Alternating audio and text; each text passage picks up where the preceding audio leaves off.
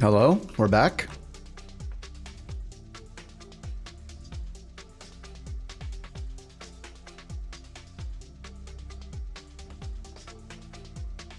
See if this works. Yep, it works. There it is. It almost works. Wrong route. Set plan.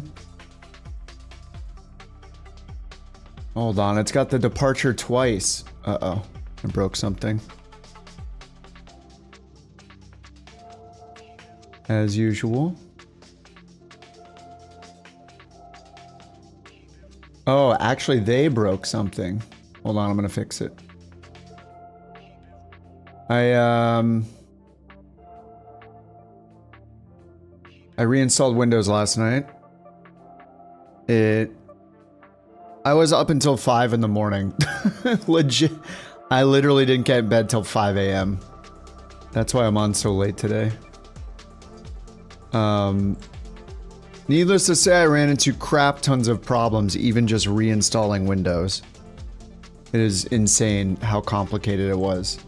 It took me hours to figure out some non-default BIOS setting had to be changed. Like, you know, like secure boot and what's the other one called? Like CFM or CS, I don't know what it's called. But the BIOS were on all of their default settings, which is what you're supposed to do when you install Windows again. Like revert to the optimized defaults for everything. And I had to change something to not a default setting to get Windows installer to boot. So last night after the stream, I was like trying for like the 10th time. Yeah, the reason I installed it is because reinstalled it was because I was trying to figure out. So I installed the chipset drivers from my motherboard manufacturer, right, from Gigabyte. So motherboard manufacturers will provide drivers and stuff too, not just direct from AMD, but they'll like have them themselves. And the AMD installer, ever since I switched from my AMD card to the NVIDIA card, even though I use DDU multiple times and use it again multiple times last night to try to fix this problem, the default AMD installer, which is for both the GPUs and the chipsets, it's like an all-in-one, it would not run. Every time I ran it, I get some weird 802, 832, whatever error. I've Googled about this for weeks since I got the NVIDIA card and have not been able to figure out why I get the error. I've done every solution I could find, literally everything. And I just decided finally, I'm like, all right, well, I'm going to reinstall Windows because I can't. And I'm pretty sure I had the, chipset drivers and everything installed properly, but I couldn't be 100% sure because I could only ever run the chipset executable from Gigabyte for the AMD stuff. And I could not run the one from AMD themselves. So I was always like, well, this sucks. I want to run the one from AMD to make sure I have the latest chipset and everything. I don't know if it's helped anything. Like my performance was like decent anyway. I mean, we'll see. I guess I'll know over time, but I do have a fresh start now. I literally reinstalled everything. Wiped the whole thing. Why I was late just now, like later than planned, is I realized the overlay that's up here in the corner. I had done a ton of modifications for that and I forgot to back those files up. So I just redid that. But yeah, it, you know, I'm figuring it out. Oh yeah, there we go. I found their bug. There is a bug, departure ICAO, that should be arrival. Let me fix their bug in their plugin code and restart the overlay real quick. And that should fix that. Let's see. They just had a typo in one of their things for this plugin I use. And set active plan. It is not updated. Anyway, yeah, it was a long night, let's say. Very long night. There we go, fix. Okay, cool. But yeah, all new Windows installation. We'll see how it goes. I mean, it's nice to get rid of the bloat, but yeah, I mean, I don't know that that's the error. That was the issue at all for any of the performance issues I was seeing. So I just got it, Hello there. hello there. Got it limited at 60 FPS with VSync, and I'm gonna try to not look at my performance unless things are feeling bad. So anyway, got the Aerostar reinstalled. I reinstalled most of the planes and most of the liveries and stuff, but anyway, pinned in the top of the chat is a link to this, UK Ireland 3. So if you want to load it into your EFB, I think we can do a bunch of touch and goes today would be good to save a lot of time. And it is nighttime here, so I'm going to advance the clock like 4 or 5 hours or whatever. Yeah, we'll advance it to tomorrow morning. Just go 4:50 a.m. Do a lot of Aerostar flying today. What's up, Mitchell? Scotland was not part of... Well, actually, no, it does go through... I think it does go through Scotland. Yeah, sorry. Scotland... It looks like we're going to Northern Ireland across the water, and then... Anyway, I have the... I have this over here. So these are all the airports left in the tour. So this is the UK tour achievement, and... Yeah, this is Northern Ireland, right? And then back into the UK and then up into Scotland. If my geography sucks, so I could be totally wrong. And then it actually ends up at, what's it called? Outer Skerries or something like that. Skerries, but the code is wrong. The bathroom speaker is talking to me right now. I don't understand what's going on. The video, the Phoenix update. I did. I was trying to catch up on it while I was getting more stuff ready this morning. Or not even this morning. I woke up at like almost noon. I didn't get my coffee until past noon, so. How far have we made it? We are at EGGP right now. So anyway, I'm going to load this. There is an issue, though, where the last airport is actually EG78 out Skerries. So you're going to have to put this one in manually. And the reason is, if I go over here and I try to put it in here, it doesn't find the airport. So I don't know how it's so... How all these databases are always so different and out of sync. And like, one will have one airport and another one won't. Like, I don't know. The data seems like a nightmare. But anyway... in this, it doesn't call it EG78. It calls it something else. I think it was like, if I type Scurries or whatever down here. Out Scurries. Yeah, it's EG6K instead of EG78. So I don't know. It's, you know, whatever. we're used to this kind of thing, I guess. Always surprising, even if we're used to it. Back to 1.4. Yeah, I'm still on sim update 2. But anyway, if you guys want to use the flight plan, it's pinned in the top.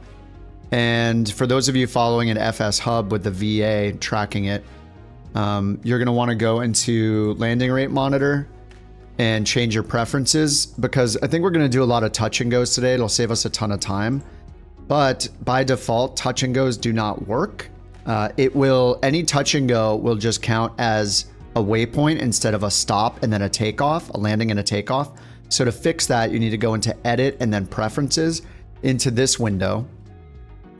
And then the last option right here that says combine touch and go landings into a single flight report, you want to turn that off. Otherwise, this should be off by default, in my opinion.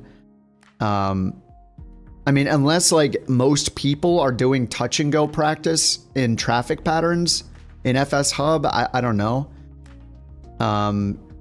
Anyway, I think so. Turn this off, and then you should be good to go.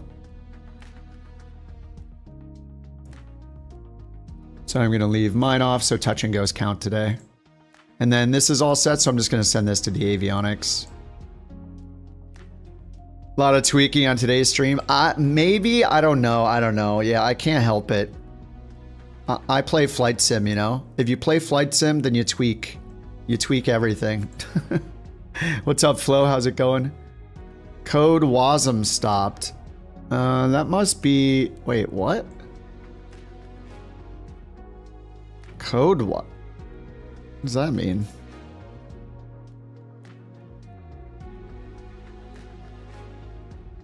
Code WASM stopped. I just reinstalled the whole sim. Is this FSUI PC? No, this can't be. So I have FSUI PC. Auto connect, open on start. Flight sims connected. I didn't install WASM here. Do I have to?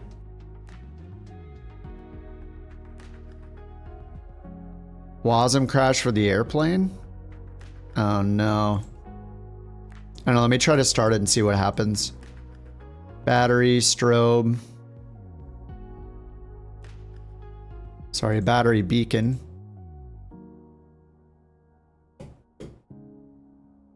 Yep, it's a WASM crash. I can't move the... Well, unless my controls aren't working. Oh no. All right, let's restart the sim real quick. Nothing to see here. This is totally normal. Just a normal start of a Microsoft Flight Simulator stream. You think you're ready to go, and then... anyway, it's starting. Be quiet, underdog.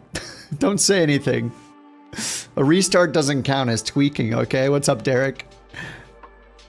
Plan says failed to load. I just loaded it. Load it in the EFB and then put in the bottom airport. EG78 or whatever. We can add it later.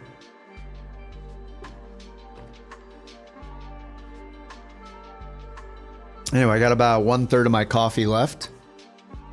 Yeah, tweak all the things. All right, Sim's restarting. We've never seen this screen on this stream before. Failed to load for you also?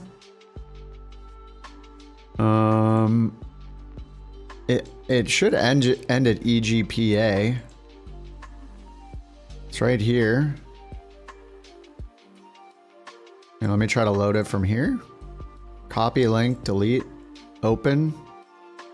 Error parsing, it's been removed. Did it save the airport that doesn't exist, maybe? EGPA. Maybe I'll just change it to this and remove the en route one.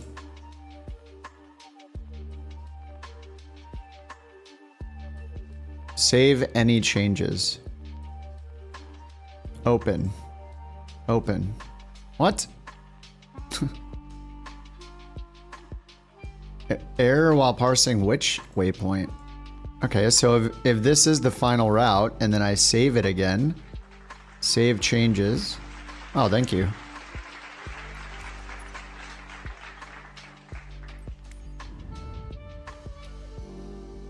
Up here, route, load from web, load. Okay, it just loaded in for me. Does it work for you guys now? Then here I'll go send to ATC and avionics. I'm gonna go to ramp 56. Hopefully it's working now.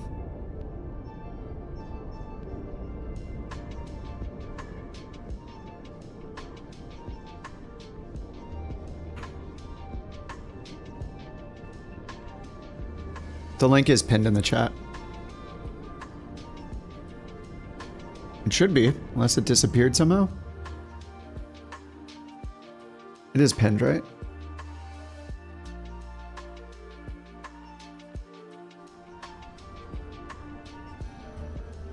The link isn't working? Okay, hold on, let me look. Really? What happened? I didn't change the link.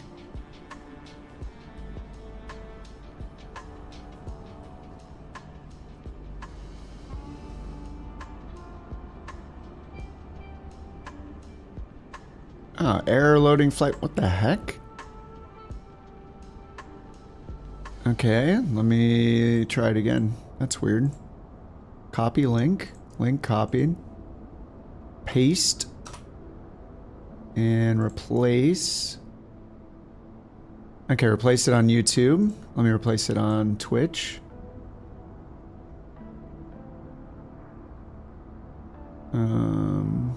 The CRJ 700-900 is now live on flightsim.io Dawn Razor. Dawn Razor. Oh, what update did you make, Dan? I looked earlier, but it wasn't there, so I was getting ready for the stream and stuff. Okay, why can't I pin it? Come on, Twitch. It is released now. Pin. Pin. There we go.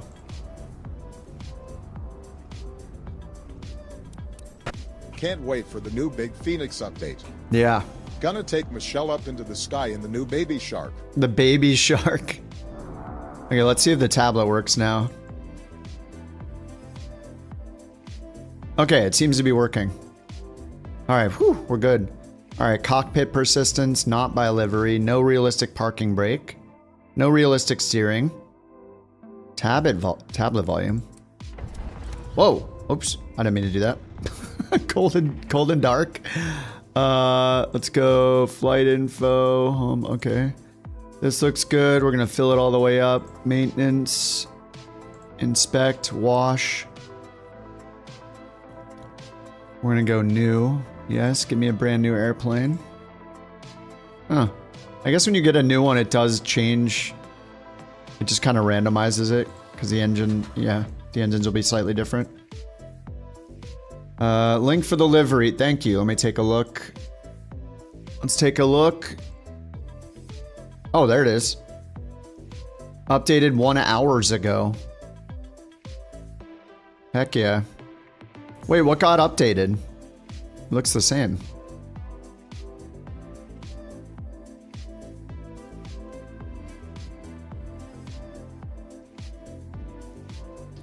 Does it look the same? What's the oh, was it for Sim Update 3? Is that what happened? Wasn't it like weird in Sim Update 3? Where did it have like a pink inside or something? Was that the CRJ? I forget. Thanks, Brian. Flightsim.to, not flightsim.io. I'll download it right now. I don't know if we'll play the CRJ or use the CRJ tonight. Stop.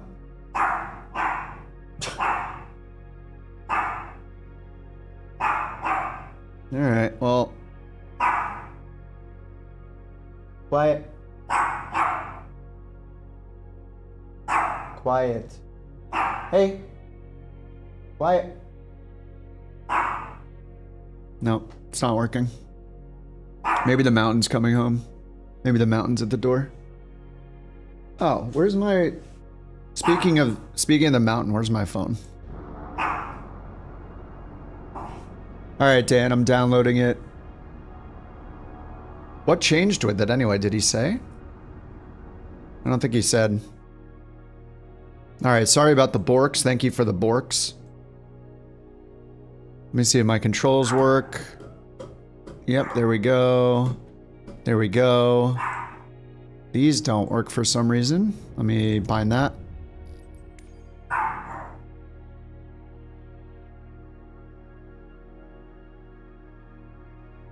And she's going crazy right now. She's excited about the new Windows installation, I think. That's what's happening. I'm also very excited. But yeah, the BFU update looked pretty cool. I mean, it was just all about the CEOs, right? So it's cool though. I mean, the tablet is nice. They're embracing the 2024 tablet, the walk around mode. Looks like they did a crap ton of like bug fixes, enhancements, new flight model work, new sounds. You're really excited for the new Windows reinstall? If I could just stop doing troubleshooting, then I would stop. To stop doing troubleshooting is to stop playing Microsoft Flight Simulator. You can't play the sim. Oh, this is just spoilers axis. Okay, let's change to...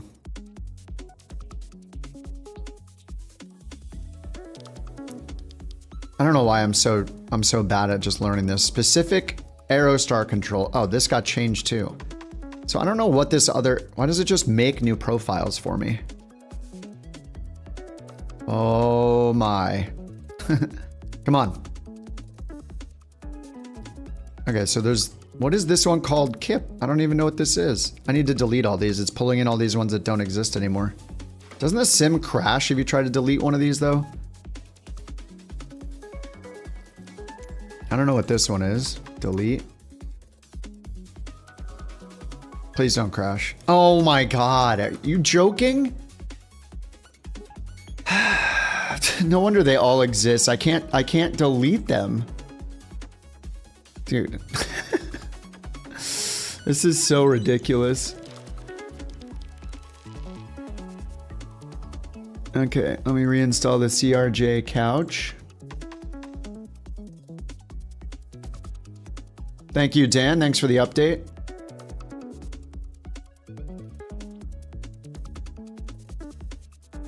And let me update the Google Drive with that too.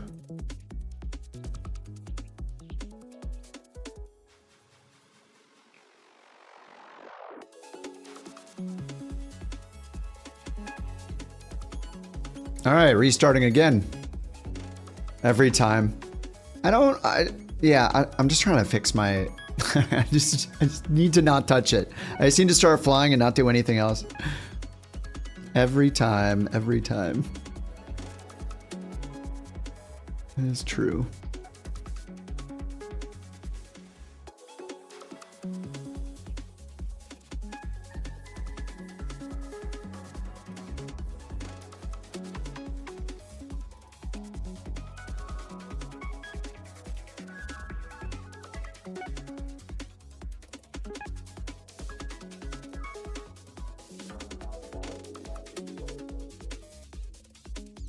Yeah, I think it must be for all of us. It's just a problem. Anyway, how you guys doing? Happy Sunday. So far, so good for me.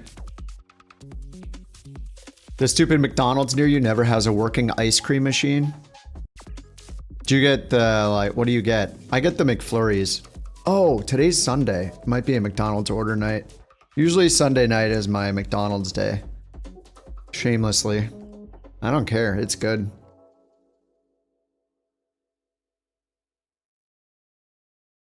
Oreo McFlurry, nice. I usually get the M&M ones, and by the time I'm at the bottom, it turns into this just like rainbow swirl of M&M colors.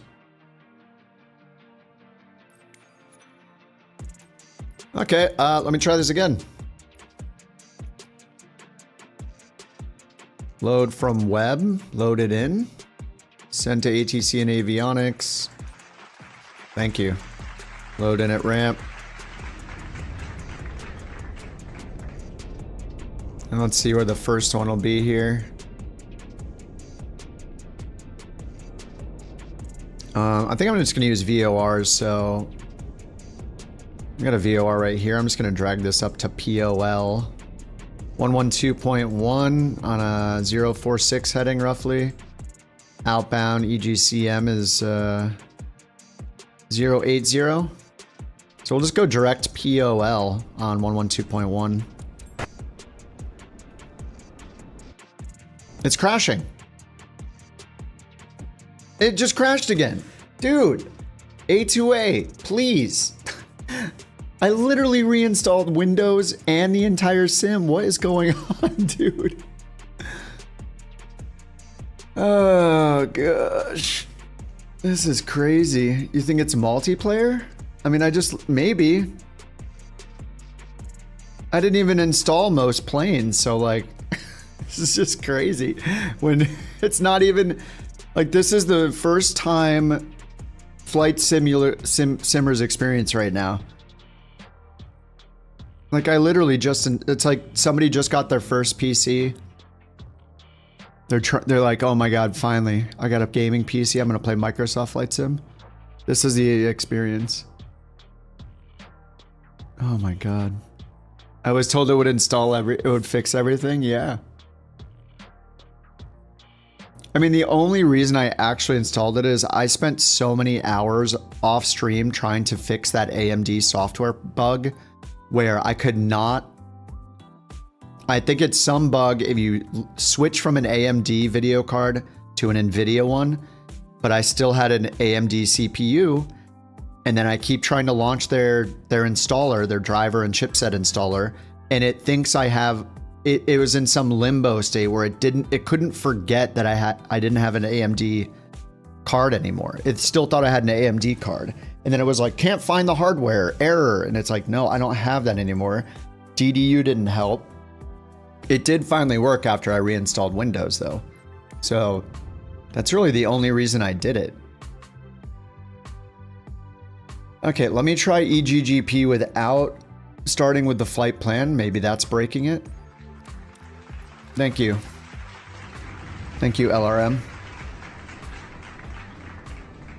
I don't know that it's multiplayer. It's probably the me using the EFB. New Phoenix update is good? You have it? Wait, it's not coming out till Tuesday or Wednesday, right? I mean, their video looked good.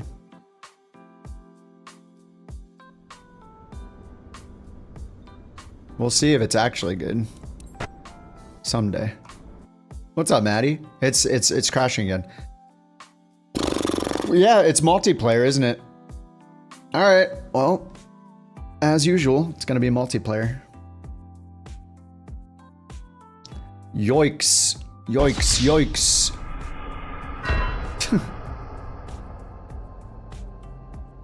It's funny that different people have different problems in the same situations. I mean, I literally reinstalled Windows, formatted my whole drive, reinstalled the sim, and I'm loading in for the first time to play with you guys, and I'm crashing. Yeah, it's probably ultra traffic. I mean, I just crashed, what, 3 times in a row loading in? So I'll turn ultra traffic off, and it'll be yet further proof that multiplayer crashes people. Not that we need any more proof. I mean, it's happened to like 800 million, 743 million. It was a lot. It happened a lot. Yeah, I reinstalled Windows last night. I was up till 5 in the morning, which is why I'm on pretty late today. Luckily, having the streaming PC made the decision way easier because I have the bot and everything over there. The gist of why I reinstalled it was because I could not, ever since I switched from the AMD GPU to the NVIDIA, I haven't been able to run the AMD chipset installer. Well, I was able to run the chipset installer from Gigabyte, my motherboard manufacturer, but I was not able to use the actual official newest AMD auto installer one. I tried for, I don't know, the last couple weeks off stream. I've been spending hours and hours trying to figure out how to get it to work. But basically every time I started the NVIDIA installer, or sorry, the AMD chipset and drivers installer, it would, oh, look, my air traffic's only on high, by the way. So maybe it's not the issue. Every time I would try to use that AMD installer, it had this vague error, and I could not figure out how to get rid of the error. It just kept saying like error 832 or something over and over again. So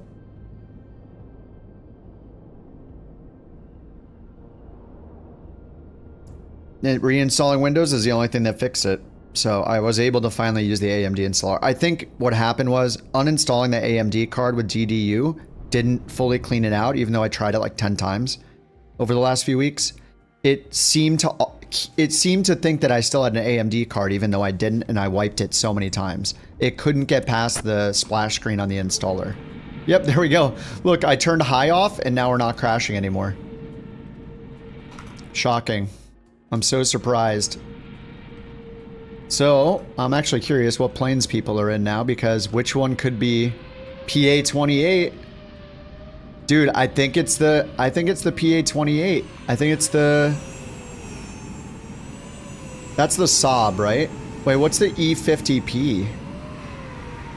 ES30, that's the Saab. Grand Caravan. SF50. A320. I think it's the PA-28. I think it's the Just Flight planes.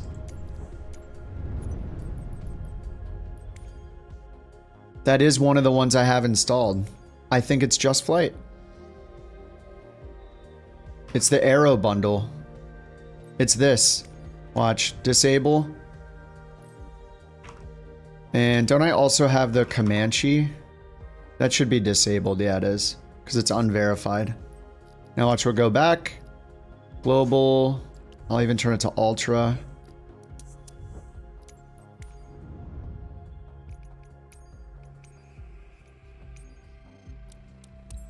Let's see if it crashes. You don't have those planes installed? You're using the Dakota, which shares... Oh, you're in the Dakota. Oh, wait, do I have the Dakota installed? What if that's the conflict? What if it's trying to load the Aero or the Dakota and it doesn't know? It's gonna crash again, isn't it? Yeah, that was it. Oh, wait, it's loading Luke in. It's loading him in. PA-28.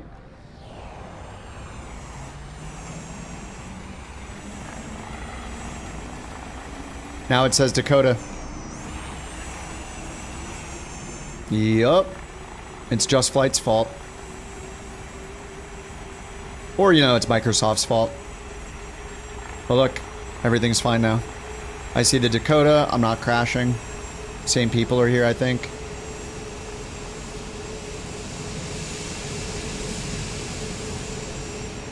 Alright, sweet. Corrupt livery. I mean, I have... Maybe, but I haven't installed any liveries. I mean, I'm on a fresh install. Fresh Windows, fresh install, fresh everything. So... It only has the default liveries. Alright, my mixture still doesn't work. Sorry, guys. I know this is super annoying.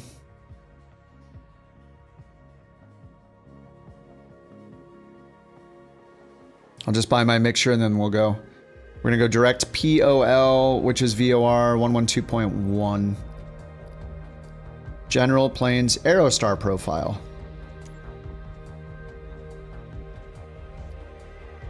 I just need to set my mixture axis. Hey Ollie, how you doing? Soldier, what are you talking about? Do you have to buy planed? Do you mean planes?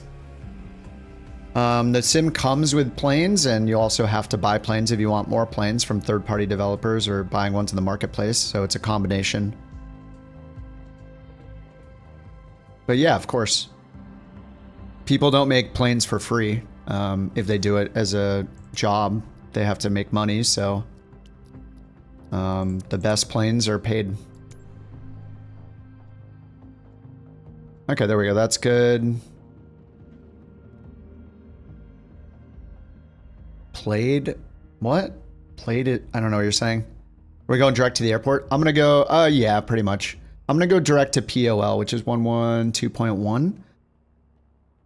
I'm gonna do that, and then, yes, okay, let's get going. Oh yeah, I gotta make sure LRM is running. Let me make sure I am being tracked. Looks like it. On the ground. Okay, sweet. Do I think the new update will resolve the issue? Which new update?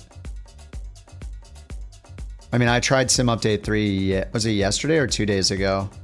And the performance is horrible. I get half the performance. If it's that bad, I'm just not going to want to play the sim anymore. If they release it in that state. But Sim Update 3 looks like a disaster. Whatever they're doing with their performance, they're absolutely destroying the game. I don't know what they're thinking. There's a thread about it too. I posted my stuff. It is not good. Alright, there we go. Fuel flow.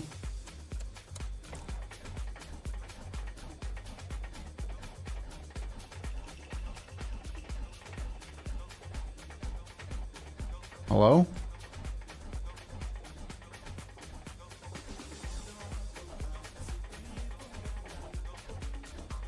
It's not starting.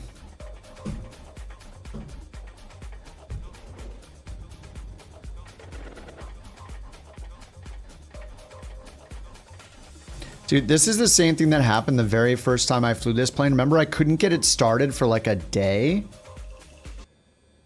I swear I couldn't get it started for like a day, and I was starting it the same way every single time, right? So I feel like it's happening again.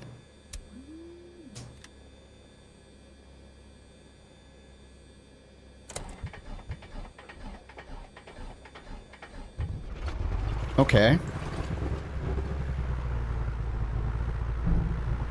Oh my god, the brakes. God, it's so stupid. How the brakes aren't on by default is crazy. Okay.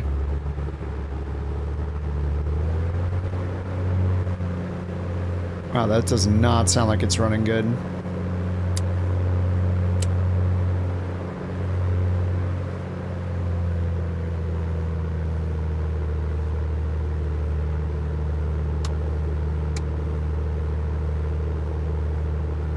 Alright, let's try the other side.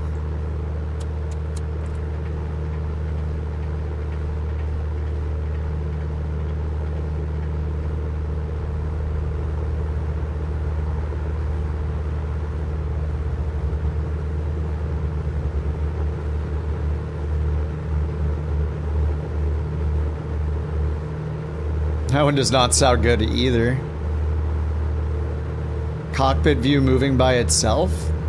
Sounds like a dead zone issue. If you're using a thumbstick to look around your cockpit, check the dead zone for the thumbstick axes. Increase the dead zone. I actually have that happen with my thumbstick every now and then. I'll move it and let go and it'll be slowly moving like this.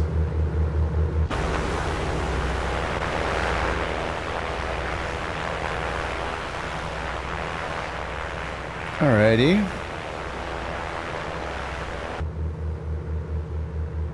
Getting it warmed up, and then let's get the avionics. Autopilot, auto trim. Sync the altimeter, get the DME on. Squawk 7000.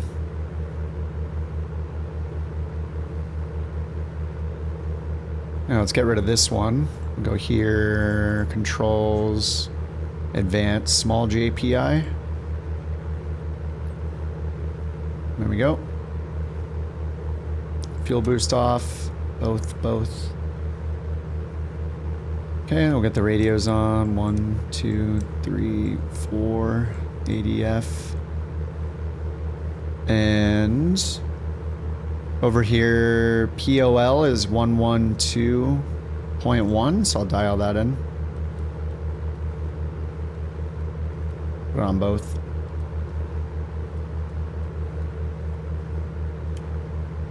Alright, we already have it in. It's on a 048 heading directly to it. Let's turn this to 048.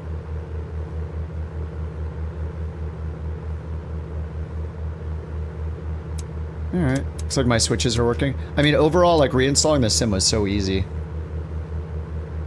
IFR? Nah. I don't know. We might be in IMC. I'm not sure. We'll find out. You know, we take it pretty casual. Alright, parking brakes off. Hopefully that doesn't count as hitting. Oh man. Please don't. No! Alt P. Come on, save me. Oh no, it's got it's got distance to travel. You know, usually everything is like, usually things are not, there's no collision on almost everything. Oh, there we go. Oh, come on. You can do it. Uh-oh. And the light's on in this thing. Oh no, that's the fuel. Oh, come on. I don't really want to slew. Help me out, buddy. Come on. Yes. Oh my god, my hero. The invisible man. Alright, thank you so much, dude.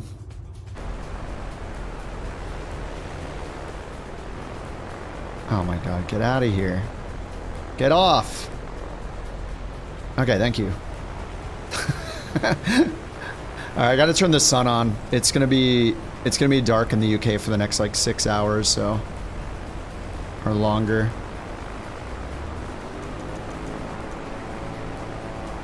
What's up, Lolich? Okay, where's the,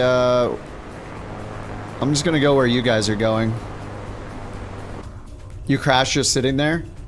Turn air traffic to low. It's almost always a random crash when you're just in this sim, especially just sitting on the ground. It's almost always because of multiplayer. So if you turn air traffic to low, you'll probably stop crashing in your graphic settings. How do you change the VOR course? You turn the triangular shaped course knob on the right side of the screen. But to do that, you first need to switch to green needles. So at the bottom of the screen, press the CDI button until you're using your nav1 or nav2 for the course instead of FMS or GPS. Sun's coming up in an hour? All right. We'll switch to real time when the sun comes up.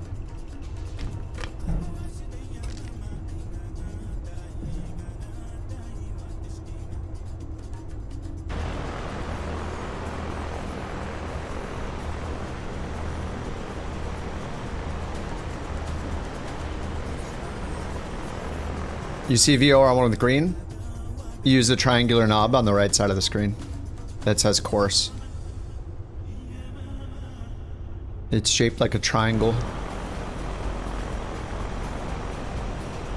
Alright, hopefully you guys are at the right runway. What do we got? Where's our windsock? Why is it so hard to find windsocks in this sim, or is it just me? Like, where's the windsock? Shouldn't there be windsocks all over the place near the runways so I know where to go?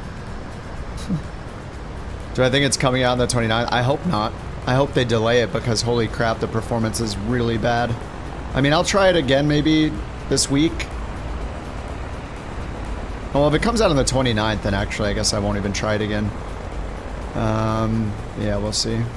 Ireland? No, we did Ireland on the first 2 days of the tour. The first full day, actually. But we're in the UK now. We're in England. We're making our way to north. I think we're going to cross in Northern Ireland today. And then, yeah, there's a lot of touch and goes. I think we should do a bunch of touch and goes. At the beginning of the stream, I showed how to...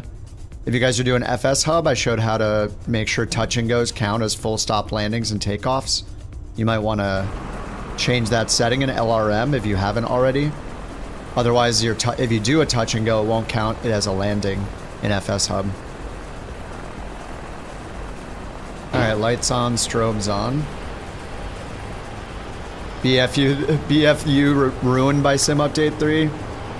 Yeah. I'm worried about Sim Update 3, the performance, dude. It's insane. It's so bad. It's been bad the entire time Sim Update 3 has existed. I don't know what they are doing, but they're like ruining the game.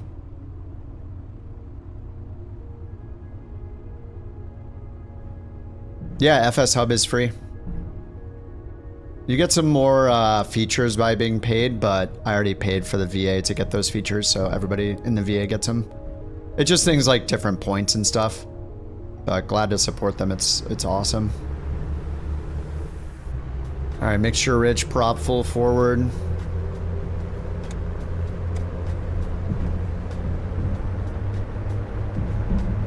All right, we're gonna take off and turn to the northeast. We're going direct, pretty much going direct all day.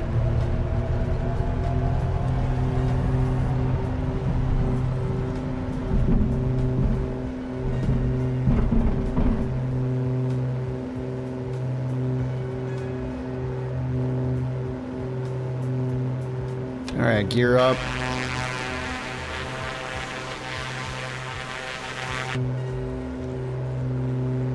And we're gonna go direct to the VOR I dialed in, 1121, 048's the course. So I'm gonna turn around to 048 here in a second. Now we're about 500 feet up.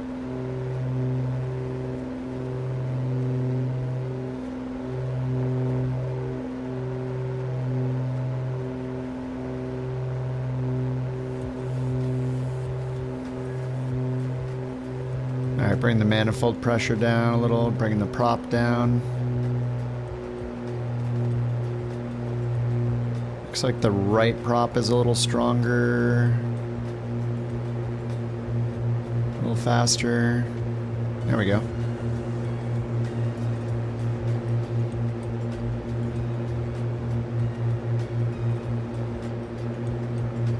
Alright, so 048 is the course to it directly, so I'll just tune in 048. And we'll just fly towards that VOR. 38 miles out. Woo! That looks so good. Oh, let's go to these bridges over here. I saw these when I was working on the screenshot. Yeah, Big Phoenix update. Also known as the Big Phoenix update.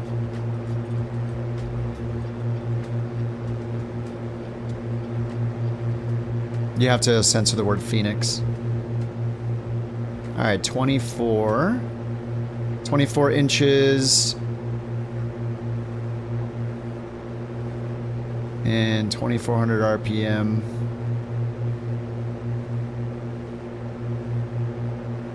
Alright, all trimmed out.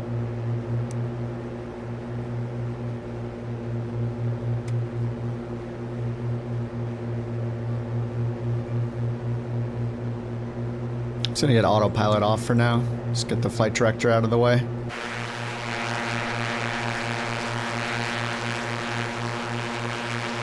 Oh, they're putting Lido charts in the EFB. Nice. I didn't see that. I had it on the background, so I didn't catch everything, but dude, that's awesome. And removing dependencies from Navigraph is great. Like, Navigraph is really nice, but with all the stuff Microsoft has been adding in, it's becoming more and more optional. I think there'll always be a place for it with like people that really want the desktop app, the iPad apps. How do you go direct to a VOR? You want to turn your selected course until the arrows both point the same way. Like this. This is a 2 flag, which looks kind of like this on other instruments up here. It just says 2. So just turn it until the needle is centered and then fly directly towards it. And then you just track the needle in and out. So if the needle's deflecting, then you need to go that way to get to the course you're trying to fly to that waypoint. Because you can define how you fly to it, right? So, but if you want to fly directly to it, you just, yeah, turn the CDI or the course deviation indicator or the course knob or the OBS knob. So it's an OBS knob on the CDI. This is essentially the OBS knob, the bearing selector. If you turn it so the needle is centered, that means if you fly where the arrow's pointing, that course, then that heading, then you'll be going directly to it. If it's deflected like that, it's because you're defining a different course to fly to it. So you have to fly to the broken side of the needle and then fly to the arrow, keeping the needle centered.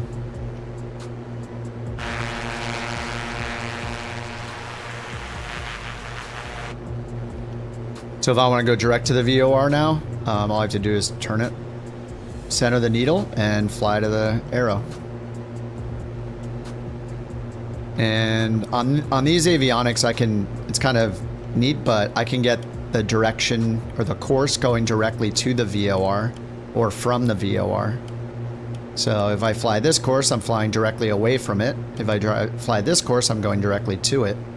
It's basically just telling you which radial you're on, or it's inversing the radial to tell you how to fly towards it. Because the radials are always outbound from the VOR.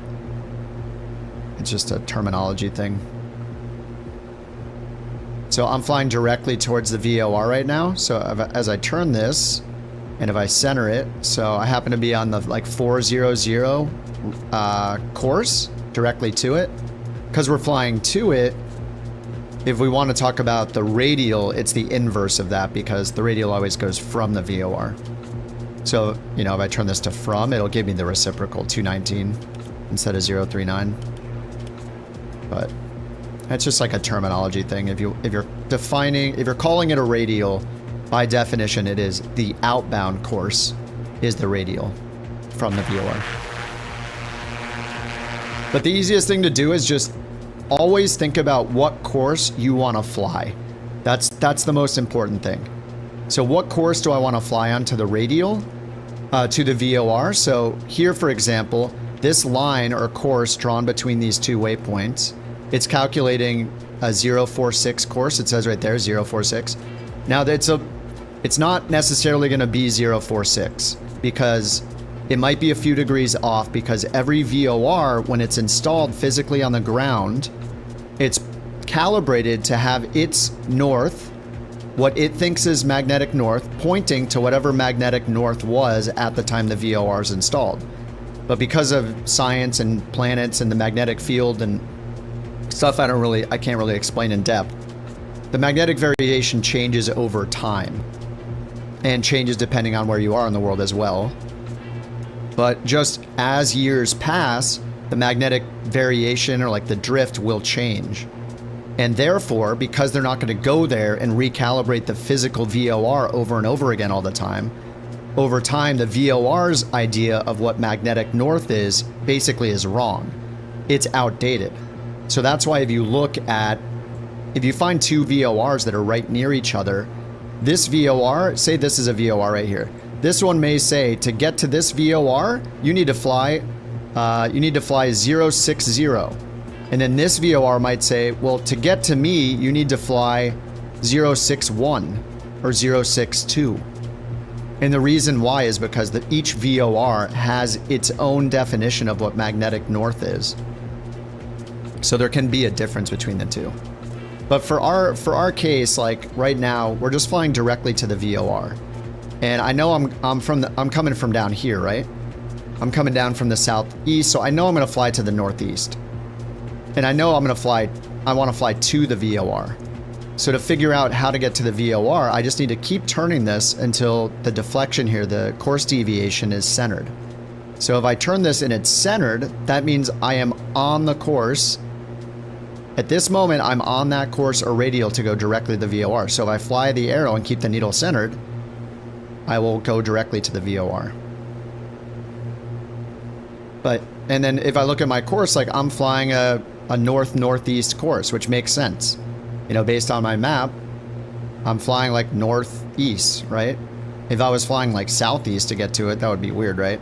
If I turn this around like this and got the from flag, this is telling me that if I fly where the arrow's pointing, I'm going to be flying away from the VOR. VOR's over here. If I fly this way, then I'm flying away from the VOR. The arrows are on opposite sides. That's like how the HSI here shows the to from flag. Up here on this one, it's more explicit. It says to or from, but you don't see it in relation to the selected course like you do with the HSI. This is a little more clear.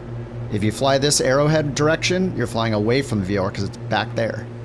If I turn this until the arrow is pointing the same direction, then if I fly this course, I'm flying to the VOR. So yeah, just center the needle and fly wherever the arrowhead's pointing, and with the to flag. And that's how you fly to the VOR. And since we have an autopilot on this, if I want, I can use nav mode. So if I hit nav, whoops, I need to turn autopilot master on, turn autopilot on and turn nav mode on, altitude mode. Nav mode is going to fly and intercept whatever course I select here. So it's going to intercept this and just hold us onto the course so we don't have to keep changing it, or we don't have to keep compensating for wind blowing us off course. So there's this invisible line right here drawn between us, or you can picture it as a roadway. Picture a super bright green line drawn from our plane to the VOR that's out here. Right, if I'm flying towards it and the wind is pushing me like it is right now, pushing from the left, then it's going to push us off that green line. We're going to have to keep flying onto that green line over and over again. But with autopilot, it's going to do it for us. Anyway, in this plane, we also have DME. So right down here, DME, distance measuring equipment. This is telling us how many miles we are from the VOR. Not all nav aids have DME. Like you'll even see localizers for a runway, for an ILS approach that don't have DME. But in this case, this VOR has DME.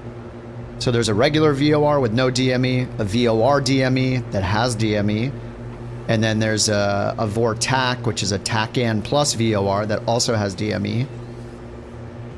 TACAN's like TACAN's kind of like it's almost like an NDB for military, right? Can you define a course like you can with a VOR? It's like a VOR for military, I think. Anyway, we're 11 miles from the VOR. Once we get over it, we'll see the to flag. If we just stay flying the same direction and we fly over the thing, this flag is going to point behind us because we're now crossed over the VOR. We'll fly past it, and then we'll be flying up this direction, right, on the same course. And then it'll say from, because flying this direction up here, it'll be behind us. So after that, once we cross over it, I'm going to fly a roughly 080 course to get over to the airport. Now, I wish there were more nav aids over here. Let's see. There's an NDB over here, which is nice. So the NDB is not the airport we want to fly to, but if we fly this direction roughly, we'll see the NDB arrow. It'll pass by us. It'll point behind us all of a sudden. So then we know we've kind of passed this area here. So we could tune into 323 down here. Use the NDB. But in Microsoft Flight Sim, you don't get them till very far out. What's up, Red Wings?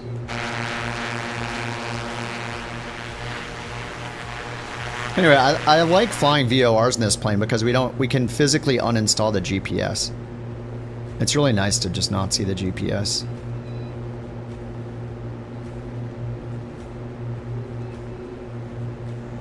I'm gonna go here and just set our fuel so it's accurate.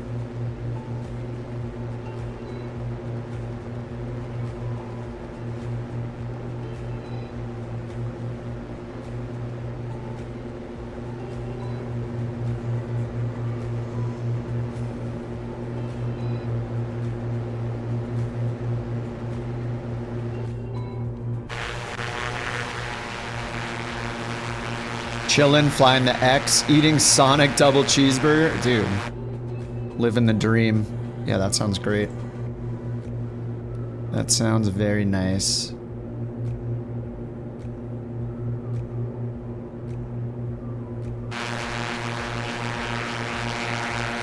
Should we get altitudes here? Maybe on the VFR map?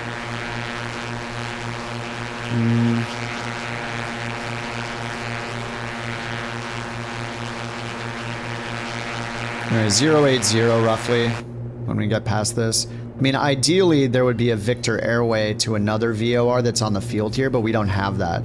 So the only way we can get to this without GPS is utilizing any other nav aids around it and figure out the course from one nav aid to the next.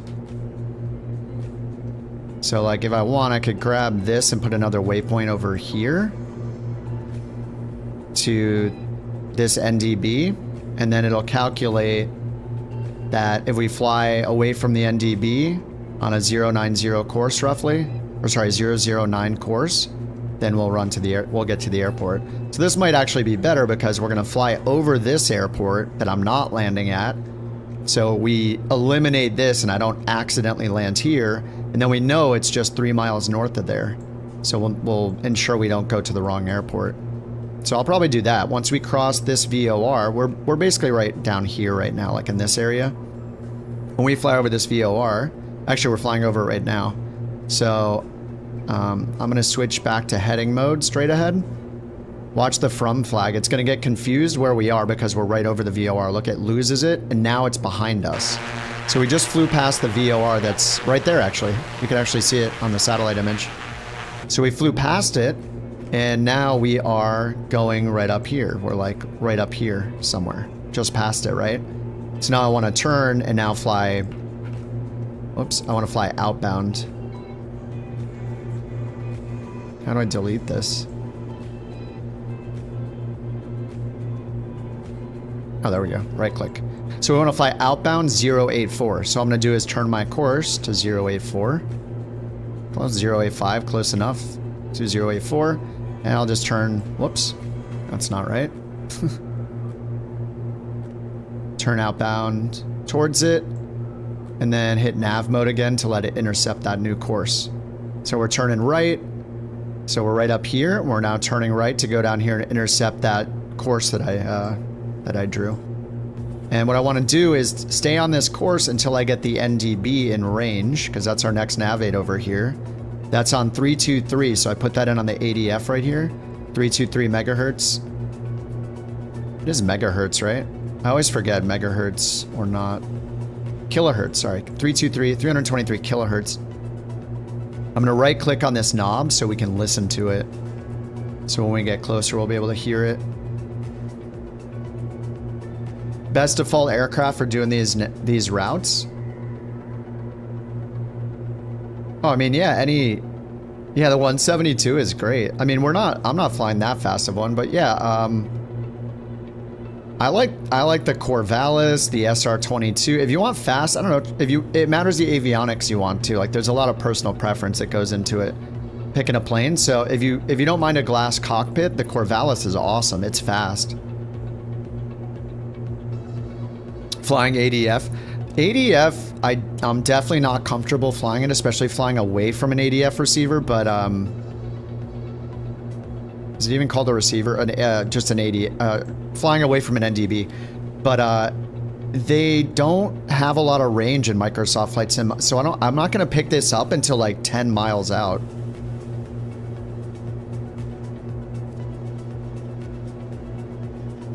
What course? I dialed in 084. Now it's not gonna be 100% accurate, remember, because I don't know. Does it give us the declination? Magnetic variation 1 east. Is this the magnetic variation of this plate of where we are in the world? Or is this the magnetic variation of the VOR 1 east? Like if I click another VOR that's close by, magnetic variation 0. This is 1 east. Are there some more VORs? 1 west. 2 west. I don't know if this is the variation of the VOR or not. If it is, then it's telling us if it's left or right, like if it is off, plus or minus, off of what actual magnetic north is. So if the VOR says it's 1 to the east, then we subtract, I believe. We subtract 1 and fly 083 instead of 084. I could verify this on SkyVector though. Right, if I go to SkyVector and I put in EGGP, EGCM.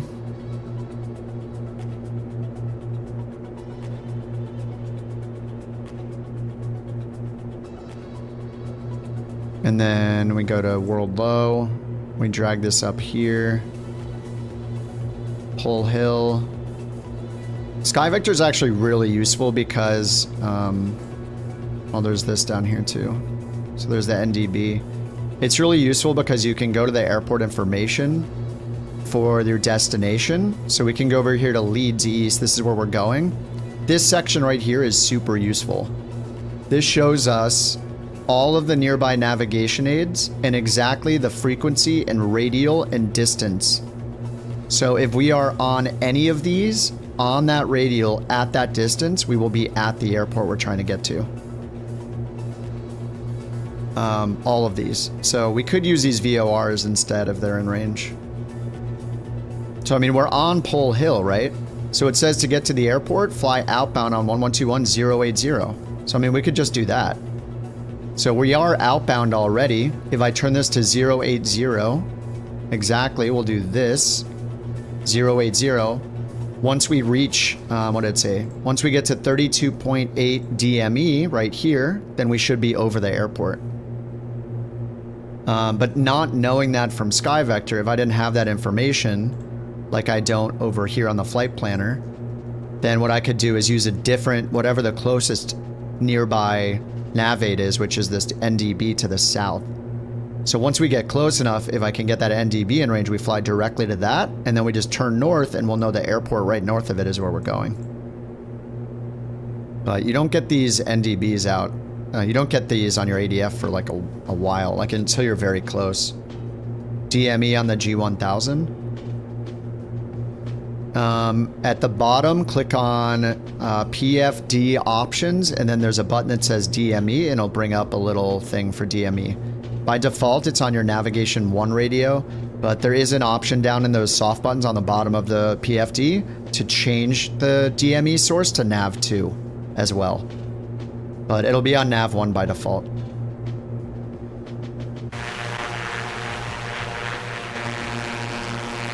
Yeah, I need more practice flying NDBs because like flying outbound NDBs is super confusing. Like if you're trying to fly away from an NDB on a certain course or even to it, it's a little confusing to me still. It's so much easier with a VOR because it shows you your deviation with the needle. Whereas all the NDB does is point at where the beacon is relative to you. So it'll be like, oh, it's to your, oh, look, we got it in. So if I want to fly to that, so we hear the Morse code for it so we can identify it if we want to. So here's the Morse code right here.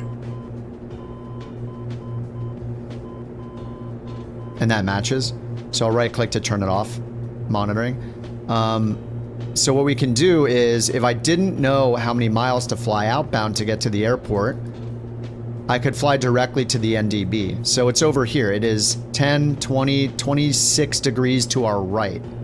So I could just sync this straight ahead, switch to heading mode, and just turn my course 26 degrees to the right. You know, so here's... Oh my god, why does that keep happening? Not even right-clicking that. So I can just turn 10, 26 degrees, whatever. Turn towards it until this is facing directly up.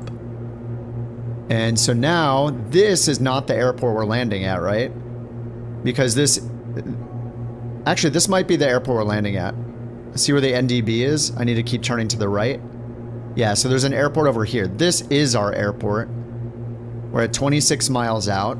If we look back at what SkyVector said, it said we'll be at 32.8. So that's only in 5.8 miles, which is, you know, that's our airport. But over here, if I keep turning towards this needle, I want this needle to be straight up, and that means I'll be heading directly to the NDB. So right there, I'll center the bug. So now we're flying directly to the NDB. If I just keep flying on this, eventually we'll see this flip around because we'll have passed over the NDB. It'll say, oh, it's behind you now. So that's how we know this is not the airport we're flying to, right? It's this one instead. Because I know the NDB is not at this airport, it's to the north of it, so. If we turn to the left, so the northeast, northeast, yeah, we know this is our airport right there. All right, I'll open the landing rates. Prop full forward, mixture rich, pull this back. I left the fuel pumps on as always, whoops. Anyway, there's our airport. I'm just gonna do a little 270 flip around here. I don't know if we can see the windsock. I don't see the windsock, I have no idea. If it feels squirrely, then we'll run away. Anyway, this is the airport where the NDB is. See how it's, as I turn around, it's like, hey, the NDB is on the field right here. I know that's not where we're landing. Just confirmation we're not at the right airport.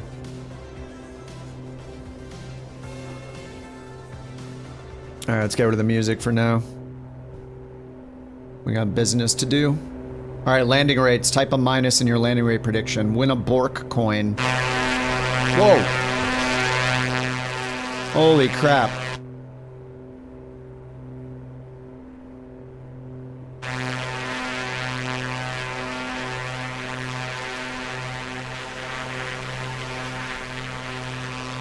Where's the airport?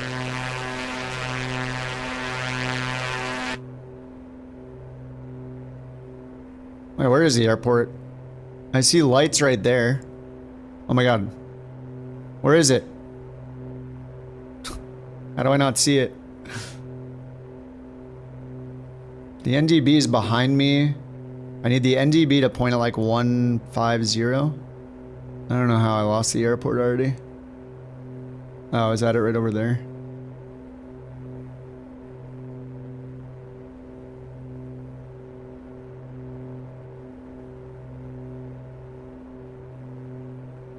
Oh, there it is. I need to keep turning until the NDB is to my right. Yeah, and then we're gonna turn left. Is that it? Oh no. Yeah, that is it, right? This is the bad airport because it's pointing to my right. This is the good airport. Okay. Good. Let's get the headphones off. Gear down. The gear is down. I don't want to hear it.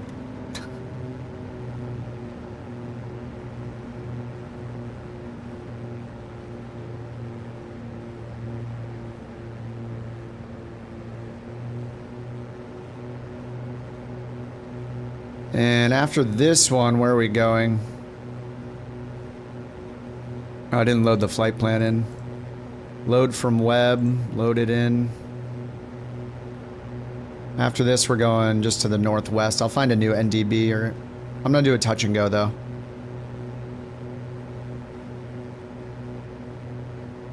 So the next airport is EGNT.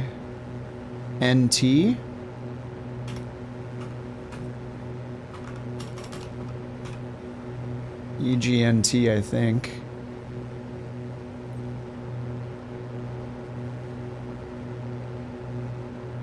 Do a little touch and go.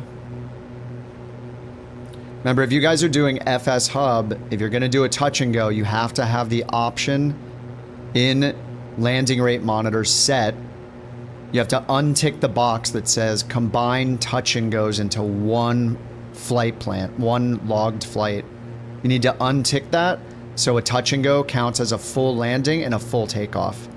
That's all you have to do is go into LRM, click edit, click preferences, and untick the box that is talking about touch and goes.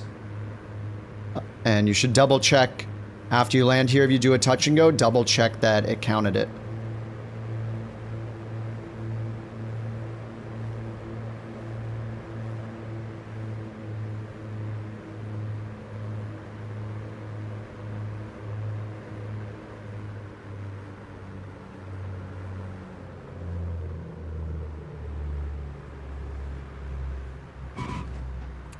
Alright, flaps coming up.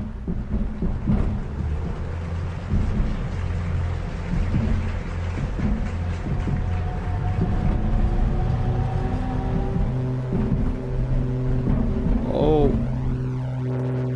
Alright, flaps are up.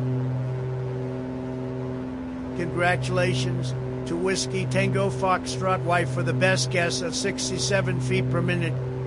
Tremendous job. You earned 1 BorkCoin. Fantastic work, folks. Believe me, nobody knows landing rates like you do.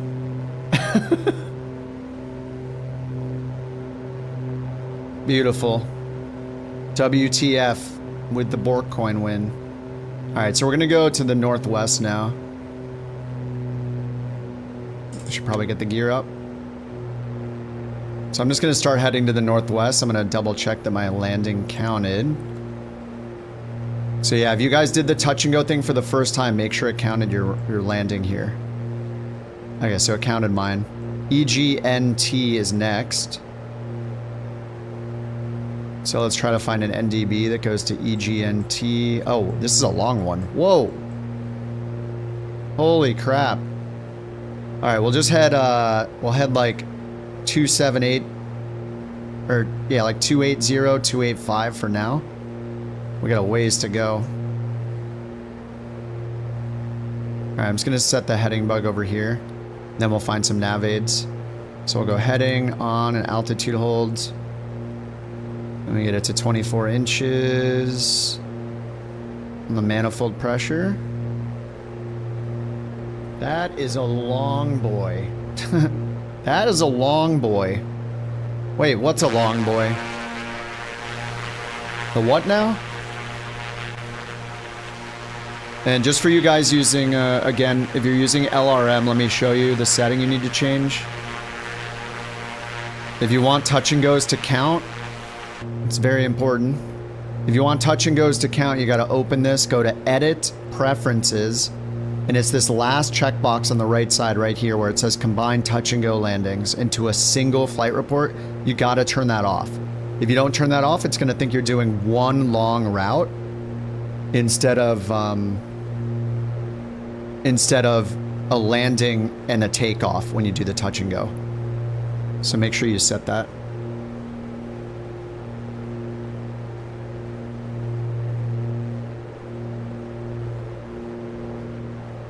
What's up, Alan? All right, we're going to EGNT now. So I want to figure out what nav aid I can use to get there. Or I'm going to need multiple nav aids potentially. So we've gone here, EGCM. There's no VOR there.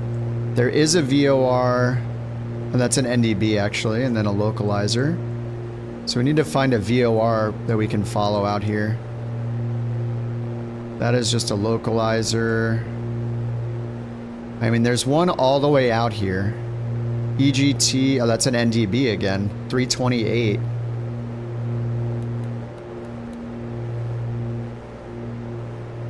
So that's not going to be in range for a while.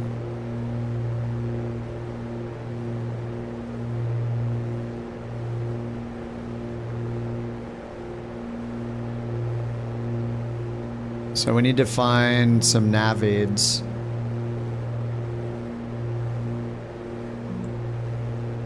Okay, there's a VOR out here. VOR DME right here. Isle of Man 112.2. So I'm just going to go directly to that. 112.2. See if we get it in range. It's not in range yet. So we have 112.2. That looks like a good one to use. Out here, I'm going to drag this, let go, and choose IOM 112.2. And then is this... Yeah, I see a VOR right here. This is Belfast. So I'm going to drag it to here, Belfast VOR. And then out here, EGT is on the route 328. That's an NDB. That's where we're going to land, so that's good. So the question is there something along here we can use to go outbound? EGNO. There's an NDB here. Oh, there we go, Blackpool. So Blackpool VOR. Sorry for the pops. Right here, BPL. Oh, that's an NDB. Blackpool NDB. So we can fly towards that, 318. Yeah, so we'll fly towards 318. Let me delete this one just to... How do I delete it? There we go. So let's fly towards 318. So I'm going to dial in 318, see if we pick that up. Not yet. I'm going to turn on the identifier so we can hear it. So I probably need to go like directly west to get towards that. Pick that one up. Oh, that's where you learn to fly? Nice. I'm not on a VOR yet because it's not in range. So over here, there's pole again. We could fly to pole, the one we just used. Like, that's not a bad idea. We're flying all the way west. Yeah, we could fly directly to 112.1 again.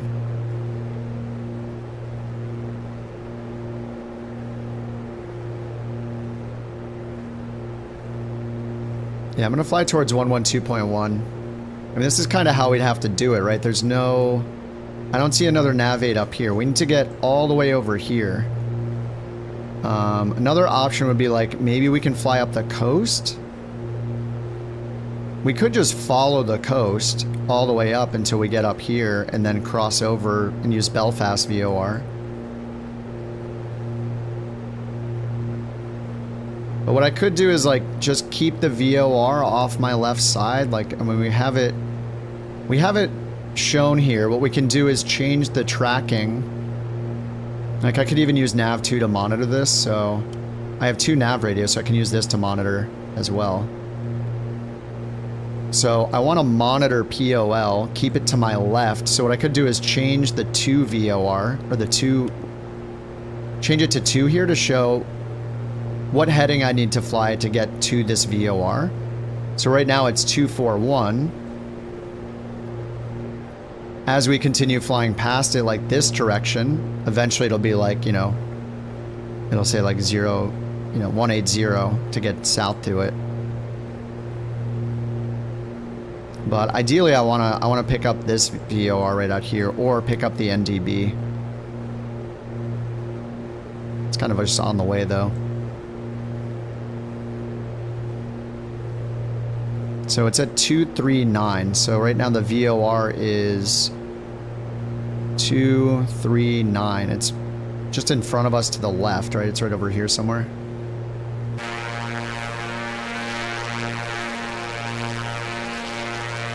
Wrong airport? Wait, am I going to the totally wrong airport? Did I copy something wrong? EGNT? Oh. Oh no, no wonder. We're just going up here? Oh crap. Oh my god, I typed in the wrong airport. Thank you. Damn it. Oh man, I was wondering why I was going all the way back to Ireland. Crap, I messed up the flight plan. Alright, let me unpin those, unpin those flight plans. Alright, let me just fix it. Let me just fix it. Sorry guys, I suck. Belfast. How do I just delete this? Why is it so hard to... No. Delete the waypoint.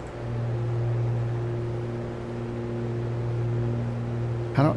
Oh, I have to right click. Whoops. Right click. There we go. Delete, delete. Delete this. Delete this.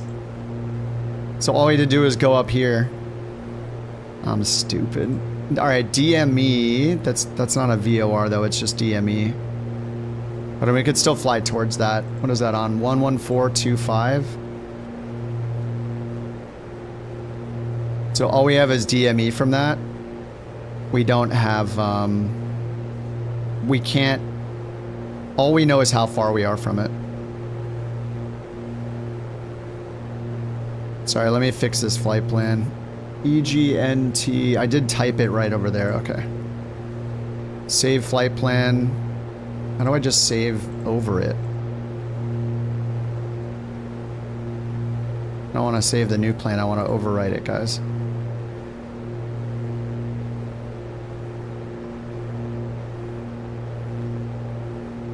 Boo. How can you not save a new plan? Or save it as?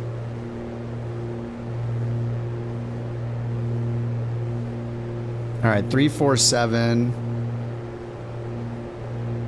What's this?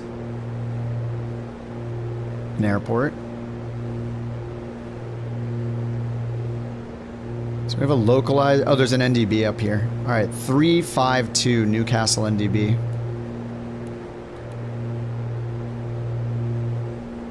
Okay, that's not in yet, but when we get closer, if the NDB wakes up, we can go directly to it.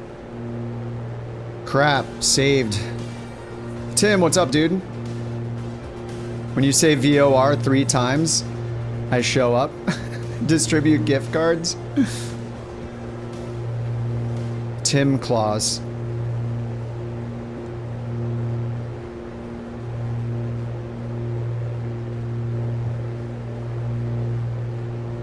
We may have to migrate to Twitch? What do you mean? Oh, you mean you might need to migrate to Twitch? And yeah, going over there would have taken forever. It didn't really make sense when I was like, oh wow, that's kind of an interesting way to go. This makes more sense. So let me try to... I wish I could just overwrite this. I don't know why I have to save a new plan every single time. Maybe if I open it first, click here, open, and then delete EGT. I don't know how I ever got that in there. Remove. Download, save changes. Okay, hopefully that works. Let me try to reload it and see if that worked. Yeah, okay. If you guys reloaded, it should be good now. Sorry. Yes, I understand the irony of me pretending like I know how to navigate well and then just picking the completely wrong airport.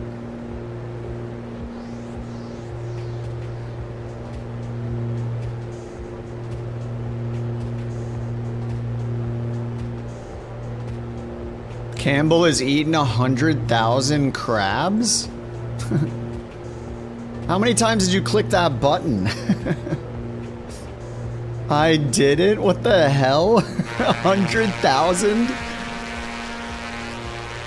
Think of all the Borks you could have done with that. That is crazy.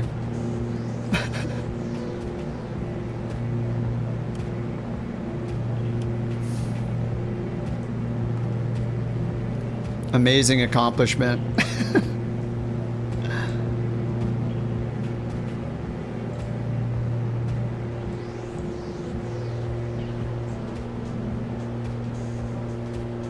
Oh, there's an NDB right here. There's one right here to the this way, 347. We can go to that one first. 347.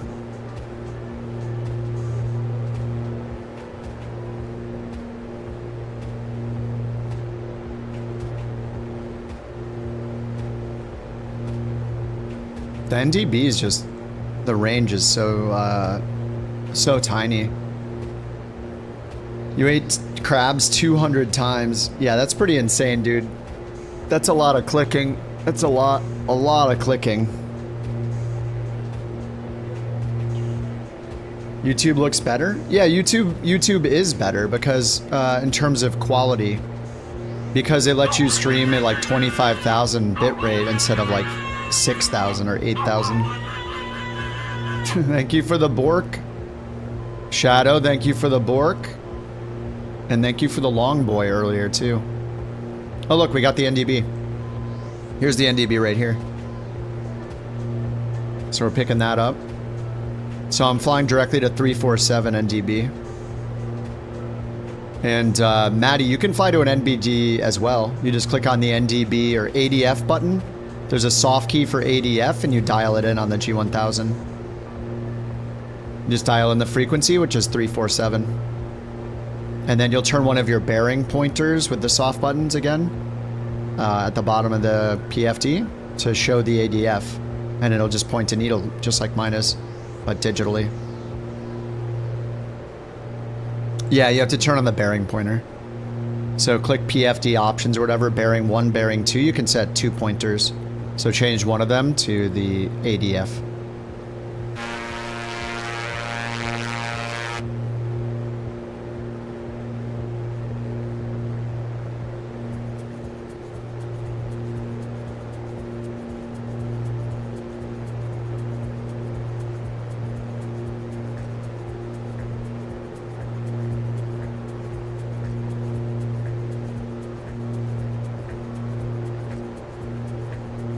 So I'm just chasing the needle.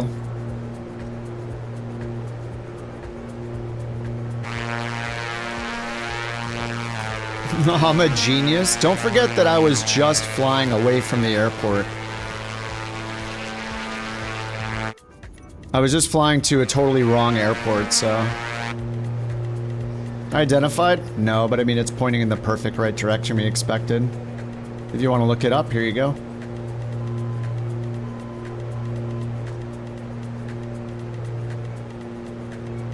It's not really necessary. I know exactly where we are. We have DME to our destination airport. We have the NDB we're about to pass by. I'd be surprised if there was another NDB within like 5 miles of this one or whatever with the same exact the same exact frequency. That'd be interesting, I guess. I think we'll be fine.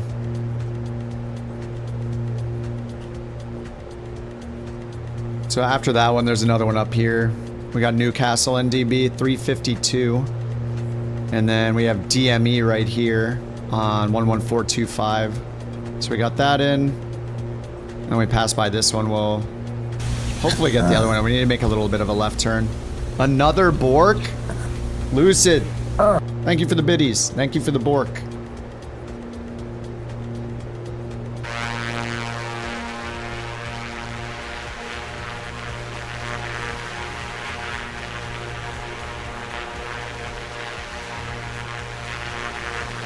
%50 acronyms, yep.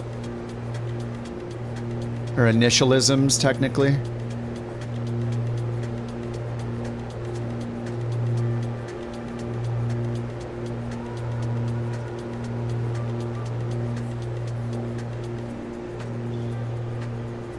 Alright, 41 miles from the airport. We are right, almost right on the NDB coming up.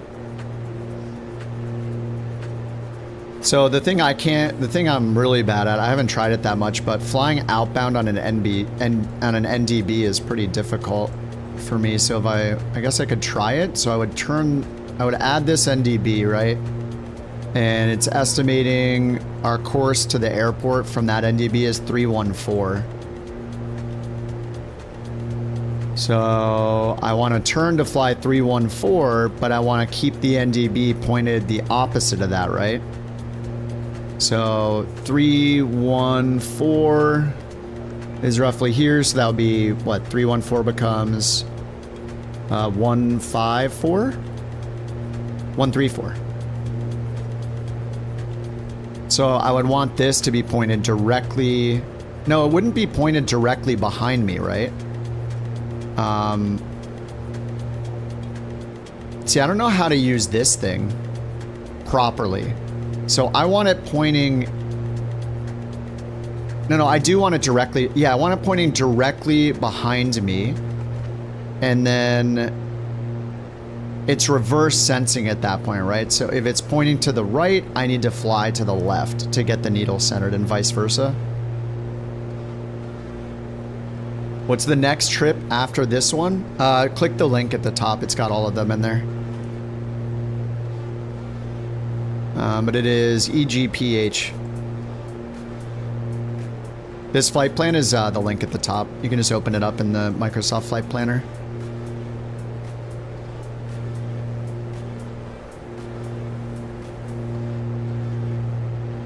So let's see, if I want to fly outbound on a 347 course, let's say I'll just set this to 347 as a reminder. Like that. I'm going to turn and be flying 347. I'll change this to 347 as well, right? Just for reference, I guess. I mean, this doesn't even do anything. Like, I don't quite understand the full purpose of this, because really I just need to keep staring at this needle and keeping it pointed exactly behind me, right? As long as I'm flying a 347 course,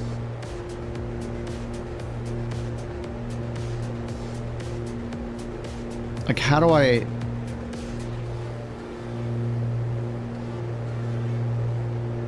Just because I'm flying away from the NDB doesn't mean I'm flying... Yeah, I just have to... Like, the heading is there, but I don't know the course. I don't know what course I'm on exactly.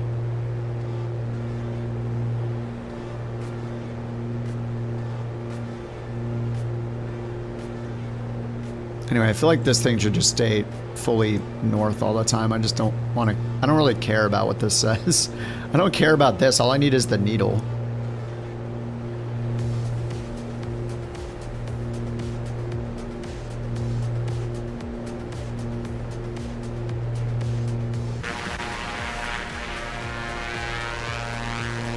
Yeah, I'll try to keep the thing in the top right updated. I have to change it manually after each one. Alright, so NDB is coming up soon. It's deflecting faster than usual. And is this the airport right here?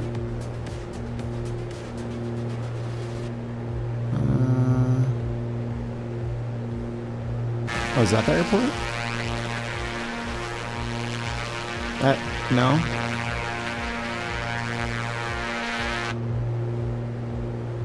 Yeah, it's deflecting pretty hard now. Yeah, okay, we just passed over it. I guess there's an NDB right down here somewhere. So, the airport's past that. Where is the airport? Oh, right over there. There we go. So now I want to fly that course I dialed in, but I want this to be pointed right behind me, right?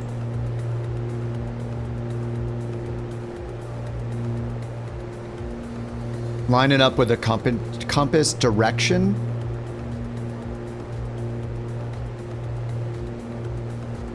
I mean, yeah, I think so. The only purpose I can think of here is whatever heading I'm flying, I turn this to the heading I'm flying. So then when I look at this, I know what course to fly to get to the NDB. It's just for reference, right? But either way, my goal is to keep this centered behind me. I need to fly the course I want to fly with the needle behind me. So the needle is pointing to the right, so I need to actually fly the opposite direction because it's behind me. Like, all I really care about is that the needle is pointing straight down.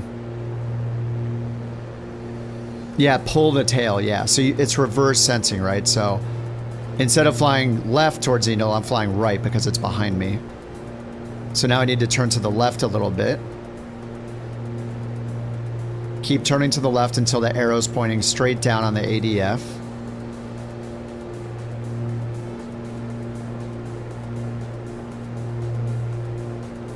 So as long as I'm roughly flying towards my intended course here and the needle is behind me, then I'll know that... Because I can't select a course though. All I can do is say what heading I'm flying. So like, how do I know I'm flying this direction and not this direction or this direction? I guess it's just based on my heading alone, right? So like, Ideally, I am flying a course, not a heading, exactly here. So I basically need to keep pulling the... I need to keep going to the right until when I'm flying this heading or course with no wind, it's pointing down, and it's not yet, so I need to pull it to the right. So I'm going to turn to the right.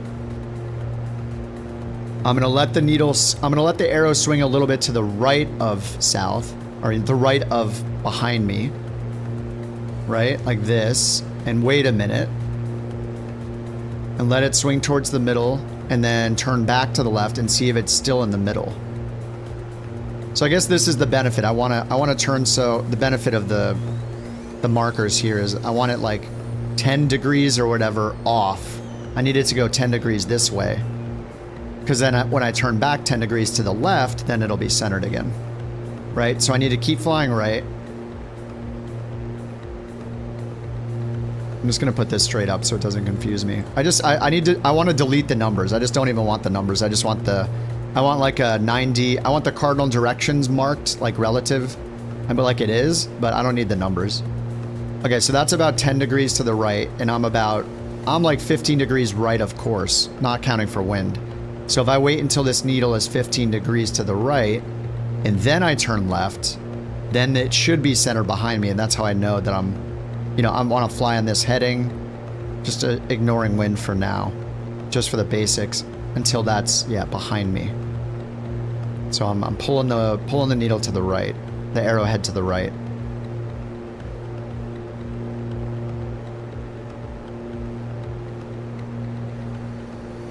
So if I turn towards the needle now...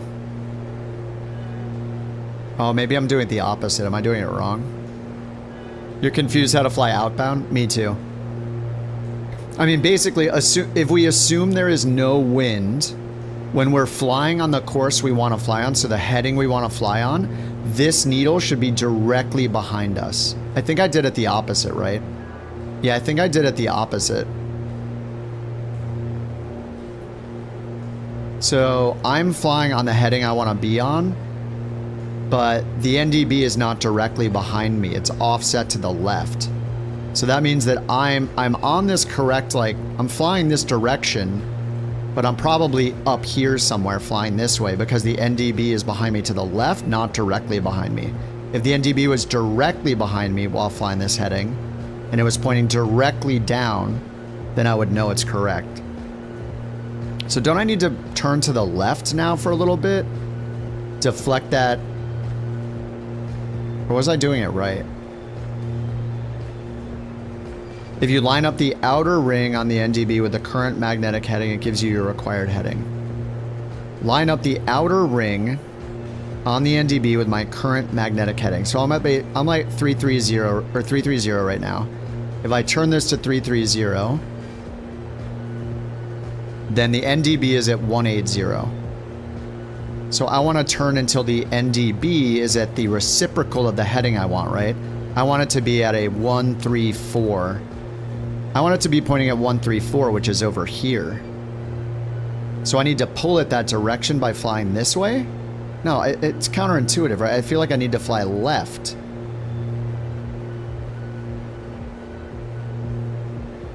It's not, though. I need to fly the other direction. Yeah, that's so weird. I need to fly right of my current course. But that's bringing me more towards the water. I need to be down this direction. Like, I don't want to fly up here.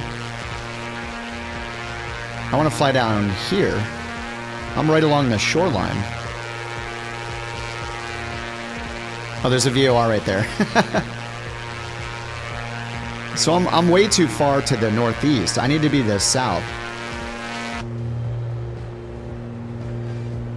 So like the needle's right behind me now. But that means that, yeah, it's 150. Well, my course is wrong again, so I have to, so let me make this, this is 015. So if I sync this up, the NDB is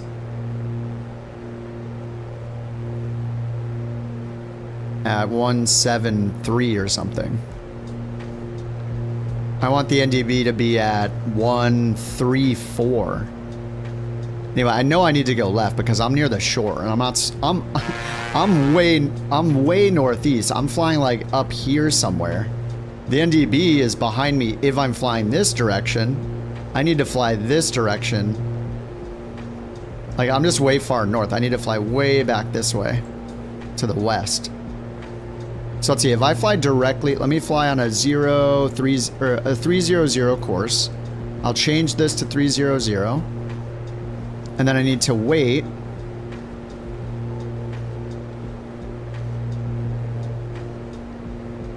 I need to wait until the NDB. So if... This is so confusing. I need to turn in my desired course here, don't I? I need to turn in 314. If I turn this to 314 like this, then I want...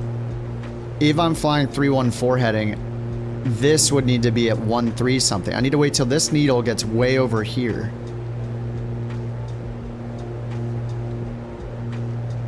Right, I need to fly like west. But it's moving the wrong direction, right?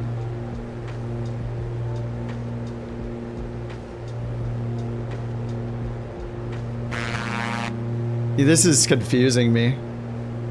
Newcastle? Yeah, I know. I'm trying to fly outbound though. I'm trying to learn how to fly outbound on this one. Newcastle 352. Oh, I'm on the wrong one? Oh my god. I was on the wrong needle the whole time. Oh god, I'm so stupid. Dude, I'm on the wrong needle the entire time. That's why. Oh god. Thanks, Jason. Oh, dude, what is happening?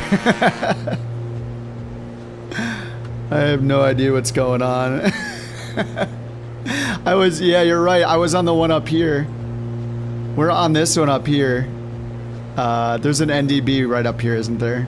I was on Edinburgh, which is where we're heading towards. So wait, we do still have Newcastle in. Okay. So wait, can't I use this way where I tune out? I tune in the course I want to fly, which is 314, right?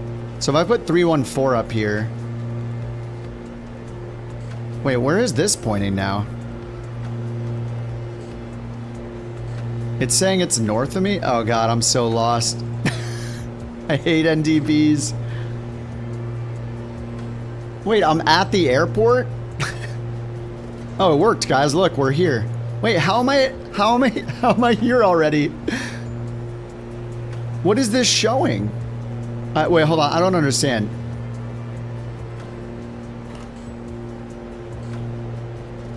Oh my god, I had the map pulled up to the next airport. I'm so stupid. Alright, I'm gonna do a touch and go here, and then we'll try to figure this out. We'll try to figure this out on the next one. Oh my god, that's bad. I'm flying over your house right now? Nice. Alright, let's get the landing predictions in. Hey look, here I am. I just ended up here. Blind, just great. I did everything wrong, and I'm at the airport. Alright, let's get... That's so stupid. Alright, we'll get the prop full forward.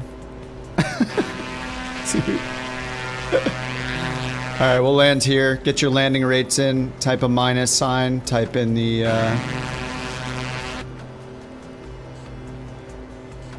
Type in your landing rate. Prediction, win a Bork coin. Very highly coveted. Alright, can we see a windsock over here? I think I see one way over there. Looks like it might be... Yeah, it's hard to see. It's microscopic. I'll just turn around.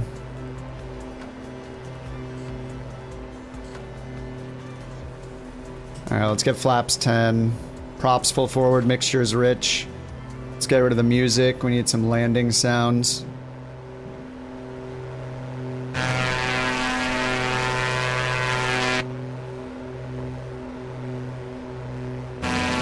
I don't know how I ended up here. I mean, I was following the shore the whole time, basically. Alright, so we're going to do a touch and go, and then our next... At least I'm going to do a touch and go. EGNT, EGPH is next. EGPH, set plan. And I just know we need to fly to the northwest, and then I'll try to do the NDB thing again. I mean, I gotta learn the NDBs. It's fun. I wanna get good at figuring out how to use the ADF, and I just don't know. I've used VORs for a while, but not ADFs.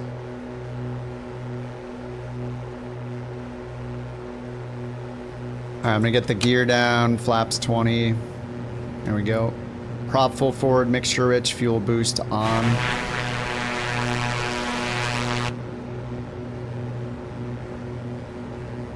At least the DME worked. If I had been looking at that the whole time, I would have been like, huh, interesting. Oh yeah, VORs are way better.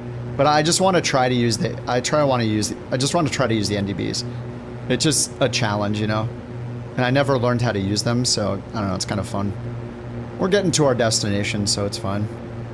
It's magically and accidentally getting to the right airport.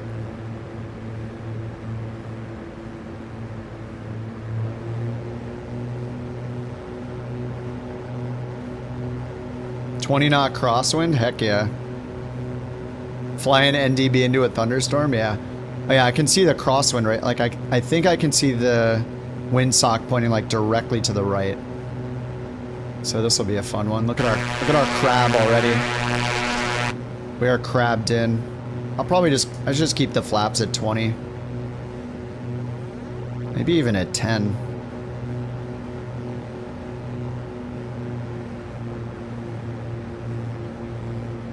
Which one of you guys are flying airliners?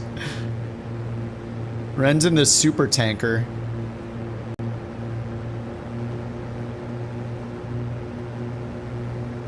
Alright, a little touch and go here.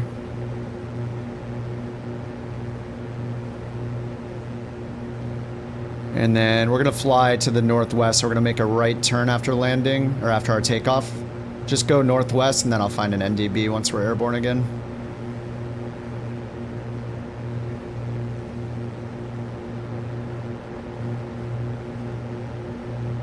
Yeah, there's our windsock. Yeah, that's a nice 12, 13 knot crosswind or something. 12, 13 knot wind, it looks like. What is it, 3 degrees? It's 3 degrees per segment of the windsock. Or is it 4? I think it's 3. Maximum of 12. Gears down, right? Yes, gears down, gears down.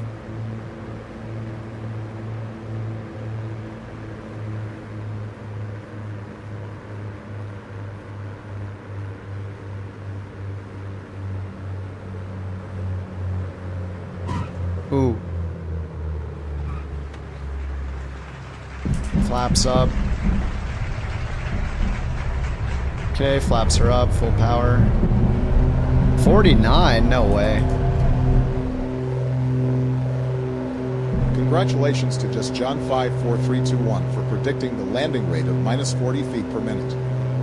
That's impressive. Here is 1 BorkCoin as a reward. Keep up the good work, my friend. Good work. Thanks, Obama.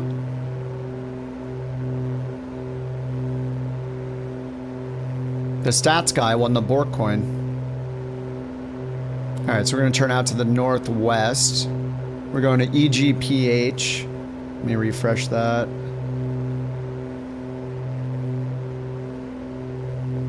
Or not.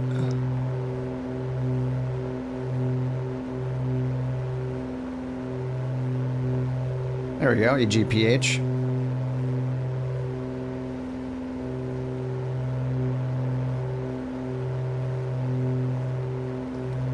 Alright, so I'm just going to get autopilot set up and then I'll try to mess up using an NDB again.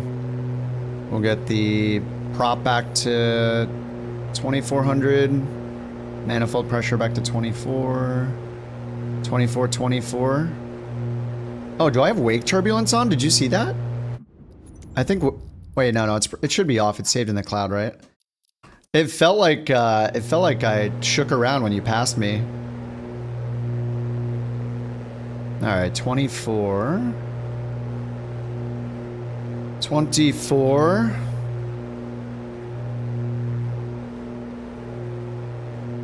All right, heading bug synced ahead. I'm gonna get autopilot on. Altitude holds and heading. Whoa. Dude, what is it doing? Chill, chill. It said altitude hold. Okay, there we go.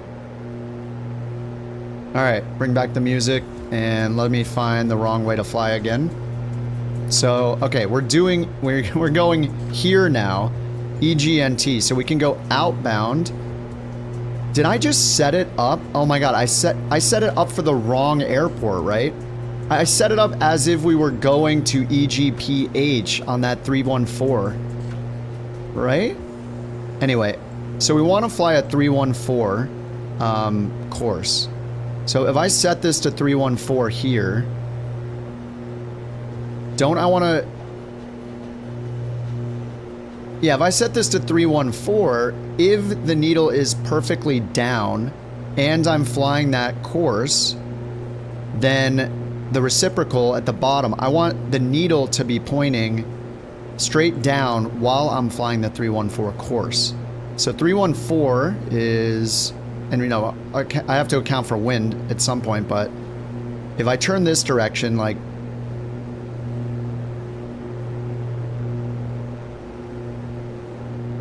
So yeah, now it's behind me. So I need to pull the needle to the left, but ultimately I want to fly the 314 course. Right over here, I want to fly 314 with it behind me. So I need to turn this to 314 just as a reference. Now I need to turn this direction to pull the needle. I need to pull the needle however many degrees I am off course here, right? So 314. So let me do 20 degrees left of the course I want to be on. And then I need to watch the needle until it points 20 degrees to the left of me. And then when I turn back, it'll be right behind me, right? I think.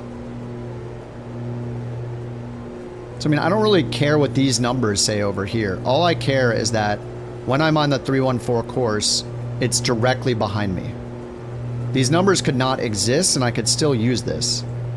Like the tick marks are really useful though, right? Because if I'm flying 20 degrees left of the heading or the course I want to be on, I'm waiting until this is 20 degrees left of where I am right now. So I just stay on this until this is pointing 10, 20 degrees right here. Then I turn to the right 20 degrees and it should be behind me. And then I need to keep pulling the needle opposite of what I think I should. What? Nothing can stop BorkCoin. Not even China. China can't stop the BorkCoin economy. The Bork economy is strong.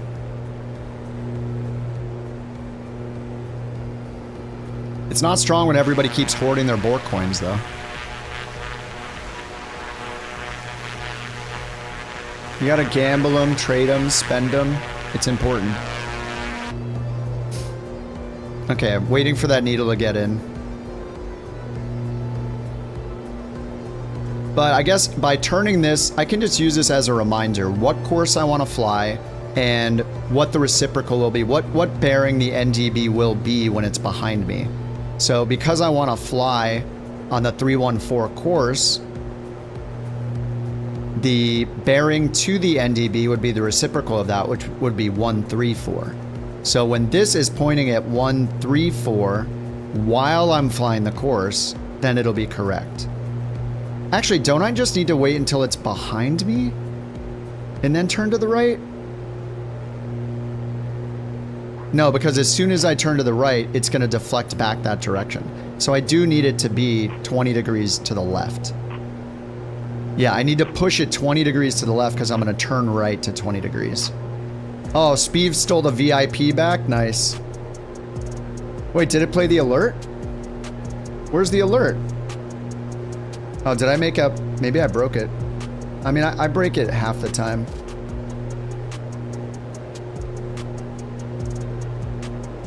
Oh, where's StreamerBot?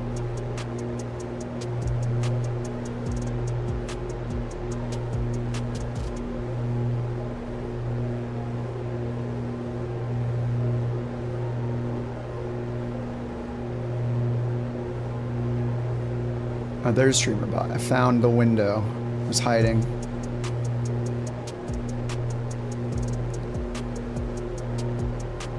Okay, Bork VIP avatar was updated. Alert Bork VIP. There we go.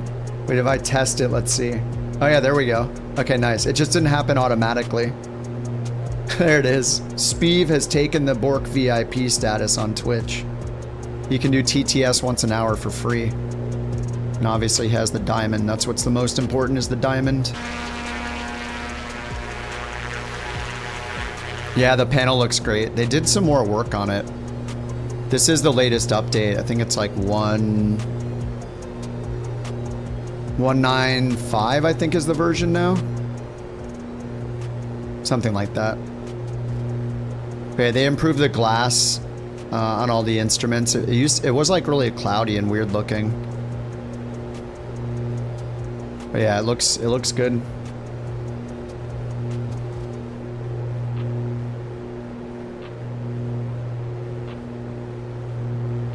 All right, so I'm gonna cheat and look at the map just to see. Oh no, I'm wrong.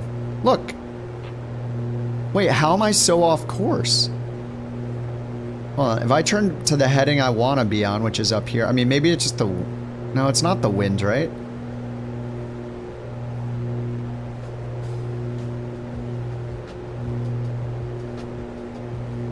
It says the NDB is behind me to the right, which is correct. It's back there. Was I just flying the wrong... I was flying the wrong direction.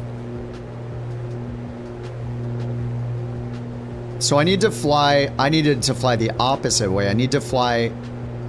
I need to deflect it even further.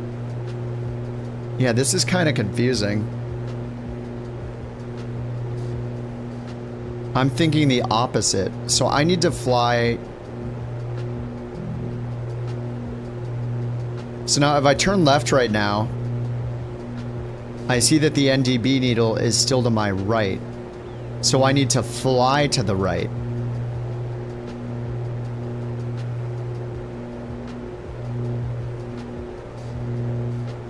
So over here, NDB is behind me to the right. So I know the course is to my right. Because this is the direction I want to fly, right? I'm flying the heading, the course I want to fly, but it's offset behind me still. I know it's to my right, so I was just flying the wrong way. So now if I fly, I just need to do the opposite. So I'll go, you know, 20 degrees to the right, like this, 10, 20 degrees to the right. Wherever it was, I needed to go 20 degrees further from where it was, and then I will be on the course.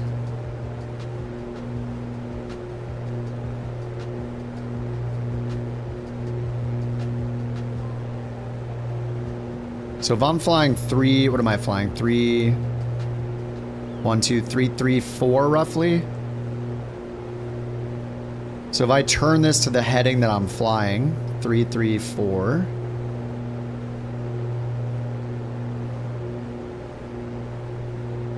I want to wait until it's at 1, 3, 4.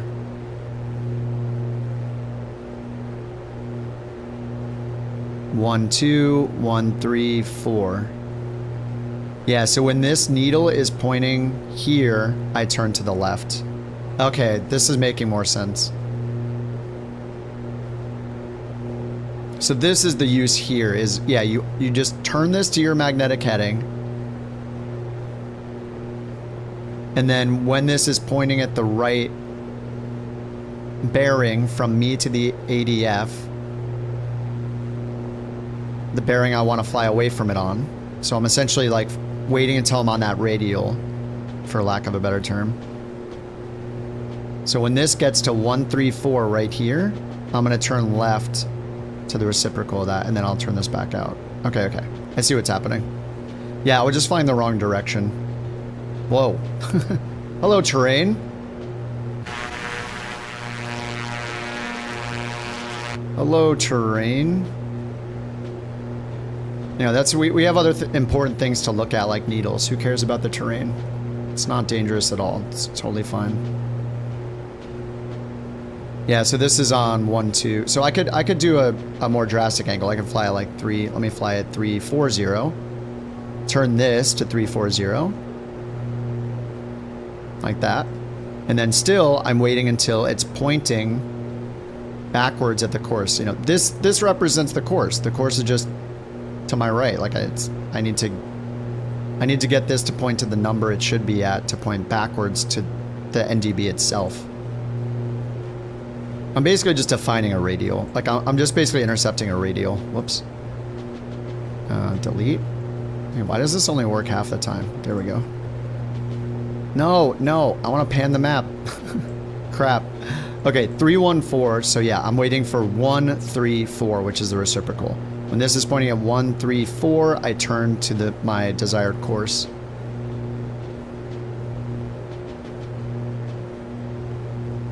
This is cool. I mean, this is super challenging compared to a VOR. VOR is so easy. You're just like, oh, that's how much it's deflected by? Okay. Yeah, as you get further away, yeah, it's less precise, yep. And I'll probably lose it soon.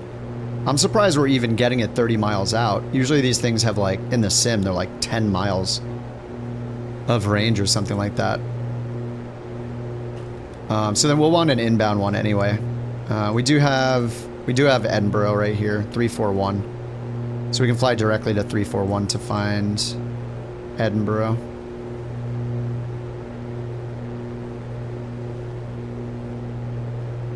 I mean, I guess it's nice with the HSI too, because this is a reminder of what course I want to fly and what the reciprocal is. So I'm waiting for this to match this. But it's not yet. This is at 125. This is pointed at 135 roughly. So I need this to go 10 more degrees. When these line up, then I know to turn and follow this. Pass the mount. I don't think she's done NDBs. She's done VORs. I don't know how many NDBs are here in the LA area, actually.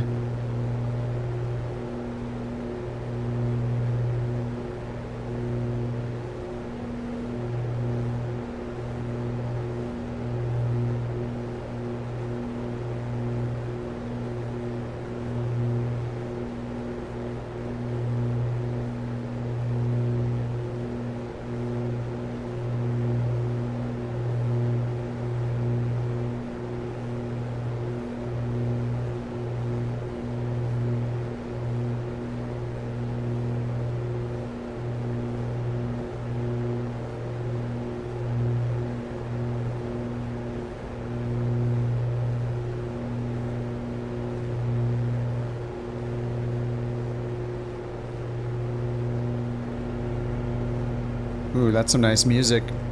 All right, let's double check these. I'm surprised it's still in range. It's gonna go away as soon as I'm about to turn onto course to troll me. Not gonna let me get on my course.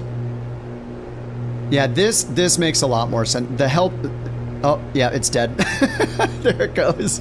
All right, well, I knew I needed to turn left soon, so I'll just turn a little bit to the left, and then we'll try to get the other NDB up here. We'll get Edinburgh. Which is up here, 341. See if that one's in range. It is not in range yet.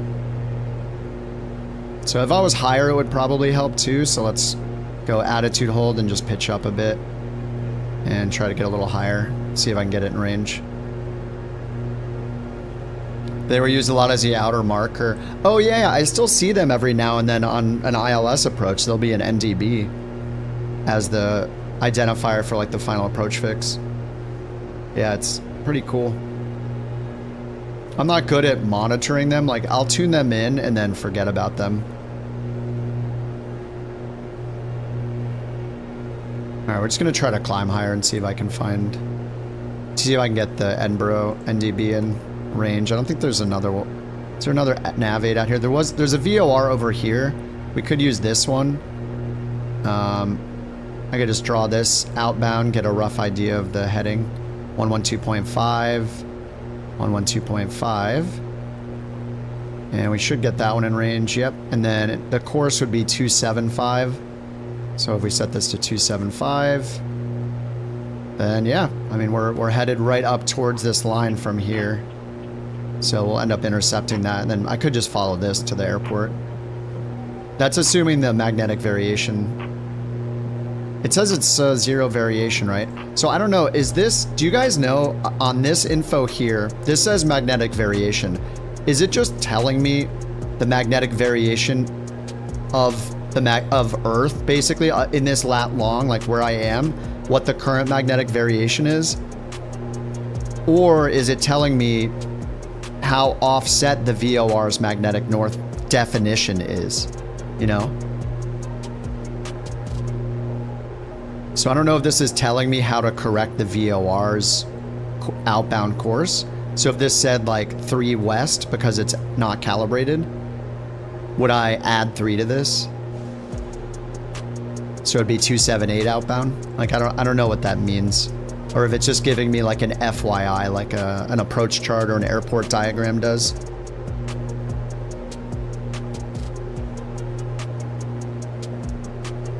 Yeah, Speed. Instead of typing Bork TTS and it costing a BorkCoin, you type VIP TTS and it's free every hour you get one as VIP.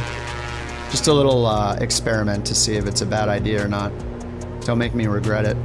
I have my hand ready on the mute button, just so you know.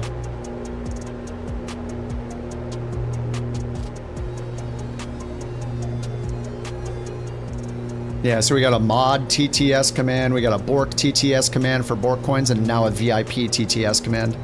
Don't worry, I know. You're the only guy that still uses P3D. Oh, for the Concorde. Does the Concorde in Microsoft Flight Sim suck?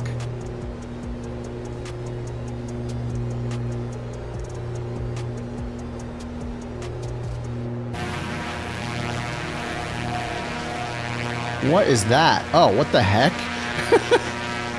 Yeah, I was like, what is that sound? It's the sob. Dude, that thing sounded so weird. It sounded like an alien spaceship. It was like, wow, wow, wow. What was that? Dude.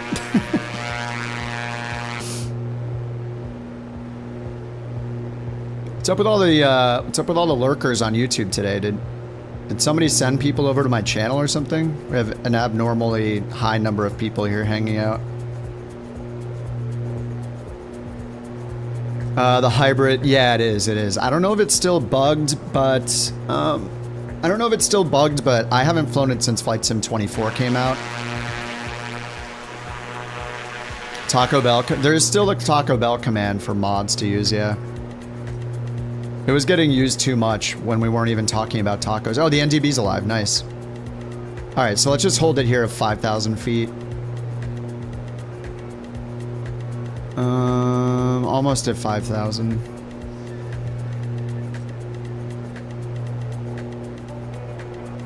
We'll just hold it at 5,000, even though we should go up to like 5,500, but this is fine. It's a simulator. Okay, so now that we have Edinburgh NDB, all I have to do is turn towards it. I mean, it's 5 degrees or 10 degrees to the left.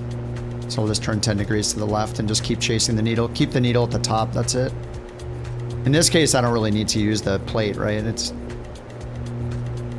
I mean, I know what heading I'm on. I know I'm heading towards the NDB, so I'll just try to keep that needle centered by flying left or right towards the arrowhead. The Vision Jet's so easy for you to fly in these kind of... Oh, yeah, dude. No, I just want a little extra challenge right now, and it's been a lot of fun. I'm also trying to get used to this. The Microsoft Flight Planner is, like, really nice. You can also... Like, I could also just zoom in on this, right? We can zoom in until we see an NDB. Over here, here's Edinburgh. I could just click this, hit more info, and find the frequency, 341. Tune it into 341, fly to the NDB. Once we get there, we know that the airport is, you know, southwest. But, yeah, it's just, I haven't used the Microsoft Flight Sim Flight Planner site that much. So I've been trying to pop this open and use it every now and then. It's really slick. I mean, it's a really nice Navigraph alternative. We aren't able to see our location on it yet. Like, maybe they'll make a little companion app where we can hit this button. I'm guessing what they need to do is just make it its own Windows app, and then if we hit this button, then maybe it'll find our position through SimConnect. So maybe they'll just wrap this in an app, the website in an app. You never use VORs. Yeah, VORs are incredible. I mean, I have one tuned right now, so if we looked up here, that's why I'm using this site, is I can use it like SkyVector and just click and drag and add waypoints and then find a rough course from one waypoint to the next. So in this case, we have this VOR right here. This is the St. Abbs VOR. You can see that it says it's on 112.5. So all we have to do is tune into 112.5 with our nav radio like I did. So if I'm not tuned into it, my HSI right here says nav. This flag means it's not receiving anything. When I tune it to 112.5, if I'm in range, now all of a sudden it comes alive. And all I have to do is tell it what course I want to fly. Based on the VOR, what course do I want to fly? So if I want to fly to the VOR from where I am, then, you know, my course would be something like 055 if I'm down here. But I want to fly a 275 course from the VOR. So I just turn my course to 275. And now it's showing me that to fly that course, I need to fly this direction towards the broken side of the needle. So that means that I'm somewhere down here. If I fly this direction, I will fly towards that broken line. This magenta line right here is essentially this. So if I turn this way and fly towards it, I'm flying more towards it. Like say I'm flying this way now, from this direction up to here. If I turn directly towards it like this, then I'm flying directly towards it, this direction. This is just the broken line. So I'm flying to intercept it. What you're choosing when you change this course here, and when the arrow changes, and when this deflection changes, you're just changing what line is drawn from this VOR, like this. So all the way through the VOR would be the line. So if I turn this, if I turn my course to like directly north, then this is the line I'm drawing. Instead, this line right here, from the VOR up to the north. I'm drawing a line from the VOR to this airport. So when I tune in that course, I say that's the direction I want to fly. It's showing me where the course is. So I need to fly towards that course, towards the broken side of the arrow, towards the arrowhead. If I flew towards the opposite side of the arrowhead, I'd be flying towards the VOR in this case. But it's showing me here also with this to from flag. This is really important. This flag right here, it may say to from like this, but in the case of the HSI, it doesn't say to and from. It just shows it as this white arrow on the inside of the HSI. What it's telling me is if I fly the course right here that I've turned the needle to point to, so I'm turning the arrowhead to point to west, right? It's saying if I fly that course, I will be flying away from the VOR. The VOR is this direction if I'm flying this course. Now, if I turn this around until I get a 2 flag, I can keep turning this, keep turning it. There's the 2 flag. If I keep turning it, now if I fly on this course, I'll be flying towards the VOR. But if I want to fly directly to the VOR, I would just turn this until the needle is centered. So this is the equivalent of drawing a line from my plane to the VOR. So it's saying, if you just fly directly east right now, you're going to fly towards the VOR. And this is going to break, right? As I'm flying, that course is behind me now. So picture this as I am right on top of the line, right? If I drew a line from my plane directly east, or let's move it again. If I drew a line from my plane directly to the VOR, I would draw the line directly east. So that means that my plane is somewhere on this line directly east of the VOR right now. So if I just turn east, then I'm there. Now, as I keep flying north, that line is going to move, right? If I draw a line from my plane when I'm here near the water directly to the VOR, well, that's going to be down and to the right. It's going to be southeast. So that's why the course is moving. So if I turn this all the way to the southeast, then I need to fly towards that course to get on that line to fly that course directly down to it. Anyway, I'm gonna fly the course we intended to, which is 275 roughly. So here's 275, and I'm right on it right now. So if I turn left right now, I'm gonna fly directly to the airport. And you can see we're right on the water, right? So 275 right now is directly on the water, which is right here. I'm probably right here, right? Because I'm flying on that course outbound. I'm flying on this line, and here's the water right there. So that's probably where I'm located right now. Is right here on the water. And it's jutting out a little bit, so You know, yeah, I'm probably literally right here. But we can check the EFB. Oh yeah, I'm a little further, right? So I'm actually right up here. Because it's not 100% precise because we're really far from it now. 1 degree difference is a lot more the further out you are from it, right? Anyway, it looks like you guys are at the airport right there. And then the NDB is still in front of me. A little bit to my right. So if I just want to use the NDB. We saw that the NDB is located up here. Yeah, see, I'm still flying directly towards the NDB. This is pointing directly towards the NDB. So I just chase the arrow, which is, the arrow is pointing directly to this. It's saying the arrow's, it's a little bit to your left. So if I turn a little bit to my left, I'm pointing right at the NDB. So once I fly over the NDB, this arrow is going to go whoop and flip all the way around. And then I want to, yeah, fly southwest to get to the airport. Anyway, we see the airport now, so we're going to do a touch and go. Landing predictions. VORs are way easier to use. Like, I don't really use the NDBs. We see the airport right down here, so I'm just going to slip it down. VORs are so straightforward, though. And VORs, like, let you realize, like, how like a localizer works, too. I mean, a localizer is similar to a VOR. It just only is pointing you to one specific course to fly, which is the runway heading. Whereas a VOR, you're choosing what course you want to fly on. Yeah, NDBs are cool. I just never, until today, I never really played around with them. All right, let's get the nose up and lose some airspeed and get the flaps out. I'll just do a little 360 here. All right, 10 degrees.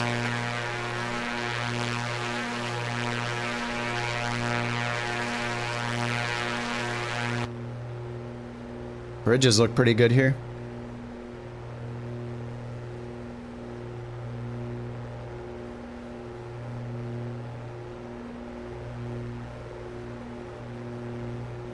Hey Kip, I think you forgot about me. I told you I was grabbing a drink from the vending machine, and next thing you're taking off. Do you mind coming back to get me? I'll get you a spicy Sprite. Spicy? Spicy Sprite? Oh yeah, JT's at camp or something, right? It's so quiet on the Twitch chat now because he's not here. It's great. Or is it lonely? It's one or the other. I wonder what percentage of chat JT is when he's here.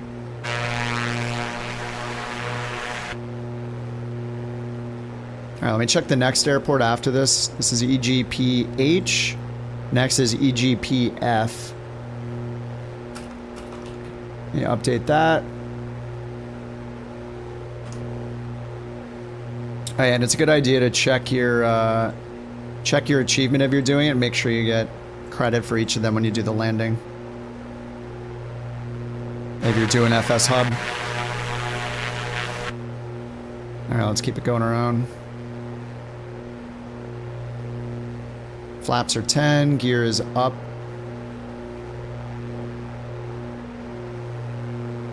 Best thing about this plane is this window, dude. Look at that.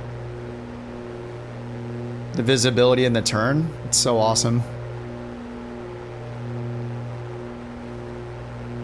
Little nav map. Yeah, I've used it before. I used to use it to make flight plans and share the PLN files when we did group flights, but now that we have the EFB, I can just share the URL now.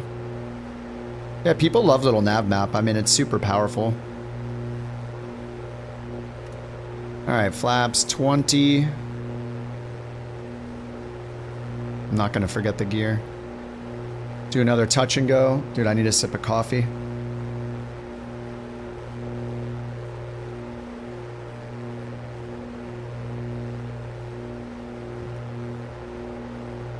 Alright, there's the airport.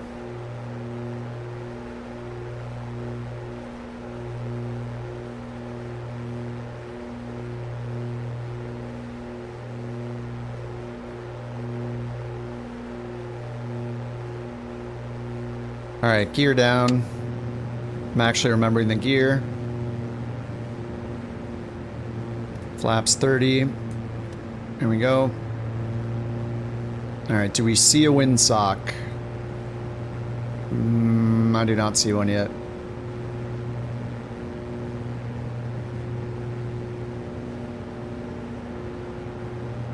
I've been leaving the fuel pumps on, or fuel boost on the whole time by accident.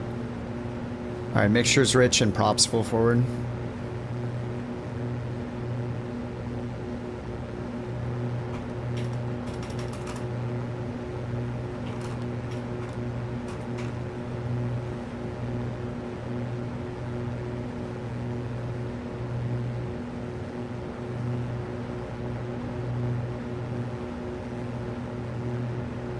All right, we got a windsock. Negative. No windsock. Trees are not blowing, so there must be no wind.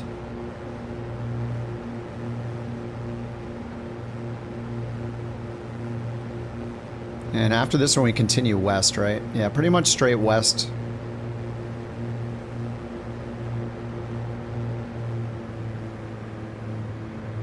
I'm gonna bring the flaps up to 20 because I don't want to wait a super long time to get them back up after landing. It kind of takes a bit for the flaps to fully retract when we're doing a touch and go, so I think maybe less flaps is nice.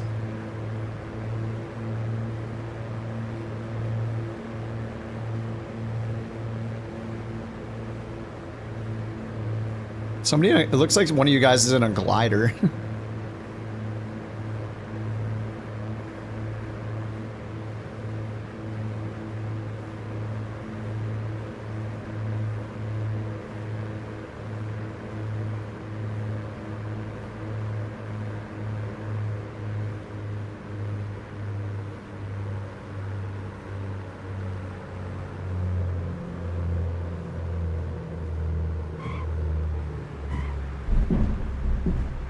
Okay, nose down on the pitch trim, flaps up.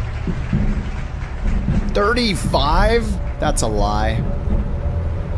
Alright, flaps are up, prop full forward, mixture's full forward. All that's good. Congrats to the Lucidity Y for guessing 59 feet per minute. That's amazing. You earned yourself 1 Bork coin. Alright, gear up. Now you can buy more virtual planes or, save it for whatever. No, you can't buy virtual planes with Bork coins. That's a lie. Are the pappies inconsistent? I mean, sometimes you will find pappies that just like are totally wrong. I don't know. I feel like I haven't seen that for a while. But what do you mean inconsistent? Like, do you mean like is the glide slope the pappies represent different at each airport? If that's the question, I'm not sure. I'm not sure how accurately they follow that, you know? Alright, we need to go to the west.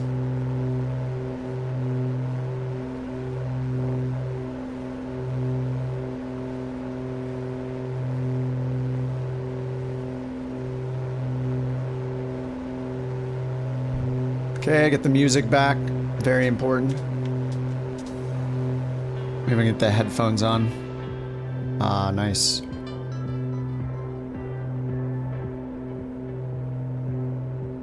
Okay, we got gear up, flaps up. Let me get the prop and the manifold pressure back to 24.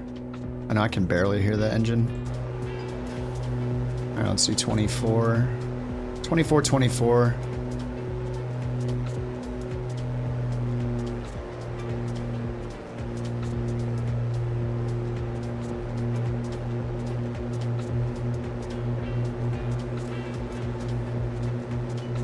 Alright, we're just flying west, so let me see here.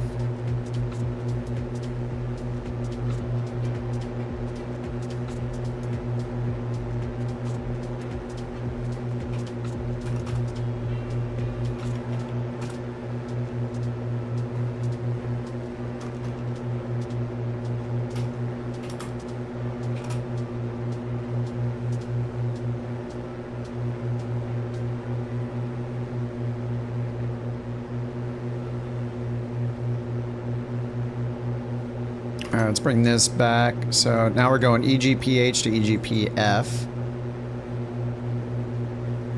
So there is a VOR over here. Yes, right on the field. Alright, the VOR Glasgow 115.4. So we can just tune in 115.4. We got it already. And let's just fly directly to it.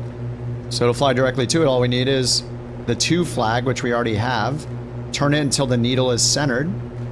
There we go. And just fly directly over there. That's where we need to fly. This is basically like doing a direct to with GPS. We've got our waypoint, right? We know which waypoint we're flying to. It's this VOR. And we want to fly from our current position to the waypoint. So if you were doing that with GPS and you did direct to, it's going to figure out the course from your current position to the waypoint. And then it's going to basically, it's going to just update your defined course to be directly towards that with the magenta needle centered like this and unbroken, just like we're doing. We're just doing it manually. So we're just turning this until it's unbroken with the 2 flag. So it's over there, and now we just need to fly directly to it. Beverage run, nice. Edit the last leg for it to count, you think so? Let me take a look.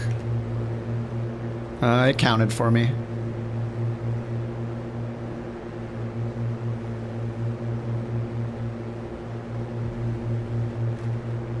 Why isn't the tracker updating?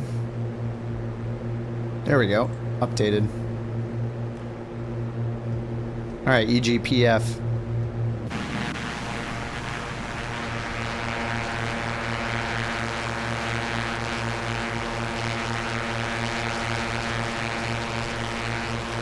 Jason said the beauty with NDB nav is that they are positioned right at the airfield. You can fly the needle right over the runway.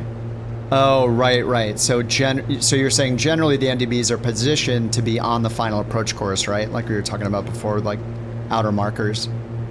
So the NDB will be in line with the runway that's most used. So once you fly over the NDB, you just keep it behind you and you're lined up. You know, as long as you flew the correct course to the NDB in the first place. But you can just use it as like a localizer almost, right?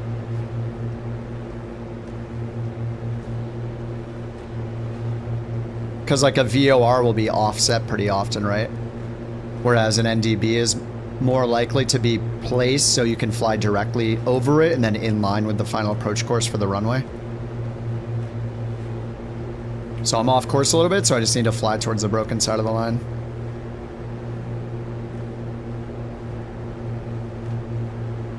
It gave you a Fire Festival achievement? Wait, really? Did we get some other random achievement just now? Oh no, I didn't get that.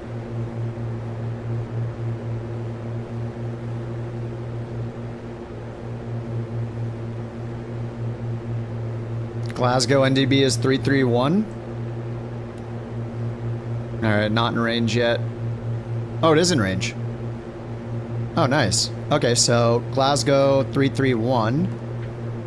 So if we look at, well, there's the localizer right here. So, oh, the NDB is on the field. So it's not like out here where the localizer is. I mean, we could just use the localizer if we want. Frequencies. Oh, no frequencies found. All right. Anyway, I'm just gonna fly the VOR. I mean, we have the NDB as backup.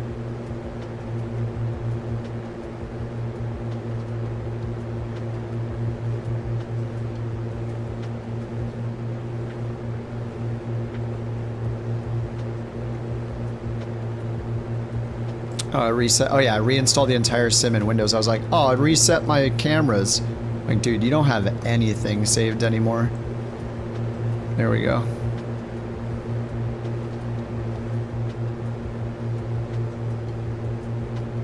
Land at EGPH and fly more than 100 miles. Oh, our last leg was probably not more than 100 miles. Is there a shame for using autopilot? Heck no. I mean, I feel like in real life, autopilot would be such, like, I don't fly at all in real life and never have. I might never. I don't know what it's actually like to have that kind of workload, but I can imagine if you have an autopilot and you know how to use it, your brain is probably so happy taking that workload off. But yeah, I mean, I was hitting, I can just go down here, hit on, nav, altitude holds, and let it go intercept the... Real pilots use autopilot. I mean, they do. Like, I mean, yeah. Every commercial flight you've ever been on probably has had autopilot on and has to be turned on, right? Above a certain altitude. They're like not allowed to use it above a certain altitude, or not allowed to fly manually above a certain altitude, I'm pretty sure. Literally have to use autopilot.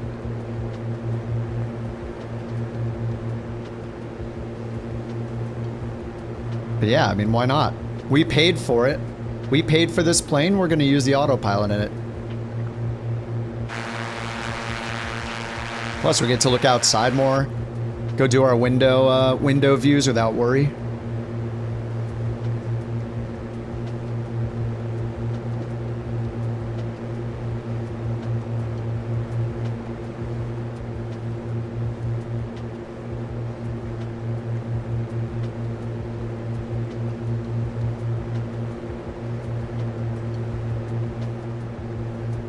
There we go, we're perfectly on it. I'm gonna go down lower though.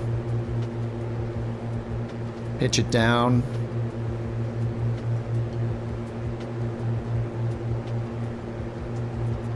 A little more prop.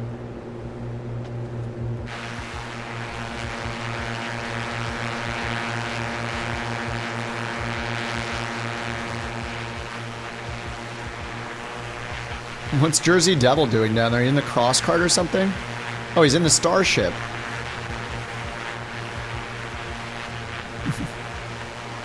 At 200 feet. What happened? What happened to my beloved Starship?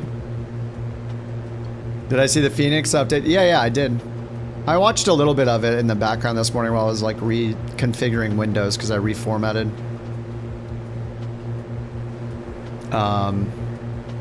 Yeah, I mean, I got the gist of it. I probably missed some things, but yeah, there's like new sounds, the 24 EFB, walk around mode, tons of bug fixes, like graphical changes, LOD fixes. Yeah, it looks like it's going to be huge.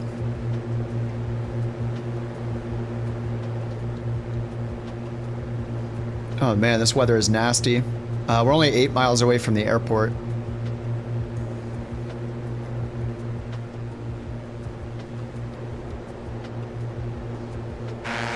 So I was running the mixture rich that whole time.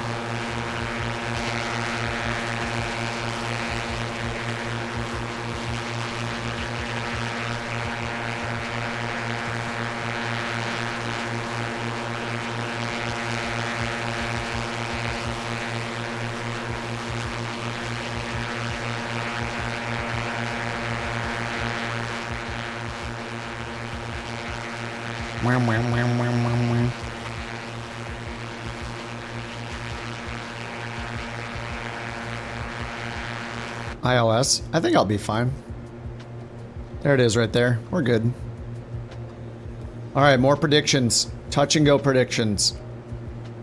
These hops are so fast. This is like prediction spam. Alright, prop full forward, mixture rich.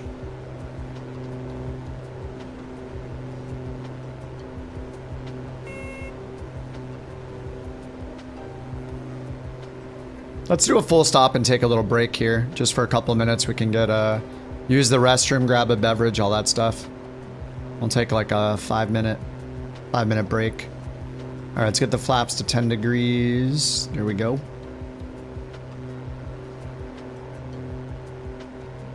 Okay, gear down.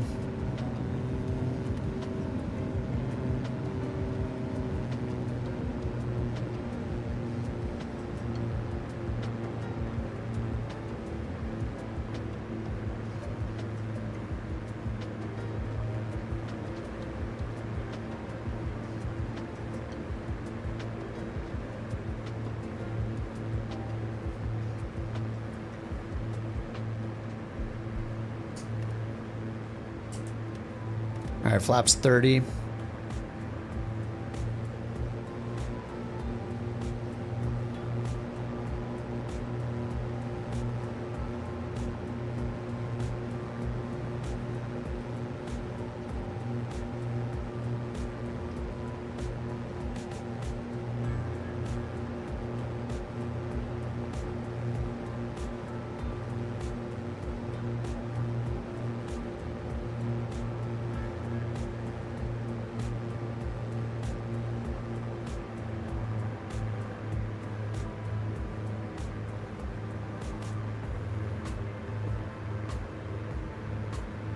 iPad with your charts on it 24/7. Yeah, that's a really nice thing about Navigraph is the apps. The desktop app is really slick, like performs really well. The one in the EFB is not, and I don't think it's like their issue. I just think the EFB performance is probably not great with like moving maps and stuff like that.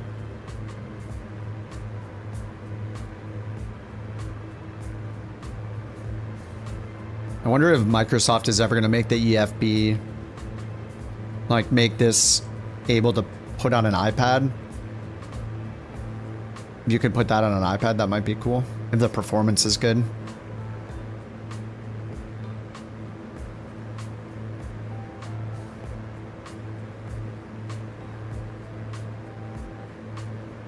There's a windsock over there. Surprised there's not a windsock like right here.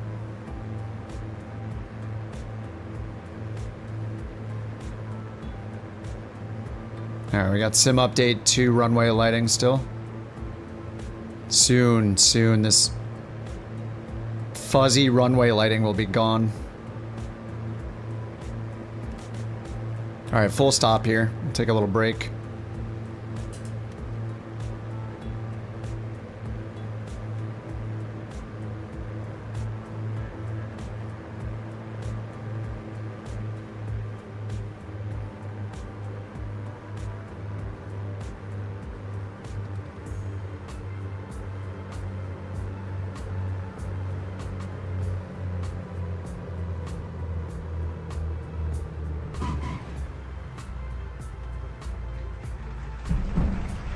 Wow, thank you. That was not that good. Flaps up.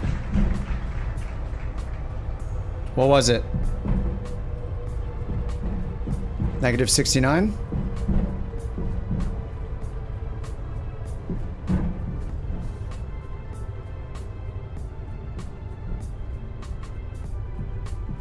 Hello? Did it not count my landing for some reason? Uh-oh, FS Hub might be... It should keep checking. It has no clue.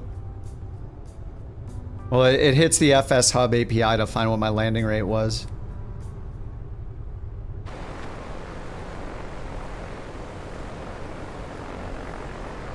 It should keep pinging it until it finds a new flight report.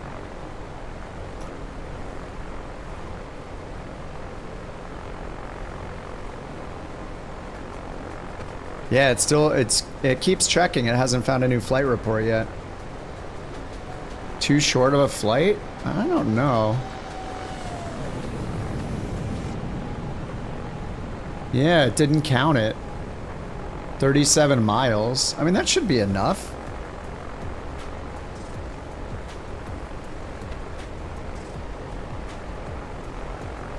Yeah, there was applause, yep.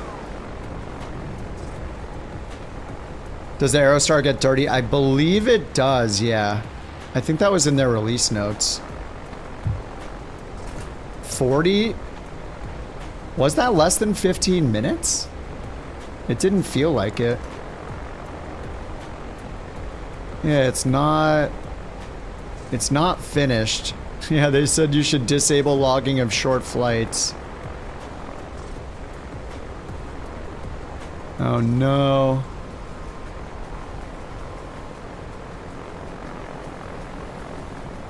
Or enable logging of short flights.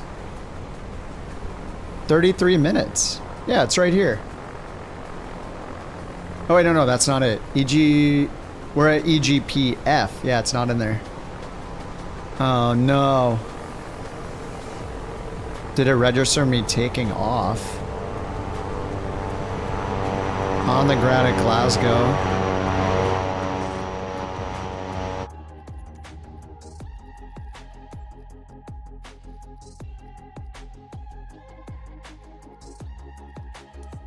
I'm not sure. Any landing you can walk away from doesn't count.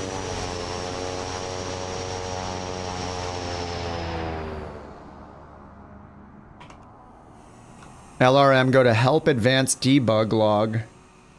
That didn't feel like 15 minutes. That felt longer than that.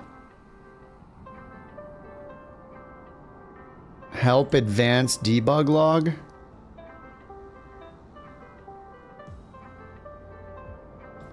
Has landed for flight blah. Has taken off, landed, taken off, landed. Oh yeah, has less than 15 minutes? Really? Oh no. That was less than 15 minutes? It did not feel like less than 15 minutes. Crap.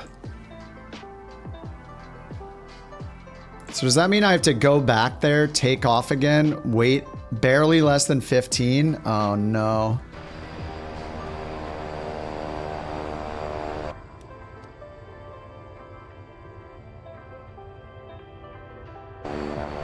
Alright, well you guys can take a break for a minute. I guess I'm gonna take off.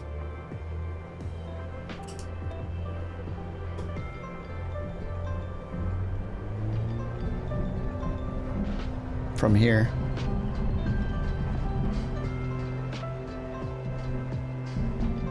Uh-oh.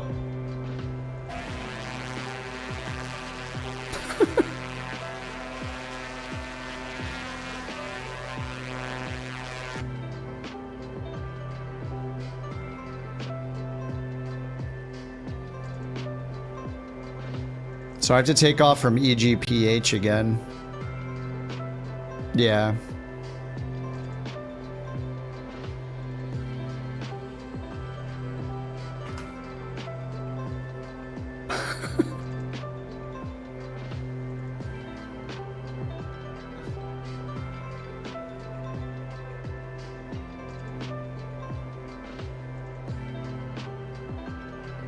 We'll be there in no time.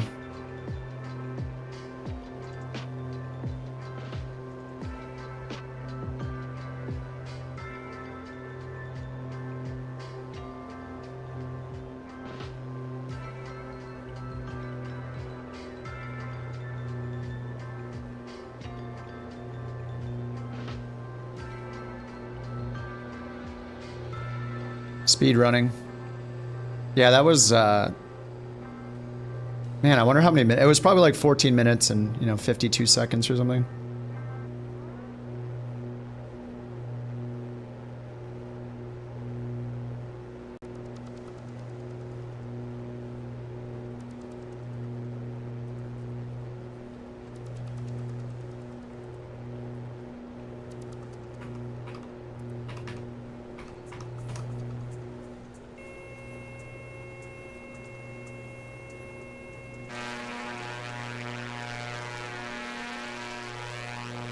All right, we will fix this.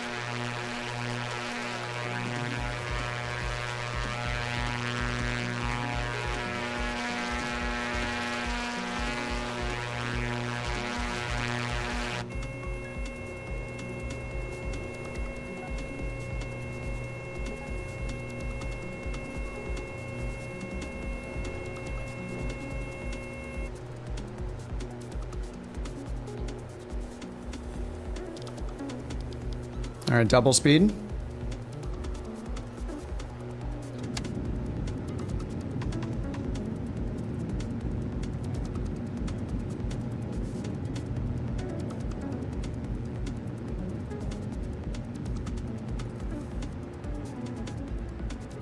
This music's kind of fitting.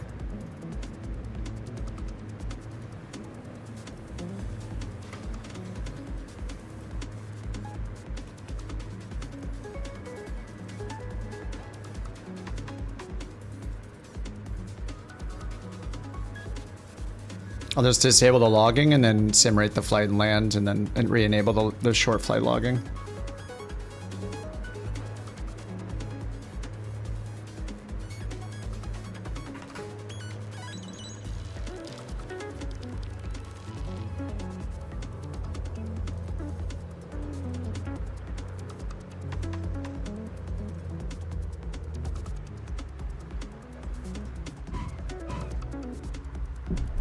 Okay.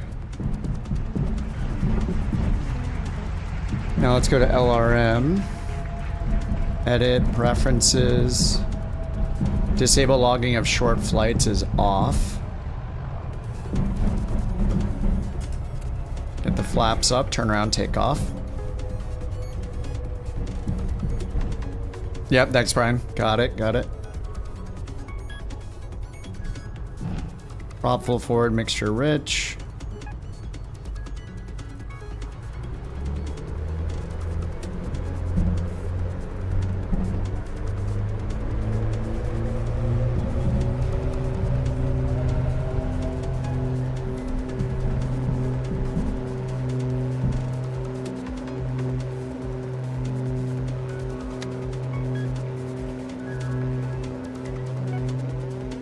All right, double speed, quadruple speed, 8x speed.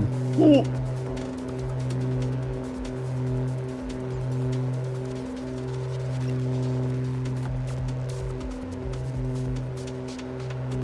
I'm coming, boys.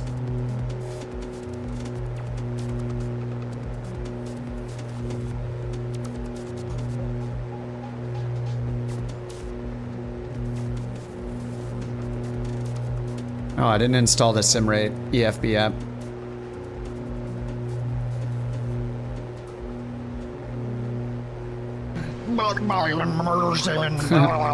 I already did the flight. I did it for real. This is fine.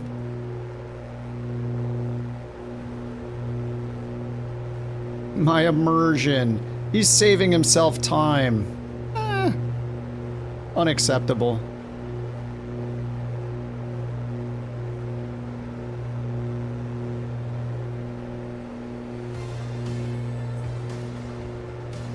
No, it wasn't a touch and go. The Clorix had me open the log and it said it was because of the time. I need to make sure it's more than 15 minutes. I should use like the chrono or something. I mean, that's a good idea in general anyway.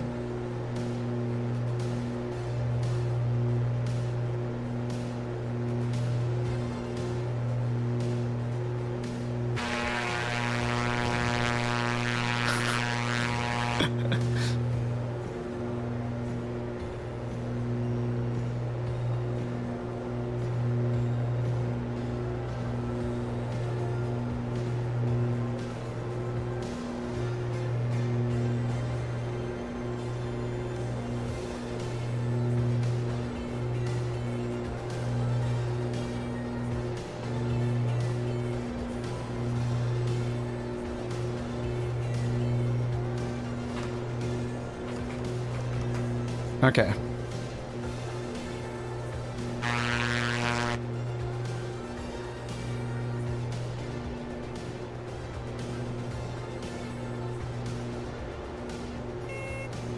Citation X is cool, yeah. Dude, it's really, really good. It's $30. It's pretty insane how cheap it is. It is a steal. Okay, let's see if the landing rate works now.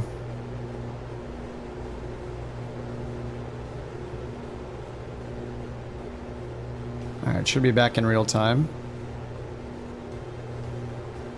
Yeah, it is super fast, yeah. Citation X is like...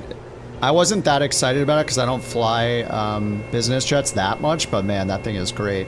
I've been flying it a lot. Gear down?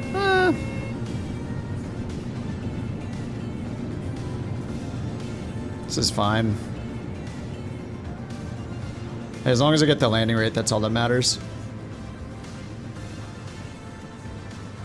Alright. Prop full forward, mixture rich. Just had to do a little speed run here. I might need to repair the plane a little bit.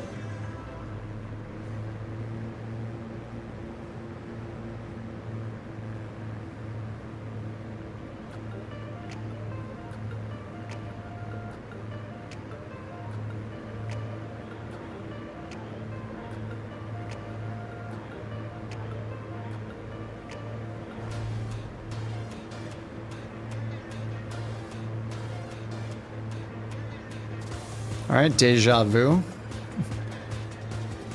It does look kind of Scottish weather-wise, doesn't it? The whole tour of this for this achievement has felt like UK weather for some reason. Oh no, this song's got to go next. A little too boots and catsy.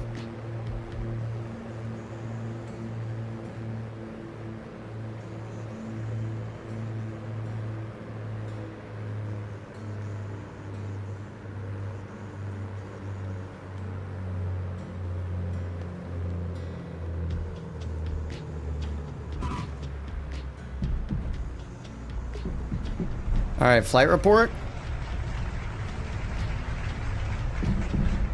Yes, we got it. There we go. Good job, bot. Congratulations to Oh Hey Rob here for predicting a landing rate of 88 feet per minute.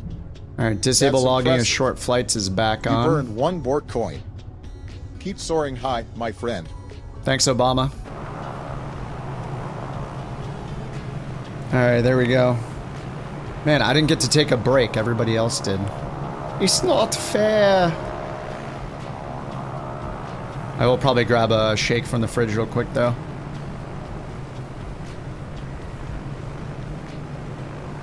Just take this sidewalk here.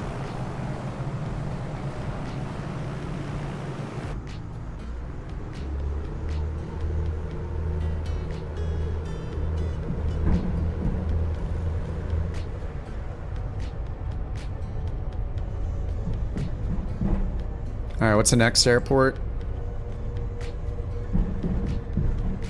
To the northwest, EGEO. EGEO.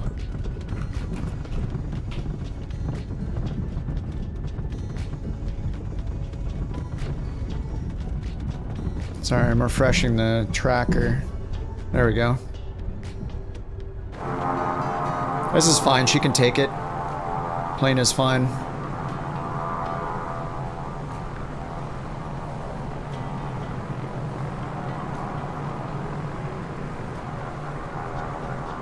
So we have the VOR here. We can go Glasgow VOR outbound.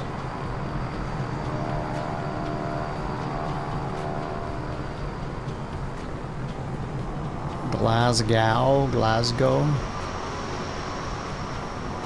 On a 328 course.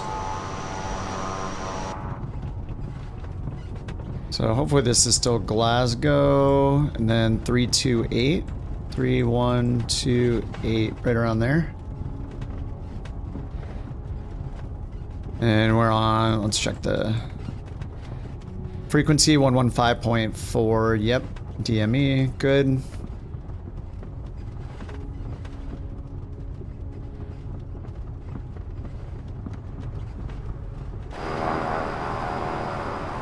It's a little bumpy.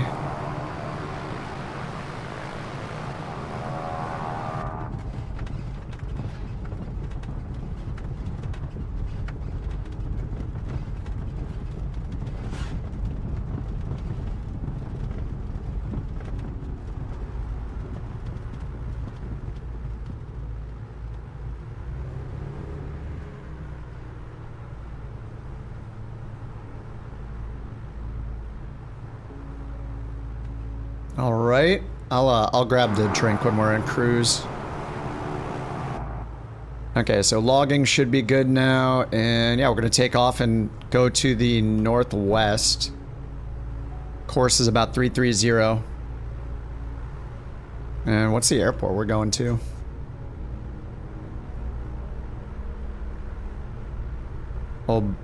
Oban.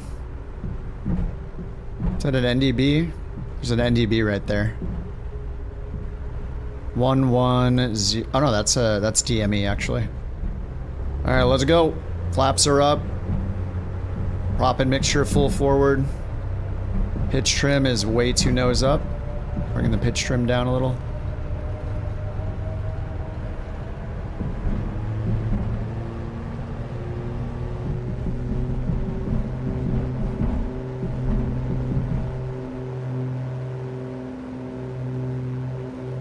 I'm letting it slam the gear on the runway way too much. I need to rotate a little harder.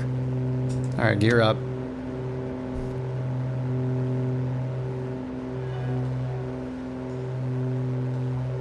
Flaps are already up. There goes our course. We're up about 400 feet-ish. Hey, dude, the like sunroof in this thing is the best when you're turning. I love it.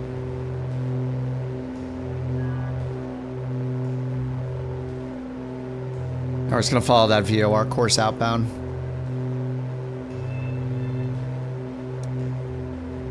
It's dark. It's not sunrise yet there, right? What time is it in England right now? It's like 2 in the morning. I think we have a couple hours until there's light, right?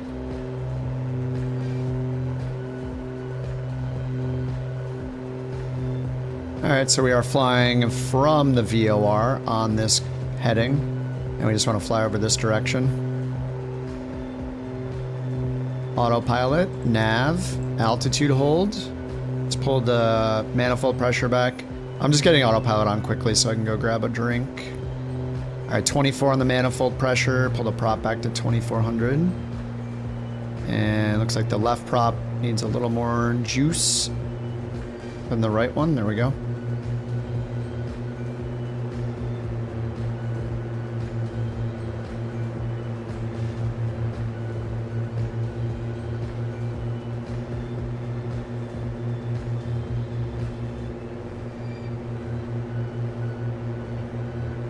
And we should get the climb going a little bit. Attitude, pitch up.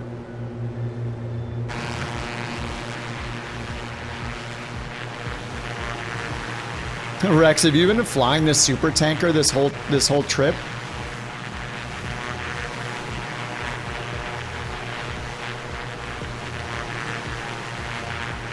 What's up, Bucket? How you doing, man?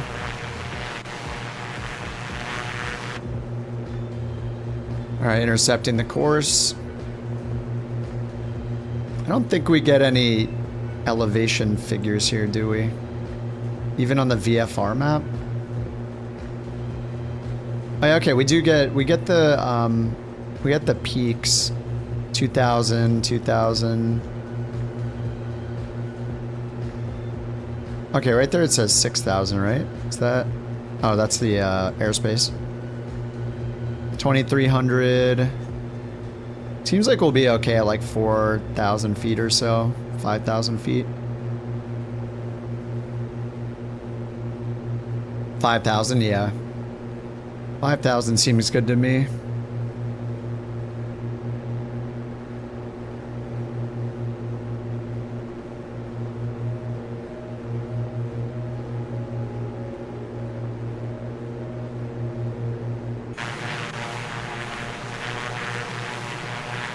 This is fun, just flying VORs, NDBs, not using any GPS, not even seeing GPS is so nice.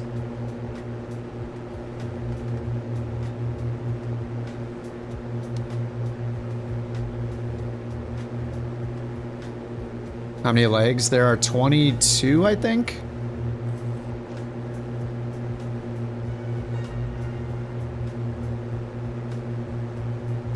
$24, sorry.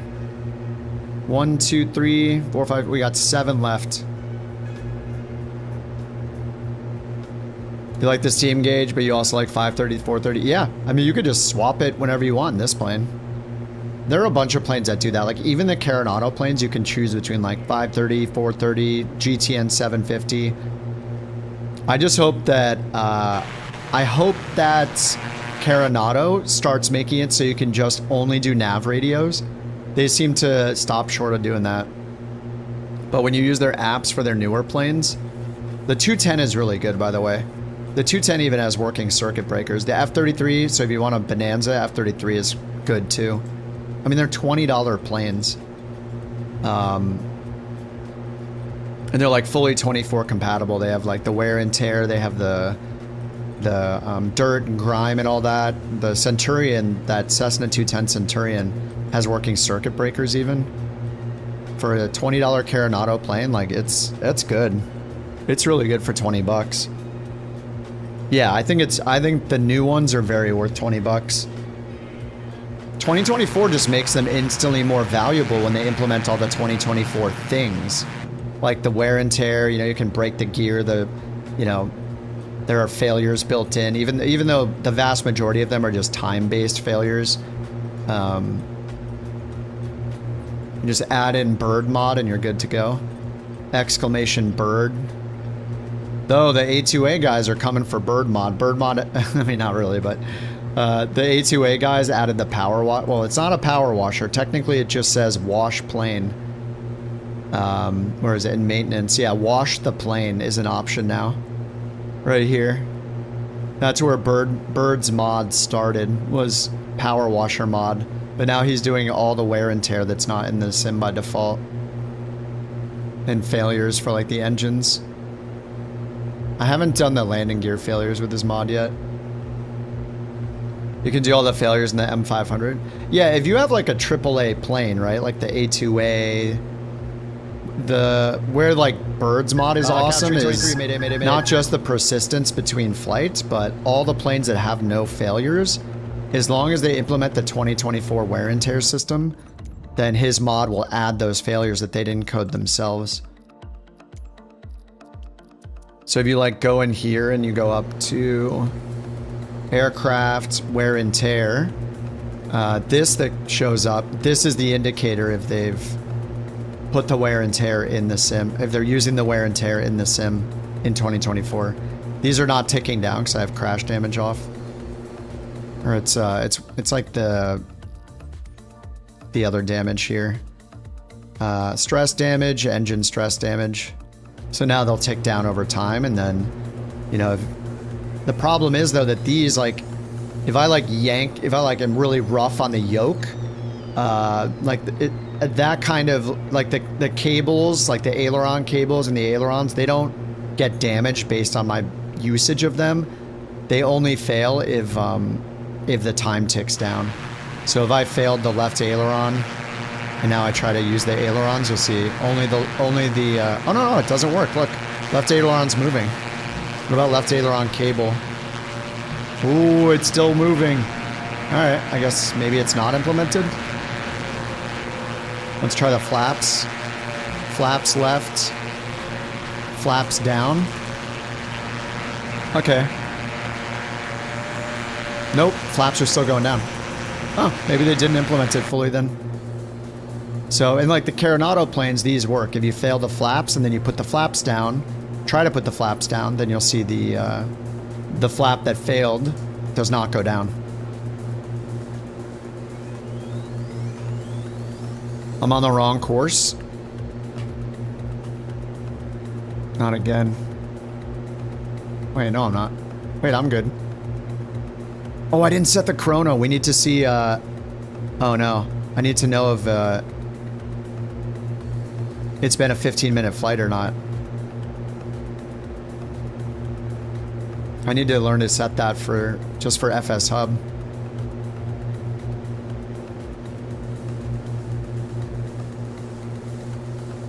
We're just on the outbound course, so. And what, I'm on heading mode? Oh wait, is this the inbound? What did I do? Inbound. We're gonna do inbound to this VOR, right? Did I pick the wrong VOR? Oban VOR. 110. Oh yeah, I'm outbound on the Glasgow VOR still. So yeah, I want to do 11055. I'll just hit set. See if it's alive. It's not alive yet.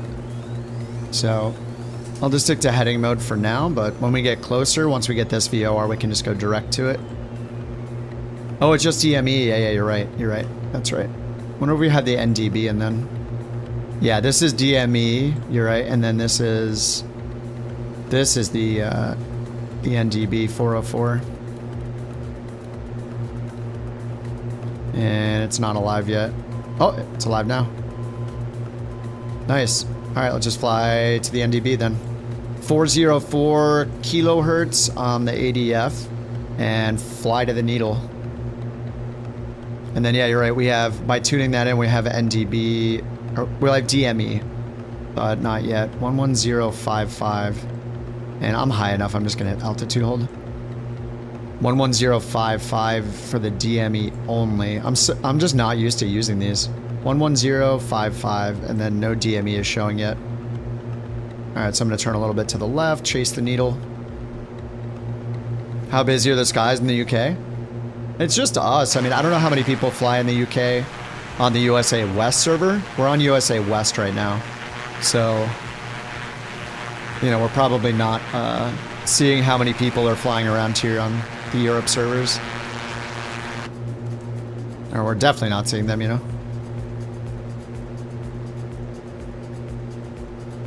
All right, a little more left to follow that needle.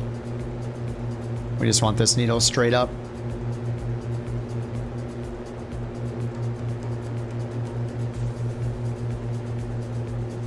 I'm gonna grab a little protein shake from the fridge. Be right back.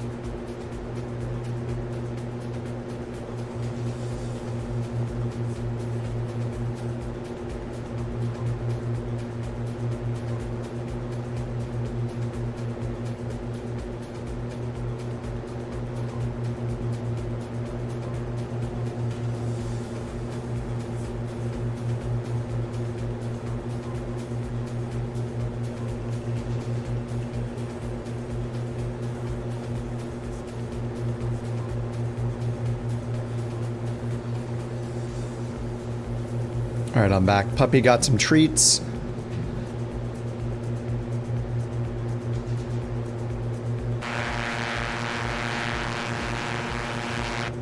Fiji? I don't think so.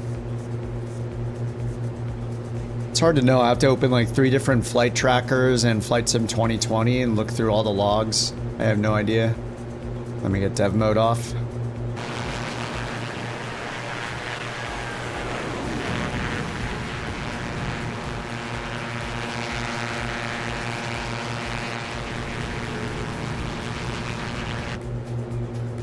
Alright, NDB is still pretty much straight ahead. Okay, we got DME now, 13 miles. Alright, let's start going down. The problem is the timer. Probably want to fly around a little bit until... I wish I could see my current flight time. I don't know if that's available anywhere. I don't see it. That thing is so creepy. Lucid, thank you for the Bork. I wonder in here if it shows my current flight time. I don't know that it does, right? Coordinates, altitude, speed, radar, pilot GPS. Oh, I don't have this on. Can I see my flight time somewhere?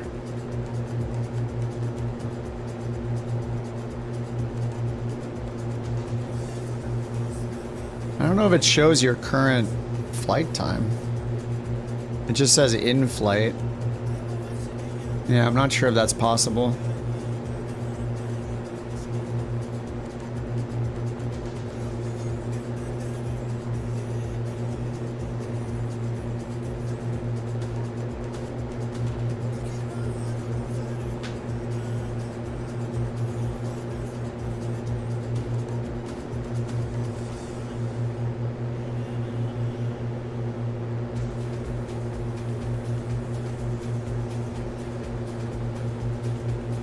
So I'm a little worried about the timer. I think I might just fly around for like 8 or 9 minutes just to make sure. I mean, it's probably been at least, I guess I could check the YouTube replay, right? To see when I took off. Yeah, hold on. Let me rewind the YouTube. I have it on my tablet here. See how long it was since we took off.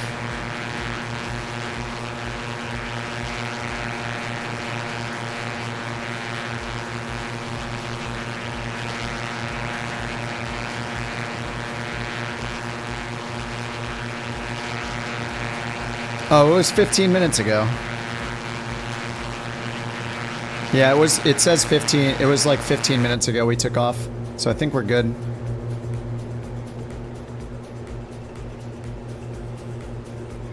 Alright, we're only 5 miles away from the airport. This looks fun though. Alright, we need to get down below this.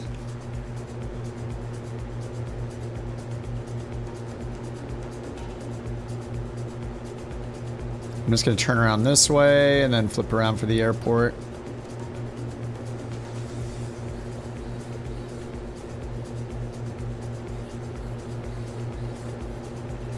How are the runways here? North-south runways. Does it give us a METAR here? 10 degrees. Winds are, what, east? Oh, 288. Yeah, so we're gonna have a crosswind either way. Winds from the west.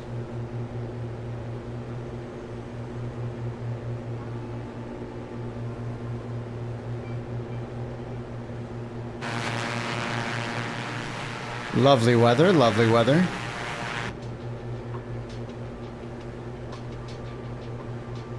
So I'm just gonna I'm gonna turn to the right until the NDB needle is pointing, let's see, to the west, which is actually right now. No, we want it to be pointing north-south, right?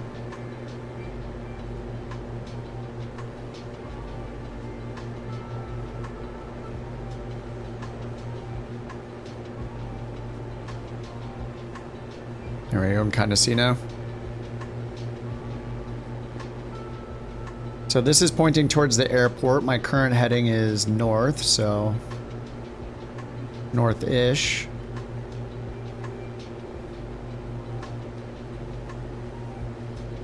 So if I turn to the left,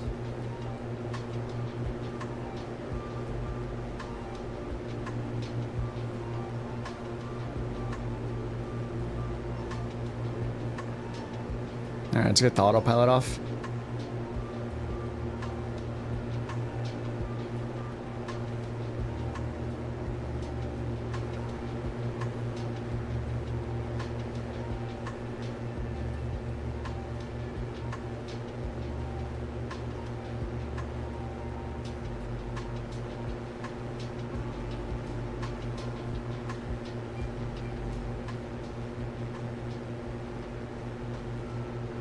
So I want the NDB to be pointing north and south. Or I want to be heading north and south with the needle. Or south, I guess, with the needle centered. Yeah, it looks good right now. As I keep turning, we're almost south.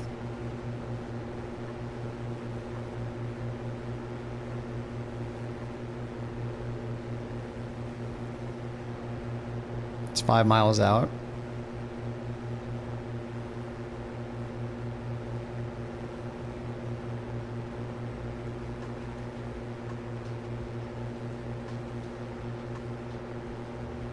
Alright, so I'm heading south and the NDB is at the runway right there.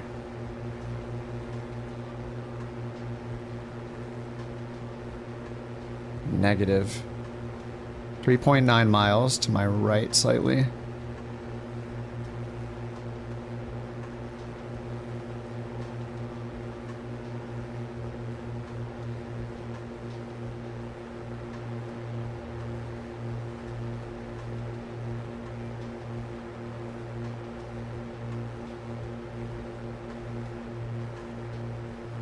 It's like right over these hills, isn't it? Yeah, it's right here.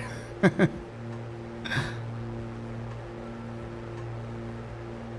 let's get gear down. Alright, more predictions. Let's go. So many predictions today. Alright, NDB is right in front of us. There's the runway. Probably left traffic would be better, but... yeah, I could overfly it, then do left traffic. Get the gear back up. Prop full forward, mixture rich. Actually, let's bring the prop in the green back to 2400 still.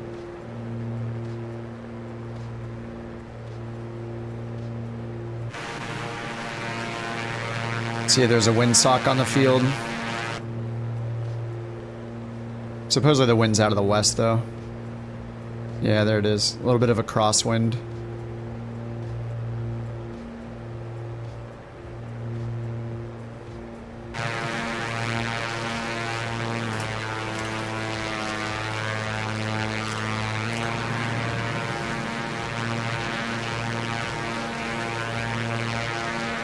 Toggle pause. Sorry, I need to fix my pause key. What's up, Jake? How you doing? Sports? No, not for a long time. I used to play like NHL back in the day. But no, not really. Not really. Usually, I don't know, like besides Flight Sim, I've been like mainlining Flight Sim for like 45 days straight or something and not even playing anything else. But I was playing like Blueprints, like a puzzle game, which was cool. I played some dusted off Dota. I played Expedition 33 a little bit. But you know, when there's a lot going on in the sim, I'm like super excited to keep playing the sim. Toggle pause. Wait, escape? Wait a minute, wait. Oh, active pause, I'm done. There we go, escape. So now when I go here, I can hit P, there we go. Oh, who just landed there? Nice. Are you actually in an airliner?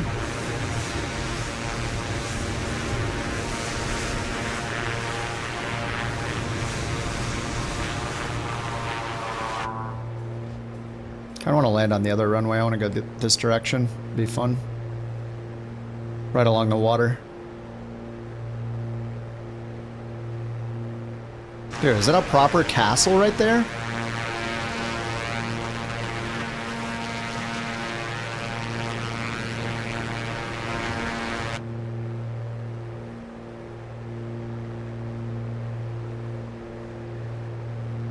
DCS? Nope. I don't like flying combat games. I don't know why.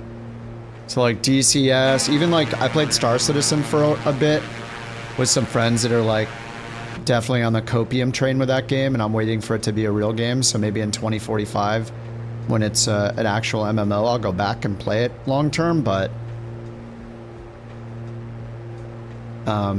even in that game, like I don't like space combat. I don't know, it's just something about it. It's not that exciting to me.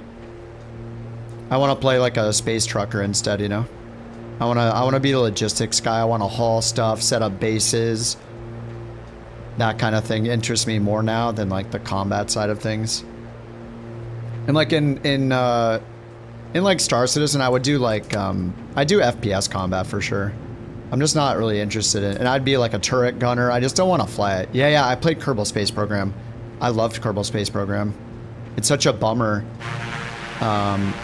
It's such a bummer this second one isn't happening.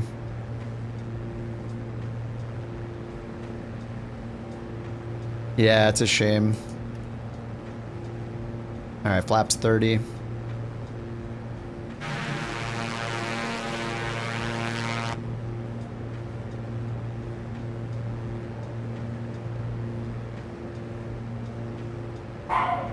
Uh-oh.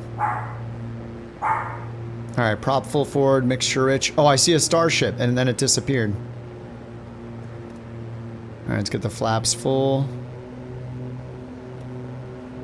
This is an approved approach, don't worry.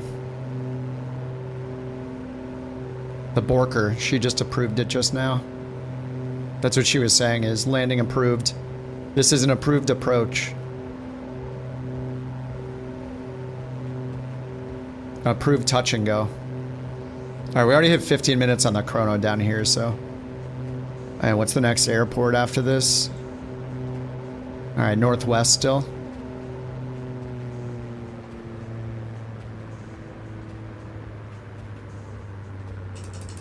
Gear down.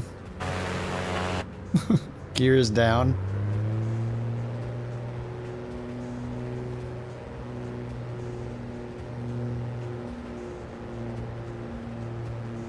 We're all landing the exact same time.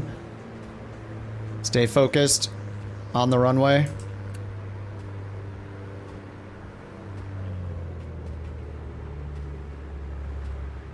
Ooh. It's okay, I had to force it down. I'm running out of runway.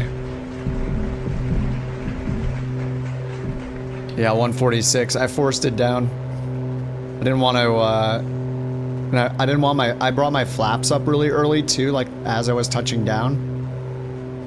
Because they take a while to retract. Whoa. Whiskey Tango Foxtrot 53590. Great guess with a landing rate of 137 feet per minute. Awesome job. Here's one BorkCoin for you. Keep it up, everyone. Thanks, JT. All right, we're going northwest-ish again. Let me make sure that landing counted. Yep, all right, nice. And EGPR now.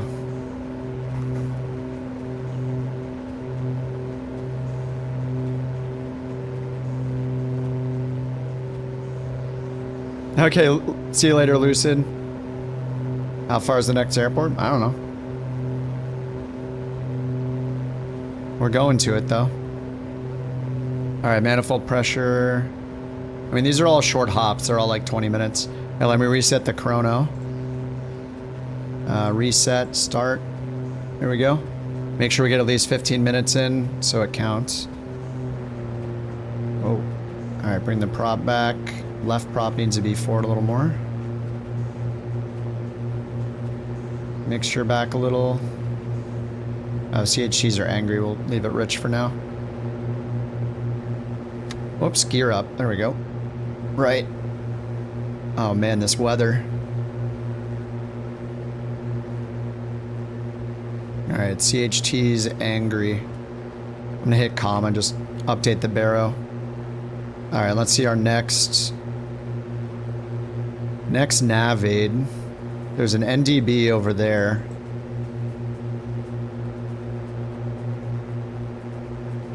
And there's, what, the VOR here? Oh no, it's just the NDB here. So, we just want to go away from this NDB then. Which we are because we're flying away from the airport, but we want to do it on a more north course. More northerly course. Alright, let me try to do this again with the NDB. So if I remove this airport, OBA, that's the DME actually. We want this to be on the NDB. Where's the NDB? Oh, let me get autopilot on before something bad happens. Altitude hold, heading mode. So OBA was DME. Wait, where is... Oh, it's because I switched it. There we go. Okay. It is right there. That one.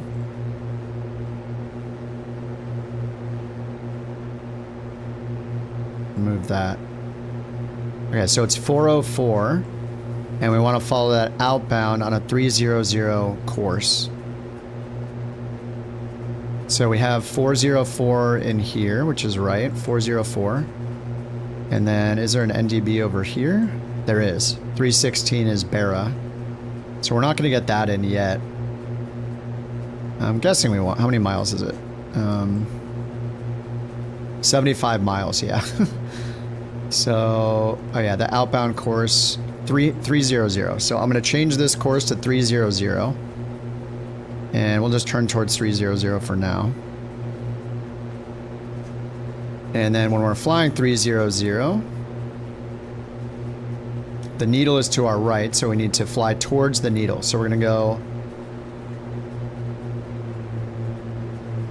I'm just going to go 20 degrees to the right. Let's make it 30. 30 degrees to the right. And we want to fly until this is pointing at the reciprocal of 300, right? Which, 120? Oh no, that's not going to happen because it's here. Hold on, I got to figure this out. We want to go 300. 120 is the reciprocal of that. If I'm flying... Oh yeah, wait, this is right. If I'm flying 330... Yep, this is it. So I'm flying 330. We want to fly 330 or 300. And now that I'm using the HSI, we just want this to match. So now this is coming down here. When this needle is at 120, then we will turn left to fly 300 and then just keep it behind us. Okay, I think I got it. Is there an actual runway? Oh, dude, I hope not. Looks like it's on the beach. Oh, yeah, it looks like...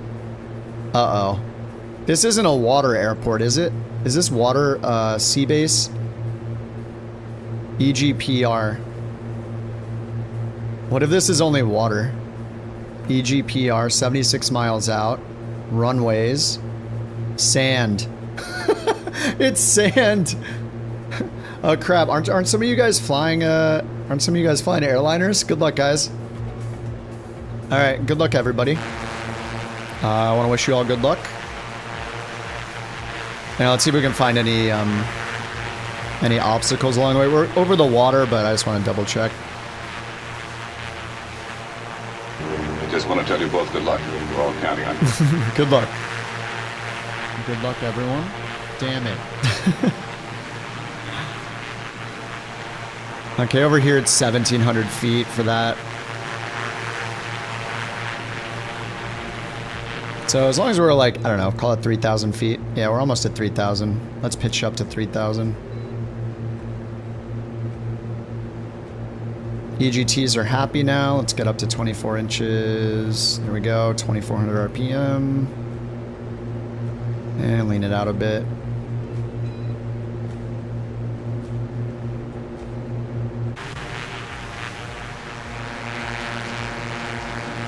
We've been having an issue with the Skyhawk. 172 constantly rolls to the left.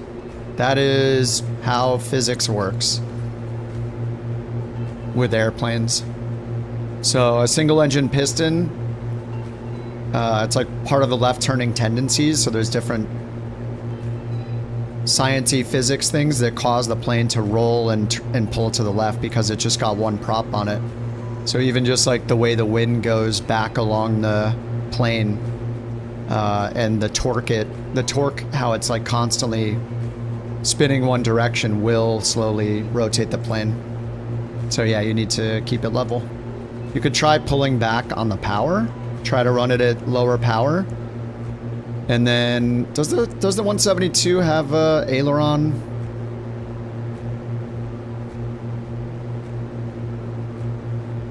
Yeah, it will cause you to roll to the left too. Gyro directional torque, there you go. So yeah, it is gonna, I mean, if you have something on the tip of your finger spinning extremely fast, it's going to cause your finger to want to spin that direction too. So yeah, it's normal. But you can try, I don't know if there's aileron trim, but learn about trim if you haven't already. And that's why there's trim, is to trim out those tendencies for it to pull in one direction. Only has elevator trim. Does it have rudder trim? It might have rudder trim, right? I forget. It's been a while. Feels like it's shaking back and forth. Well, you are flying through wind, so there's wind, there's turbulence. I mean, you're not in a vacuum. Oh, yeah, time to turn. Thanks, Eric. Yes, time to turn. Okay, so now I'm gonna move this to 300.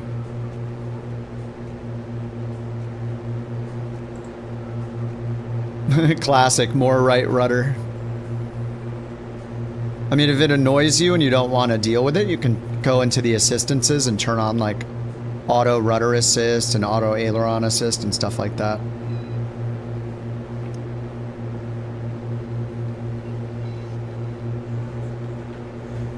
Okay, so the needle is a little bit to our left, so I need to fly away from the needle, right? So if I fly this way a little bit, wait a second or two, and then turn back. Basically, I just need to keep the needle behind me now. But if I get off course and I'm flying this direction with the needle behind me, like, as long as I'm on like roughly a 300. So I need to turn to the right a little bit. Okay, and then eventually we want to connect to over here. There's another NDB, the BRR, the Barra NDB. This is on 316. And that one is not in range yet. So we'll go back and forth between the 404 and the 316. See, if I pin this here, I'll get a reminder. BRR. So now when I zoom out, we'll get the... There, 316. Alright, 404, 316.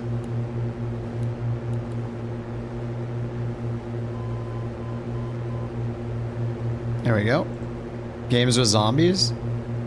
I mean, like, The Last of Us. I love The Last of Us Part 1 and 2. Alright, let's get altitude hold here at 5,000. I mean, it's been a long time since I've played, like, Call of Duty Zombies or, you know, anything like that. I just got tired of those kind of games, you know? I mean, every game is repetitive, but... when you stop having fun with something, that's time to stop. Alright, I need to go left a little. Oh, okay, we just lost the NDB.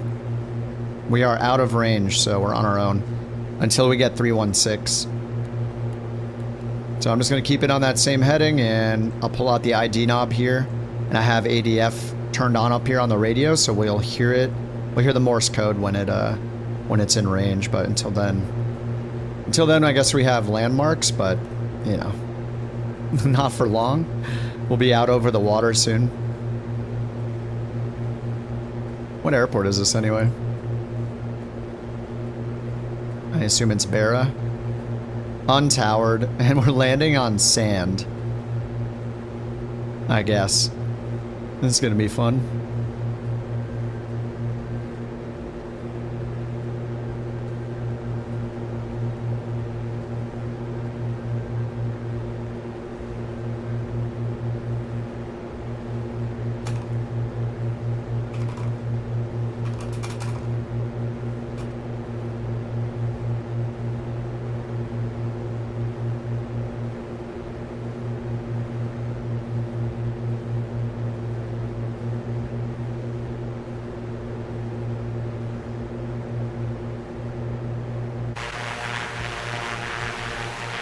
Oh yeah, I got my snack here and I haven't drank my snack yet. State of Decay. Nope. I don't play all that many games. I mean, I'll usually go back to something that I've loved for like a decade, you know, like Dota or something like that, that I know I'll have fun whenever I play. Or I'll be angry with that one whenever I play. If I'm looking to rage, go play a little Dota. But, no, unless it's like a really, really appealing game. Like, I don't know, I don't try too many games anymore. I just do a lot of flight simming. When I get bored of flight simming, I'll stream other games like a few weeks back. You know, just to take a little break if things aren't exciting. But I mean, we just have so much happening in the sim right now. We're doing the VA stuff with all these achievements that have been super fun with FS Hub. 777s, Aerostar, Starship. We did all the Starship Easter eggs. We got the Citation X now. We're gonna get... what's that other jet that's coming out that Working Title's gonna work on? BFU's coming out this week, supposedly. Sim Update 3 is coming out soon, and I think I can flip a coin on whether I'll just want to stop simming when that comes out or not, if my FPS gets cut in half like it has in the beta. So, I don't know. I'm a little worried about Sim Update 3. I literally have half the FPS in Sim Update 3. Tested it so many times. And, yeah, something they're doing is not good. Really, really not good, so... We'll see. We'll see how it goes when Sim Update 3 comes out. I'm a little concerned.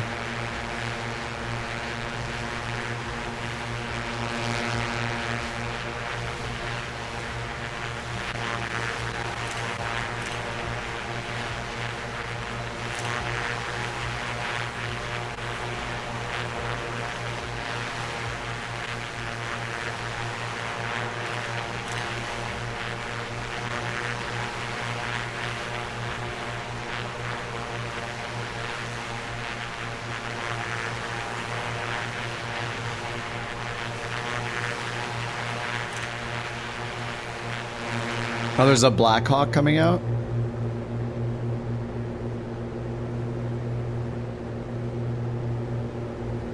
Okay, we don't have the NDB in yet. Maybe we should lean find it a little bit. Lean rich a peak. Okay, lean it out, lean it out. And looks like I'll need to lean the right one out a little faster than the left one.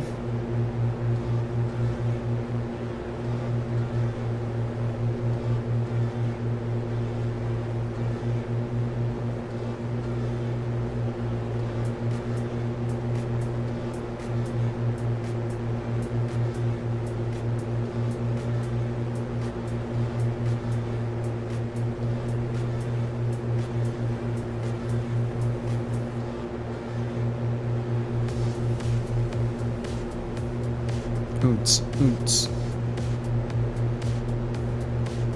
Okay, I got peak on the right one.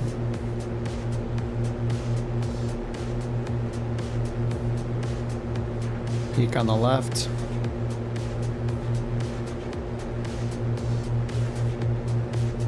We'll go minus 50.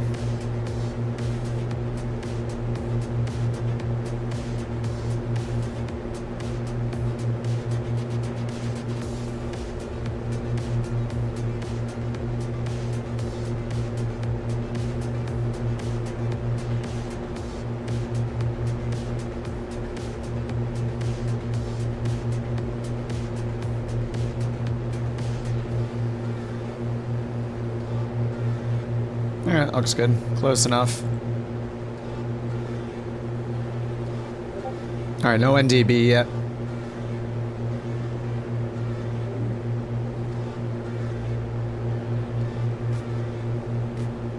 Sorry, Discord notification was me. I gotta reinstall the Discord app. Am I gonna do any more flying with real-life airliners? I mean, we do, like... I mean, I don't know, it's just... To me, it's not a huge deal if I'm doing a real-world flight or not. I more care about, like, chasing the internet points, you know? That's more fun for me. Like, a pilot's life is cool, but it's like, a pilot's life and all those apps, to me, are just, like, a means to find somewhere to fly. Like, what route to fly. And right now we're doing FS Hub, which has 1 million achievements for us to do. And we're making our own, so... To me, like, I don't care if it's a real flight in the right plane. It just doesn't matter to me. I want to fly the plane that's fun for me. And in the moment, I want to fly it. And if I don't know where to fly, though, something like a pilot's life or, you know, on-air company, FS Hub, New Sky, you know, whatever. There's so many NeoFly. Whatever it is that gives you... Whatever it is that makes it easy for you to, like, find somewhere to fly. And you're like, oh, yeah, I want to do that. I want to do that. I want to do that. Doesn't matter what it is, like whatever is making you keep flying, I think you should just use that. And then if it's not helping you figure out where to fly or not, you're not motivated to do a flight, then maybe you need a different app to try, maybe one with different types of things to do. I don't know, but I mean, as long as I have an app that's helping me solve the question of where the heck do I fly today, then I'm happy. So if we end up doing all of these FS Hub ones, you know, then I'll probably need to find somewhere else to get routes from. But it's cool when we can make our own. I mean, this one is like a big, this is such a big achievement, this one. I mean, there's so many to fly to. So we have 24 of them. I mean, this has provided like 3 days of entertainment. But yeah, I'm a fan of pretty much every career mode for one reason or another. Tours in Pennsylvania? I don't know. I mean, usually the tours last like, you know, hundreds and hundreds of miles. So I'm not sure. Canada? I'm down to do the Canada one. We also have... I want to make sure we do the ones that we've made in the VA too. Like we have the one Spieve submitted for Amelia Earhart's entire route. This one is huge. This one is 30 legs long.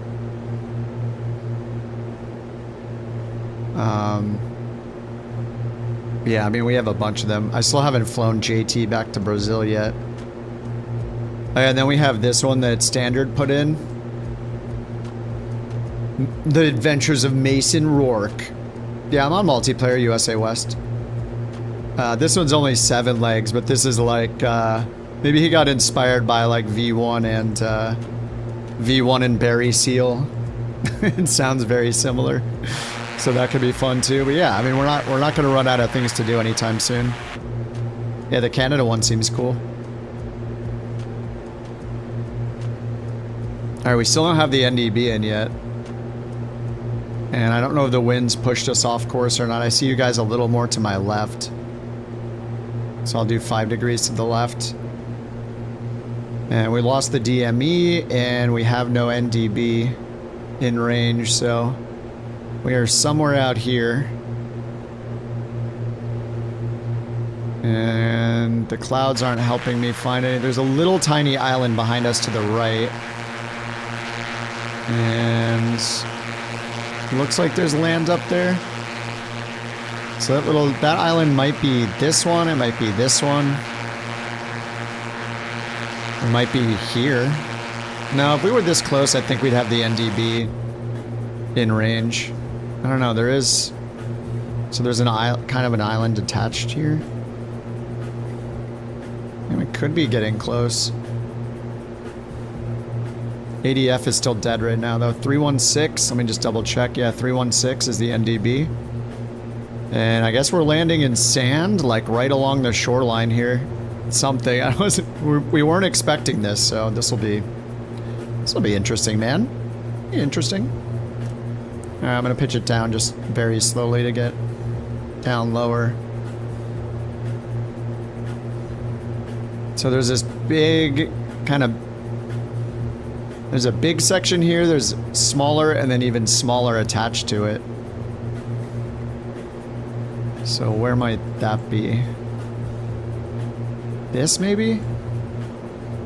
Big, smaller, smaller. I might be a little bit to the north. Probably need to move left a little bit.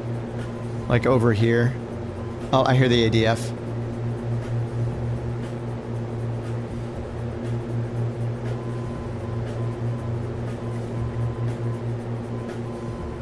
Yep, so that Morse code is right. Alright, so we just fly towards the ADF right there, a little bit to the left. Fly to the needle, pitch the nose down, pull the power back. Alright, we'll turn off the identifier.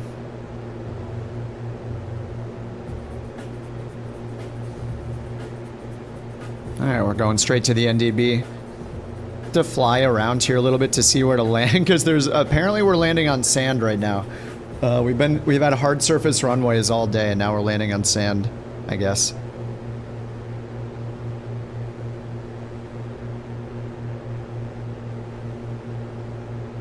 The beach is wide and the sand is quite hard.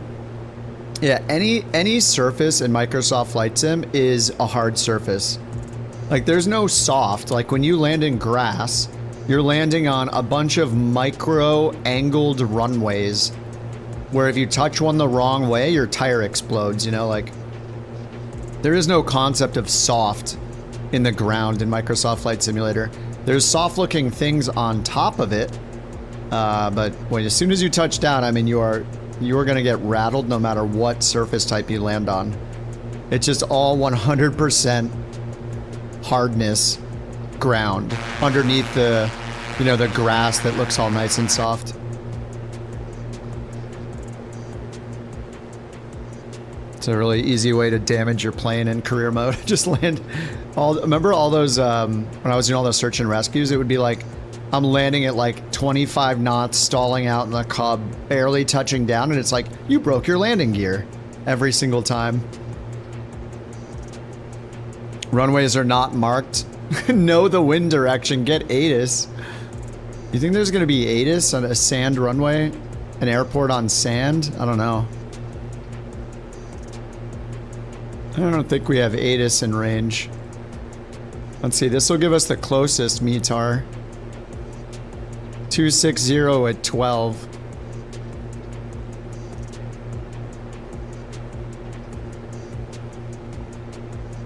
We'll see how it goes. Alright, a little bit to the right. 5 degrees to the right. Looks like it's right out here. There's a bunch of sand. Or it's right in here, right? This area? I guess it's right here on the sand. I mean, that looks like sand. I mean, according to the nearest METAR, the winds are from the west. So we're gonna have a bit of a crosswind, I guess.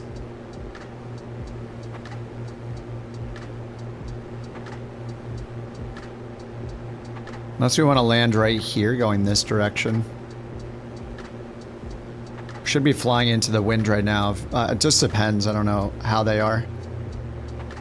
Yeah, there aren't runways over here, so it literally is in the sand. I think like right here, probably. Get the autopilot off. Landing predictions. The windsock's on your right, which is your left.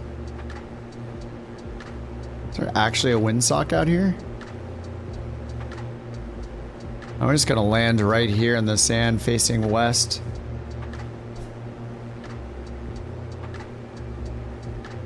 Oh, I see the windsock over there.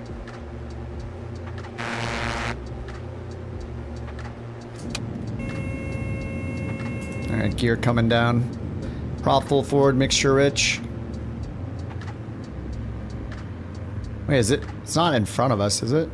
No, it's to the left, okay. Yeah, it's actually here on the sand.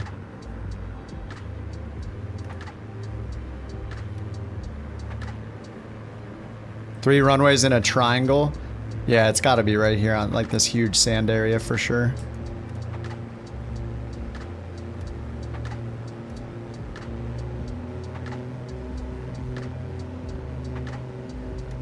All right, flaps are down.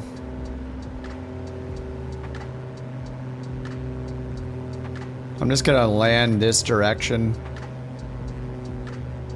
Just in the sand this direction because I want... Oh, there's the windsock over there. Yeah, it's pretty much pointed towards me. Dude, this is so cool. Oh yeah, I see another windsock on the right here. So I need to turn a little right to be right into the wind, but this is pretty favorable, I think, yeah.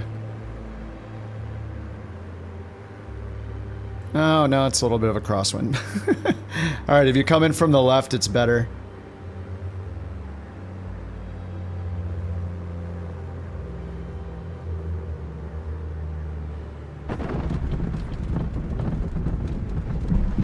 Ooh.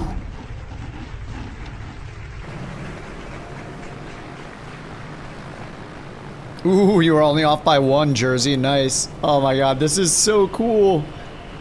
Dude, this is awesome. I'm so glad they included this. Nice, Clorix. Good job with this route. This is rad.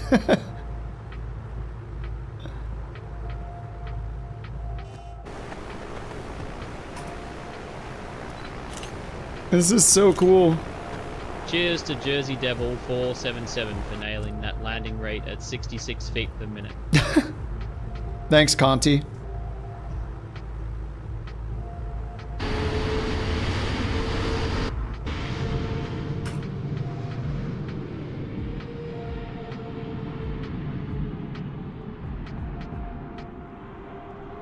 Oh, is this a... Oh, no, this isn't a runway. There's just a road over here.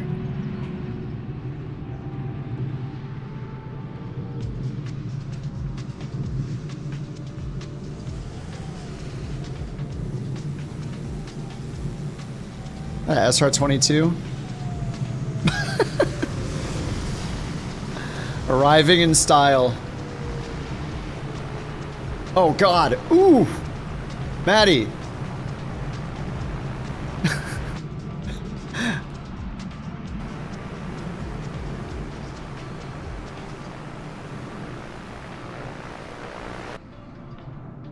Yeah, windsock is pretty favorable for landing here right now. It's nice. Oof.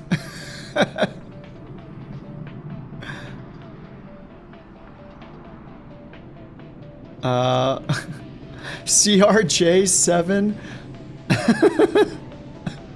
Jimbo? Oh god, dude. Oh no. On the water. Oh, there he goes.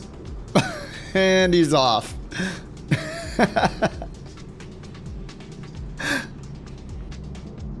That's fine. Everything's fine.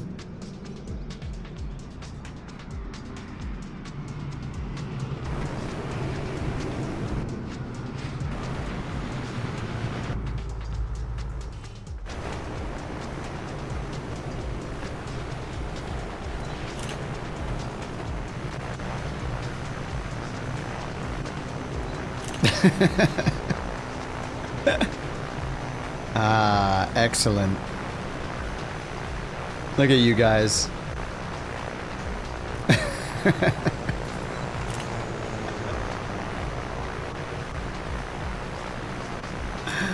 This is beautiful.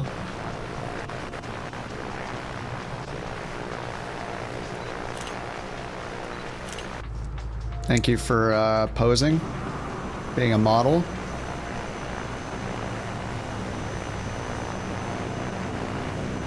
Oh God, is TJ in? He's in the Mustang.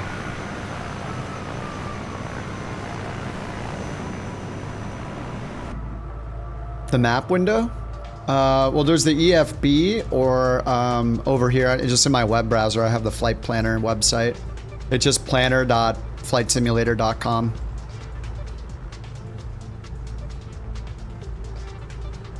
Use that quite a bit. EGPO is next. Let's make sure the landing counted. Yes, we're good.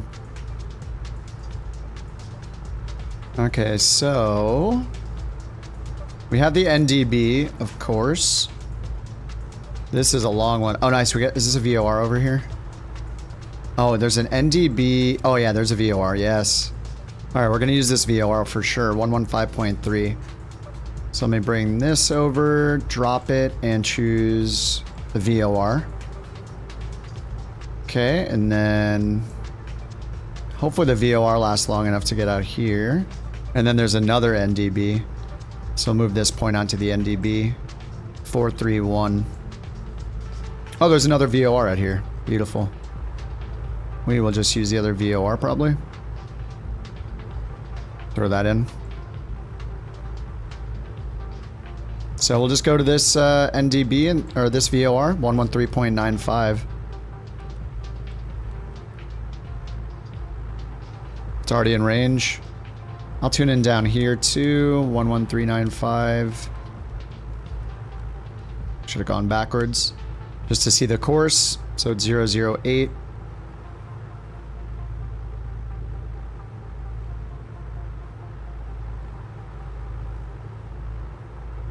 Take off and go to the north.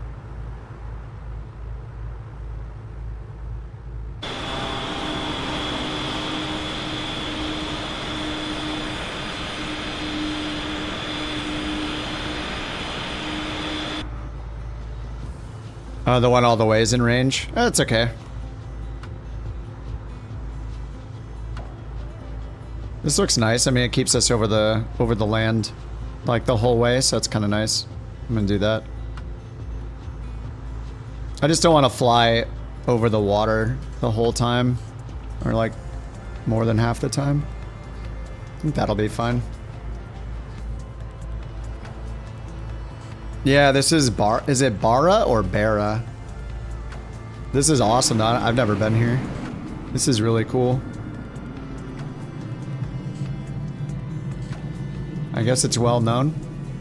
Would make sense that it's well known. It's cool.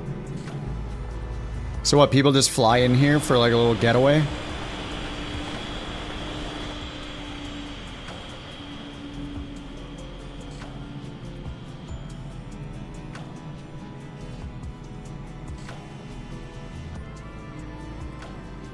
Can't move any further away from the plane.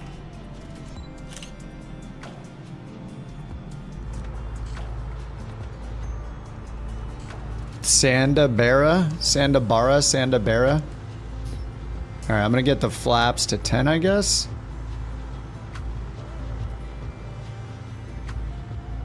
Maybe just a little bit of flaps. I don't know if that helps or hurts. Alright, the wind is this direction. I guess I'm gonna taxi a bit and go into the wind. It's pretty flat on this side in between here.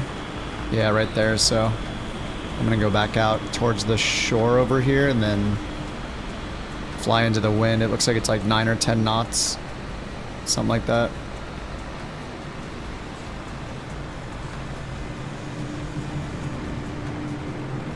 Oh, you're making stuff up. Well, thank you.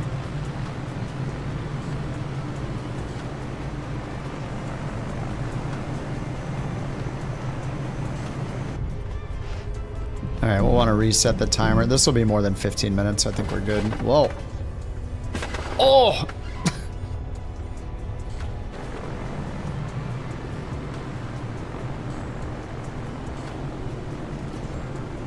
What's up, E-Tech? Whoa, watch out for that. All right.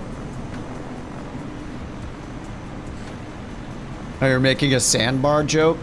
Listen, I'll read. It's like Ron Burgundy. I'll just read whatever's in the chat. It's not good.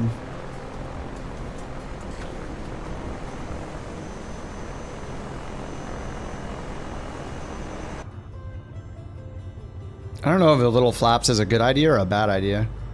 I mean, we want to take off a little shorter, so hopefully it's good. All right, mixture rich.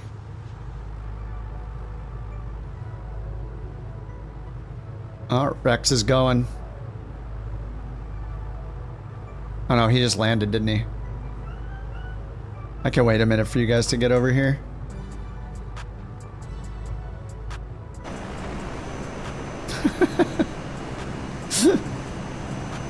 Beautiful.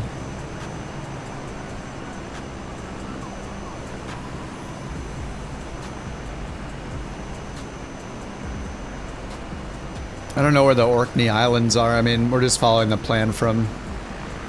It does this. And up here. And then... I think the last one's up here. What is the code? It doesn't work in... EGPA is not the last one.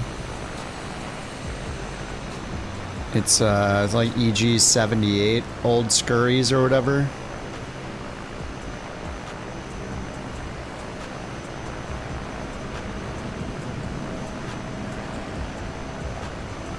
Out scaries.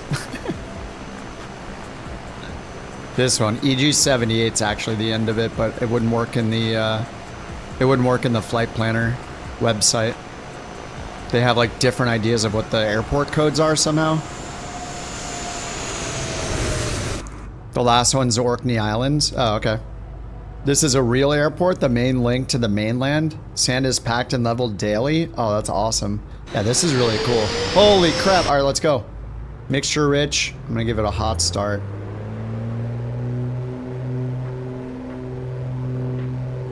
Oh, yeah, parking brake. Nice. Oh, God. Oh! Okay. They don't level this sand. Not in Flight Simulator.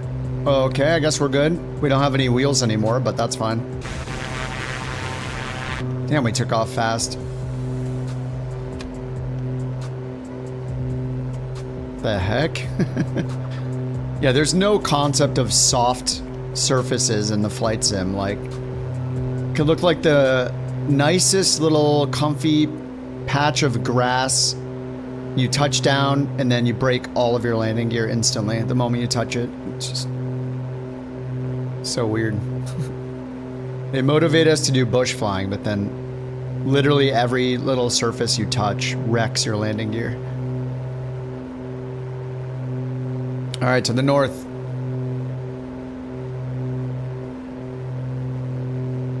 CHTs are angry.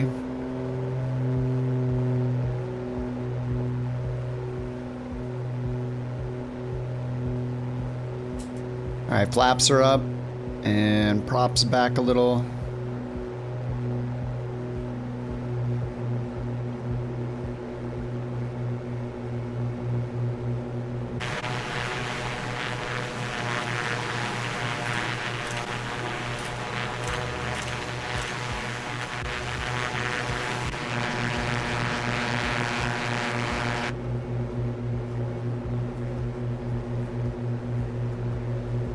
All right, I'm going direct to 113905, that VOR.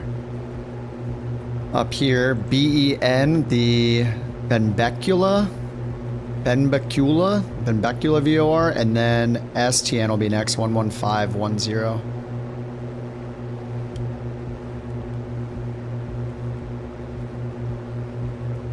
Which is still, is in range, like Maddie said.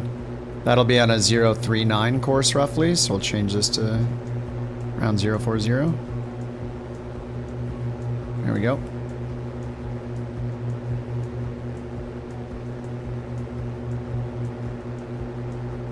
Alright, CHTs are not angry. We'll bring it back to 24 inches. There we go. Alright, I think we're good. It's definitely windy right now. I can like feel it.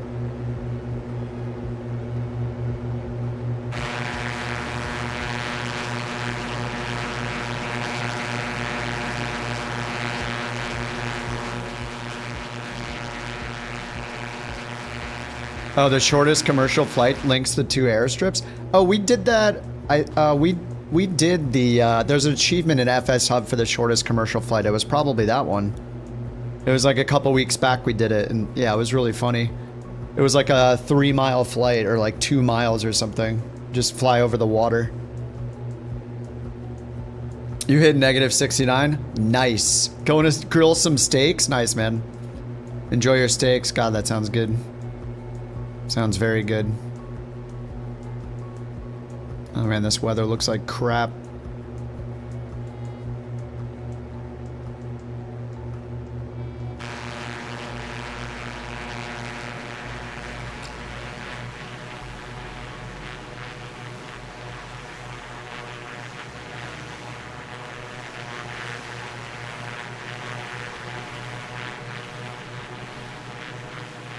Oh, someone on Reddit posted the changelog. What'd they do? Screenshot it from the video?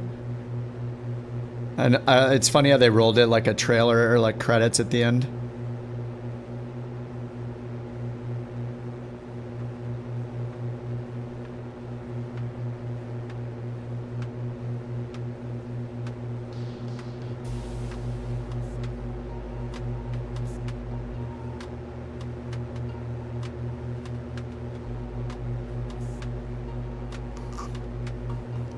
Requires opening a browser and zooming in. Yeah, let me check the link.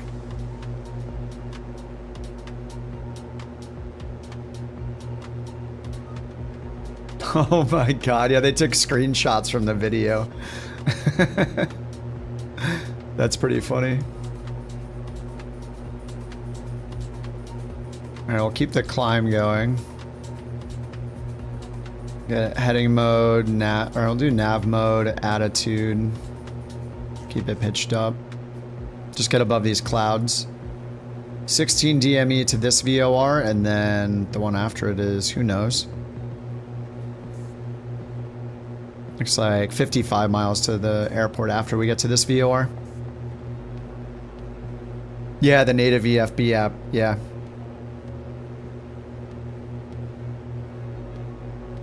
That sounds good to me.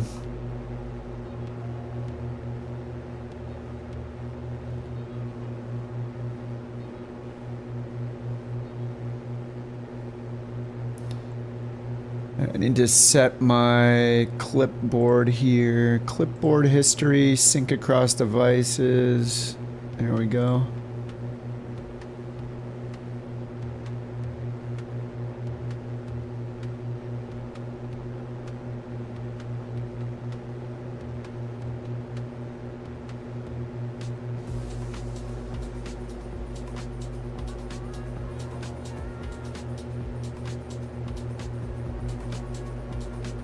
Oh my god.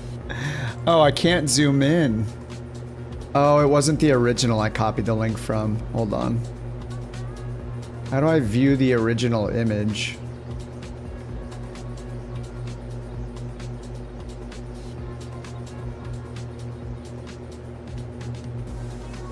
Or that image is for ants.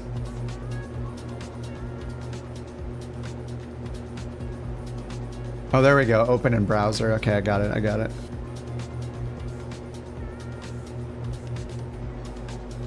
Yeah, open in browser. I'm pulling that in right now.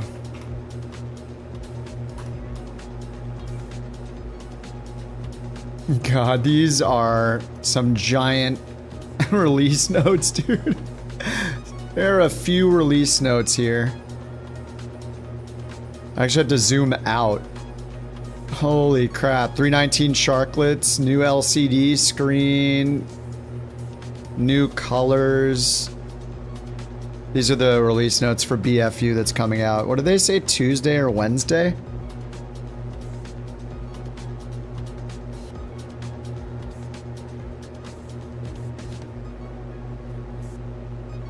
So these are added. Okay, so they get, these are all the bug fixes. Art and sound, EFB, flight and engine models. So at the top it's avionics 24 specific, walk around mode, and modular sim objects.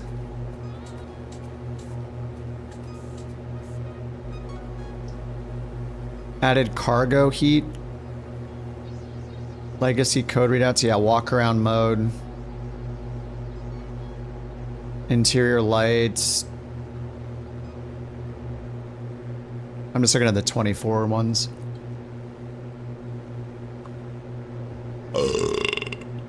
I'm still waiting on you. It's getting a little cold and rainy out here. I think you have my umbrella in the back seat.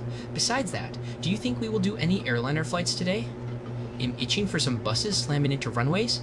I drink your Sprite B2. Wow. JT is very burpy tonight. Are we gonna do airliner flights today? It's already 6:40 my time, and we have what, 1, 2, 3, 4 more flights. So we'll just see how late it is. I mean, it's just if I'm bored or not. If I'm too tired at the end, I'm just gonna be done. But yeah, I mean, we're gonna do a lot of legs today.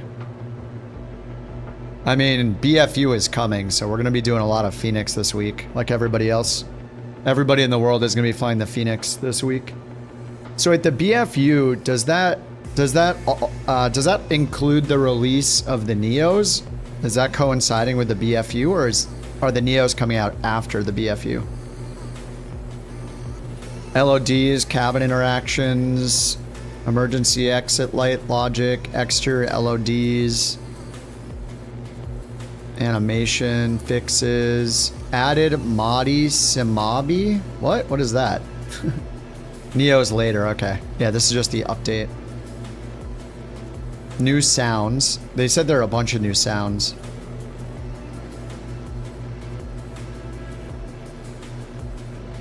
Damn, they have been at work. This is crazy.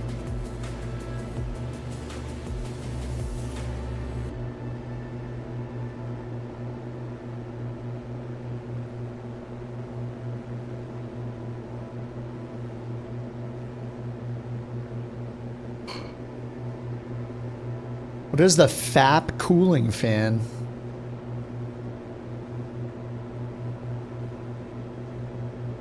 Hey, here you go. Added Lido charts and the ability to switch between simulator versus Navigraph charts. That's incredible. So are they're the first to do that besides... Wait though, wait. Hold on. Why? Why? Hey, Kip, I cracked open a beverage for the steam. Nice. I have one for you, too. Happy gaming. Heck yeah. Wait, I don't understand. They know that you can just go into here and get the charts, right? Why do... What? Why do I don't understand why they... Like, I know that these charts have a couple limitations, like the ground charts, we can't see our position, so maybe they've fixed that in theirs, like the E3, I think the A350 did that too. But long term, isn't it pointless to make your own chart, your own Lido and FAA chart browser when we literally have one built into the sim? I don't know, that seems a little weird. But, okay. I mean, I'll use it. But we have the EFB already. The only thing the native EFB app needs to do, and also, we have a Navigraph EFB app. So I don't really understand the point of putting the flight planner charts, which has Lido and FAA charts, and putting Navigraph, which has its own EFB app, into your EFB app. So why, I don't understand why would you duplicate that? It's kind of weird, isn't it? I think it's probably just because it's also in 2020 and 2024. Yeah, like maybe you can draw on them, but it just like, to add a pencil, it seems like a lot of work. Yeah, into their EFB. added Lido charts into their EFB, and then added a native EFB app. Yeah, because it's still in the cockpit. Because it's mounted. So, like, this is why, so like, this is like a limitation because they're still supporting 2020. If they were not supporting 2020, they could do what planes like this are doing. A2A, this Aerostar is only in 2024. We only have one EFB, and it is the Microsoft Flight Sim EFB. They just made it so you can move it around in their plane and put it in a pocket. But this is the Microsoft Flight Sim EFB when you pick it up. This is how devs should be doing it, but I'm guessing they're not doing that yet because they have to support 2020 with the same installation or whatever. Because there's no reason for us to have two EFBs, like we just need one, which is what we have in Flight Sim 24. You know, the EFB to rule them all, and then when you make a plane in 24, if you have any special things for your, if you have any special things here for your plane, then you put them in an app like this. So like there's, A2A did not put in Navigraph charts in their EFB app. They didn't put Lido charts or FAA charts in here because we already have them in the other apps. So I think it's probably, they're probably doing it because of Flight Sim 2020. So we only need one EFB for us as the pilot sitting in the left seat. But yeah, I think they're probably just doing it because of 2020. But maybe eventually when people finally drop 2020, then we'll get a more efficient setup like this where we just have an app for the plane in here that only has the plane's specific settings. And if I want Navigraph, I launch Navigraph. If I want Lido charts, I launch the flight planner. And you just have one EFB. And A2A made it so you can move it around, which is like, this is awesome. You can put this wherever you want and it'll remember the position, and you can just flip back and forth between the apps in it. Just have it sitting down here. Some of the Microsoft planes do have it, so oh, we're flying outbound, aren't we? I need to switch VORs. 11510, fly directly to it. But yeah, some of the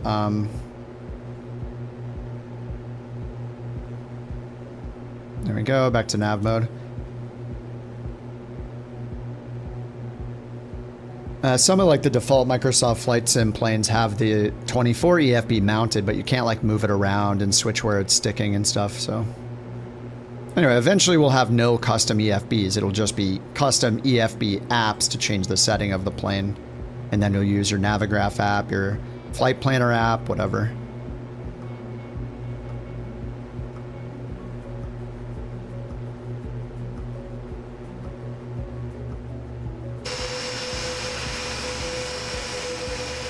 If you ever decide to make a plane, it'll be 24 only.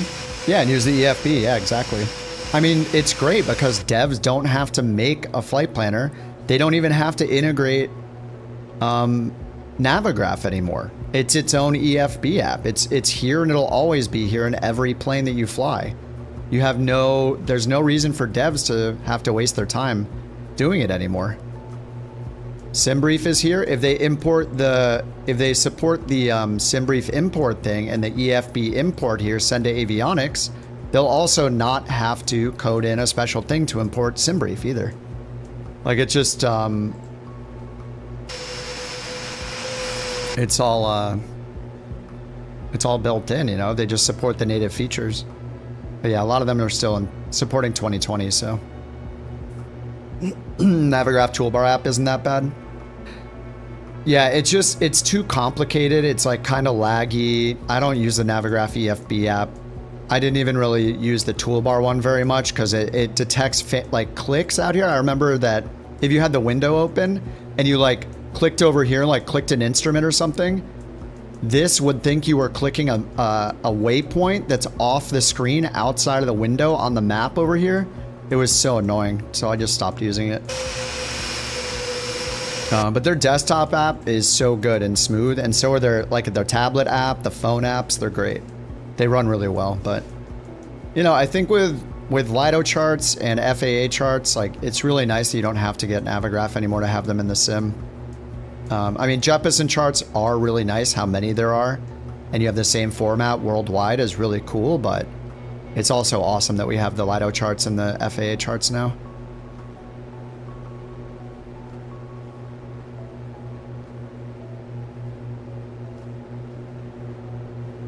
Forgot to lean it out.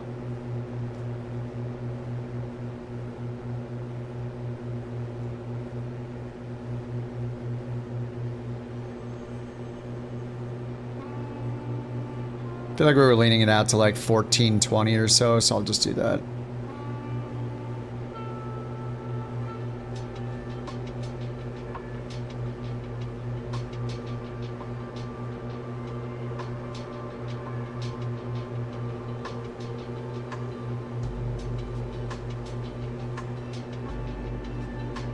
One of the cylinders is way too hot. Oh no, that's the cylinder it's monitoring, never mind. Alright, whatever, it's good enough. Outside airtime, -0, whoops.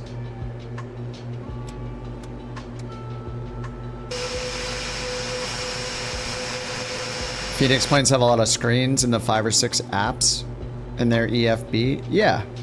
I mean, it's fine. I mean, the A2A one, like this has... I mean, look at all the stuff that's in this.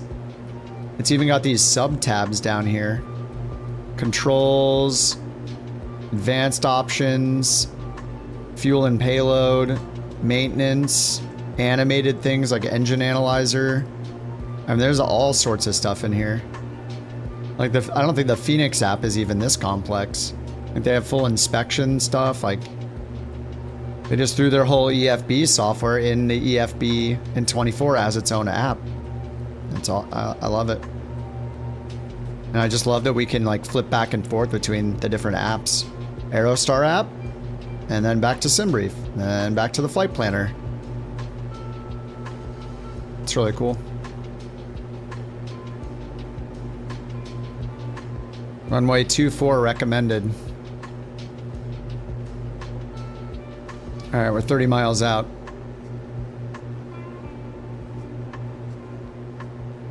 Well, runway 24 is recommended. It's on a 242 course, so I'm just gonna switch this to the reciprocal at 242 and I'll just break off of that course and do a little traffic pattern around. 28 miles out, we're at... Oh, we're still climbing. Felt like I wasn't climbing because the clouds have always been below us, but they just keep rising, I guess.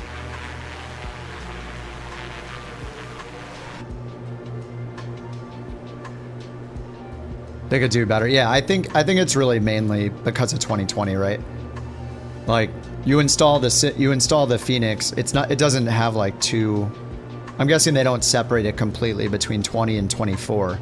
So when you load in 20, you have the full EFB app as you normally do, and in 24 you happen to be able to access it from the EFB, the 2024 EFB. Yeah, Riz, EFB is electronic flight bag. It just is a tablet, basically. Like pilots used to bring physical, like a flight bag with their, with all their charts and everything in it, physical things, and now they have electronic flight bags that have like their calculators and charts and all that kind of stuff.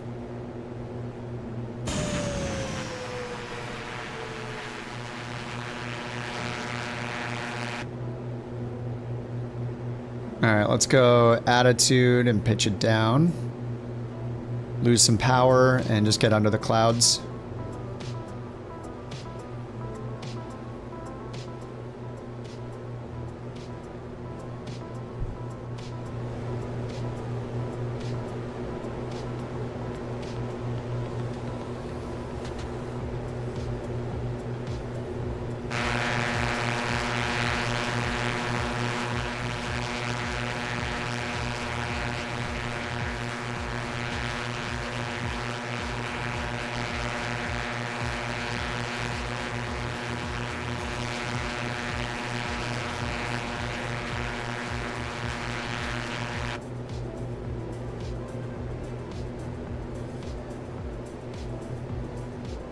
All right, we're going about 1,500 feet per minute down. 20 miles out from the airport, right over here, and I have it set up to basically fly the opposite runway we're going to land on, so once we get a visual, just break off and do a little traffic pattern. I don't know, is it left or right? Who knows? Probably, we'll assume left. Yeah, over the water and then in like this. Actually, that's not 2-4, is it? That's 1-8. It says 2-4 is preferred. Here's 2-4, right over the water, that'll be cool. So we're gonna come in this way and I'll just break off before we get there and turn around. And there's also an NDB here we can tune into. 431 on the frequency. It should come alive soon. There it is. That's just pointing directly to the airport. Well, technically directly to the NDB at the airport.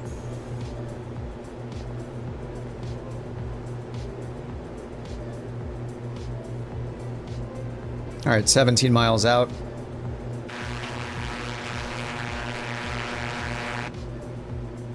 A bathroom break right now is a good idea, right? While we're in the descent at 1,000 feet per minute. All right, we'll change it to less than 1,000 feet per minute. Okay, good luck.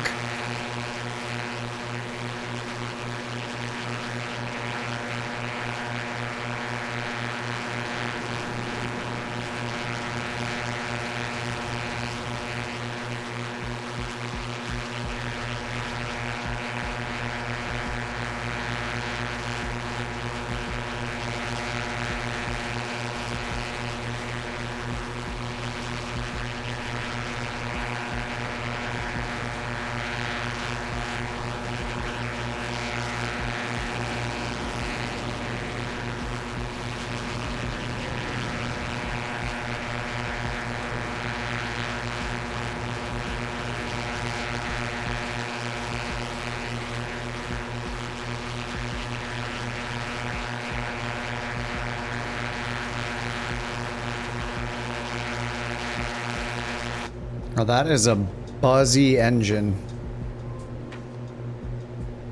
Restroom speed run completed.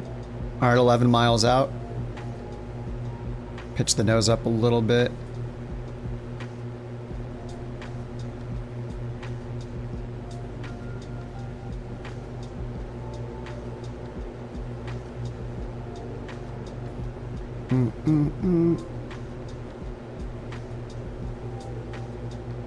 One of the dailies? Oh, we should do a daily, shouldn't we? Maybe we'll do the daily afterwards. I kind of want to just keep going because we're doing touch and goes. We've had a good rhythm here.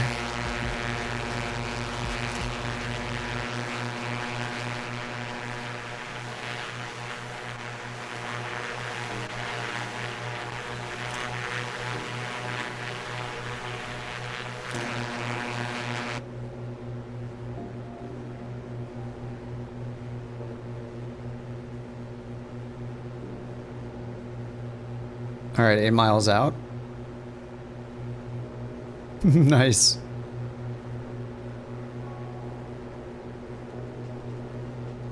There's no way that's an airliner. F-22. I gotta re-enable the F-22 and stuff.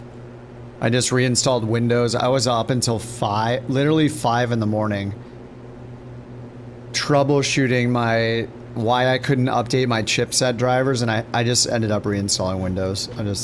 Yeah, it was a last straw. What's interesting though is since the reinstall, I've been running Process Lasso today again, and it has not crashed yet. I've been on 4.5 hours, and it's been running fine, so kind of nice. Oh, this shouldn't be on high performance, so this should be on balanced. But it's been, oh, balanced high performance. Okay. Yeah, that is fine. Yeah, it's been running without me freezing. So maybe reinstalling Windows helped with that too. Or it was updating the chipset drivers. That could have been it. Finally being able to update them properly. I basically updated my chipset drivers from the installer from my motherboard manufacturer like the gigabyte download for the AMD chipset drivers for my chip. But now I was finally able to, because I was having an issue with the AMD installer. It wasn't letting me.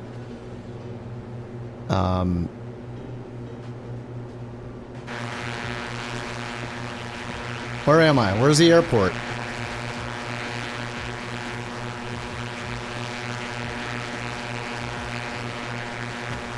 Did I just fly past the airport?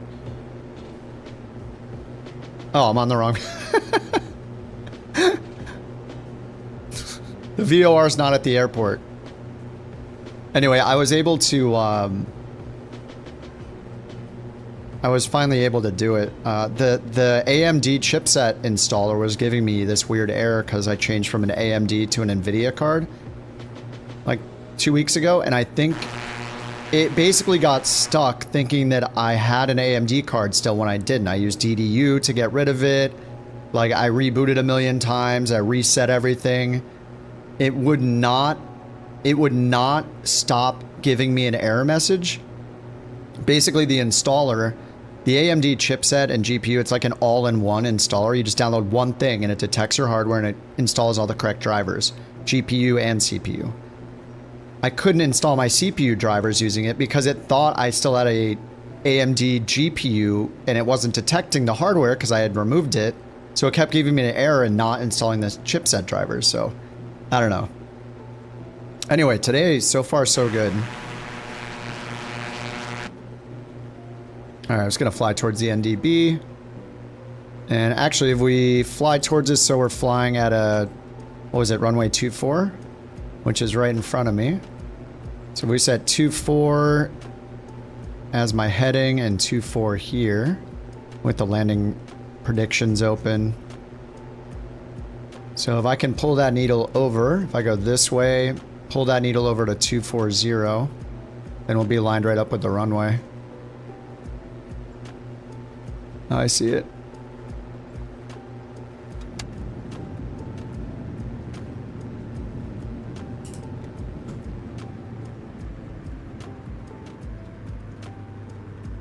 Oh, it's right here. This one. Oh, no, I was right. The one we're going to turn left onto 24. Here's 24 this way.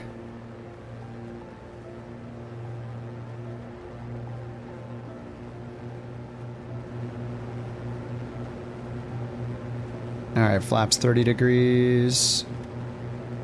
Now we found some weather, didn't we? Oh, I see one of you guys on final. Who's that? Dirk's on final. Pick a runway, any runway.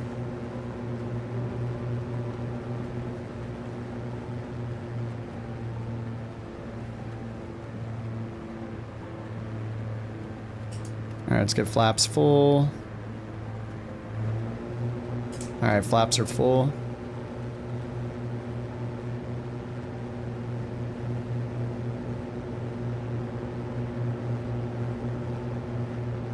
I'm gonna do a full stop here just for a couple of minutes.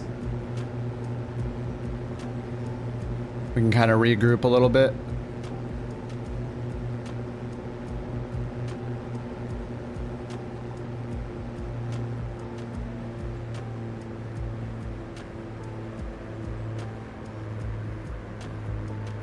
Ooh. I'm floating it. Come on, 69 feet per minute. There, look, touchdown zone. Perfect in the touchdown zone. You see that? Thank you.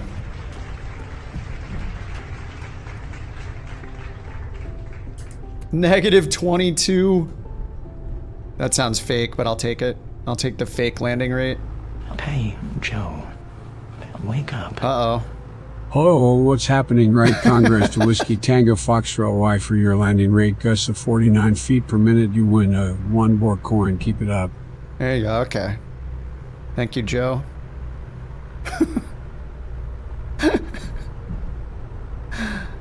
I have too much fun with the AI voices, man.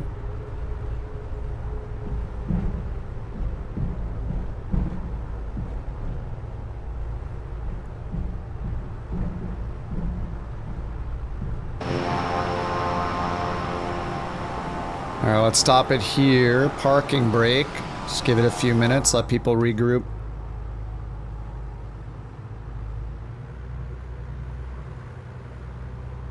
Conti was kind enough to donate his voice for the TTS too, so you'll hear Conti sometimes. And friend and kind of a chat terror of the channel, JT's voice is in there too. Maybe eventually we'll not have like the celebrity ones. We got Trump and Obama and Joe as well. They're all equally as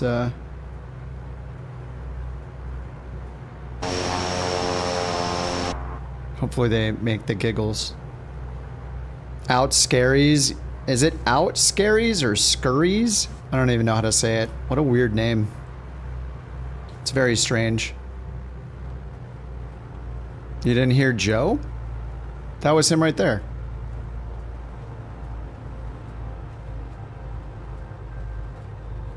Okay, what's next here? Gotta go. Oh my god. Okay, how long is this leg? EGPE? EGPE set plan.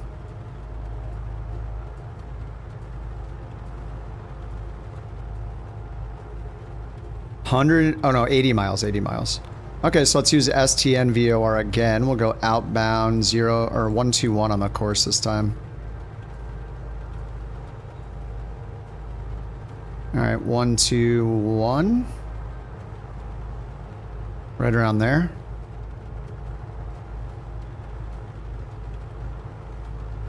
You know what? I don't think I can hear the rain as much as I should. I think I turned it down under sound environment, right? Yeah, there we go. Oh my god, that's better. A little bit better. Alright, so we got... Yeah, that VOR. You didn't recognize him? I tried to get him mumbling, but didn't you hear that he had to be woken up? You should hear the Trump one.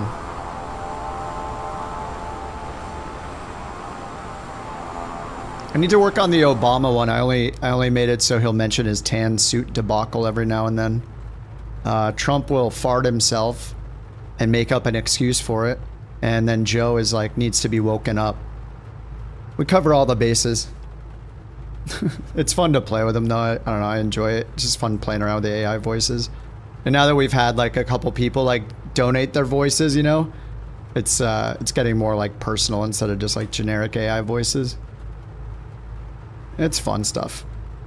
Okay, 121 course outbound, and then what do we have over here? We got another VOR, nice. INS, Iverness VOR. And I'm just gonna drag this waypoint. Actually, can I just drag this one? INS, and then... Okay, there we go. So we'll kind of know the inbound course. I guess it's 302. Yeah, yeah, that's coming from the... That's the actual radial instead of just a calculated course. Loch Ness Monster Run? Is that what this is? Wish I could read that. 122. Oh, so we actually have the radials on these because there's actually... I guess there's a Victor airway or whatever kind of airway between them. So 122 is the actual outbound course on the radial. Alrighty. Iverness is right there. Oh, is that where it is? Okay. I don't know that. Okay, sweet. I think we're good then. That's pedo heat. It's probably... It's 12 out. I'll turn that off for now. How many legs left? 1, 2, 3. The third one goes up here. This is actually the last airport up here. It's just... it's named... It's a different airport code. So... For some reason. But 1, 2, 3 legs. Oh, the Starship. There's my baby. Ooh. I love that thing. Nice. Wait, we have 4 legs left. Oh no, I missed one. Hold on. EGPE is next. EGPA, then EGPB. What's EGPB?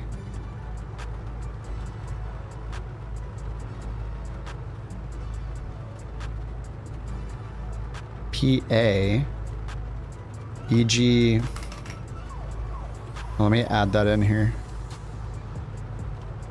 En route, direct EGPB.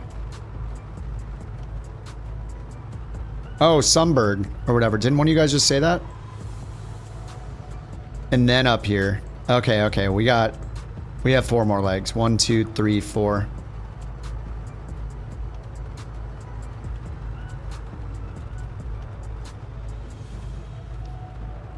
All right, 4 legs left. All right, let's get out of here. We gotta do this.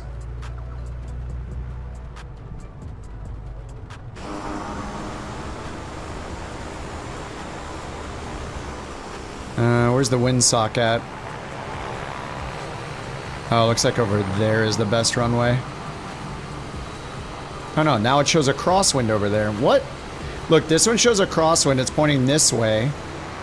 But then if I look over here, there was another one that's right there that's aimed over this direction. Maybe I should just land on the same runway I took off on. Yeah, whatever. We'll be fine. We could just take off from the taxiway like Rex looks like he's doing. Yeah, he's just gonna take off right now. Clear for takeoff. Cleared for takeoff.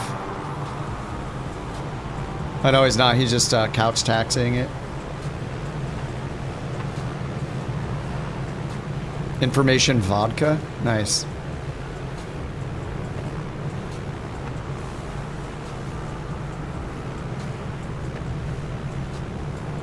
Safe altitude 6,000. Nice, alright.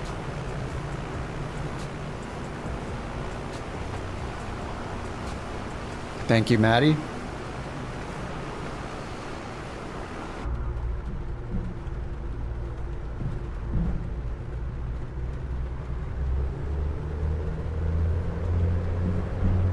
Yeah, that's a crosswind right there.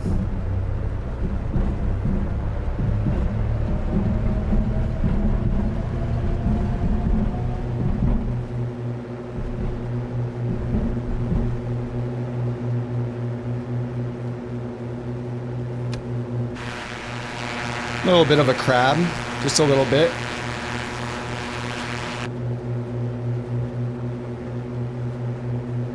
Oh, that was your home airport for years?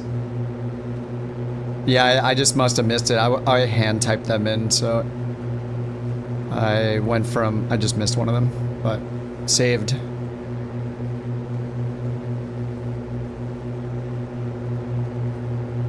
All right, I guess we'll go up to 6,000 feet. We'll turn around here, get on that VOR. 122 on the VOR, which is 115.1. 122 course.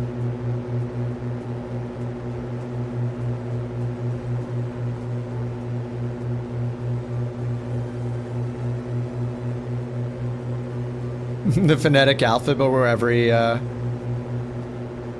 letter is a different type of booze. I'll take information Bravo, please.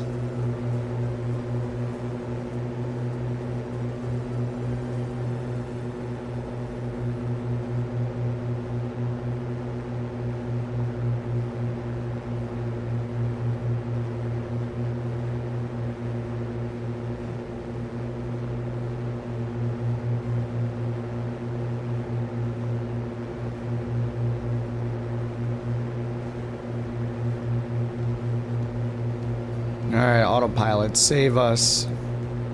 Nav mode. Attitude mode. Go up to 6,000. Prop is back. Manifold pressure's good. EGTs are 345. Let's lean it out a little bit.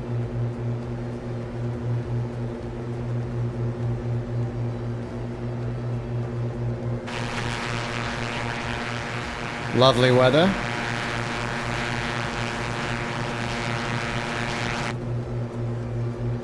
Maybe we didn't plan this vacation with the best weather forecast, but it's fine. We do it live. You keep crashing. You've had 5 tonight? And you turned air traffic to low?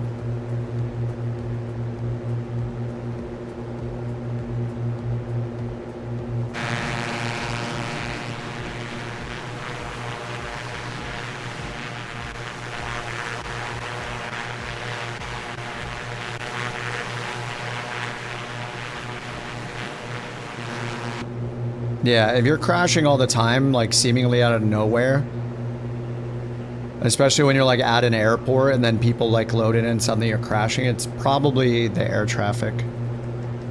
I think I have mine set to ultra because earlier I was crashing at the first airport we were leaving from this morning, or I guess this afternoon, and mine is on ultra, but when I loaded in, I just reformatted, I just reinstalled the entire sim again from scratch. I went in, I saw somebody was in a PA-28, and apparently the Just Flight PA-28s, the arrows, all use like PA variations or just straight up PA-28 for their designator code. So does the new Dakota. So I went in and just disabled the arrows and loaded back in, and then it worked.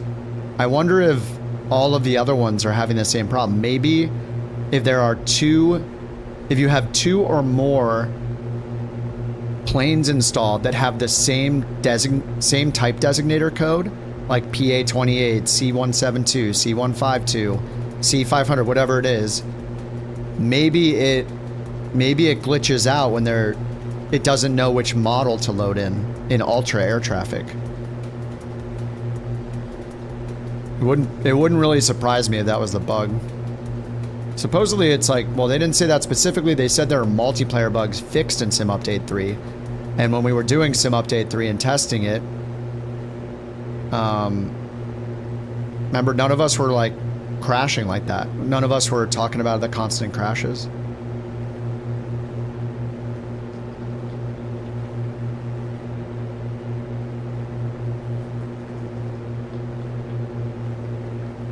Islay? I'm not sure. I don't think so. I mean, these are all the legs here. I mean, who knows how long ago this was made. It started in Ireland.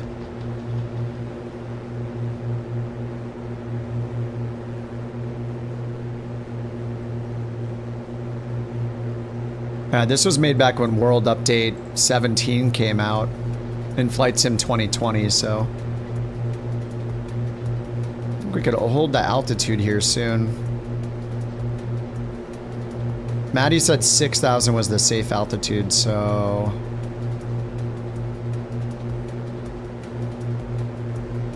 yeah, let me get nav mode on. We'll get over into the precisely on that airway. I don't know if it's actually an airway or not. When you were flying out of Sunbird, you were single pilot VFR below cloud cover at 1,000, 2,000 feet. 2 to 3 passengers. That's awesome. Wait, were you a passenger or you were a pilot flying those flights?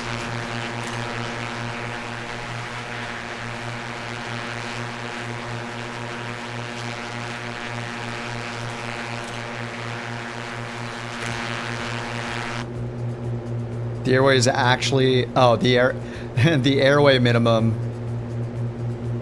So what is that? The MEA is 10,000, but 6,000 is the don't hit anything.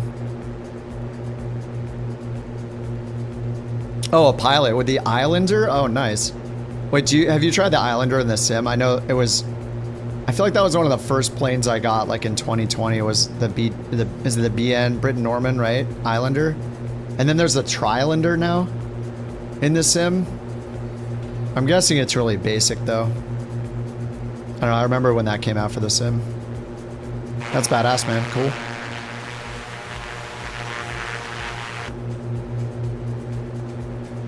Alright, I'm gonna stop at 5,500. There we go. I don't want to get too much closer to the clouds so we can actually see that there's more rain coming up. See how we do. Let's get it back up to 24 inches.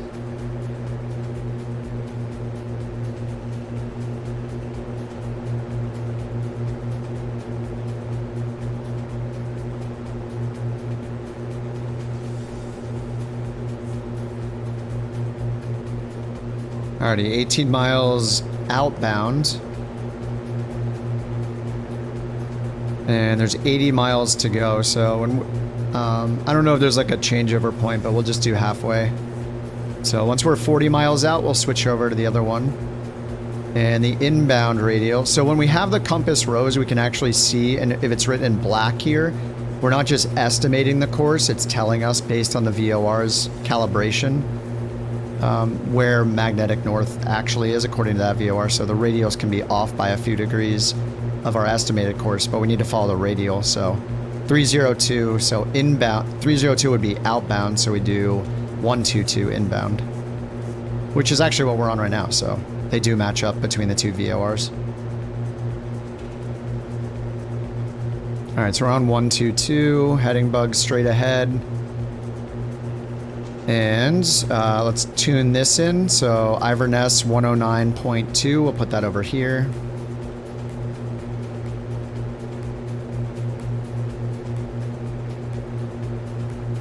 All right, I'm looking at the right leg, aren't I? STN, yeah, outbound.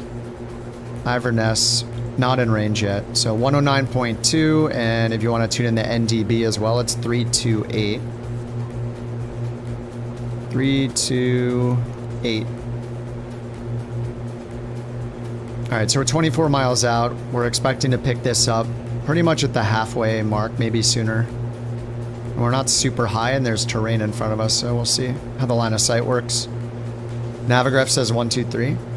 Well, the course, so the thing with VORs is they are basically known to be, many of them are not pointing directly magnetic north. So you have to fly the radial according to the VOR, not according to the calculated course. The airway course is 123. Oh, okay, okay. Here it says 122. Maybe it's just outdated. Look, this one says 302. I can't see the actual airway if they have it there, though. What if I reset this? I wonder if I can just hide my route. Can I just hide the route real quick? Because I want to see the actual chart. We're on the Yankee 906. I mean, it looks like this one is saying, like right here, I can see 122. So it looks like it's saying 122 on this. Maybe it's outdated. Anyway, hopefully it'll fine. Hopefully it'll be alright. I think we'll be there. We'll get the NDB as well.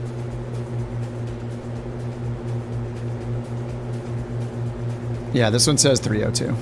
I'm just going by what it says here. 302.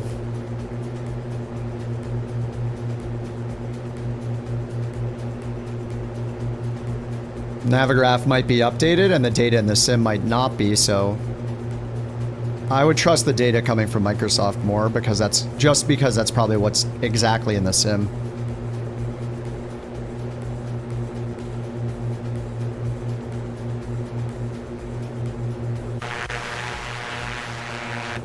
Kind of like if you use Navigraph to load in an approach, like an ILS approach, it tells you the localizer is it like, 105, and then when you load it in, you look down at the Navrad page on your Phoenix or whatever, on your Airbus, and it says like 104 instead of 102 or whatever. It's off by like 2 degrees because the actual runway and the actual localizer in the sim is offset, so I usually trust whatever's in the sim.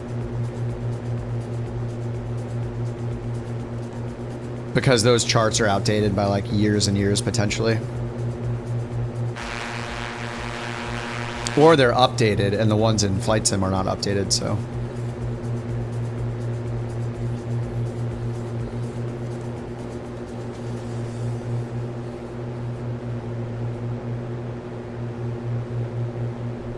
Sunberg NDB 351. Did you just remember an NDB frequency? So is this Sunberg? No, Sunberg's the island up here. This is Sunberg, right? Cockle? Did I put in the wrong?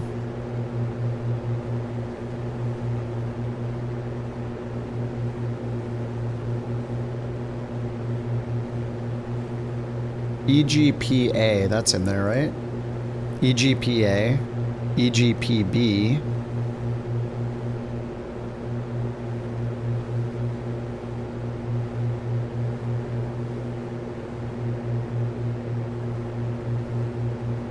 Dude, I think it's like, it's got different waypoint, like different airport codes. All right, we should, oh, we have this in already. Okay, so we're at 40 miles. We can change over now, 109.2. So let's sync the heading bug, heading mode, and put this on 109.2. Same, on the same course, and then nav mode. Can identify it, so don't want to make anybody upset with the immersion.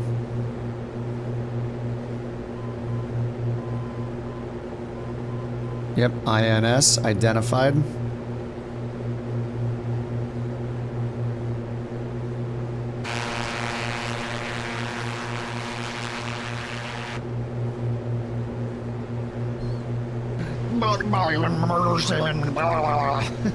Yep. Can't let it happen. Can't let it happen.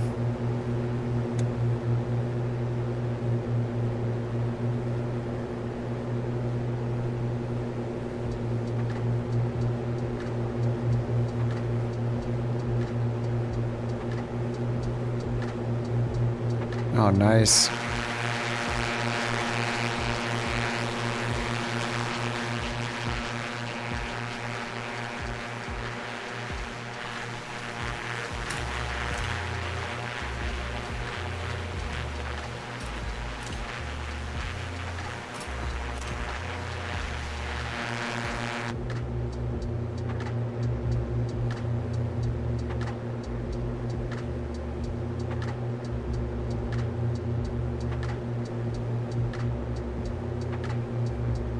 Sim looks okay. Could probably bump up the train level of detail, but I'm lazy. Where are we flying to? Iverness? EGPE is the current leg.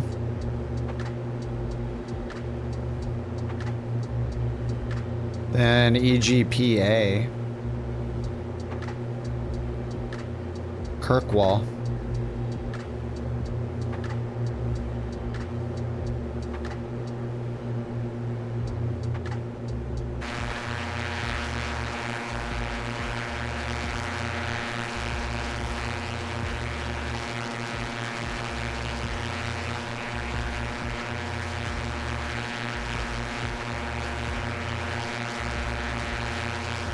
You used to fly the Saab 340 into here? Wait, in real life?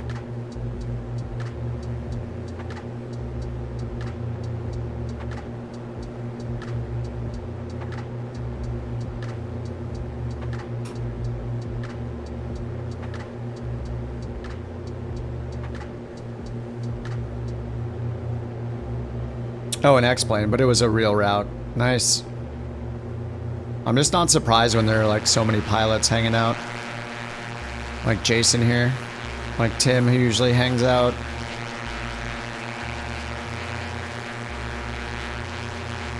Wait, did we go to Sunberg? That sounds familiar. I thought we went there.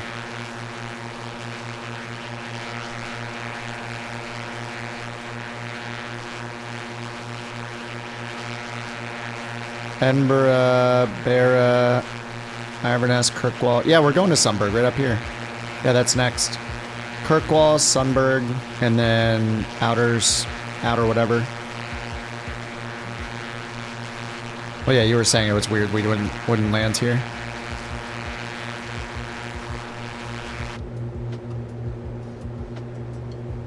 All right, let's see if we can get the runway info here.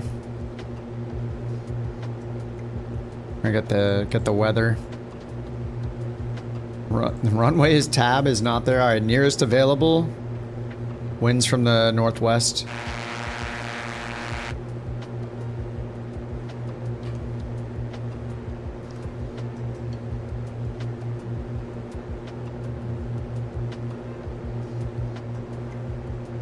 All right, so I guess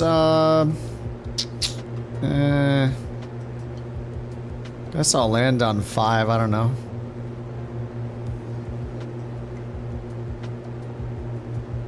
It's not going to be great. 6,000 foot runway, but then we can continue north.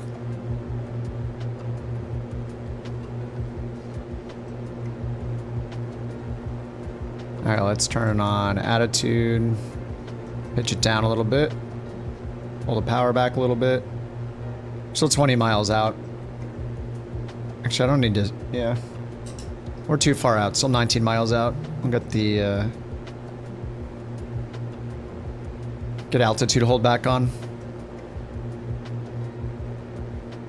Yeah, 2-3 has better wind, but then I have to like do a 180 when I take off. We're just doing a touch and go, so I'm lazy. I'm gonna land this way and continue north. Alright, to the north, EGPA. Let me double check that that's next. Yeah, EGPA is next. Got another VOR, nice. Kirkwall 108.6.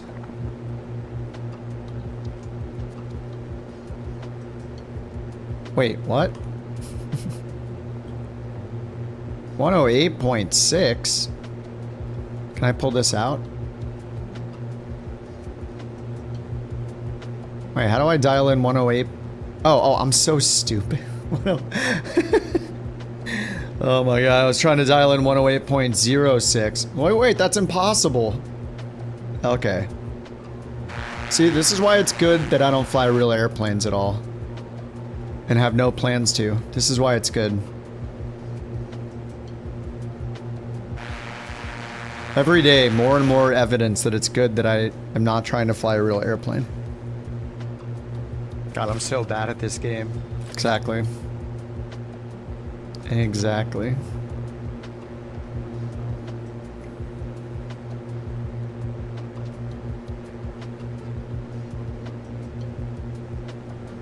I'm gonna turn up the detail a little bit. What am I having on? 250?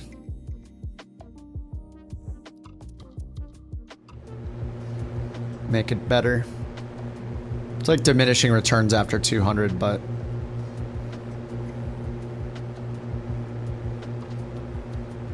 I don't know what is going on down there, but I want to land on it.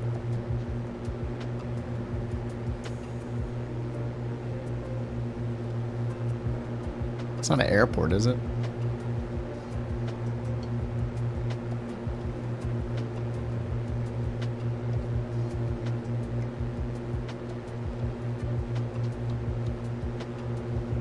What the...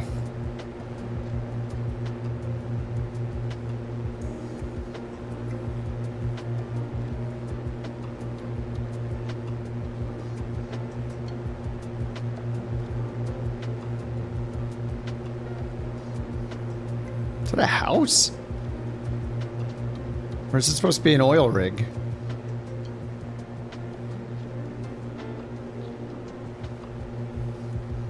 Alright, 8 miles away. Alright, autopilot off. Predictions open. More water in Loch Ness than all of the lakes in England combined? And a monster, yes.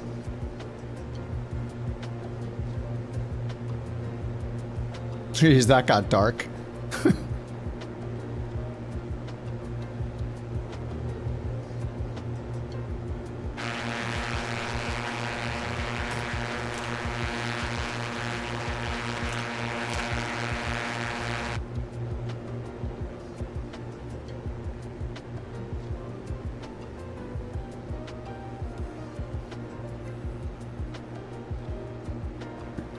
Wow, this music's so chill.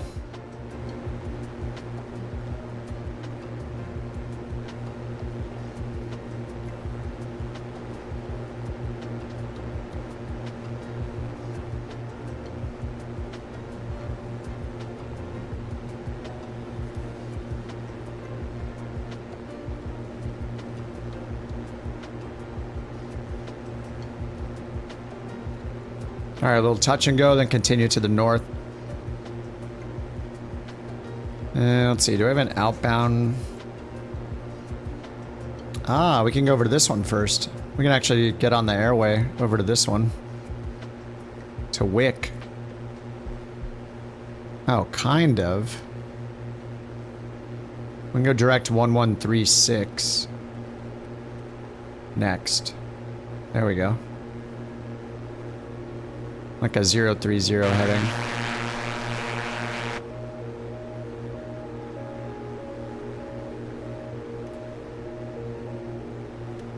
Alright, flaps 10, mixture rich. Alright, this calls for a slip.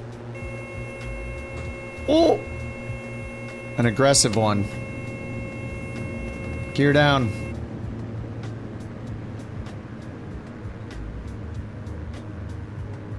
It's a little 3,000 feet per minute.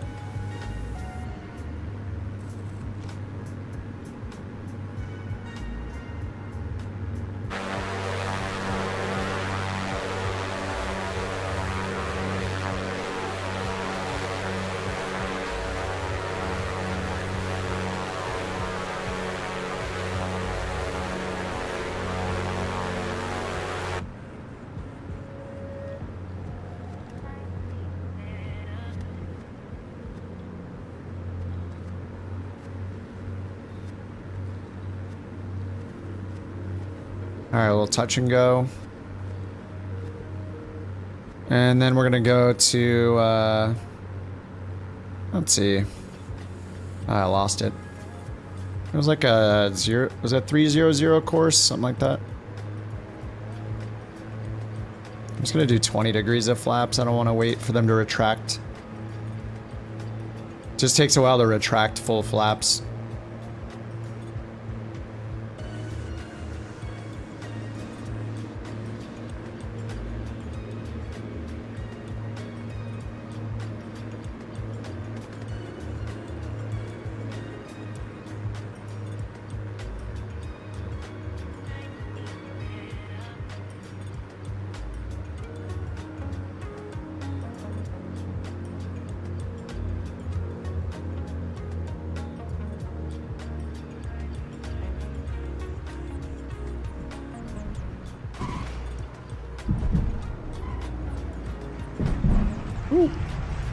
I stalled that in kind of a little bit too hard there. 142. Crap. Congratulations to Pete Bat for that remarkable guess of 128 feet per minute. It's a testament to your skills. Wow. You've earned yourself 1 BorkCoin as a well-deserved reward. Keep up the great work. Thanks, Obama. Gear up.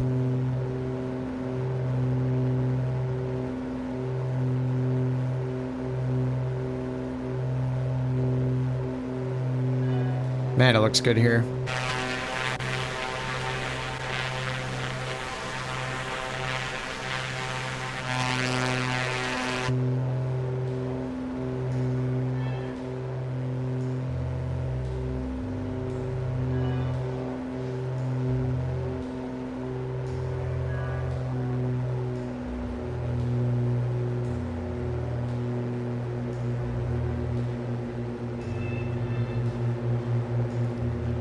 Alright, we're gonna go to direct to, looks 030.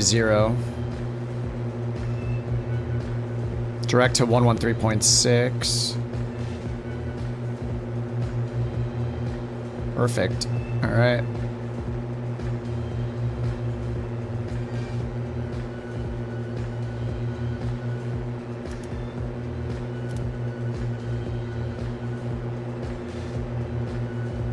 Alright, nav mode. Whoa, why does it love doing that so much? Holy crap. You're on altitude hold mode. Chill. I just love... I think maybe it's the trim. I need to, like, get the trim... Get it trimmed out better first? I don't know. It seemed okay.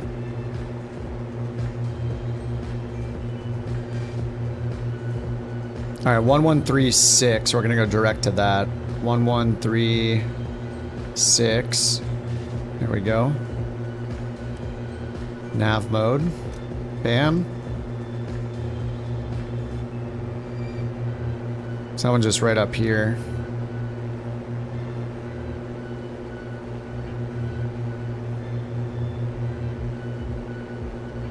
Wick VOR.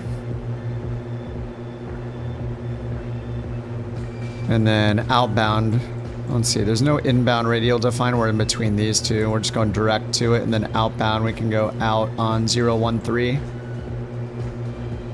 And then direct here to Kirkwall 108.6. 1086.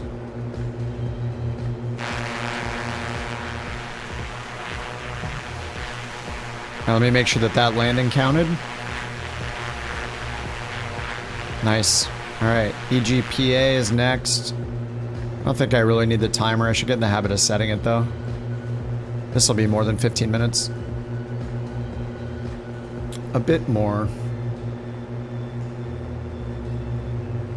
Fly to Iceland. We're following a very strict route. I don't know, we'll see how I feel after these legs. We've been going 5 hours so far.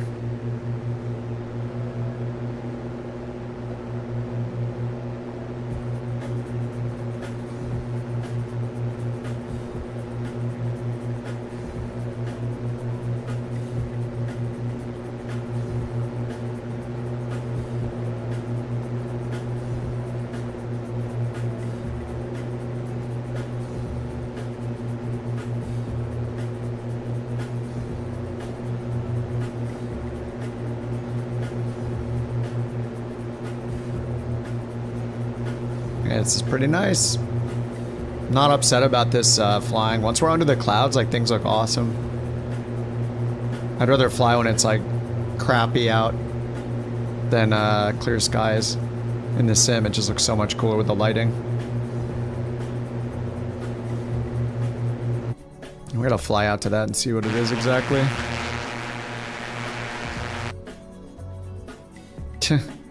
The sound of the plane just turns off instantly. There's like no sound fall off. Your latest SU3 beta graphics look like Infinite Flight. It looked okay to me when I was using it, but the performance was really, really bad. Whoa. Oh, is this part of the... I don't know. I wonder if this is here for everybody. I have an add-on. Oh yeah, no, that was... This must be here for everybody, right? Damn, that's detailed. I have an add-on for like, so there's like some Aerosoft one with all these oil rigs for missions. It might be an add-on. I'm not sure. Oh, and it even has the flames coming out. That's really cool. Yeah, it looks pretty good. Pretty good. Darkstar? Yeah, in 2020. No Darkstar in 24, right? And this thing's been going all day. I haven't refueled it once.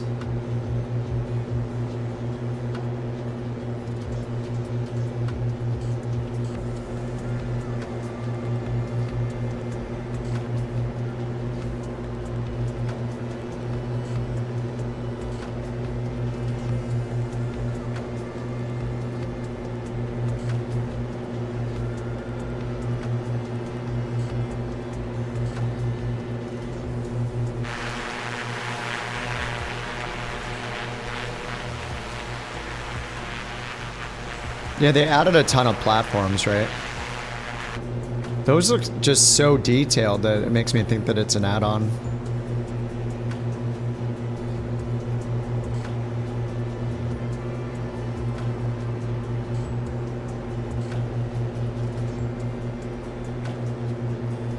What was that add-on? It was like,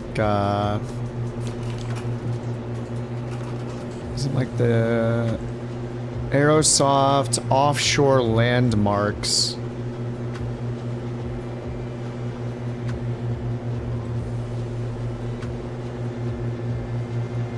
Yeah, I guess we're not in the North Sea though. Yeah, this is here it is, North Sea landmarks. We're up here, right? It might be actually.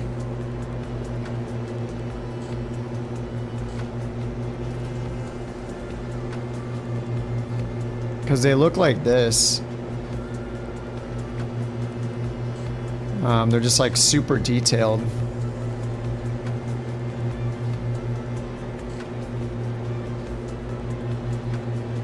I remember On Air Company it'll find missions that go out to these.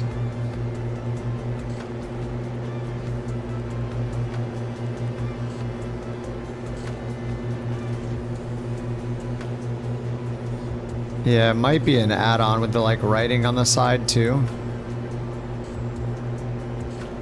I'm not sure. Maybe. Hopefully not. Hopefully everybody sees those. Alright, we're going EGPA. Yeah, let me get the headphones in for a little bit. Woo! Oh, you fly FS hub missions out to them? Nice. Yeah, I haven't done the helicopter missions yet. Whoops. Let me refresh the tracker. It's not liking me right now. EGPE to EGPA is the current route. There we go. Oh man, too much buzzing sound. I needed to mute it for a little bit. My brain is not happy about it right now. You're having a ton of fun with the X. Need to try a long trip. Oh, a long haul, yeah. Citation Max to Bermuda, yeah. The Citation X is awesome. I can't believe it's $30. Like, not putting down Caronado planes, but a Caronado plane is $20. The Citation X is $30. Kind of amazing how cheap they made it.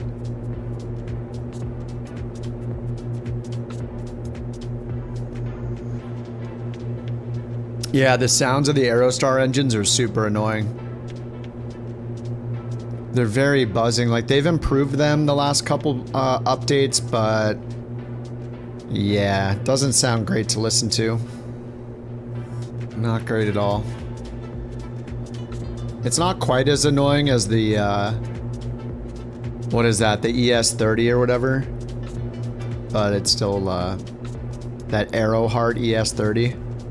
But hey, they both start with Aero, A-E-R-O, and they both have buzzing beehive sounding engines, so maybe that's a thing. Like, if it's called Aero something, you know that the buzzing sound will happen. I feel like they've toned it down a little bit, but yeah, it's not great.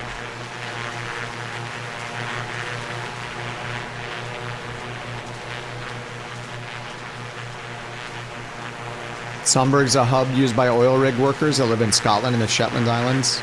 Big helicopter operations to North Sea rigs. Yeah, I guess that's why Aerosoft made that add-on. $30 pricing, yeah. They're gonna, yeah, if they made it 50, like, they're gonna make up for it in quantity, so.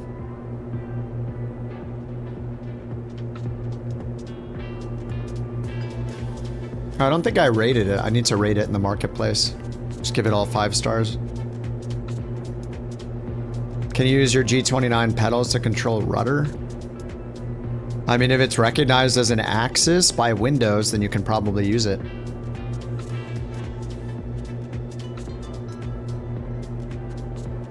I don't know, what's a G29?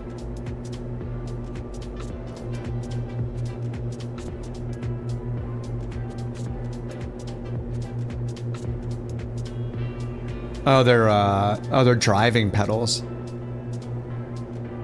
I mean, how would you do that though? Because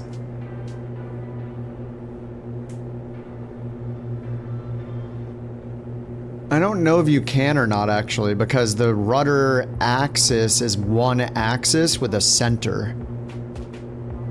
So when the axis goes left, it goes left, and when it goes right, it goes right. With the pedals, you don't have a center. You have like a 0 and 100%. It doesn't go from negative 100% to 100%. So if there's an axis that makes sense for that goes, I don't know, maybe there's like rudder left, rudder right axis. I'm not sure the answer to that.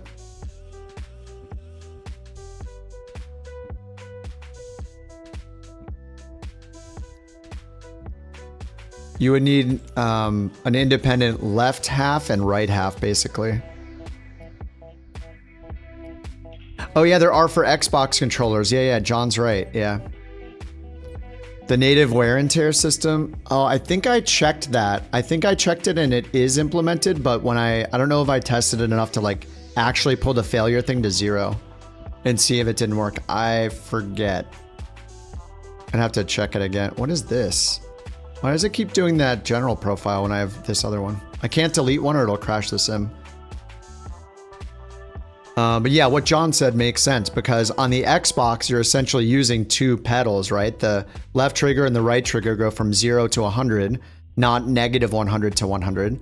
So yeah, you would be able to. So it'd be like rudder left axis, rudder right axis. Right here, right? Yeah, rudder axis left, rudder axis right. So these are expecting you to be 0 equals no pressure and full equals full left pressure.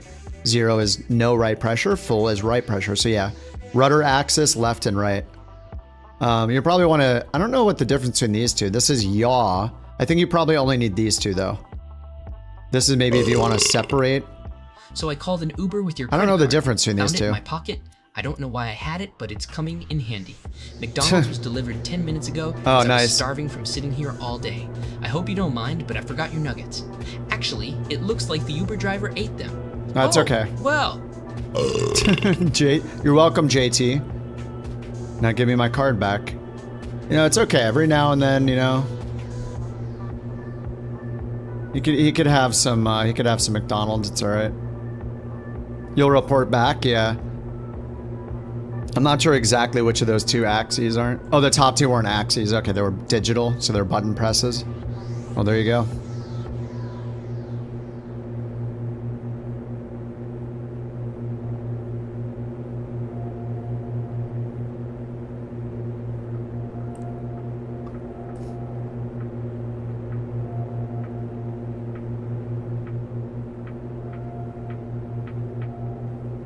Nah, flaps are up. This is this has a weird flap system where when you tell it to go down, it's continuously moving it down until you stop it. So as I have to hit down, wait for 10 degrees, then hit stop, up, and then they're fully up, and then stop.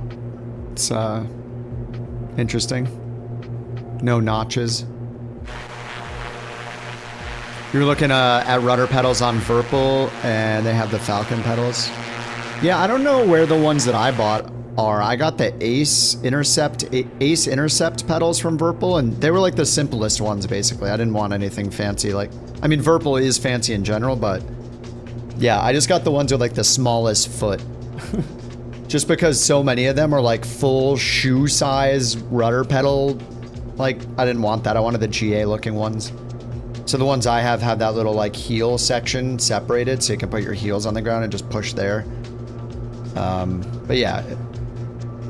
Yeah, the ones with the heel stops are the ones that I have, the Ace, but they're not on their website for some reason. I don't know, maybe they could just be out. Maybe they're out of stock and it removes them, but I got it's not gonna show them. Oh, these are nice too. Oh, these are great. I would have bought these if they were available. I don't think these were available though. Mine have, oh, they discontinued them. Yeah, they discontinued my throttle too. Well, they still have it, but they renamed it and changed the labeling on it. Yeah, dude, these look awesome. I like the ones that have these GA style, these smaller GA looking pedals on them. Mine are the Ace ones, which have like the detached foot or whatever. Yeah, these are the ones I have.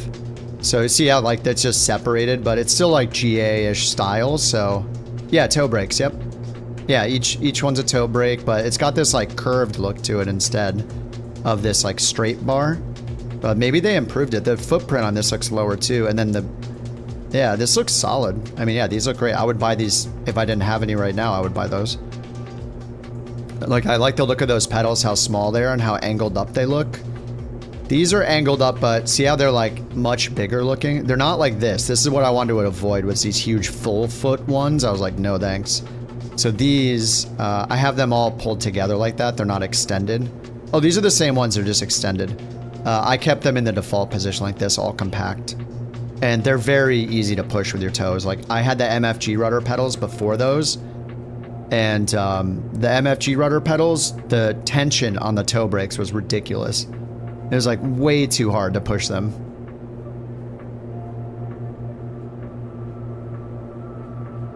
All right, we're almost at this next VOR.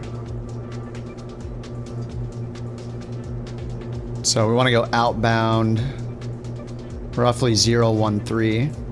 Or no, it is 013, I think. Is there a line drawn here? Yeah, 013 outbound on the Wick VOR. So let's go ahead and sync the heading bug straight ahead, go to heading mode. Turn this over to 013.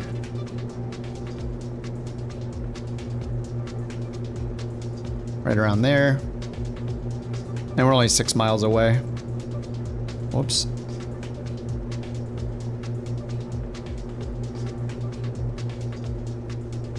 I don't know why this keeps changing. I'm not pushing that with my mouse.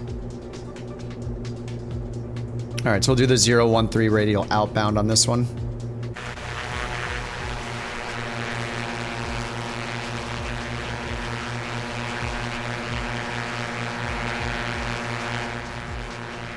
Yeah, those engines are... yeah, they just don't sound good. I gotta keep turning them down.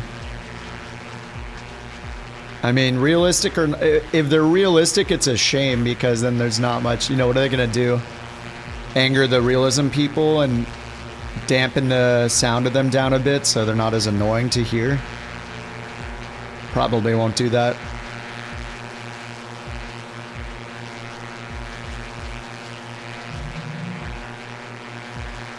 Oh, reactivity is a thing you have to hand edit? I never use that, but I haven't played on Xbox very much. We have an Xbox I got for my girlfriend to use for the flight sim, but yeah, I haven't spent much time using it. Yeah, like a swarm of bees. Yep. All right, it's right below us here, so I'm just gonna turn outbound a little bit. Oh, we're already kind of outbound.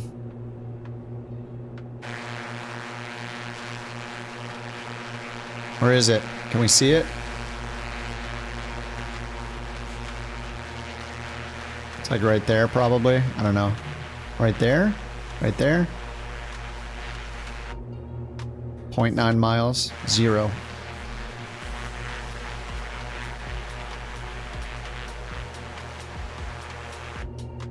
Alright, so I'm gonna hit nav. We'll go intercepted outbound.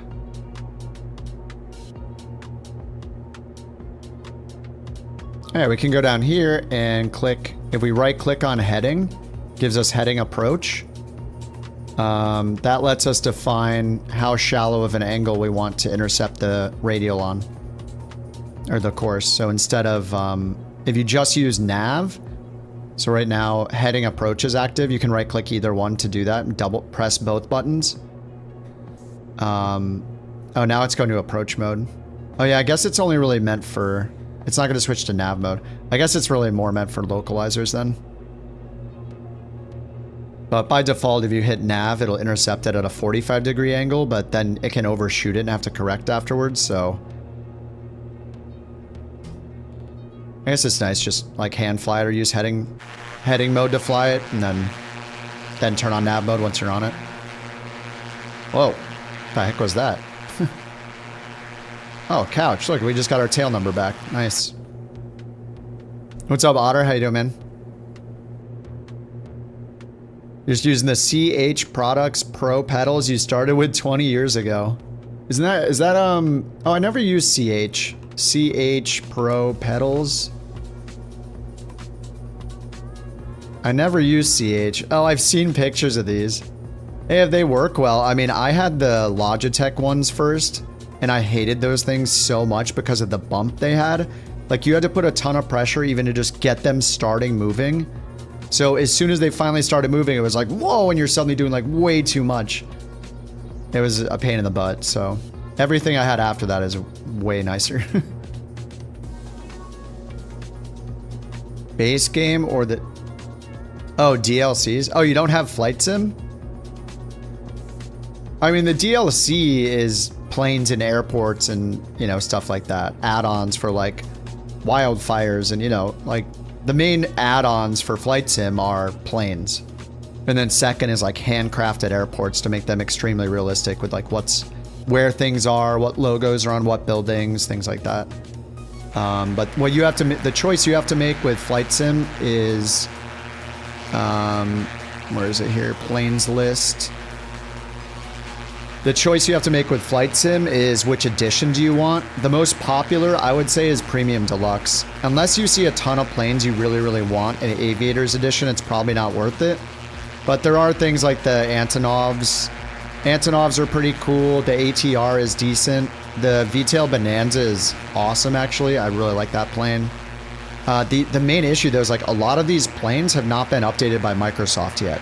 A lot of these are still the same planes they were in 2020. So they don't have like all the new bells and whistles and wear and tear and all that stuff. So it's just up to you. But like the bonus to buying an edition is that the planes will only be a couple dollars each.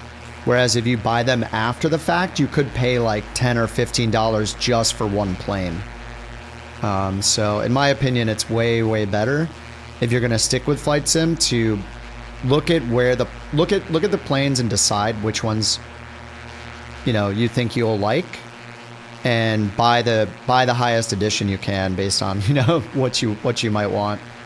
So like Premium Deluxe is really good because it's got the new King Air. It's got the 787, which has mods for you can download for free that give you like the 787-9 and 8. The PC-24 business jet, the SR-22, which is really good. The Cessna Longitude is really good. The Chinook. The Virus is actually really good too. Like a lot of these planes are really good. The Norden is awesome. It's by Got Friends. So I think Premium Deluxe is probably the most worthwhile to get. And then this is just really personal taste. And if you're okay with having planes that have not been updated really for 2024 at all yet, but they're still usable. But yeah, I think Premium Deluxe is like, I think kind of the go-to option. IMO. And the different, like, Deluxe and Premium Deluxe also come with some handcrafted airports too. I think it's like 10 in each or something. So you'll have potentially some better airports at major airports in the world compared to the default ones. Yeah, you know, like, once you're in, dude, it's, you're going to want to buy planes all the time, probably. But, yeah. There's a lot available. There's a lot of incredible planes, so... There's no shortage of good planes, especially in Flight Sim 24. I mean, the ones that have been coming out are insane. What's up, Standard?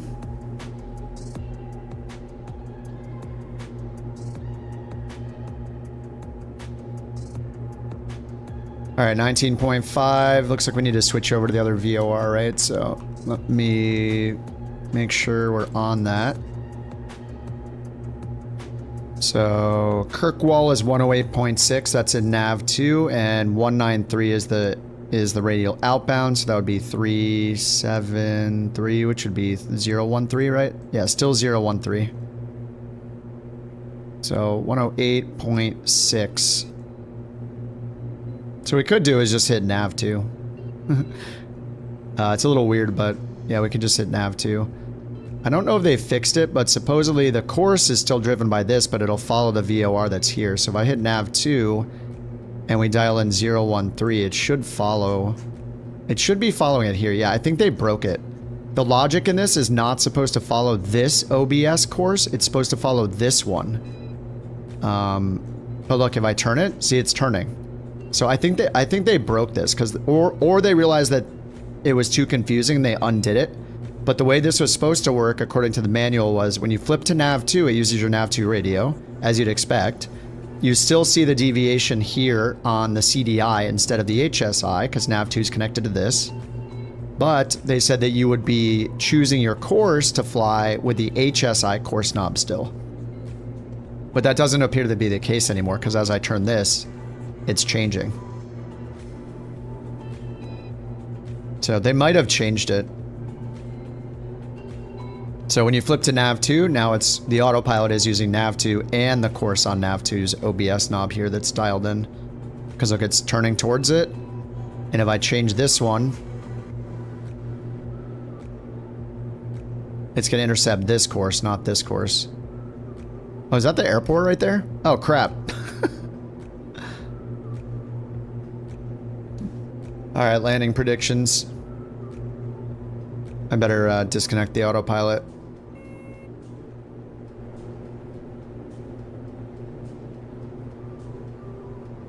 Alright, we'll just fly over the field, check out the windsock, if any.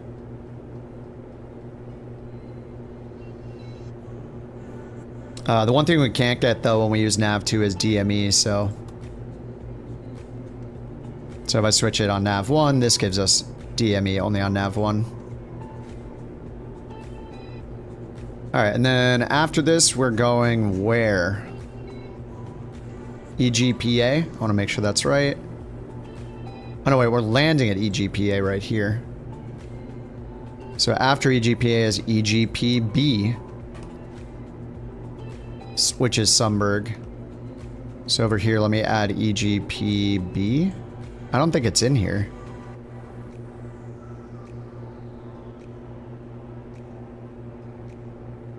Look, direct EGPB. Save.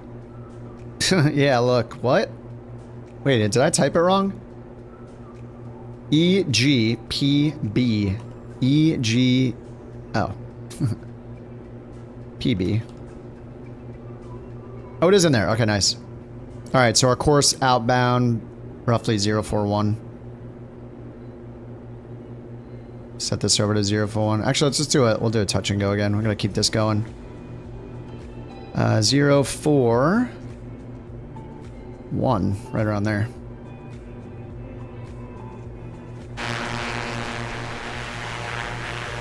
I didn't look at the windsock, so I'll just land on the long runway.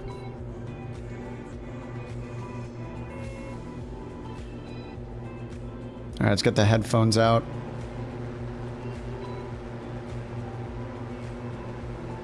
Mute the music for now.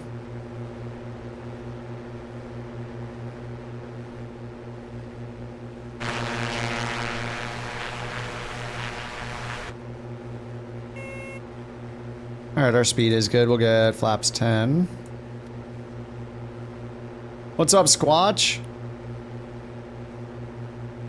Yeah, the web version, EG6K. Yeah, it's weird that the website flight planner doesn't have that. Or actually, in the tablet, you can put in 7.8 or whatever. It works in here. You can put in, I think it's EG7.8. Yeah, EG7.8 works in here, but yeah, in there it's EG6K. Direct EG6K.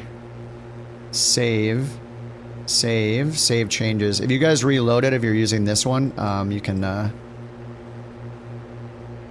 just refresh it or re-import it. But actually, if you re-import it, it's not going to work because this last code is EG78 in the sim, but it's EG6 kilo on the planner tool. There's just a data problem there. What's good, Squat? How you doing, man? Yeah, it's been good, you know, flying in Ireland, flying in the UK, flying around, flying virtual airplanes. All right, flaps 20, prop full forward, mixture rich. Let's do a touch and go. I think I'm just gonna leave the flaps at 20 again.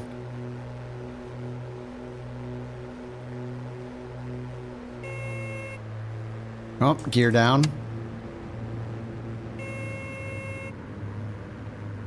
All right, gears down.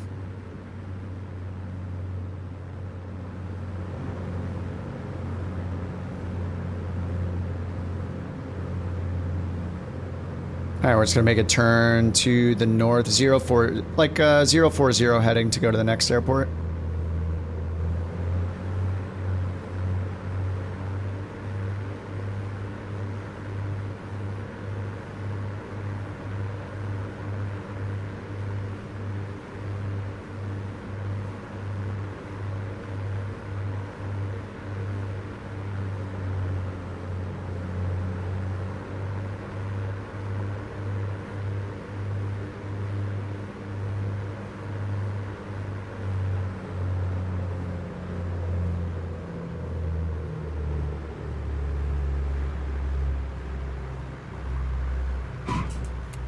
Flaps up.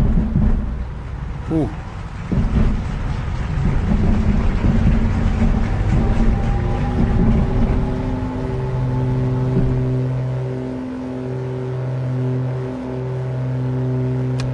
All right, gear up.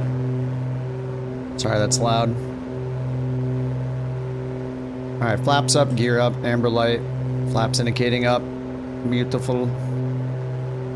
Whoa. Congrats, Jersey Devil 4177. You guessed a landing rate of 94 feet per minute. Super close. Here are 2 Bork coins for you. That's such a good prediction. That's such a good prediction. 2 above me every time.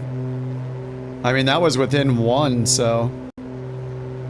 You know, at some point it's just, it's just luck, as long as you're not guessing like negative 9,000 and wondering why you're not winning. This is awesome. Dude, all the like data they have for the terrain and like the aerial imagery always looks so good out here. Looks wonderful. So green. I don't know what it looks like right now, but in the sim it looks great. It looks glorious.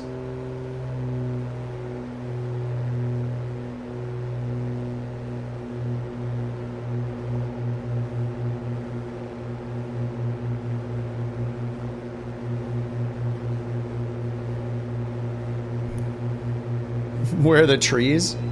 The what?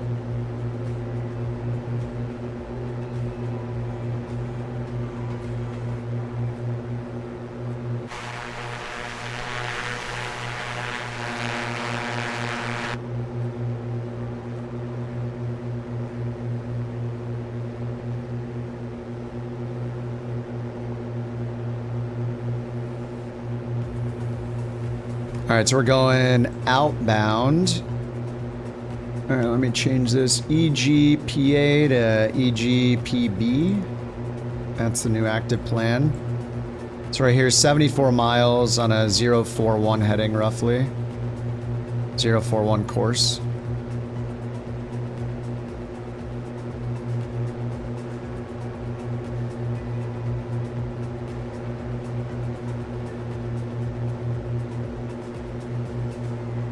I should reset the timer.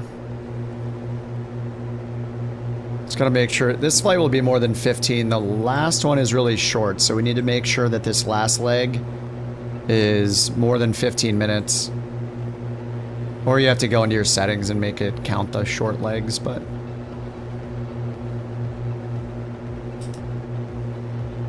Alright, autopilot, do your thing. Whenever I hit altitude hold, look at it. When I turn the autopilot, it goes, whoa. You know what it probably is? I'm using the autopilot pitch, right? So when this is like pointed way nose up or nose down, whatever it is, when I turn on the autopilot, it resets this to 0, and then it has to compensate with the elevator. Because I guess it uses the elevator, not the pitch trim down there. So I guess that's why it dives like that every time.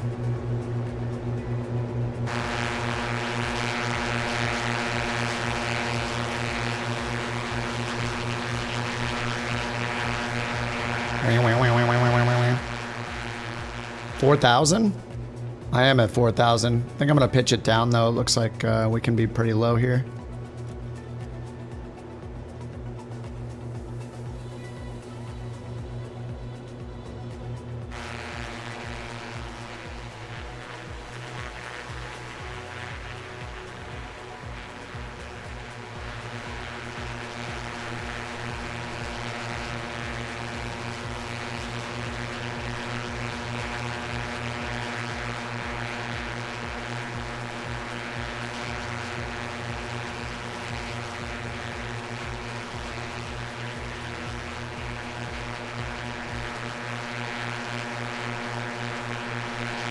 All right, intercepting the radial.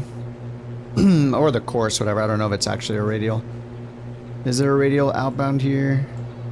Does it show us? No. I think the only one is this one south from Sundberg. And then over here. Yeah, they're not connected. Be over the water for a bit.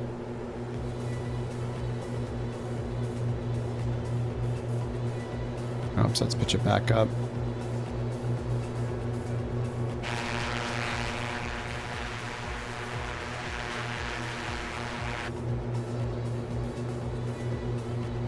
All right, ready with altitude to hold.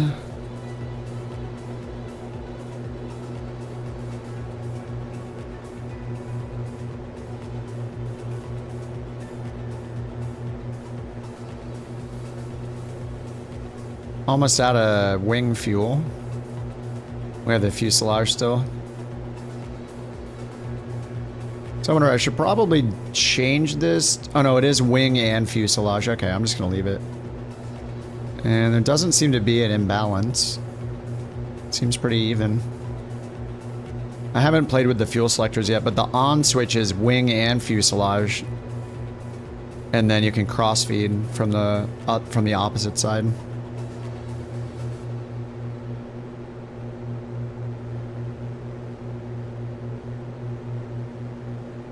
Alright, almost at 3,000. Just hit altitude hold. Right there. There we go.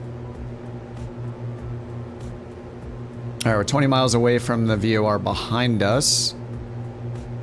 And 74 miles, so gonna be like 35, 37 miles between them. And then this one's Sundberg 11735.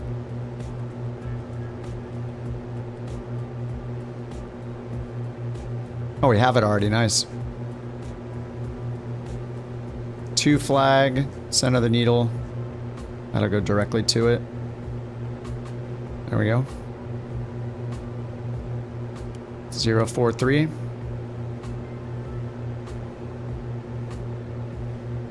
Sundberg. Hey, did I check that I got that one counted? Let's see. Yep. 2 more legs. Holy crap. I mean, we did this in like 3 streams. Pretty good. Pretty good.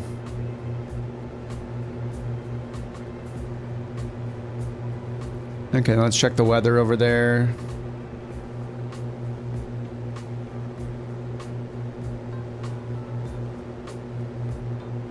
Got 8 knot winds and marginal VFR broken at 1,700 feet. Oops, let me hit comma and set my baro. 2.7 is recommended with a 7 knot tailwind. Wait, these icons are all messed up, aren't they? What's going on with these icons?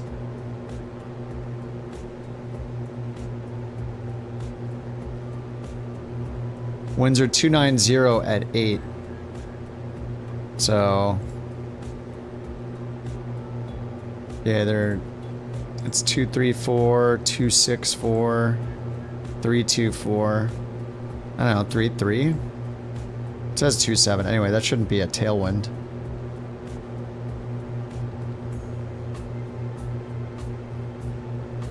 $4,000-foot runway. That one's 1,700. That one's 4,000 as well. So 2.7 or 3.3, I guess. Whoa, raining. What's the outside air temp? It's like 7 degrees Celsius. Can do pitot heat. You guys see the lightning?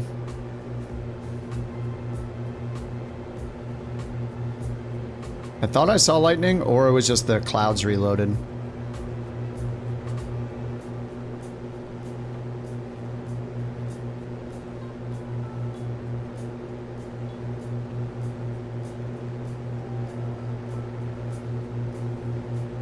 This is fine.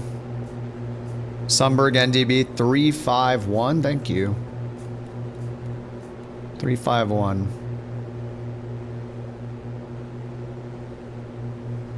Yep, there it is. 351. Medium homing, low powder. Low power. Low powder. Low power.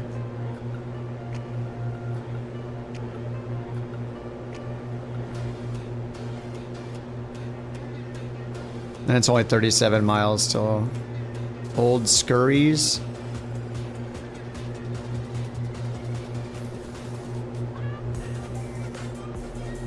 Looks like there's a localizer on 2.7.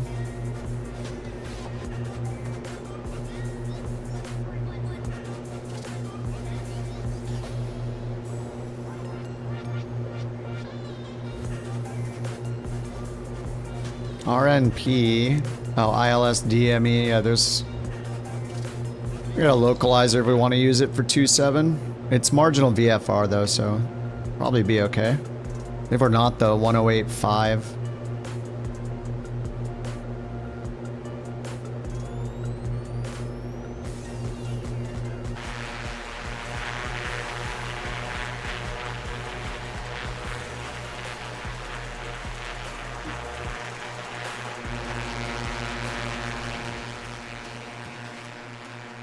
I gotta feed the puppy or dinner. I'll be right back. Like 3 minutes.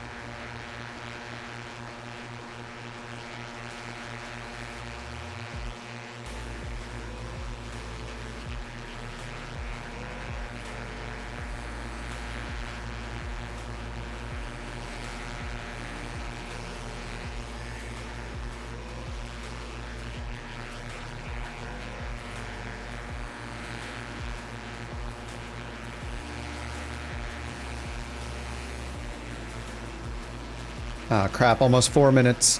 I was wrong. Whoa, the weather got worse, didn't it? All right, here's that marginal VFR, I guess. Alrighty.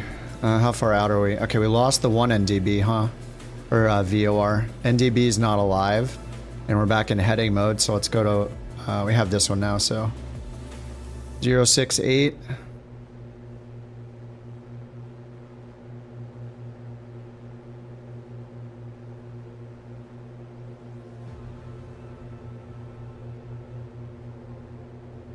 Alright, let's change to 117.35.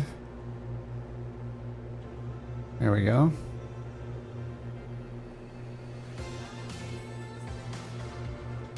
And we'll go over here and intercept it. Let's get nav mode back on. What's up, bird?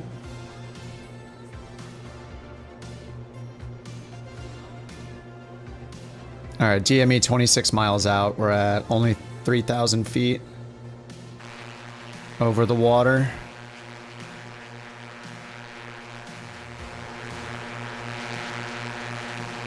Another day of hard labor in the yard. Nice. You got put to work again? Makes me not want a yard.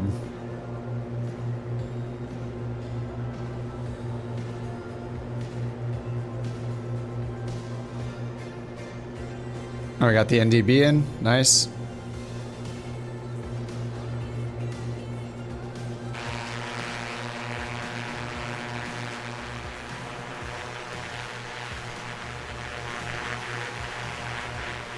All these touch and goes are nice because it keeps us going, but I also haven't watched like any of you guys land today. And we haven't, we also haven't checked out any of the top 5 landings. Let's see, FS Hub group flights.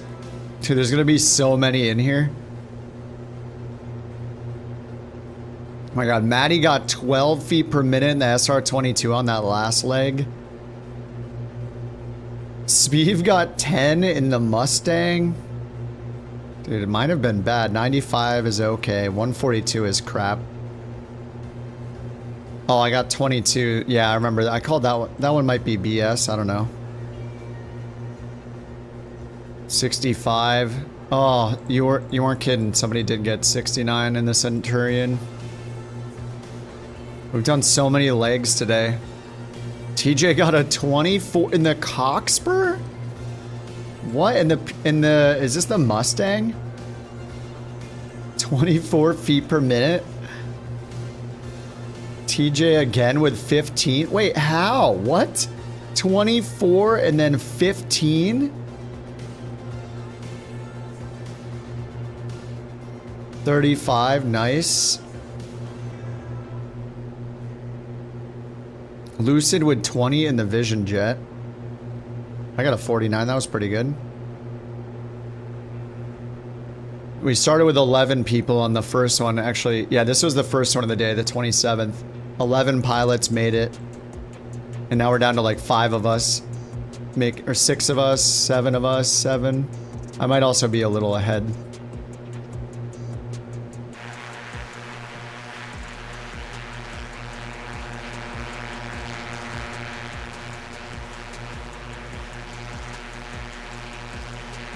This is fine, this is fine, flying over water.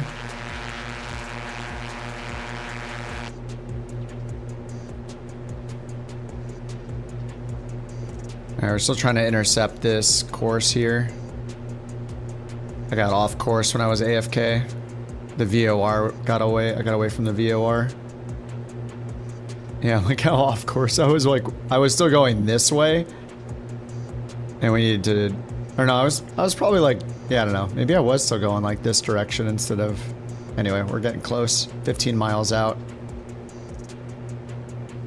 And if we want, we can grab the localizer. Like, the weather isn't the best here, so we could grab this localizer frequency, 108.5. To line up with runway 27. The 27? Yeah, runway 27. Final approach course is 262.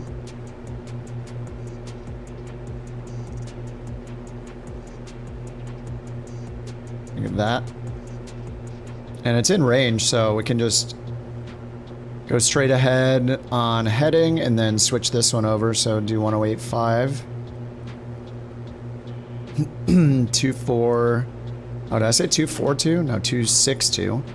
So now over here we point in 262. Wait, what?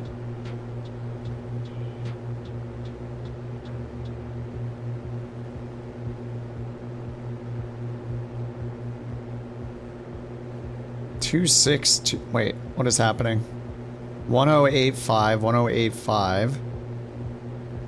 NDBs that way. And then runway is this way. Oh, it's reverse sensing, isn't it? Yeah, okay. This is deflected to the opposite way because we're here. Once we're on the east side of this, then the needle will flip.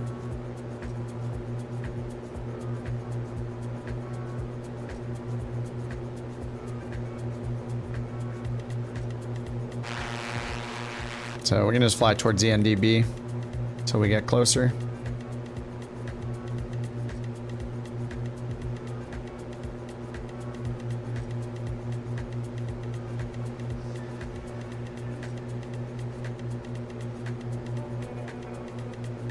Around there, that's good.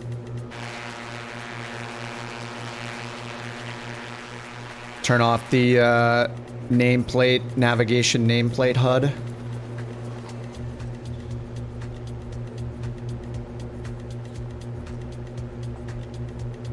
CCX top 5 dot flights.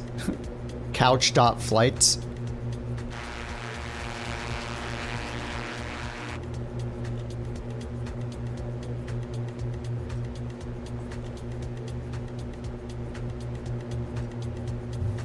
All right, 7 miles DME.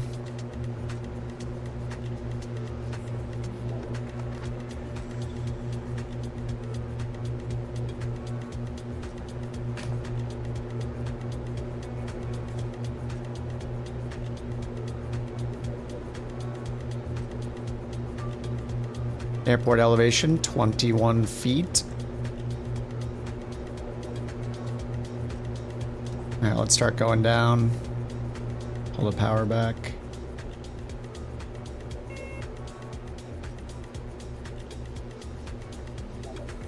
Whoa.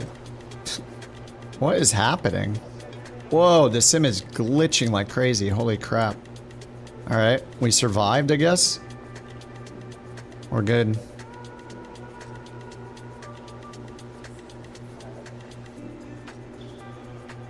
Alright, so we're waiting for this needle to flip around.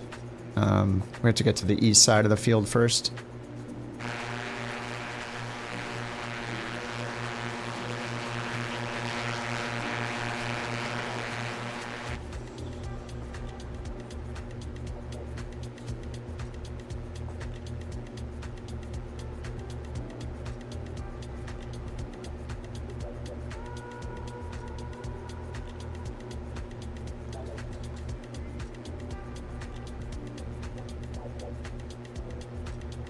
I should probably just fly outbound like this. Alright, there it is. We're gonna land over here. There, now the needle's flipped around since we passed it. And we can see the glide slope. That's fine, we can see the airfield. We can see the runway, we're good to go. Alright, well, this is this one and then one more. And then we're good. Alright, autopilot off. Volume up. Music out of here. Laps 10. I'm gonna turn in. Keep the descent going.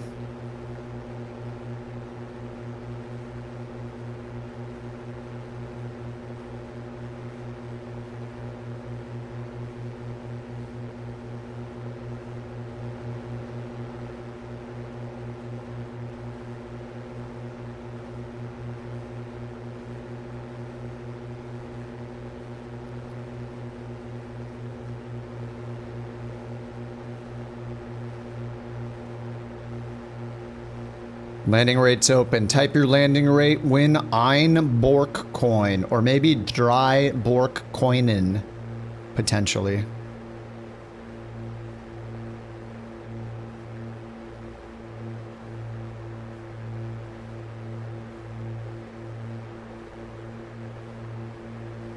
All right, gear down. Flaps 20. I'm gonna leave mid 20. Touch and go, and then we'll do a full stop. And after that, I don't know what we're doing. Oh, somebody in a balloon? Deadly's in a balloon. Heck yeah. Looks awesome. A nice little welcome there.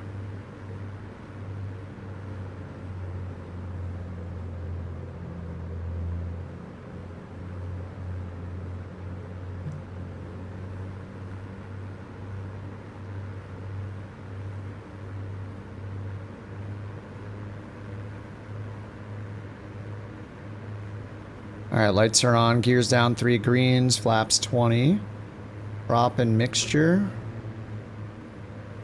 Full forward, full rich.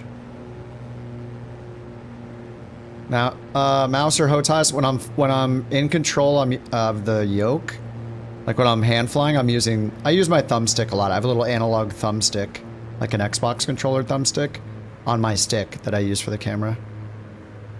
Sometimes I'll use the mouse. I'll switch to the mouse when I'm using the instruments.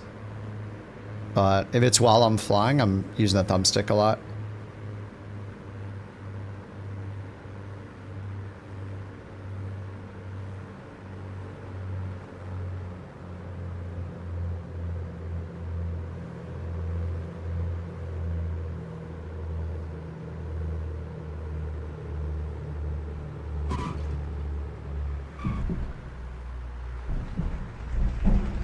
Alright, flaps up. Flaps are up. 115. Damn it.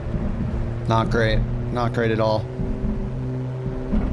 Congratulations, Watt and UD. You predicted the landing rate of minus 122 feet Gear per up. minute with great accuracy. That's impressive. Here's one BorkCoin for you. Keep up the fantastic work, folks. Thanks, Obama. Alright, flaps up, gear up. One more. Just one more. Thumbstick on it's extremely sensitive. Yeah, having the little analog thumbstick instead of like a hat is very, very nice. Like it's like just, you know, like an Xbox controller thumbstick. So I can just hold it and just let it do a pan around like this. Like it's really, really nice. And then I use my quick glance stuff pretty often. But I have it set up, so yeah, I'm just like, because I'm streaming all the time, like my settings are probably different, but like when I go, I have most of my buttons on my stick are for camera. Like I have one, I mean there's a decent amount of buttons, but like I have one of them just to do this, the other just to do the drone camera.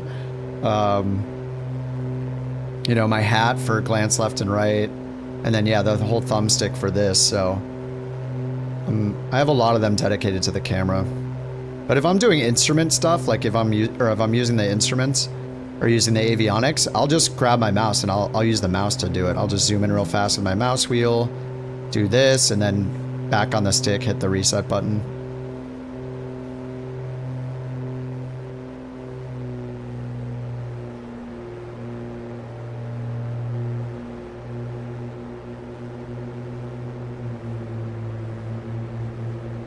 Alright, I didn't look up the, let me get heading mode, altitude holds.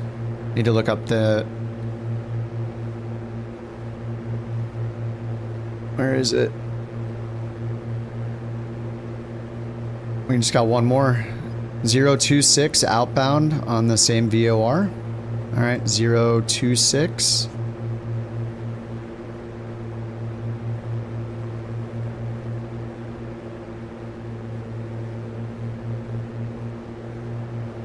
Nav mode.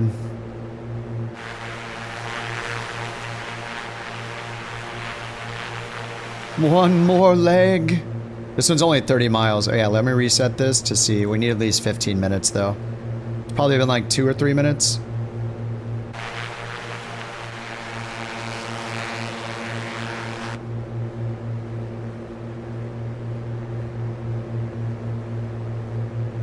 There aren't any insane mountains right in front of me, are there? Probably not.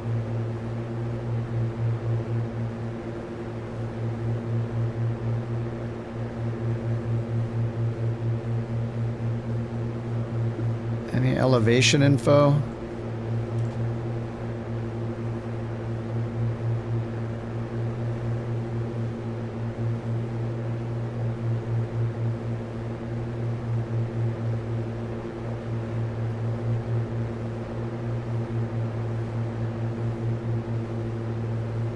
Oh, I missed it. Oh, I'm on the localizer still, that's why. Smart, smart. Going the totally wrong way because I'm still on the localizer frequency and not the VOR. Okay. Cheating by looking at the map. 11735. There we go. That's more like it. I was like, wait, why am I so off course?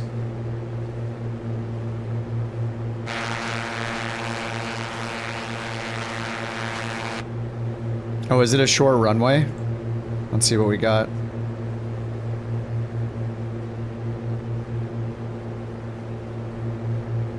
Nine knot winds from the northwest, runway 27 recommended, 1,200 feet long, 273 is the final approach course. Excellent.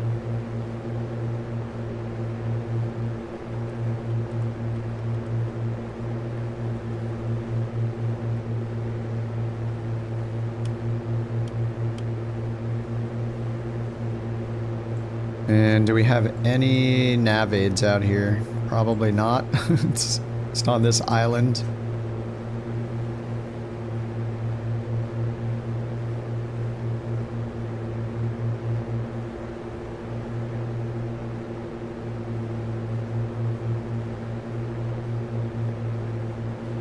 There are some out here to the north, but a couple NDBs. Yeah, I mean, we're good on this. I mean, it's only 37 miles on the VOR, so we are about 24 miles out.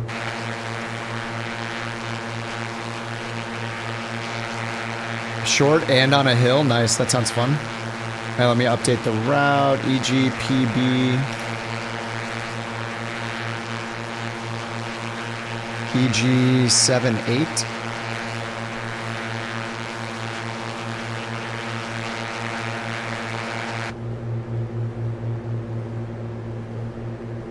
All right, left turn.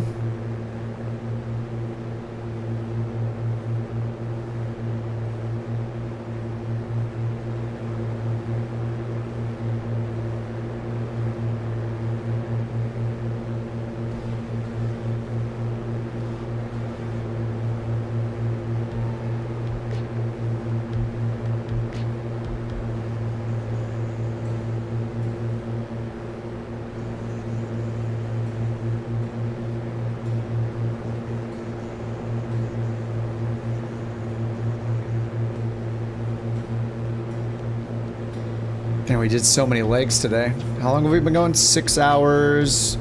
Yeah, about 6 hours. VOR, you can do outbound on 11735. We're going away from that VOR. Set your course to 0. What do I have it on? 026? 027? Yeah, 026.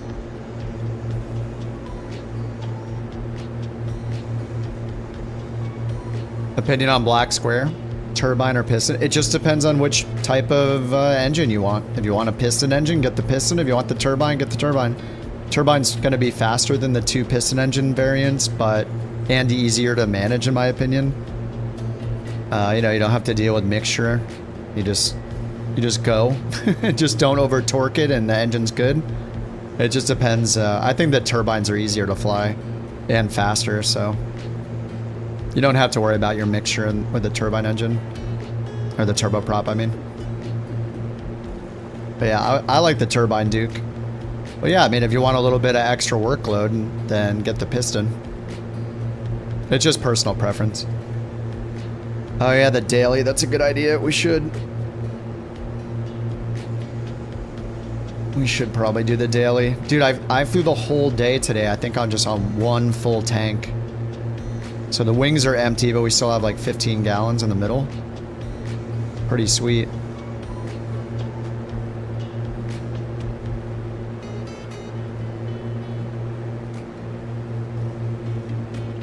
They're telling me we have 3.7 gallons left.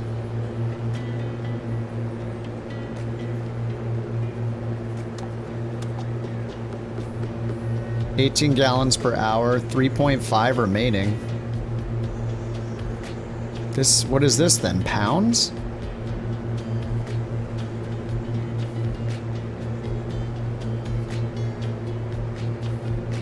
Yeah, we have 14 gallons. This says 3.3. Let me update.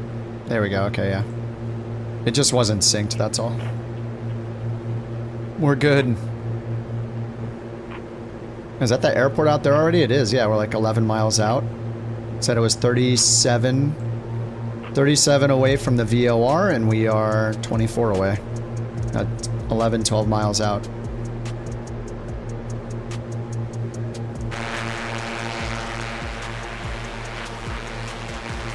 It's done. Almost.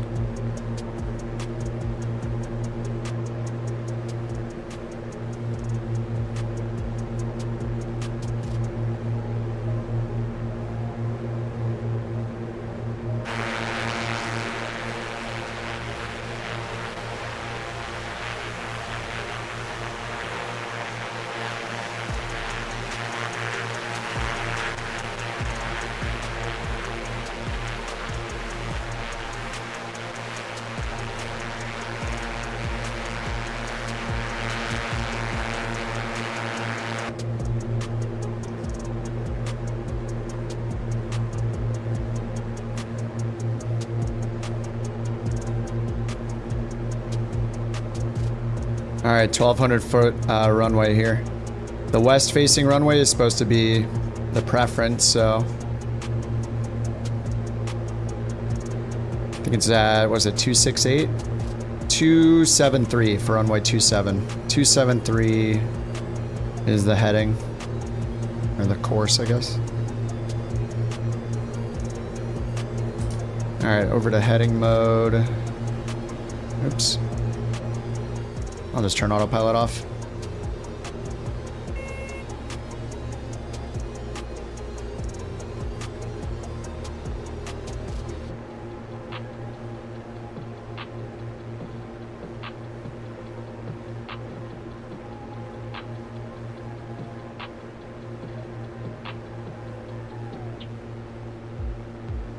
Is the runway like here or here?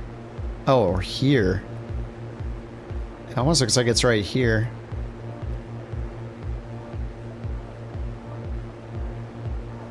I know it's here.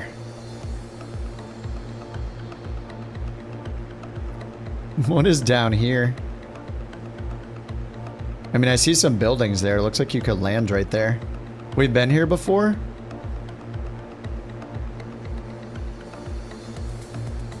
I forgot this.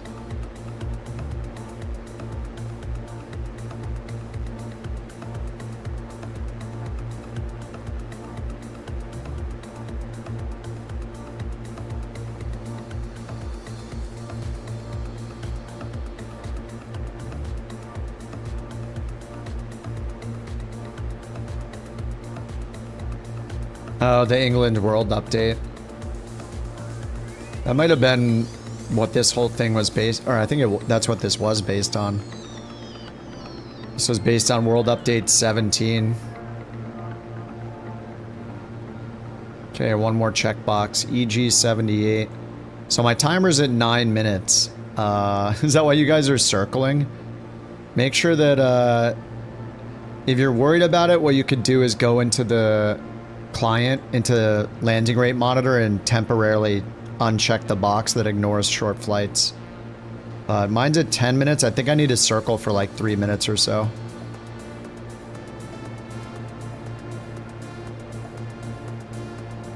If you land before the 15 minutes, then you'll have to redo it.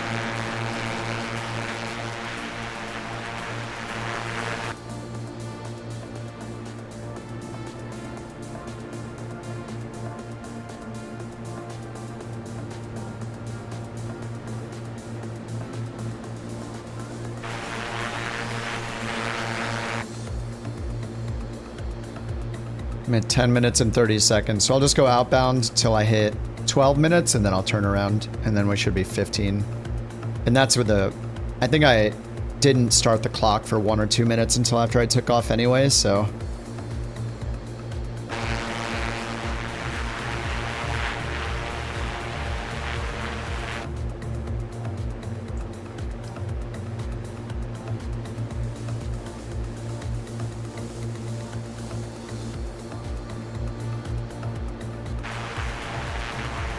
You seeing pink blobs on the island?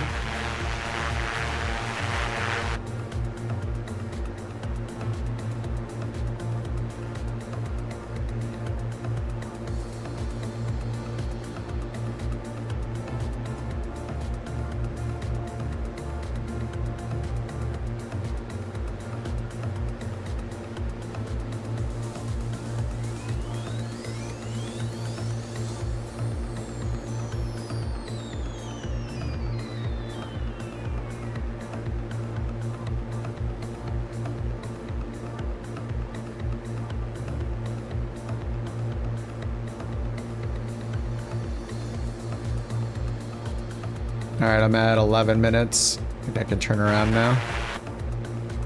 Just want to make sure it's at like 14 when I land.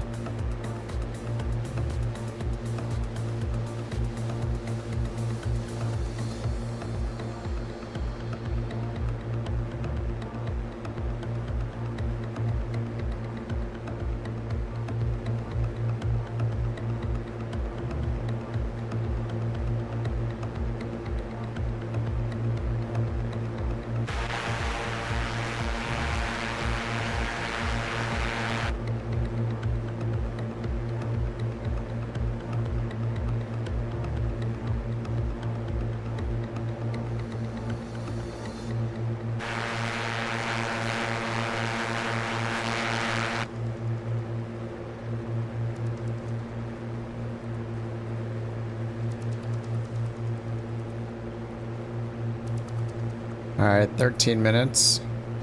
Yeah, by the time I land, it'll be 15, so it'll be more like 17, 18 minutes since we took off. Low fuel left, or just low fuel in general, 10 gallons left, 11 gallons left. Wonder how many of those are usable.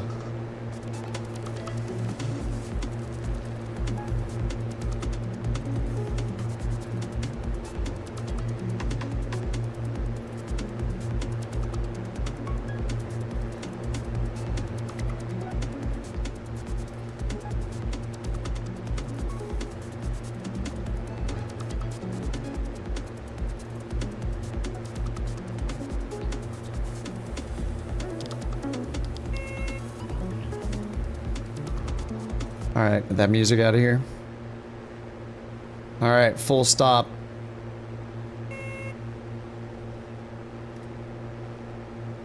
Flaps 10.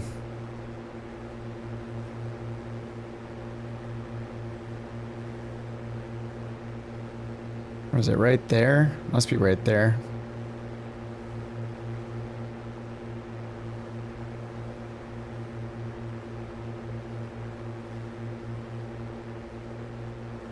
This is runway 27. Yeah, I see it.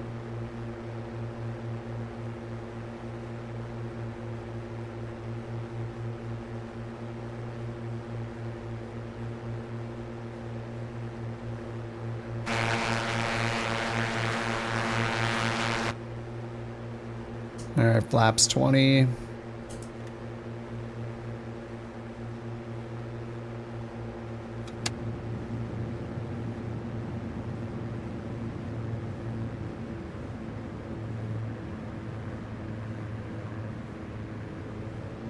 Right over the rocks.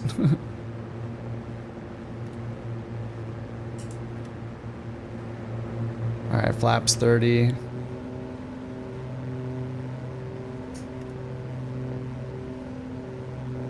The balloon again, is that deadly?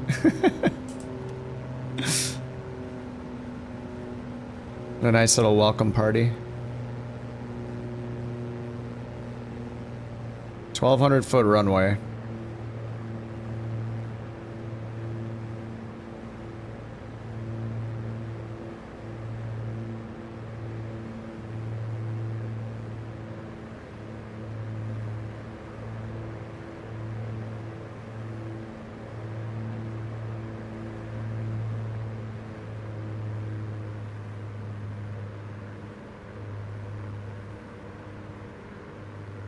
Ooh. Oh god. Oh my god, that was hard. No! Holy crap, this is scary. That was like 300. That was bad. That was very bad. Oh my god. Flaps up? Where are we? 174. Okay, it wasn't horrible. Yeah, this is pretty nuts. Good luck, everybody. Get the parking brake on, get my lights off, pull the mixture out. There we go. Bam. Good enough. It's done. We made it. The track says for nailing that landing rate at 160 feet per minute. 160 feet per minute. Thanks, Conti.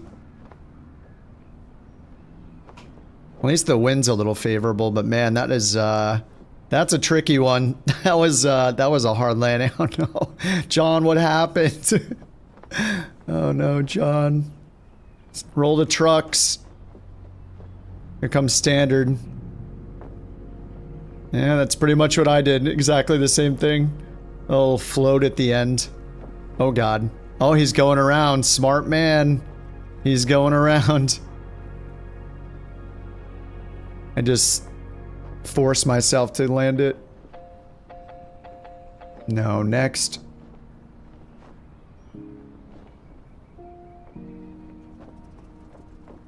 Here comes Jersey and the PC-12.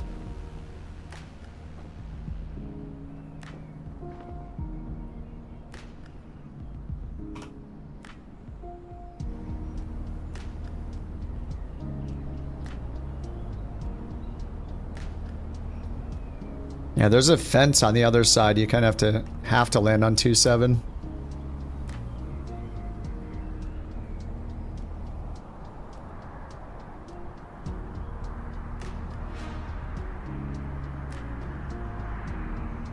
Ooh!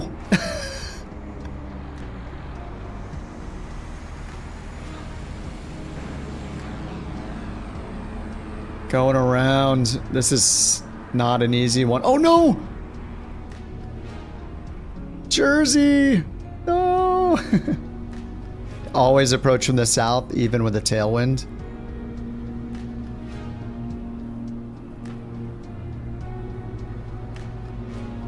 Comes Maddie. Oh! That looked pretty damn good. Uh-oh. Through the fence. Oh, going around, going around.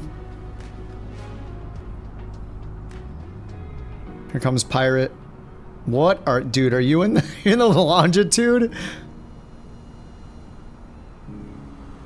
Brakes, spoilers, reversers. Wait, he's in the CJ4, not the longitude. Oh my god, he's good. He's good.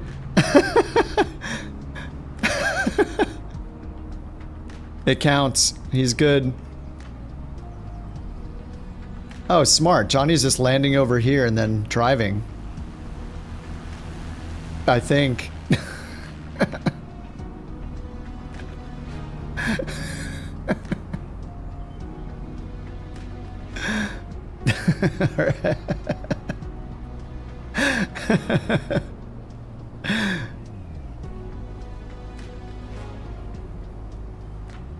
Here comes standard. Oh, nice, nice. Hold it down. What's he in anyway? I don't know what he's actually in. BD5J. He's going for a little dip. He's gonna go join Pirate over at the little pool over there. And dip their toes in. A little hot spring or something. Had to fly in full speed brakes, flaps to slow down. Makes sense, makes sense.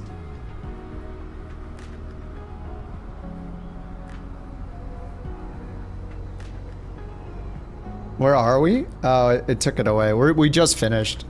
We're at EG78. Echo Golf 78. Oh, we just finished like a 24 leg UK Ireland tour. Yes, it's done. I did it.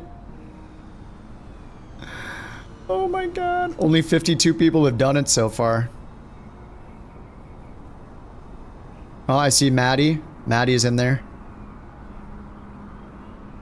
Oh, here comes Maddie again. Attempt number 2. Oh!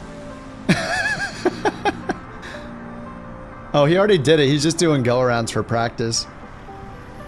Oh, Devil's in. Oh, dude, you stopped so fast. Holy crap. Dude, the PC-12 stopping power. That is ridiculous. All right, here comes Johnny again. He looks like 152. Oh, you got this. No, oh, Johnny's just been, like, goofing around. Yeah, all right, dude. What's a GBR3?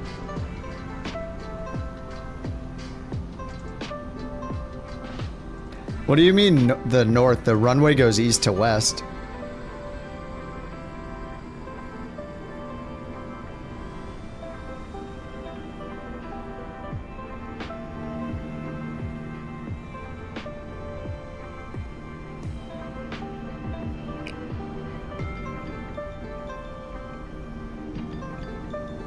It's runway, the runway goes east to west only.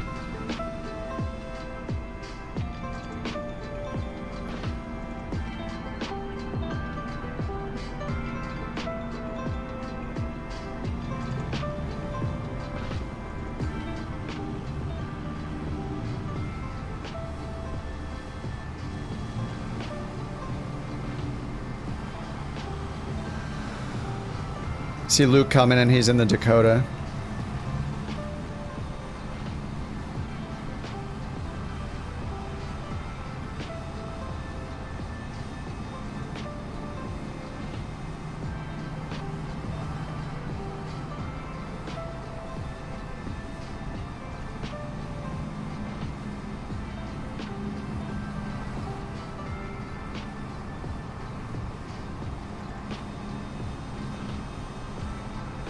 I think we're all in basically, right? I see Luke out there. I don't know if Jimbo's just having fun or if he's still trying to land. As long as you touch your wheels down, it's gonna count it. Luke is coming in though, he's 7 miles out. Oh, that looked like a good one, Maddie. I didn't see the touchdown, but... Oh! Taking a swim.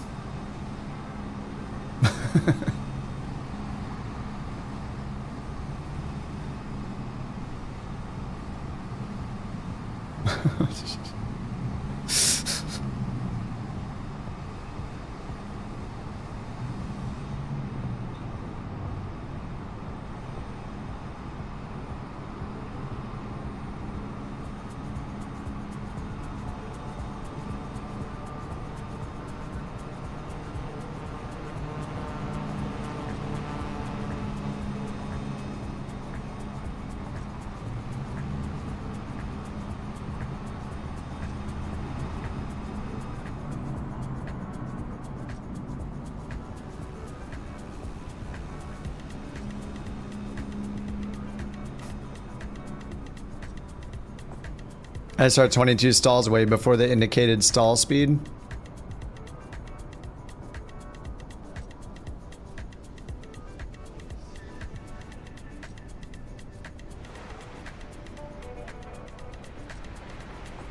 This is what Deadly's doing right now.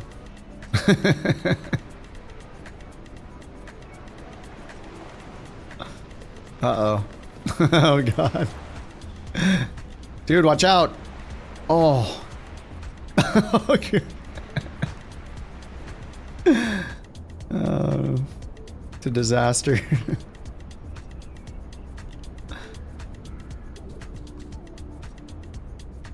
Alright, I guess we should do the daily real quick, right? And then call it a night. What is this? Just a rock. What's going on out here? What is this stuff? This looks creepy.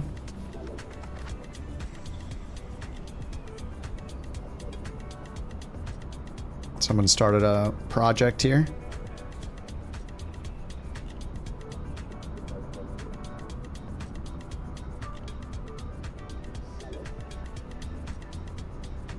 Short or medium?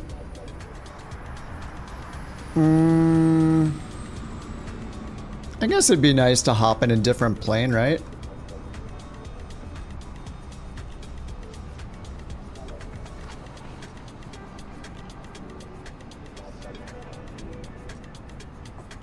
Definitely not the long haul. The Mountain will be home soon from her weekend trip. I'll just do, I think I'm down to do the medium one. 307 miles, Thailand. Or we could do the short one in Greece.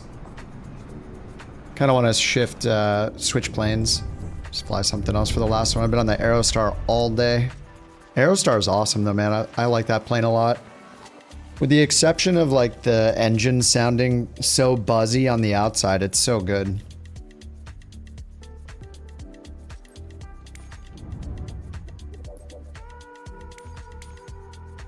All right, which one should we do then? Yeah, if I don't do it now, tomorrow's a work day, so I'll probably won't do it before 5 p.m. and then it resets at 5 p.m. Medium? Medium. All right, CRJ. Let's check the airports real quick. I just want to make sure the runways are good. What do we got? 11 and 12,000 feet and 10,000 feet. All right. CRJ or Citation X? I mean, everybody loves the Citation X. Me included. VTCC.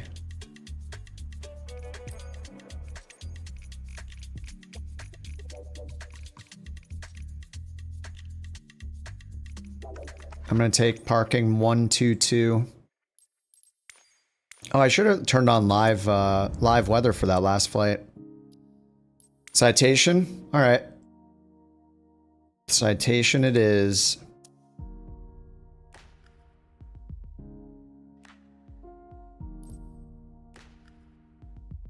I've been doing the straight wings lately. I think I don't know. I like both of them. They both look great. Let's get the gray one. This might take a minute to load because I reformatted and reinstalled everything last night, so. Man, I'm so stoked right now. The process Lasso has been running all day with no issue. I was so worried that like this problem would be persistent, and then, so it seems like I just needed to kind of reset everything. It's probably the chipset drivers.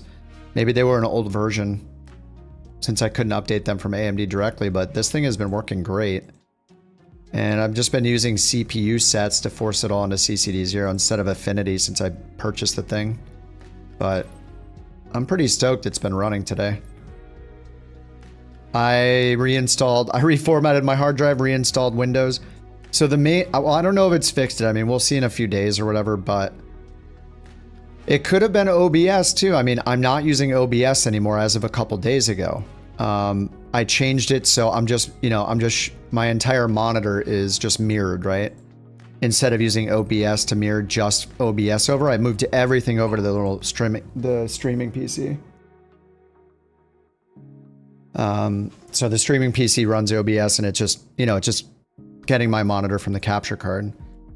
So it could have been OBS, but yeah, I ran into some issues last night because, of course, reinstalling Windows is never just super straightforward. It feels like something always happens. I landed in the wrong direction? Oh, a southerly approach with an easterly landing? Well, based on we saw like the fences and stuff there, so I don't know, but it was lucky for sure. That's a difficult landing, 1,200 feet. It's a little ridiculous. Yeah, I mean, we came in from the south and then turned around and came in from the west. No shot you're landing the other direction? Well, I mean, there is that cliff that we all came over the other direction. The other side is flatter, so I don't know. I think it kind of makes sense. All right, Citation X, we're going VTBD Bangkok to Chiang Mai. I don't think we've flown here. Live time. One more flight. Live time. All players turned on. USA West server. Start it up. Generate a SimBrief flight plan over here. Oh no, light mode. There we go. All right, we'll go couch 323, C750, enter. Generate flight. Let's get some beyond ATC going. It's never simple. Oh yeah, so what I meant, what happened, dude, I was up till literally 5 a.m. last night. I didn't wake up till noon. Oh, I need my pilot ID. What happened was, Beyond ATC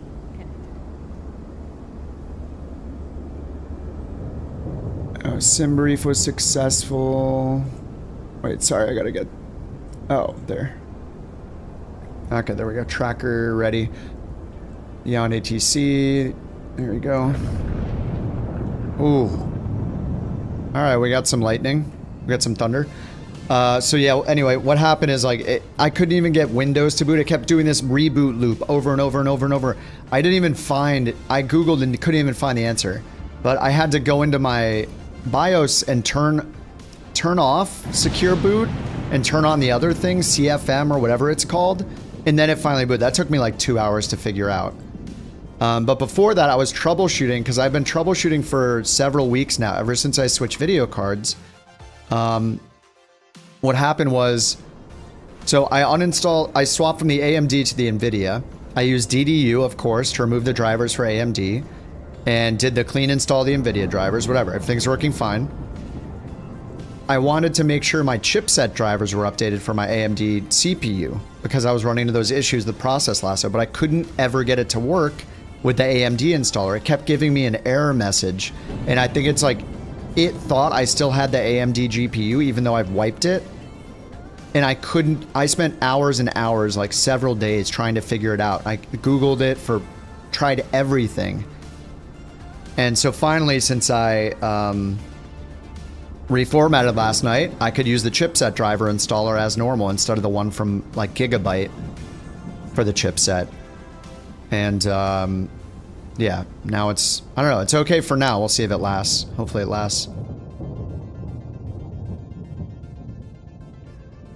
And I wonder if I should tempt fate almost. Maybe not tempt fate, but just take this. And I've been using CPU sets. Maybe I should try CPU affinity, which is more of a hard rule on Flight Sim, and see what happens. I mean, it seems to mostly be using CCD0 anyway, right? Like, look how much is on CCD0. Anyway, I'll just save it for now, see how it goes. Yeah, over time it becomes a jumbled mess, yeah, but for me, it's okay to reinstall Windows if you really want to, but for me, it's a last resort. Like, I'm not going to reinstall if I don't have to. I'm going to try everything else before I do it. Yeah, the registry, yeah. Alrighty, let's do this. Ground service. Oh yeah, I have to do config because we'll get the ground power on. I reinstalled everything, so let me just go to config real quick. I'm going to use auto throttle. Fast. No packs. CRTs. Great. Units. Good. Actually, we probably want HPA. Let's do this. We'll do the cruise one first. I just do 80%, 90%. There's 80.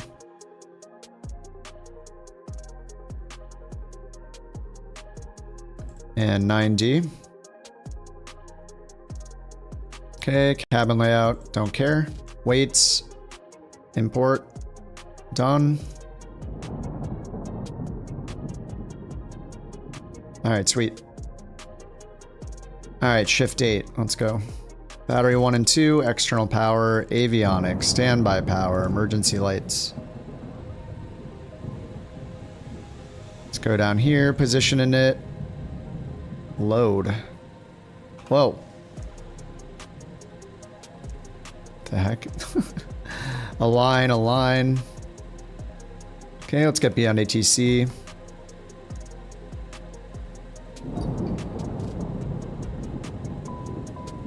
UI sounds off. That looks like the right microphone device. 30 FPS, traffic on. Basic voices.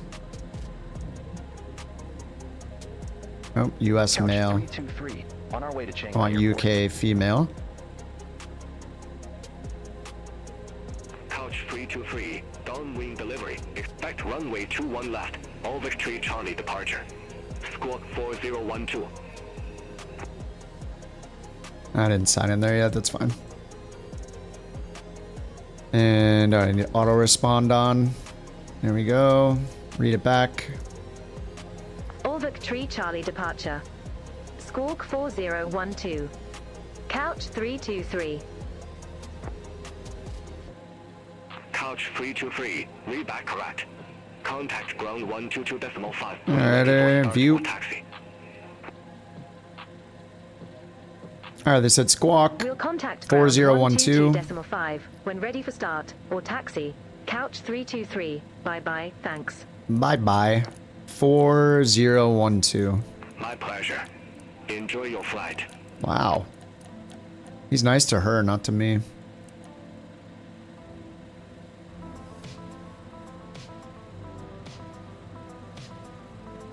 It's probably beyond ATC traffic. I turned it down to 30 FPS. Oh, F35. I don't think I have it installed. Thai Asia 3140. Runway 21 left taxi via Charlie. Hold short runway 21 right. Alright, Jason, have a good one, dude. Thanks for hanging out all day, man. Alright. We'll taxi to runway 21. Thanks for sharing your all your UK experience with us. Feel like we actually got a tour. Thai Asia 3374 at RAM 68. Request pushback and engine start.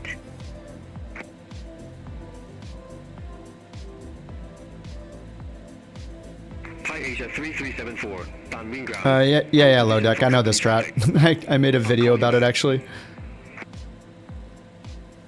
Just right now, I don't want to set up the profiles or anything, so right now I'm just forcing flight sim on. I mean, it's hardly using any of the other CCD anyway. Although maybe that's why. Thai Asia 3374. Downwind ground. Pushback and engine. Yeah, I could set rules. Right now I just have flight sim on 0.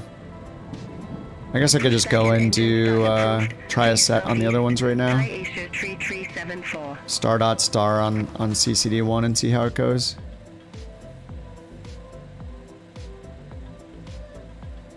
See if it shifts anything over there. Doesn't seem like too much is running over there anyway.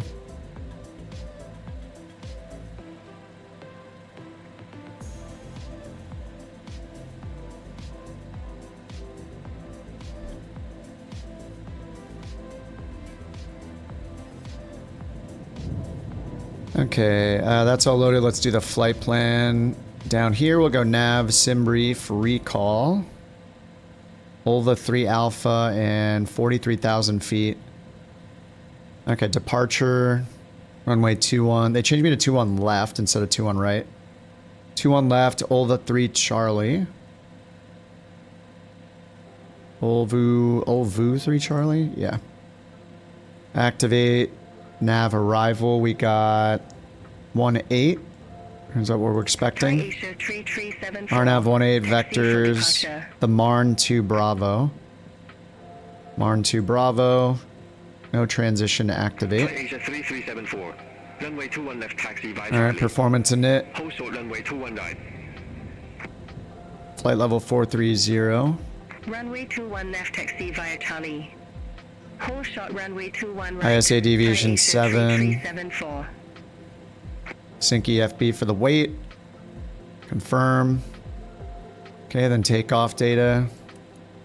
So like as soon as you hit takeoff, it's going to pre-fill the outside air temp, which is it's 31. So we hit next, and we get our V speeds right away. I think I'm going to change it to 3-1. And winds, I don't think it actually cares about the winds. I haven't seen any V-speed changes based on the wind, so I don't usually just skip it. It's dry, density altitude 2,100 feet. Flaps 5, let's see. Confirm. Only need 3,000 out of 11,000 foot runway. Takeoff weight is close to 29, we'll just leave it alone. Okay, cool. Alright, I think we're done. Alright, let's get the APU started. I lost my Hobbs meter. Alright, on APU start. Got the ground lights on. Nav, seatbelts. Thai Asia 3140. Cross runway 21 right. Continue taxi via. What is the node thing, low deck? Is that like a shortcut instead of using star.star? What does node do? I was doing star.star.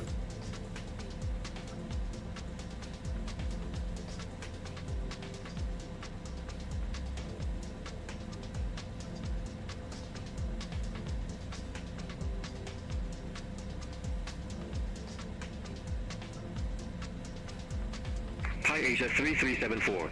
Hold position for traffic. Hold position. Thai Asia 3374. Alright, APU is all started. We'll get the generator on. Amps are up. Asia 3140. Great. Bleed air. 118.1. And our cruise altitude. I'm pretty sure we have to set it over here. Thai Asia 3140. Oh, it's got... Okay, so look, it's set 360 automatically. I think that was the recommended cruise altitude, but we're doing 430, so I need to override it. So I'll put it up near like 44. Continue taxi. Thai Asia 3374. Hobbs meter? I don't know. That's a good question. I'm not sure. Somehow it's... Yeah, engine running time, right? I don't know technically how it works, though. I'm sure somebody does. Somebody who is not a video game player. Alright, ground power off, and chocks off, and then hide this. It's reset because I reinstalled Windows and reinstalled the sim last night and this morning. So I deleted everything. I think I had like 13, 14 hours on one of the variants and a couple on the other. I probably have like nearing on 20 hours in it. Alright, let's hit comma 1006 on the altimeter. And let's get this back and turn on turn on MFD vertical profile.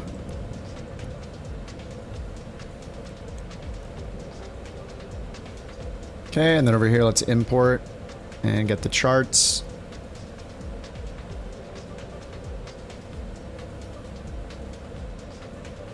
Okay, charts. SIDS for runway 21 right. We're actually doing 21 left, so let's change that. Edit. 21 left. Volvo 3 Charlie. Approach, we're expecting runway 18. We'll pick RNAV direct. Okay, here's 21 left.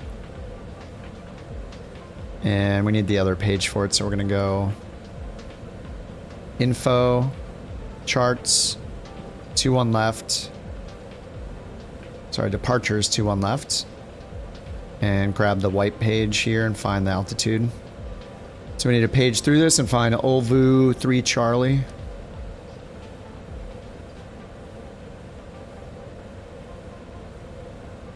It is none of these. Maybe I missed it. I must have missed it. Is it that one? No. Gorsi.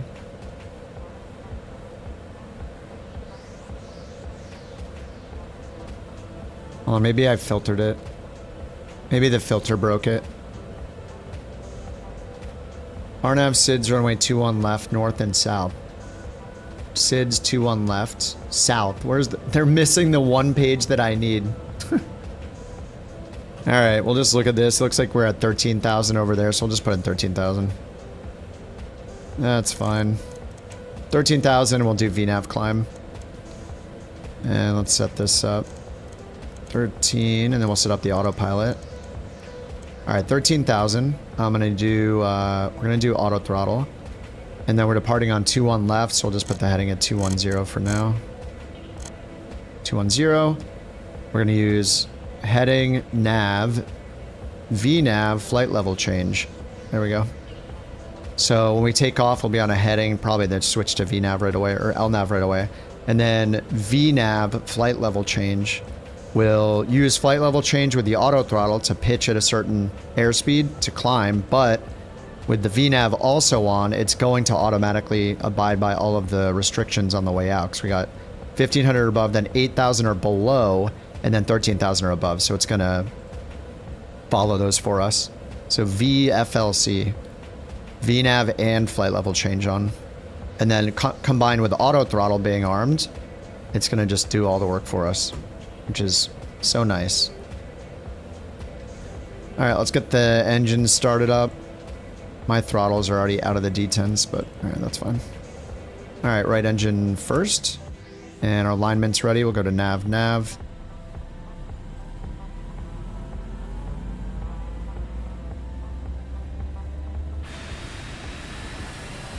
Couch.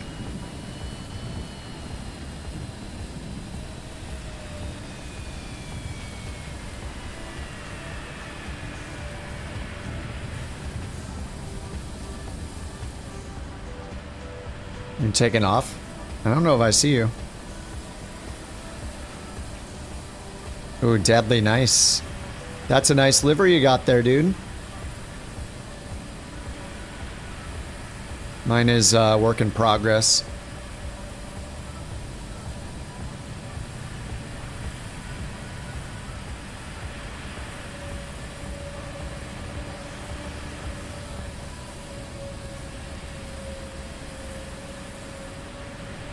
Maddie's pushing back. No, he's in the 1,000. Oh my god, not again. No wonder my frames are such garbage. Stupid A350. Maddie's literally just here ruining everybody's frames. Hate that plane so much. God. I'm not even flying it. It's fully loaded in. So is the Phoenix. This is fully loaded in. I'm not even flying it. Sorry. I mean, I could just go turn my... I can go turn my air traffic down. We're stress testing it right now. Alright, let's... oh, I didn't get the engine started. Whoops, I messed up. Alright, we'll do both engines at the same time. I'm sure it'll work fine, right?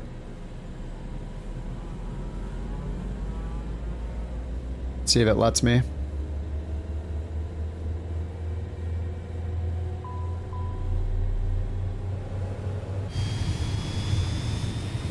Oh yeah, no problem.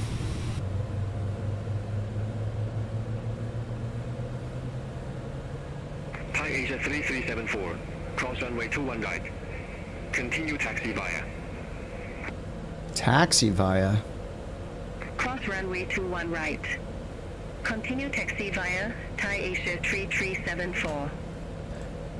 Alright, our engines are all started. I don't think there's anything else I need to do, right? Just set the flaps. Flaps 5, set the trim. I'll do 3 degrees. Flaps 5 indicated. Pitot heat. We'll get that in a little bit.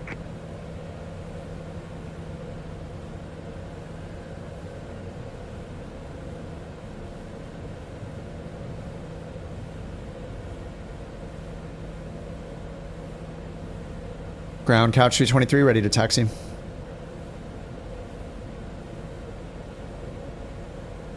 Now let's get the lights off. TARA. I don't think it heard me. It's on the right. It's on the right thing. Microphone test. Let's test it. United 253, turn left, heading 060, contact departure 125.2.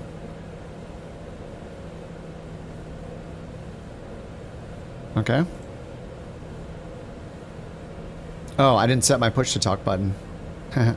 There we go. On wing ground, couch 323, unable to assist with that request. Please check the appropriate frequency for departure. Ground couch 323, ready to taxi. Alright. Parking brake off, taxi light on. 323, runway 21 left. Taxi at pilot's discretion. Our discretion. Runway 21 left. Taxi my discretion. Couch 323. Alright, auto throttle armed.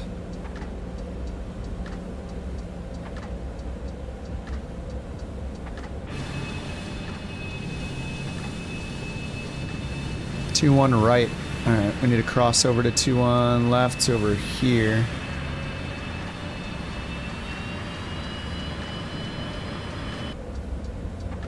Wagon Air 251 at gate 132, request pushback and engine start.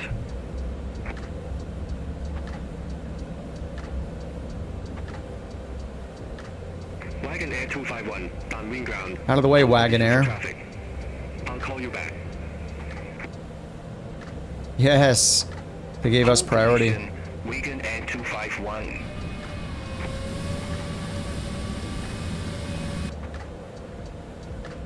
Let us cross. Wagon Air 251. Aw, boo. Downwind ground. Pushback and engine start approved. Face southeast. Pushback approved. Face southeast. Wagon Air 251. Ground ready to... couch 323 ready to cross on runway 21 right. Let us through. It's outside air temp right now. 31. I forgot to uncage. Couch 323. Hold short of 21 right. I'll call you back. Aw, is someone coming in? Affirmative. Hold short of 21 right for traffic. Couch 323. Who? Where? I don't see anybody. There's nobody. They're lying. What traffic?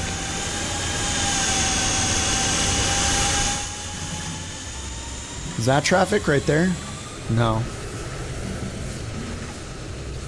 Where?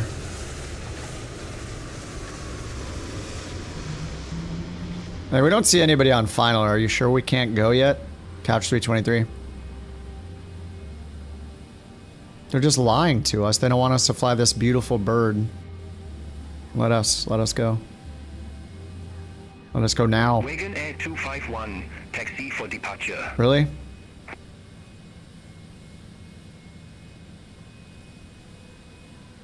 Wagon Air 251, runway 21 left taxi by Charlie. Hold short runway 21 right.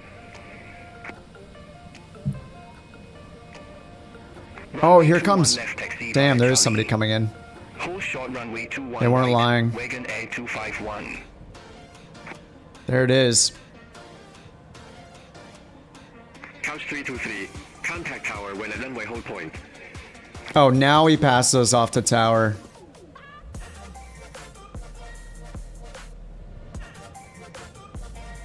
What? Okay, I'll switch over to tower.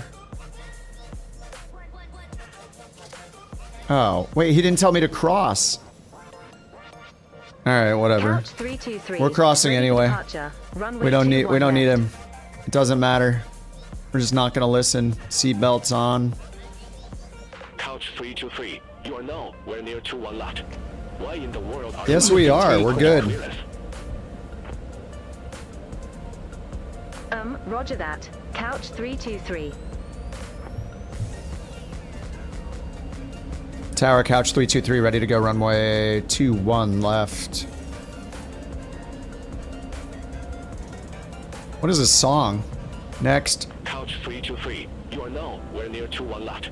Why in the world are you asking for departure clearance? Oh my god. Roger that. Couch 323. I think we're pretty close. Now. Couch 323. Ready for departure. Runway 21 left.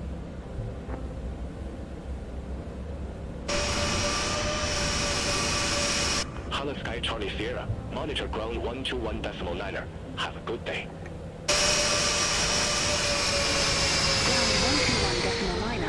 Alright, Maddie's ready for his departure, or Dudley's ready. From a balloon to a phoenix. The man can do it all. Couch 323, downwind tower. Wind 200 at 7. Runway 21 left. Clear for takeoff. Runway 21 left. Cleared for takeoff. Couch 323. Good luck, everyone. Damn it. Good luck.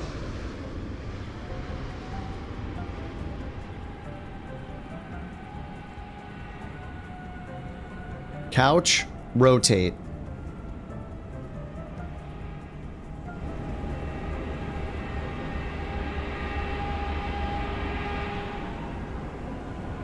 That's a flex takeoff right there. He's flexing.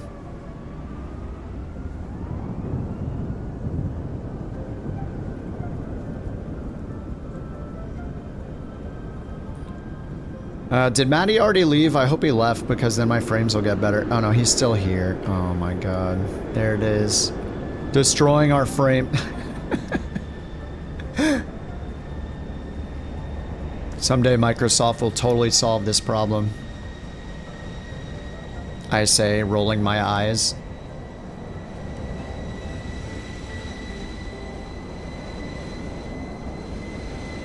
Come on, I mean, all they're doing is loading the entire plane with every switch, button, dial, and shadow, and embroidered seat back that I'm not even flying. What's the problem? What's the problem, you ask? I don't know.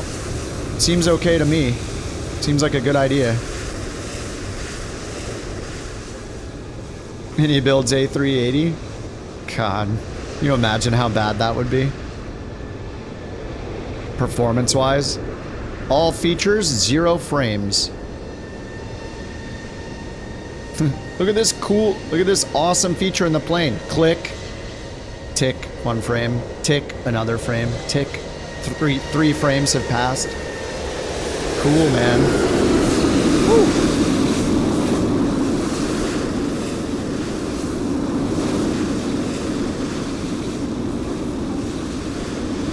(787-9). Hey, at least it was a 787 it replaced it with.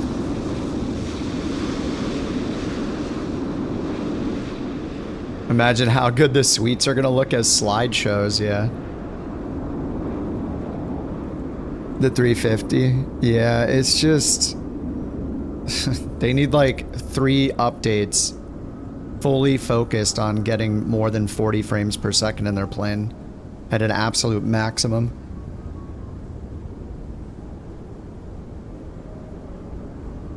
Oh, standards in the Learjet, I don't have it installed. Oh, Jewel's here. What's up, Jewel? A wild Jewel has arrived in a Max. Oh, I haven't installed the iFly yet. Lower frame rate, more time to appreciate the visuals. Easier to take screenshots. It feels like you're taking screenshots.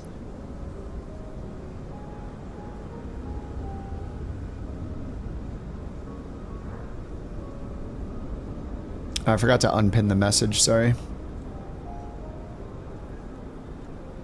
Let me fix that on the YouTube.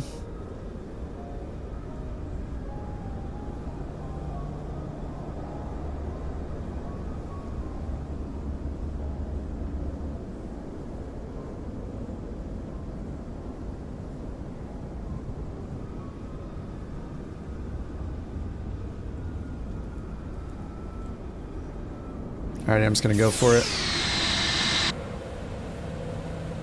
Clear for takeoff, 2 on left. Alright. Parking brake off, auto throttle armed.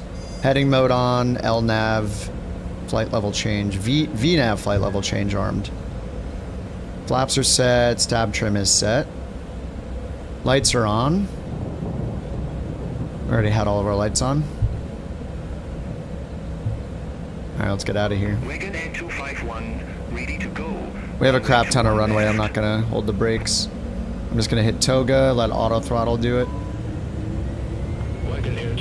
Pitot heat, alright. There you go. Affirmative.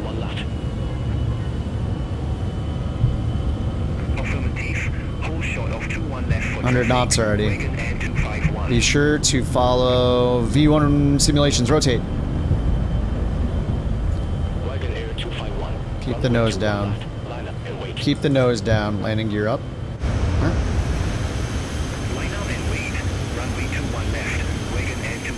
Dude, look at all the planes at the gate.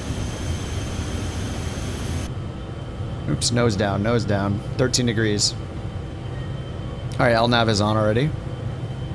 160 knots, flaps are sold out. 170, all right, flaps up.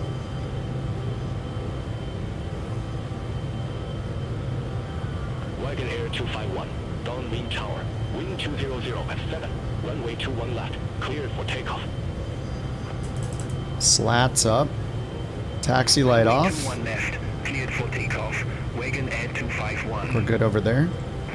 Let's get flight plan on. Couch 323, contact downwind departure 119.4. Contact downwind departure 119.4, couch 323. All right. Downwind departure, couch 323, 3,100 feet. Why did it not turn me around here? Couch 323, there we go. downwind departure. Good day. Identified. Climb to flight level 190. 190. Climb to flight level 190, couch 323. All right, 190. Oh, oops, I need a flight level change again. We were at maximum throttle for way too long. Flying the C-750? Yeah, I've probably done like, I don't know, like 10, 50, a dozen flights in it, something like that. I'm not sure exactly. It's great, man. It's 100% worth the money. It's great. Thank you, $20 or $30. 4,321 for recruiting Captain Odie to the couch captains. That's fantastic teamwork. Keep soaring high. Team. Fantastic teamwork. John, thanks for the gifted sub for Captain Odie. Appreciate that, dude. Alright, sync the heading bug straight ahead. So we're going to 190, 250 knots. We got VFLC. This is going to hold us at 8,000. So if we hit FLC and did not hit VNAV, then it's not going to follow our restrictions on the way out. Oh no, it's 8,000 or above. Okay. Oh no, it's 8,000 or below.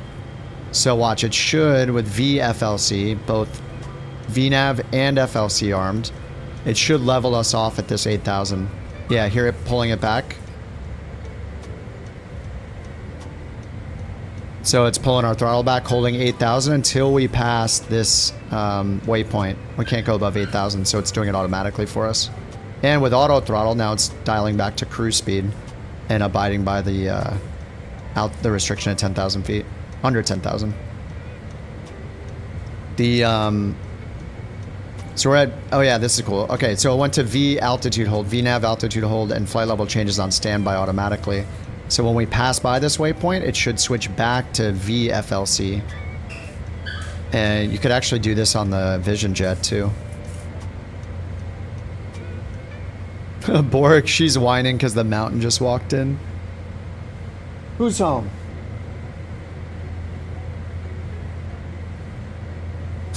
Alright, so we'll watch it at 8,000 feet here. Once we get to Intos, it should continue the climb. I haven't tested this yet. Let me turn down the exposure comp. It's just crazy bright now.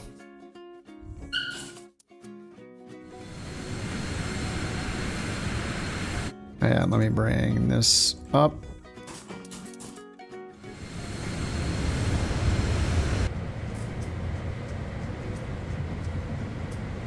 Alright, so we're at 8,000, 4 miles till Intos. Toes?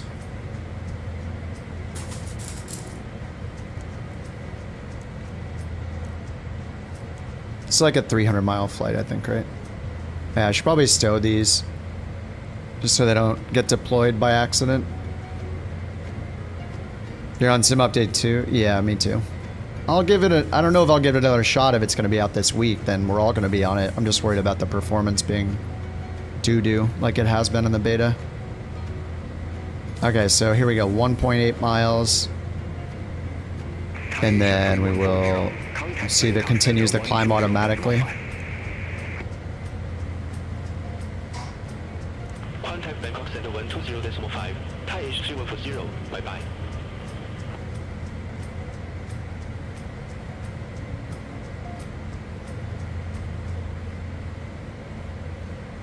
All right, here it goes. VALT. So let's see if it removes the restriction as soon as we're turned. It should put in 10,000 here now. It might be waiting for the turn to complete. Oh my god, she's honking. Still at 8,000. There's 10,000 now. VFLC automatically, so it'll continue the climb. Downwind departure, Thai Asia 3106, 900 feet.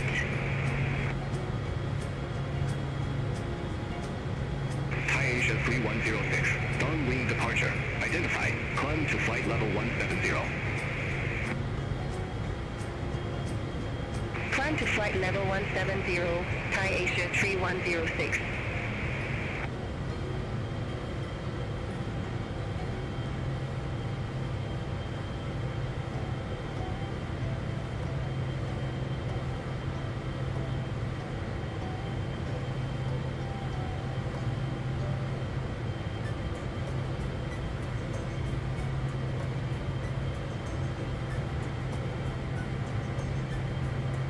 Alright, sorry, just catching up with the mountain.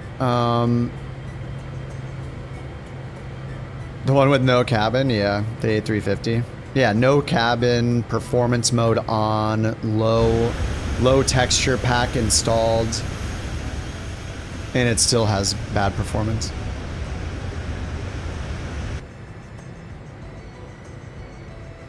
Yellow circle, the green one? This right here? If you mean the green circle right here, it's your flight path vector. So that's actually how we're flying through the air because of wind and thrust and all that. Yeah, the green circle is how we're flying through the air.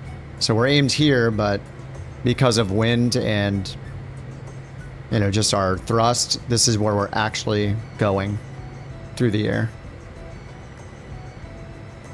So if like we have like 100-knot crosswind from the right perfectly, and we're aimed here straight, or like this, then the green dot would be way over here to the right, because that's where we're being pushed.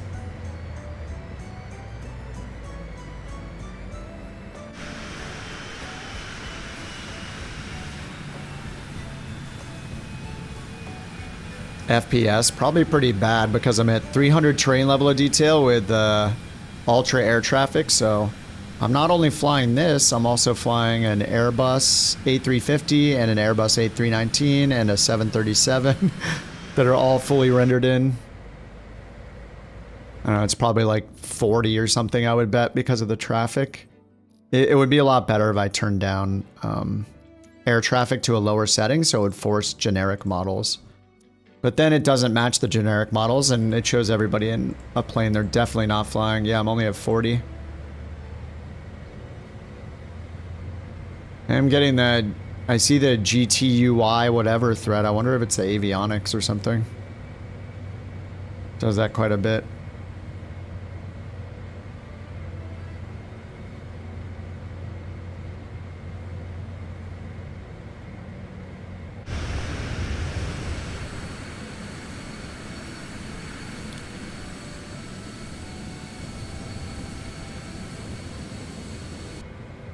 No, there's not a good A318. There's just like a very basic one, I think, from LVFR.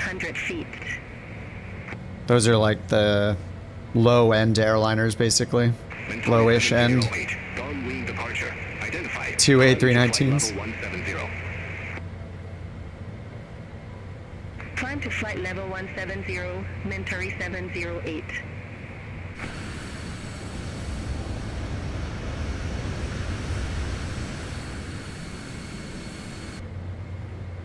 You could get the CRJ is pretty good if you want something more regional. Aerosoft CRJ or this plane is great.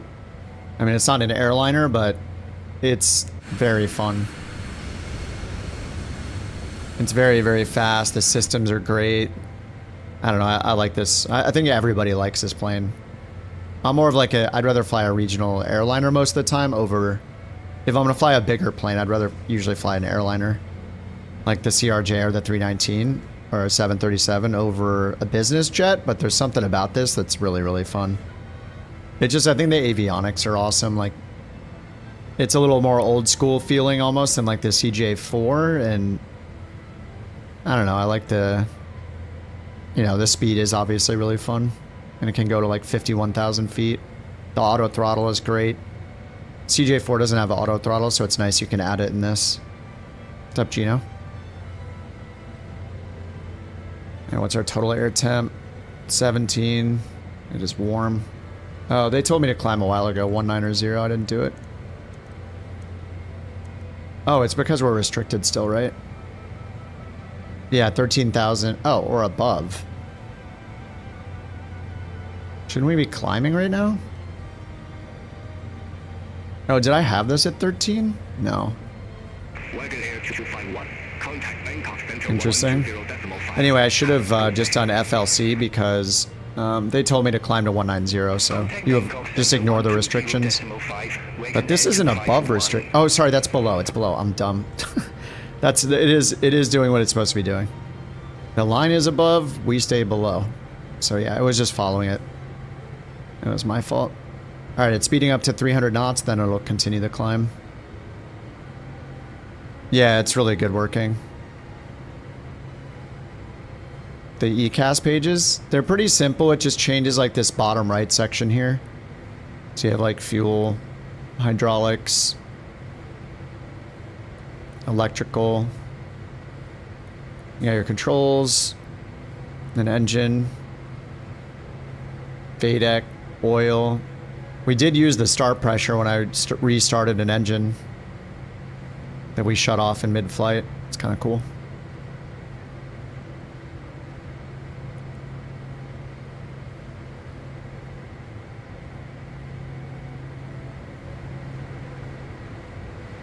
Alright, what are we at? 14,000 feet. Alright, I didn't get the landing lights off, did I? Landing lights off. Seatbelt sign off. Collision and nav lights are on. And then it's so warm, I feel like we don't need pitot heat, but whatever. APU gen. Oh, it's telling me to turn the APU gen off, right? I always forget to do that. And then we'll turn the APU off in a few thousand feet. Yeah, it's worth 30 bucks. Yeah, 100%. The pricing is crazy on this thing. It's very, very good. Very good. Couch 323. Contact Bangkok Center 120.5. Center on 120.5. Couch 323.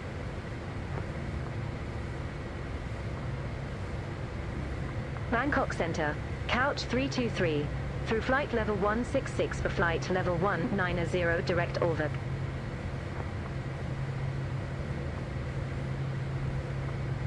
Direct over. Couch 323, Bangkok Center, radar contact, climb to flight level 430.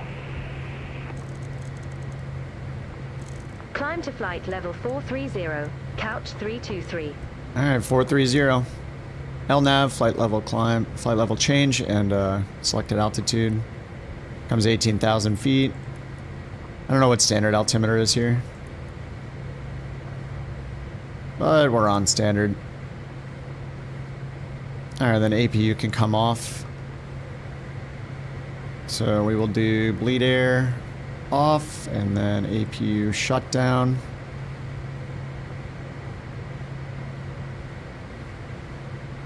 Okay, bye-bye. Oh, we're getting icing. Hey, nice. Windshield icing. Alright, let's get that on low. Pitot heat's on already.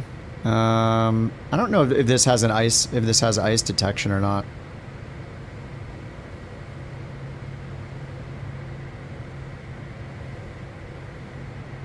Maybe.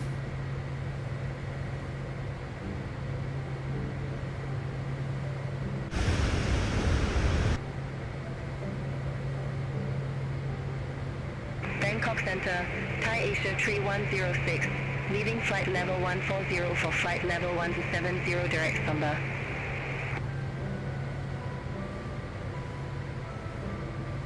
Thai Asia 3106, Bangkok Center, good day, identified, climb to flight level 350. Climb to flight level 350, Thai Asia 3106.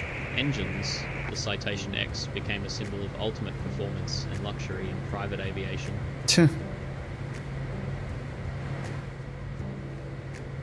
Hey, what just happened?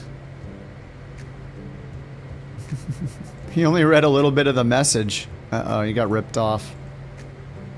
Oh, I wonder why that is. That was weird. Hold on, let me run it again. Re-queue. Let me see if it works a second time. Contact downwind, approach 119.1. I'm running it again. Contact downwind, approach 119.1. It might be too long. 647. There's a limit on how long you can put a message in. Of a message you can put in.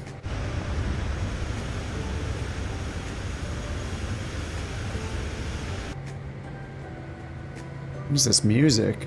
I'm trying other playlists and it's usually a legendary mistake. Cessna Citation X is a mid-sized business jet renowned for its incredible speed, once holding the title of the fastest civilian aircraft in the world.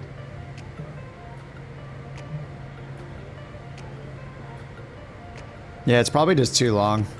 Thanks, Conti. Thanks for those little tips there. A little information about the Citation X. What a dude.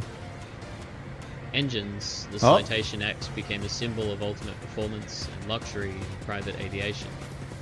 I don't know why I cut out half of it. Probably just too long of a message.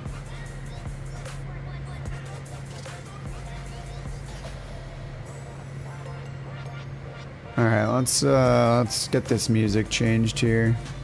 These playlists, not great. Not that great.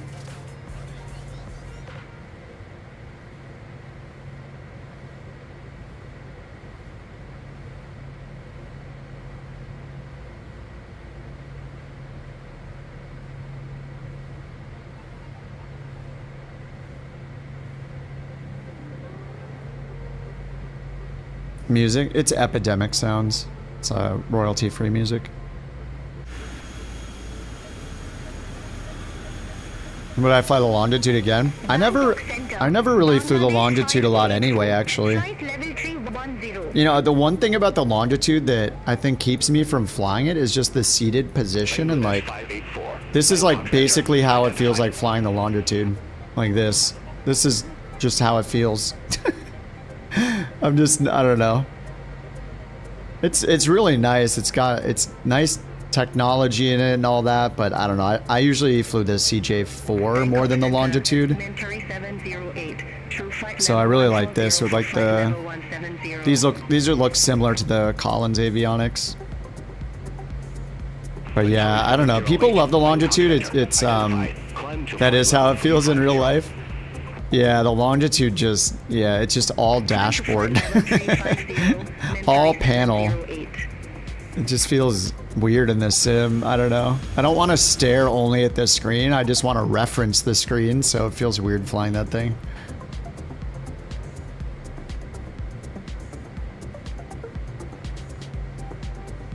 Yeah, it's definitely got a lot of features though. Like the people that fly it and love it, like I think they really like it. It's just like, not for me.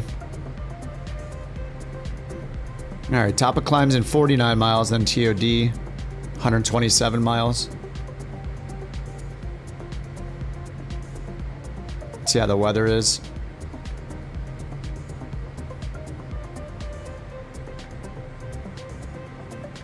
Chiang Mai, weather VFR, nice. 3-knot winds, few clouds at 1500, runway 18 recommended. 18 is what we had in our sim brief. Sim brief flight plan right here. The Marne 2 Bravo. So we do Marne 2 Bravo, runway 18. Let's just see how that sets up here. Marne 2 Bravo. Ends here at Marne.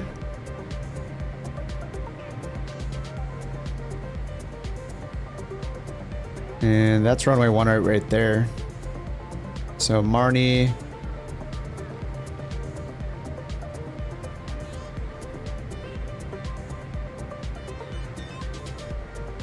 Yeah, looks like we already just picked the right things. Where is the approach though? RNAV 18.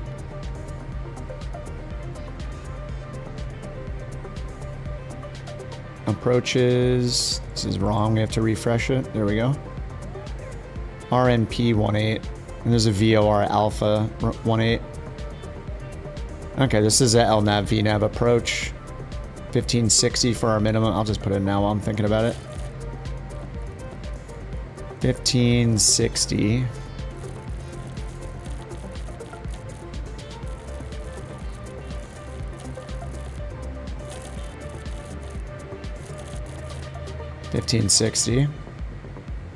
Down to 5,500 feet. So me sucks is the initial approach fix we'll probably take. We're gonna end up that way on the star anyway, right? So we go flight plan, next. Me sucks is there. Alright, so we'll go nav arrival. And then we'll pick the approach again. RNAV 18. Messucks. Activate. And let's just review it real quick. So we'll go over here. MFD map to put it in map mode. We got a discontinuity but after BBUV. Let's fix that. Flight plan. Next. BBUV disco. Marnie. Take Marnie. Put it on the disco. All connected now. Okay, and then we can check the altitudes later. Or just not check them. So then we can just zoom in here on the map. And over here, hit skip. Yep, that looks great. Right around CC 180 is right before the runway. That's our missed approach point. Okay, it's an RMP approach, LNAV, VNAV, so sweet. All right, let's hit recall over here to get all the way back to our current waypoint, and then hit MFD map back to heads up.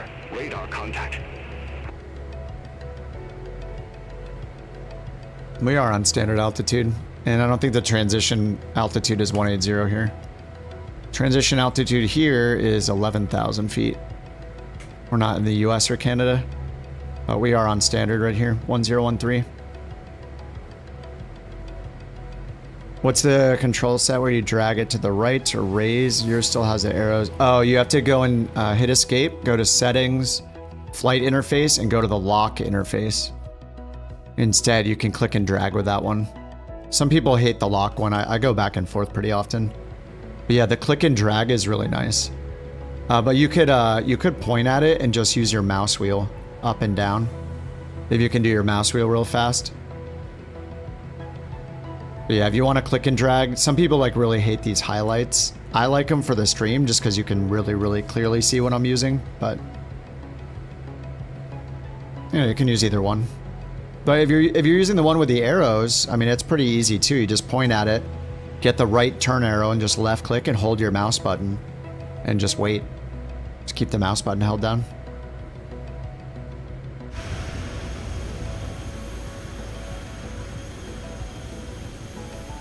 You don't mind the highlights? Yeah, click and drag. Yeah, I like click and drag a lot. Some planes it doesn't feel great in, like when I'm in an Airbus, I still switch it back to the legacy controls. There's something about middle, I just hate middle mouse click, and to pull the knobs, it's middle mouse click. And then actually in the Phoenix, they're like where the radio panel is down here, you can't even pop the, you can't change any of the frequencies to listen mode. In the lock mode, you have to go to legacy for it to work. It's weird. So if you want to turn on like the PA or the cabin ambiance, you know. Yeah, let's set our outside cameras.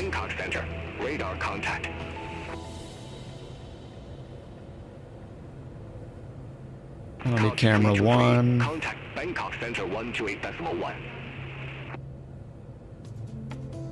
Contact Bangkok, Center 128. Oh, she glitched out there a little bit. Bye-bye.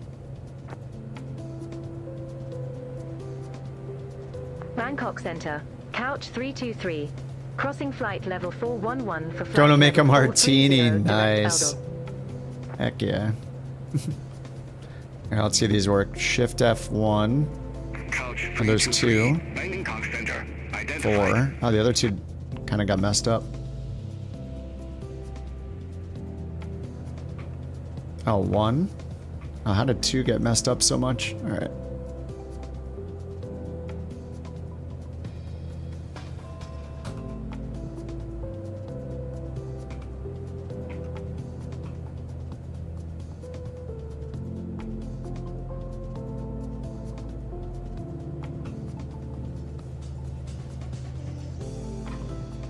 Okay, 1, 2.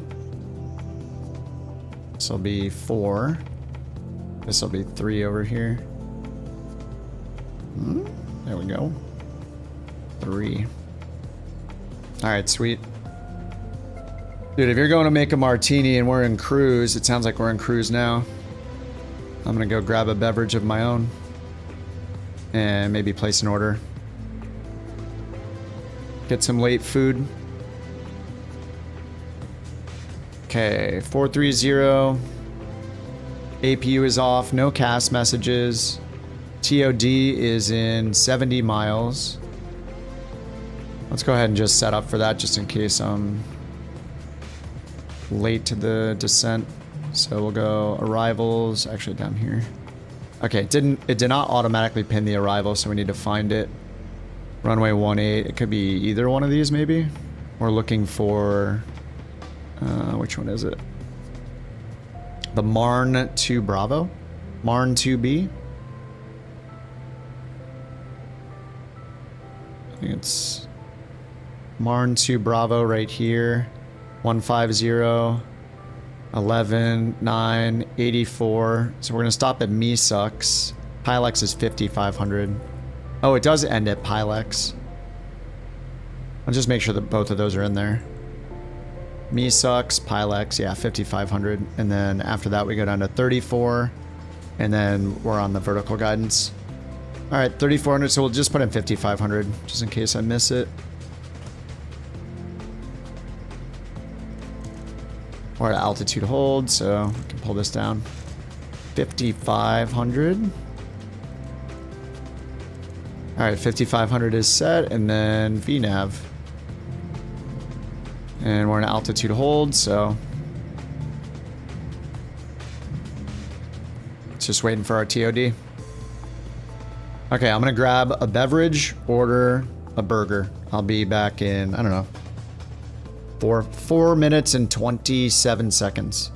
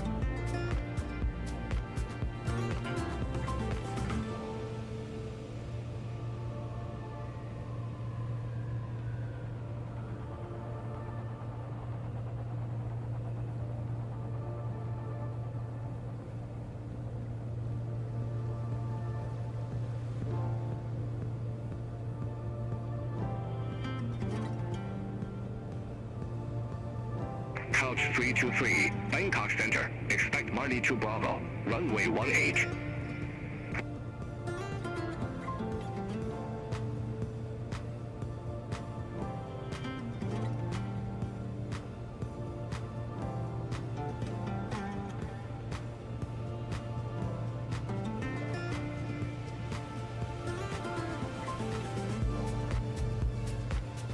Couch 323, Bangkok Center. Expect Marley to Bravo. Runway 18.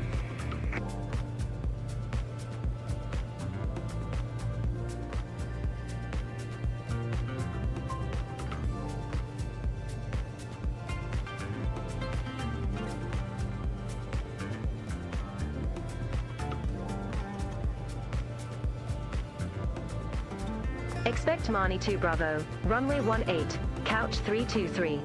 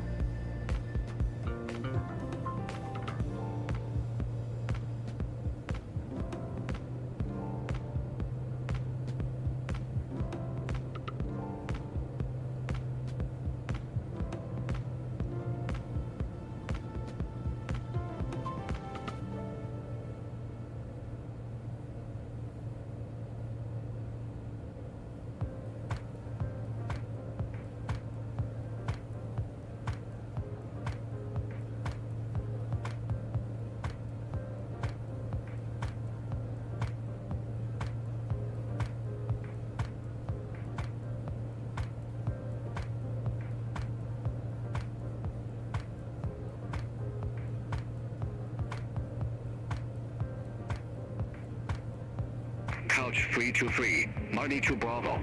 Runway 18. Report ready for descent.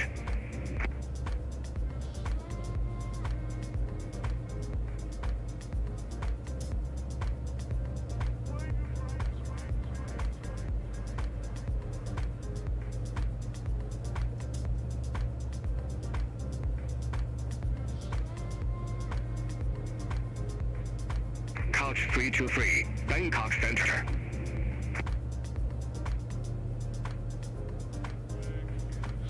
As we fly over Thailand, I'm reminded of an old legend says that the first woman of Siam was shaped from sacred lotus petals and blessed with the grace of an Apsara dancer.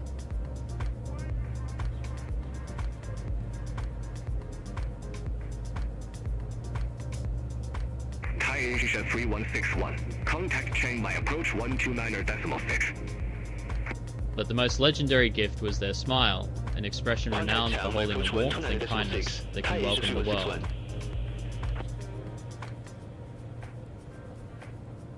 Couch 323, descend to flight level 230. All right, I'm back. Sorry about To that. flight level 230. Descend. Couch 323. Oh, nice. Here comes the TOD. Wait, how long till TOD? 6 miles. Oh, perfect. We made it. Yes, cheers, by the way.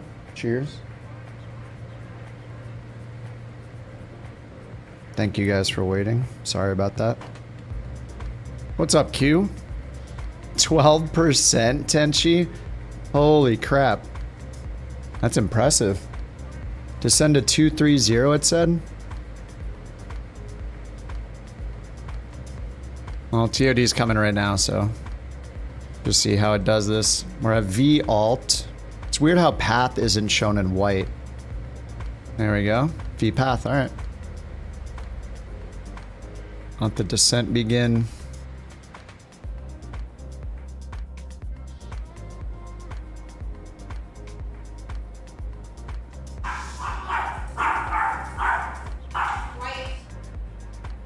There she is. She's back. Double dog, double IPA. Double. There's a dog for you right there.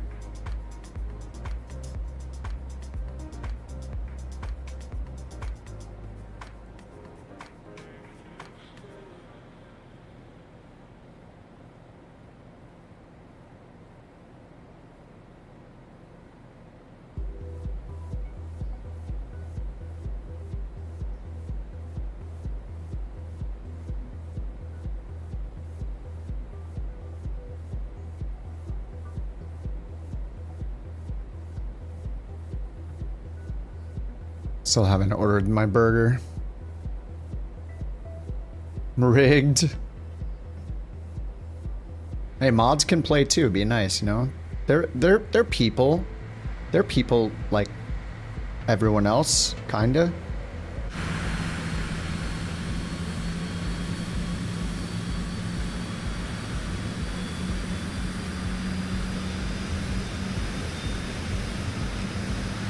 I see you guys are drinking alcohol.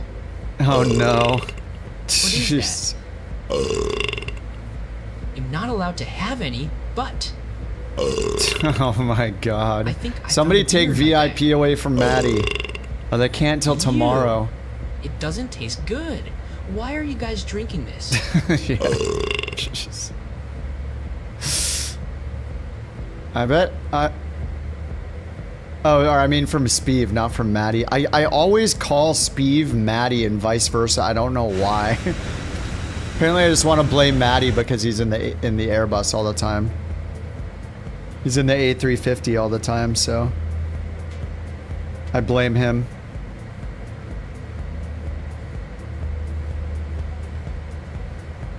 The timeout.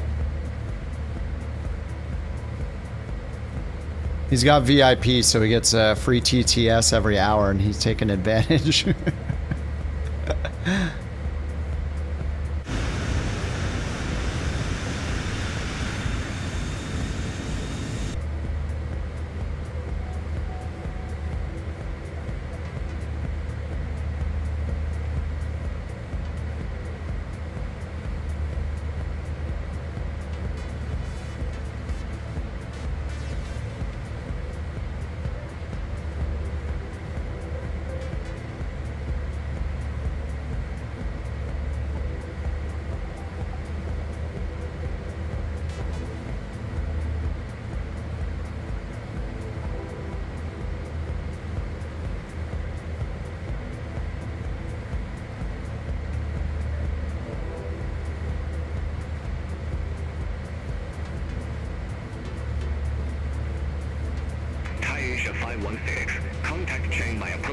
Oh, Spicy McCrispy's where it's at with McDonald's, right? Deluxe Spicy McCrispy. That's the way to go. I remember now. The Hobbs? Yeah, it works. 0.6. It does work. Mine got reset because I reinstalled everything. Reinstalled Windows, reinstalled the sim.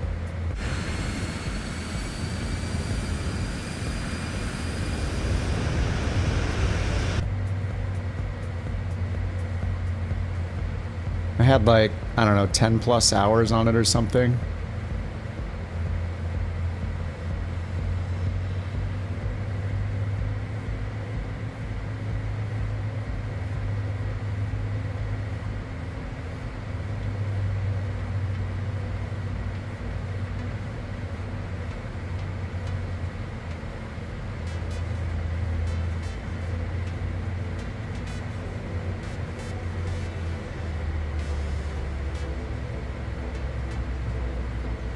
Playing with Process Lasso.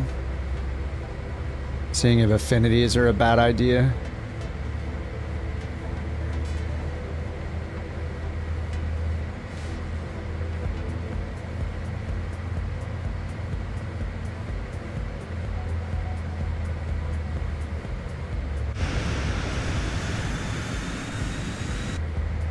You're doing assignments for couch, or an idiot, you didn't set LRM to couch instead of personal. Oh yeah, well it's fine, dude. Once you set it, then you're good, you know. And it's nice because you can go in and change it to personal if you want, change it to another VA if you want. You know, it's just up to you. But it'll remember which one you're on.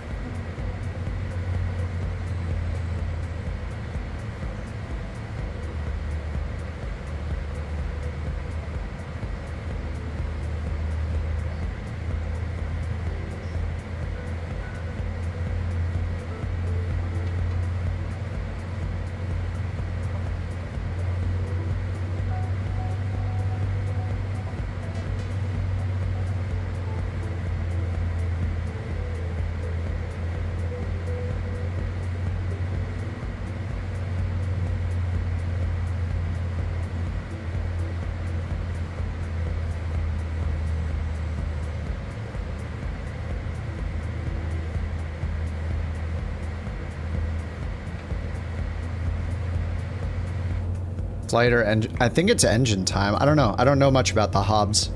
Is it I think it's engine time, right? Oh, master switch on is hobs on a 172. Yeah, I never learned about it. Yeah, you're getting your TTS worth and motivating people to steal VIP from you immediately tomorrow. I mean, he's just really happy. Look at him. Look how happy he is. Back there on the wall. He looks so happy.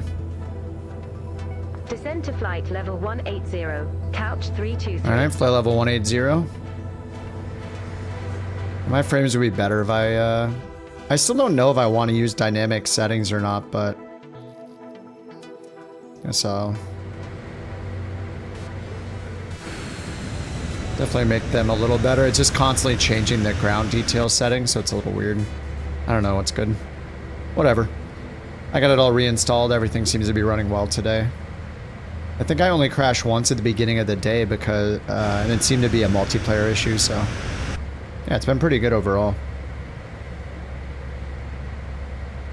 It is nice to have like a clean start every now and then and just reinstall everything, but it was the only way I could get rid of that AMD installer, not putting the chipset drivers, not getting them installed or updated. It was weird.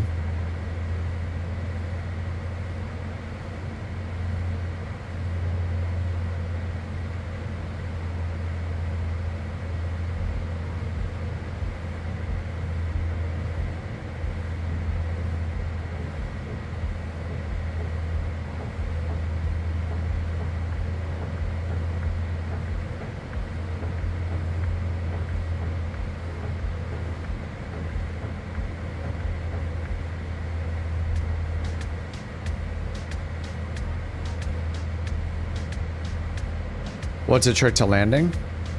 In this plane, I land with auto throttle on. You're leaving auto throttle on. You always seem to be diving a little bit. You try to pull up.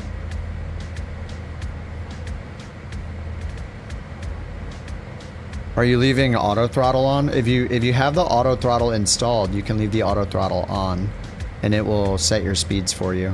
Speaking of which, we need to set the destination weather here. So we're gonna go to performance, landing, and then outside air temperature we need to set. I think it has default V speeds for landing. Yeah, it's got default V speeds.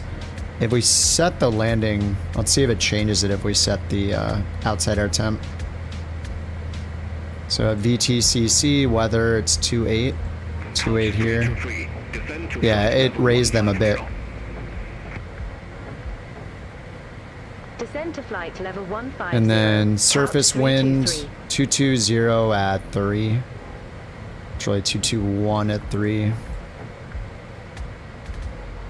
And then we can hit next, and it's dry. And we're gonna do flaps 35. That's all good. Landing data, we only need 3,300 feet out of an 11,000 foot runway. We'll have a slight tailwind, 1 knot from the right.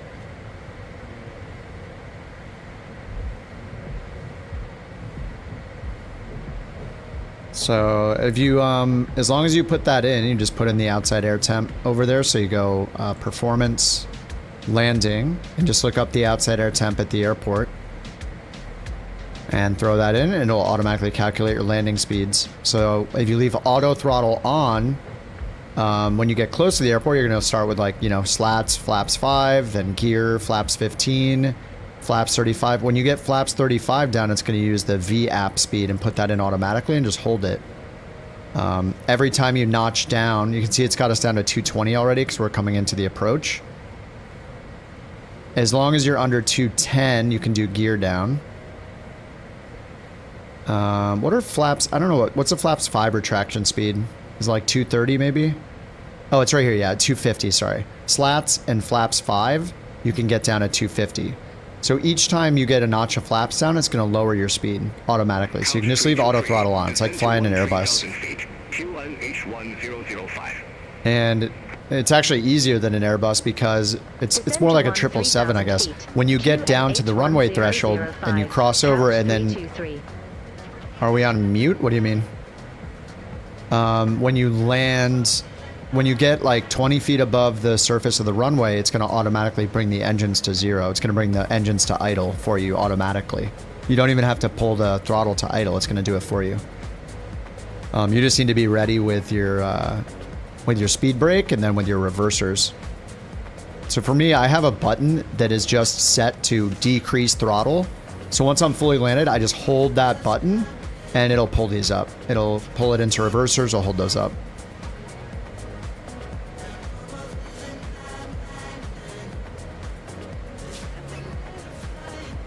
You're only still the VIP in hopes that I do a top 10 for longest time. I haven't coded that in. It's not tracking it historically or anything, so it's not that complex yet. I don't know. It might eventually be. I don't know.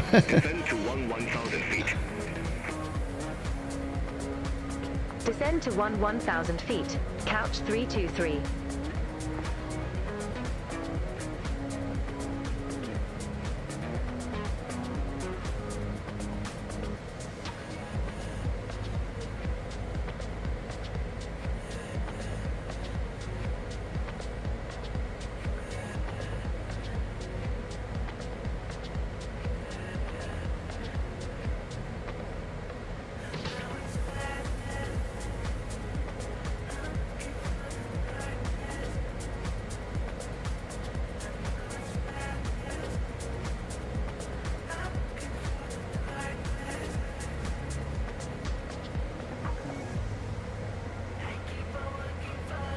Be right back. Yeah, this will be my last flight, yeah. I've been on almost 8 hours.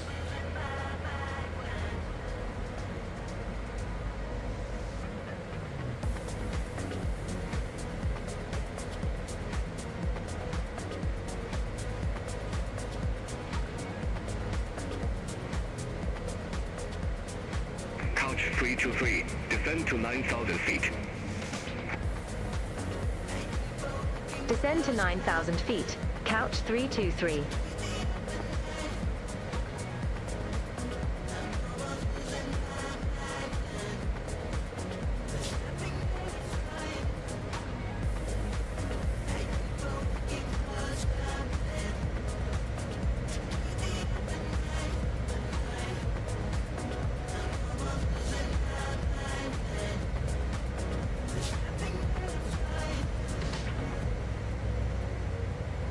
Alright, sorry, just coordinating food here. Alright, one left turn around. We're at 9,000 restriction.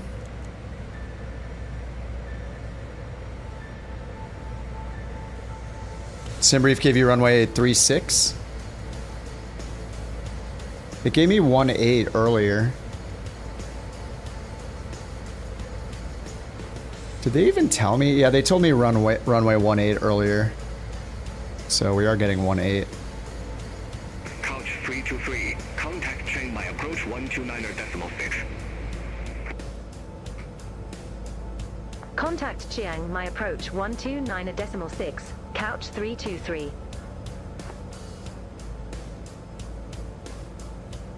Chiang Mai, Couch 323, 9,800 feet with information X-ray.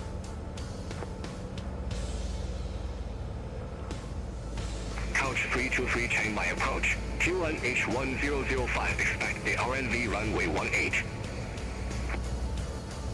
Alright, RNAV. QNH1005, expect the RNAV runway 18. Couch 323. Alright, we're at 9,500. We'll get landing lights on, seat belts on. I forgot to do pressurization. What's the airport elevation?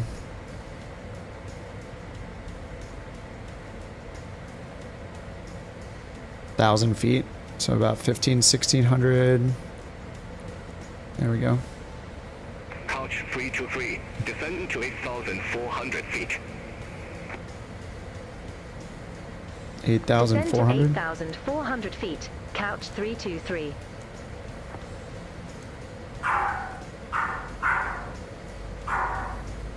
She's going crazy.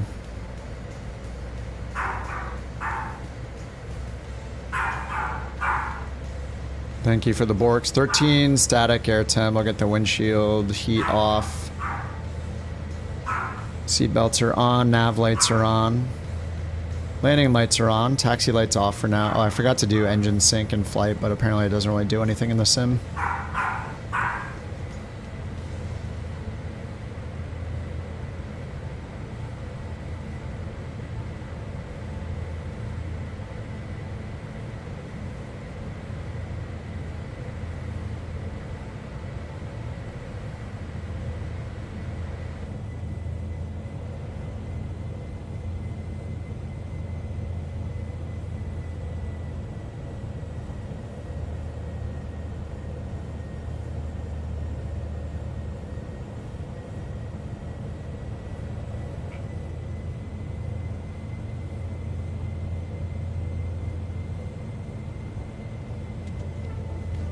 You're just here causing trouble.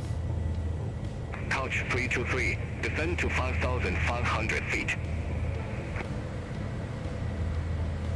Descend to 5,500 feet. Couch 323.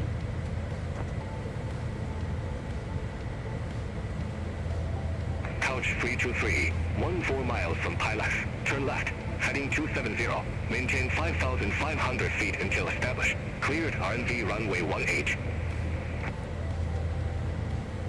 Alright, sweet, they cleared us, so we can go all the way down to 34. 5,500 feet until established. Cleared RNAV runway 18. Couch 323. Alright, 34, approach. Still in V path. And it'll take us down 84, 55, 34. Exactly at 34 there. And then we should get the vertical guidance. It's LNAV, VNAV, so we will get some vertical guidance. 500 feet above the ground for the minimums. And then the go around is climb 8,400. Over this way, direct to Wrexham. Bangkok Center 128.1. Contact Bangkok Center 128.1. Thai Asia. Yeah, the terrain over here. Yeah, we're going to go to 8,400 to hold. And over here we got 3,500, 4,000, 33, 34. All right, and transition level was 130, so I already need standard altimeter, or I need local altimeter. So let's grab that. Weather, QNH, 1005. There we go, 1005.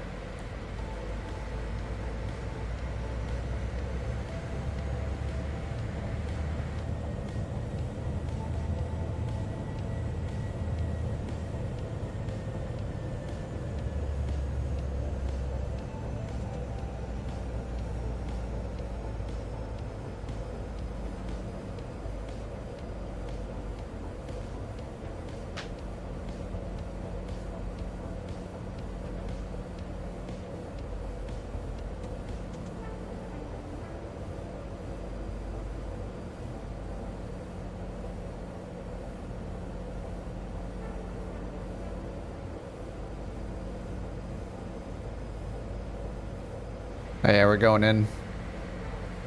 It said it was VFR, so looks like we'll be in this until 3,500 AGL. Airport's around 1,000, so that'll be like 4,600 baro. So about 2,000 feet worth of IMC, it looks like. Should be out of it at 4,500 feet. What's up, Q? Thought you saw something about me having trouble starting the Aerostar. Yeah, it was just, I don't know. I think I just did something wrong. I didn't give it enough throttle, maybe, again. But it worked out fine. I flew it all day. Anti-ice, negative. Static air temp is 16. Total air temp is 24. Static air temp 17, so no anti-ice. Not needed. If total air temp was under 10, then I would use it 10 or below, but total air temp or RAM air temp is 24. Roger. Yep. Heading direct TL, then resume on navigation Thai 105. Thanks. Tanks? Tanks?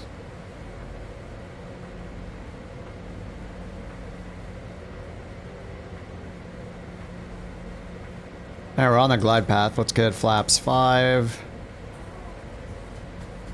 6.5 miles till... This is like final approach fix, and then this is missed approach point at CC 180. So we're already on the glide path, so we can just throw in the missed approach. Altitude 8,400. Be 3,400 at 181, and then 180 is right after that. At 181, we're 7-mile final. So we are coming up on that in 4 miles. Alright, so we'll set 8,000 since we're on the glide path.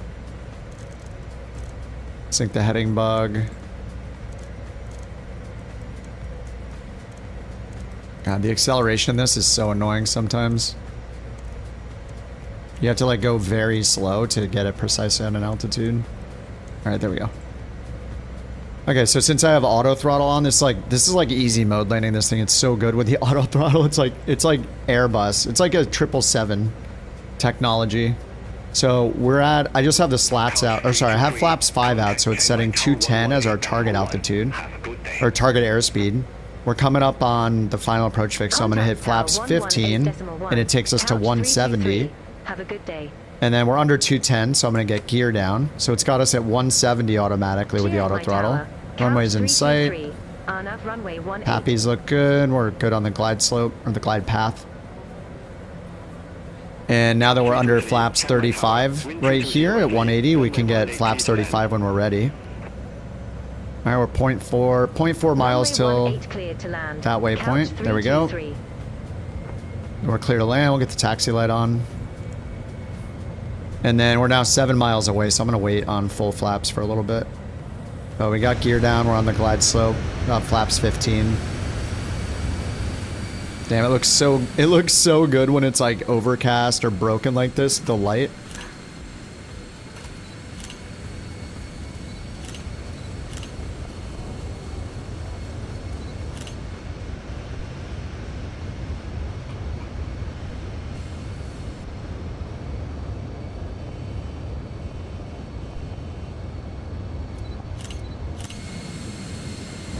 Oh, thank you. Thanks, Salty. Thanks, dude. Alright, so now we're at 5-mile final, so watch with my speed. It's at 170. I go to flaps 35. It goes down to 125, which was our VAP that was calculated when we put the outside air temp down here in our landing performance. So it's going to hold us at our approach speed. And we're at 1,300 feet above the ground right here. So it's up to you when you want to get the autopilot off, so I'm just going to get it off now. Autopilot's off. You only have to hit it once. You don't have to hit it a second time to get the warning to go away, to silence it. And then since the auto throttle is still on, I'm just following I can just follow the flight director and use my trim. So I'll just keep pointing the little box at the flight director. You know, we can see it, so. And then winds are calm because normally the wind indicator is right here. Or you can go down here to Prague page 3. Down here, Prague 3 will give you the wind. So 1 headwind, 1 from the left. And we don't have to touch the throttle at all. Like, I'm not touching anything. It's doing it automatically. And when we get down, about to touch down, it's automatically going to pull the throttle to idle. So we don't even have to do that either. What I'm ready to do, though, is grab my speed brake. So as soon as we touch down, I'm going to pull the speed brake out. And then when our nose wheel is on the ground as well, I'm going to hold reverse thrust. And just hold that until we get below 65 knots. And then let go of it. Put it back to idle and then hit the brakes.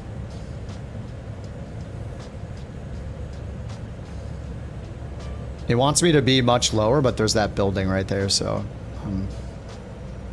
I don't like that building.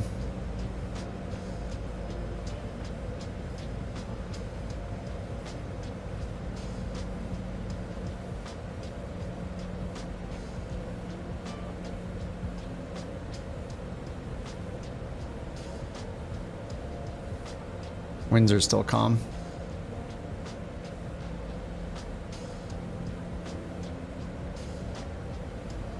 Alright, so I'm ready on the speed brakes or spoilers. Listen to the engines. And just like cut the engines.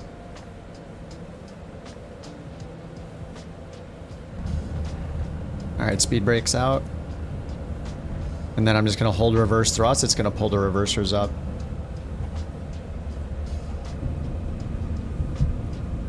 Should wait for the nose gear to touch first. All right, 80 knots, 85. We're just holding that until 65. The reversers aren't out. Oh, I have them stowed.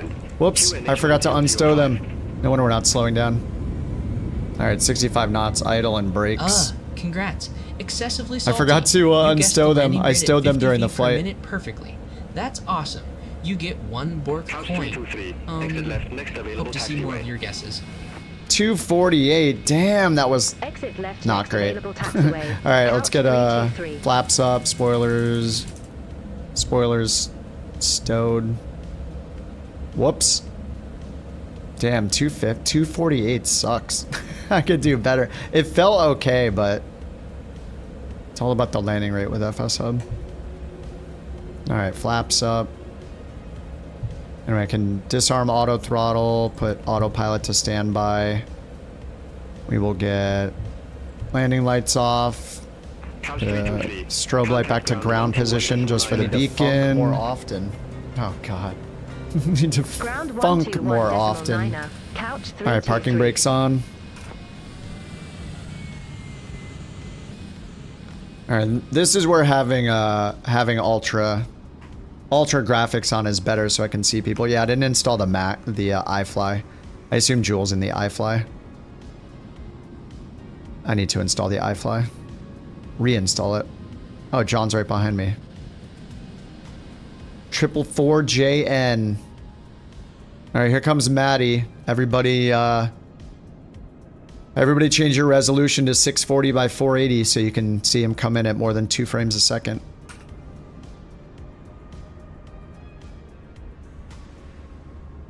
It's like he's sabotaging us. He only flies... He doesn't fly the 350 because he likes it. He flies it because it gives everybody around him the worst performance they've seen in 14 years. Haven't seen this bad performance since I loaded Flight Sim 2020 on my ColecoVision, you know? But now we get to relive that wonderful experience by watching Maddie come in the A350.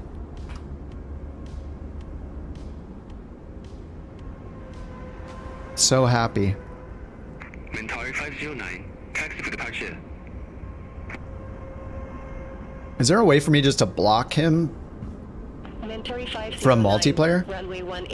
You remove it from the community folder unless you want to fly it? Yeah. It just makes zero sense that it would ever load a full plane in any multiplayer scenario ever. What is the point? Why would you ever load the full plane in? I'm not flying it. It doesn't make any sense. It's the dumbest decision they've made since 2020 came out. Like, it should not be loading full planes. Load generics only for multiplayer. And then they should put out paint kits for the generics. So people can make the paint kit for the generic planes for their VAs or whatever. So when other people fly them, you see them. Instead of having to install every plane with every livery to be able to see what people are flying. It's just really dumb. It's always been dumb. I don't think they'll ever fix it. I mean, other planes, besides terrain level of detail, other planes are the biggest performance killer. Injected traffic, multiplayer traffic on Ultra. Yeah, the stutters, yeah. 22 FPS glide slope. Long landing. We don't care about the landing distance when we're using FS Hub because it only cares about landing rate. So we play the rules, and the only rules, all we're going for is butter. As butter as possible. So long landing, doesn't matter. Bounces, don't matter. Go arounds, almost never necessary. It's very different. We were doing New Sky for a long time, and problem is this New Sky is really bad for GA flying. They don't update the planes enough. And they apply airliner rules to small planes, which makes no sense. Like, if you grease a landing, it penalizes you in a Cessna 172. It's just weird, but it does have a very, very good scoring system that's really challenging, including like center line deviation, landing distance, all sorts of stuff. It's much more challenging. But yeah, in FS Hub, all it cares about is landing rate. I hope they make it so, like, it would be really nice if they figured out a way to make a more advanced scoring system, like if you want to do it or something. Or they could implement rules that like Neofly has, you know? Like Neofly has some really nice rules where it's like, if you don't... It was long, but it was pretty soft and to the left. Yep. If you don't use time acceleration, you get a bonus. If you load the expected payload in the plane, you get a bonus. Otherwise, you just get the standard amount, you know? Like I think that, yeah, with the aero economy, that'll be interesting too. But it would be awesome if they at least took into account like G-force as well. And then maybe if they can do landing distance later, that would be good. It's kind of hard though. Landing distance, you need to know every single runway, the runway length. Because I mean, I think you do, right? Because, right, like, if you're landing in an airliner, you're using low, medium, max auto brakes, like, whatever, depending on where you're exiting, depending on the runway length available, landing length available. So I think it's a lot more complex, but... Your best CRJ landing, 400 feet per minute. Dude, I'm happy at, like, anything under 1,000 still, I feel like. Let me see here. Where are John's things? Group flights. What do we got? I got 248. Maddie got 65 feet per minute. Dude. In the A350, 65 feet per minute. Look at that massive... Look at that monster right there. I know you can't really see it because I'm glitching. Trying to look at it. It's actually... Performance is actually not that bad right now.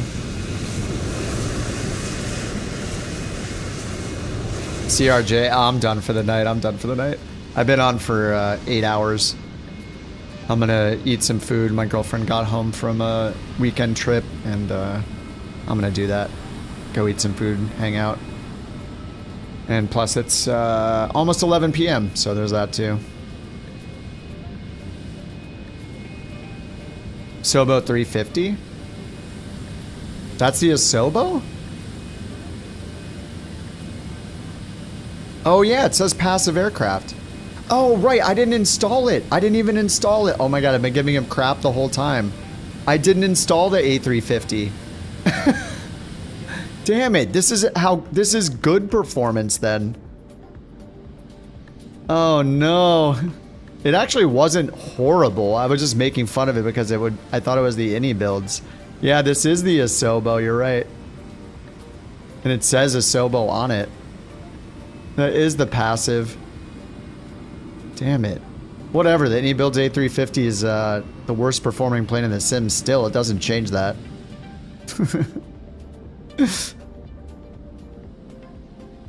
Jewel, why'd you have to say that? What the heck?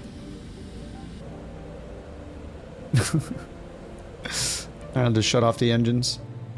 APU's not on. Lights, seatbelts. Pitot. Avionics, batteries. Standby lighting. Shift 8. Emergency and standby. Off, off, off. You want to like the 350? Oh, me too. If they just... I mean, I'll try it again. I keep trying it almost every update. They just don't give a crap about making it perform well. Clearly. What has it been? 13 updates? 14 updates? None of them focused on performance? It's... I mean, they're showing us every time they announce a new feature that they don't care about performance. So, yeah, it's just how it is. Marketing first, good performing planes second. Which is the complete opposite of how like Phoenix and PMDG approach their products.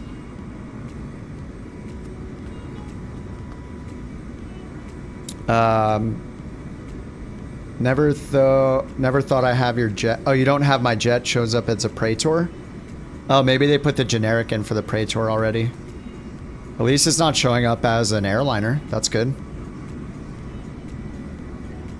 Yeah, we'll see. I mean, I don't know fully how good multiplayer, or sorry, Sim Update 3 is with the model matching, but it'll probably be better than it is right now. So I'm looking forward to see it as long as the performance is good. I'm just worried about the performance. Alrighty, Maddie wins 65 feet per minute. Jewel and the iFly got 141. I got 248. Salty got 257 and Standard and the Lear 261. These guys are obviously cheating, especially Maddie. So I'll have to think about maybe banning him from future flights or just maybe just always exclude him from the list. We'll just, if it's him, it just doesn't show it. I think that might be a good change. John, if you're listening, maybe just delete Maddie's info. Yeah, we got a lot of flights done today. Holy crap. Sim Update 3. They said they're aiming for this week. I mean, we'll see. The last few times I used it, I've been worried because my performance has been really bad. I might test it out again tonight or tomorrow to see, since I've kind of reinstalled everything. We'll see how it is. How's he cheating? I mean, he obviously has some kind of hacks. How else could he get that landing rate? How else could he be #1? He's obviously cheating. It's the only logical explanation. Don't question it, okay? He's cheating. We all agree. Everybody's been saying it, and we all agree, okay? Simple. Yeah. Alright, let's give Chill Maze another raid. Chill's on. He just got on less than an hour ago.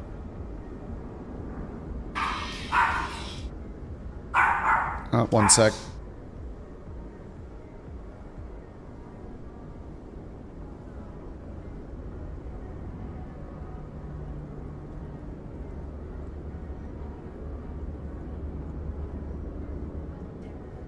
Alrighty, so yeah, let's raid Chill. He's on. If you guys on YouTube want to come hang out with us on Chill's channel, I'll post the link. Start the raid now. And you guys on YouTube, yeah, if you want to... He's on Twitch, so if you don't Twitch, that's fine. But here's his channel that we're going to go to for a bit. There it is. I'm always the first to call it out. Oh, a Bork shortcut? Oh, Maddie is? Maybe. He's got it pre-typed, or he's got a... I mean, he's cheating for landing. You don't think he's going to cheat for the Borks?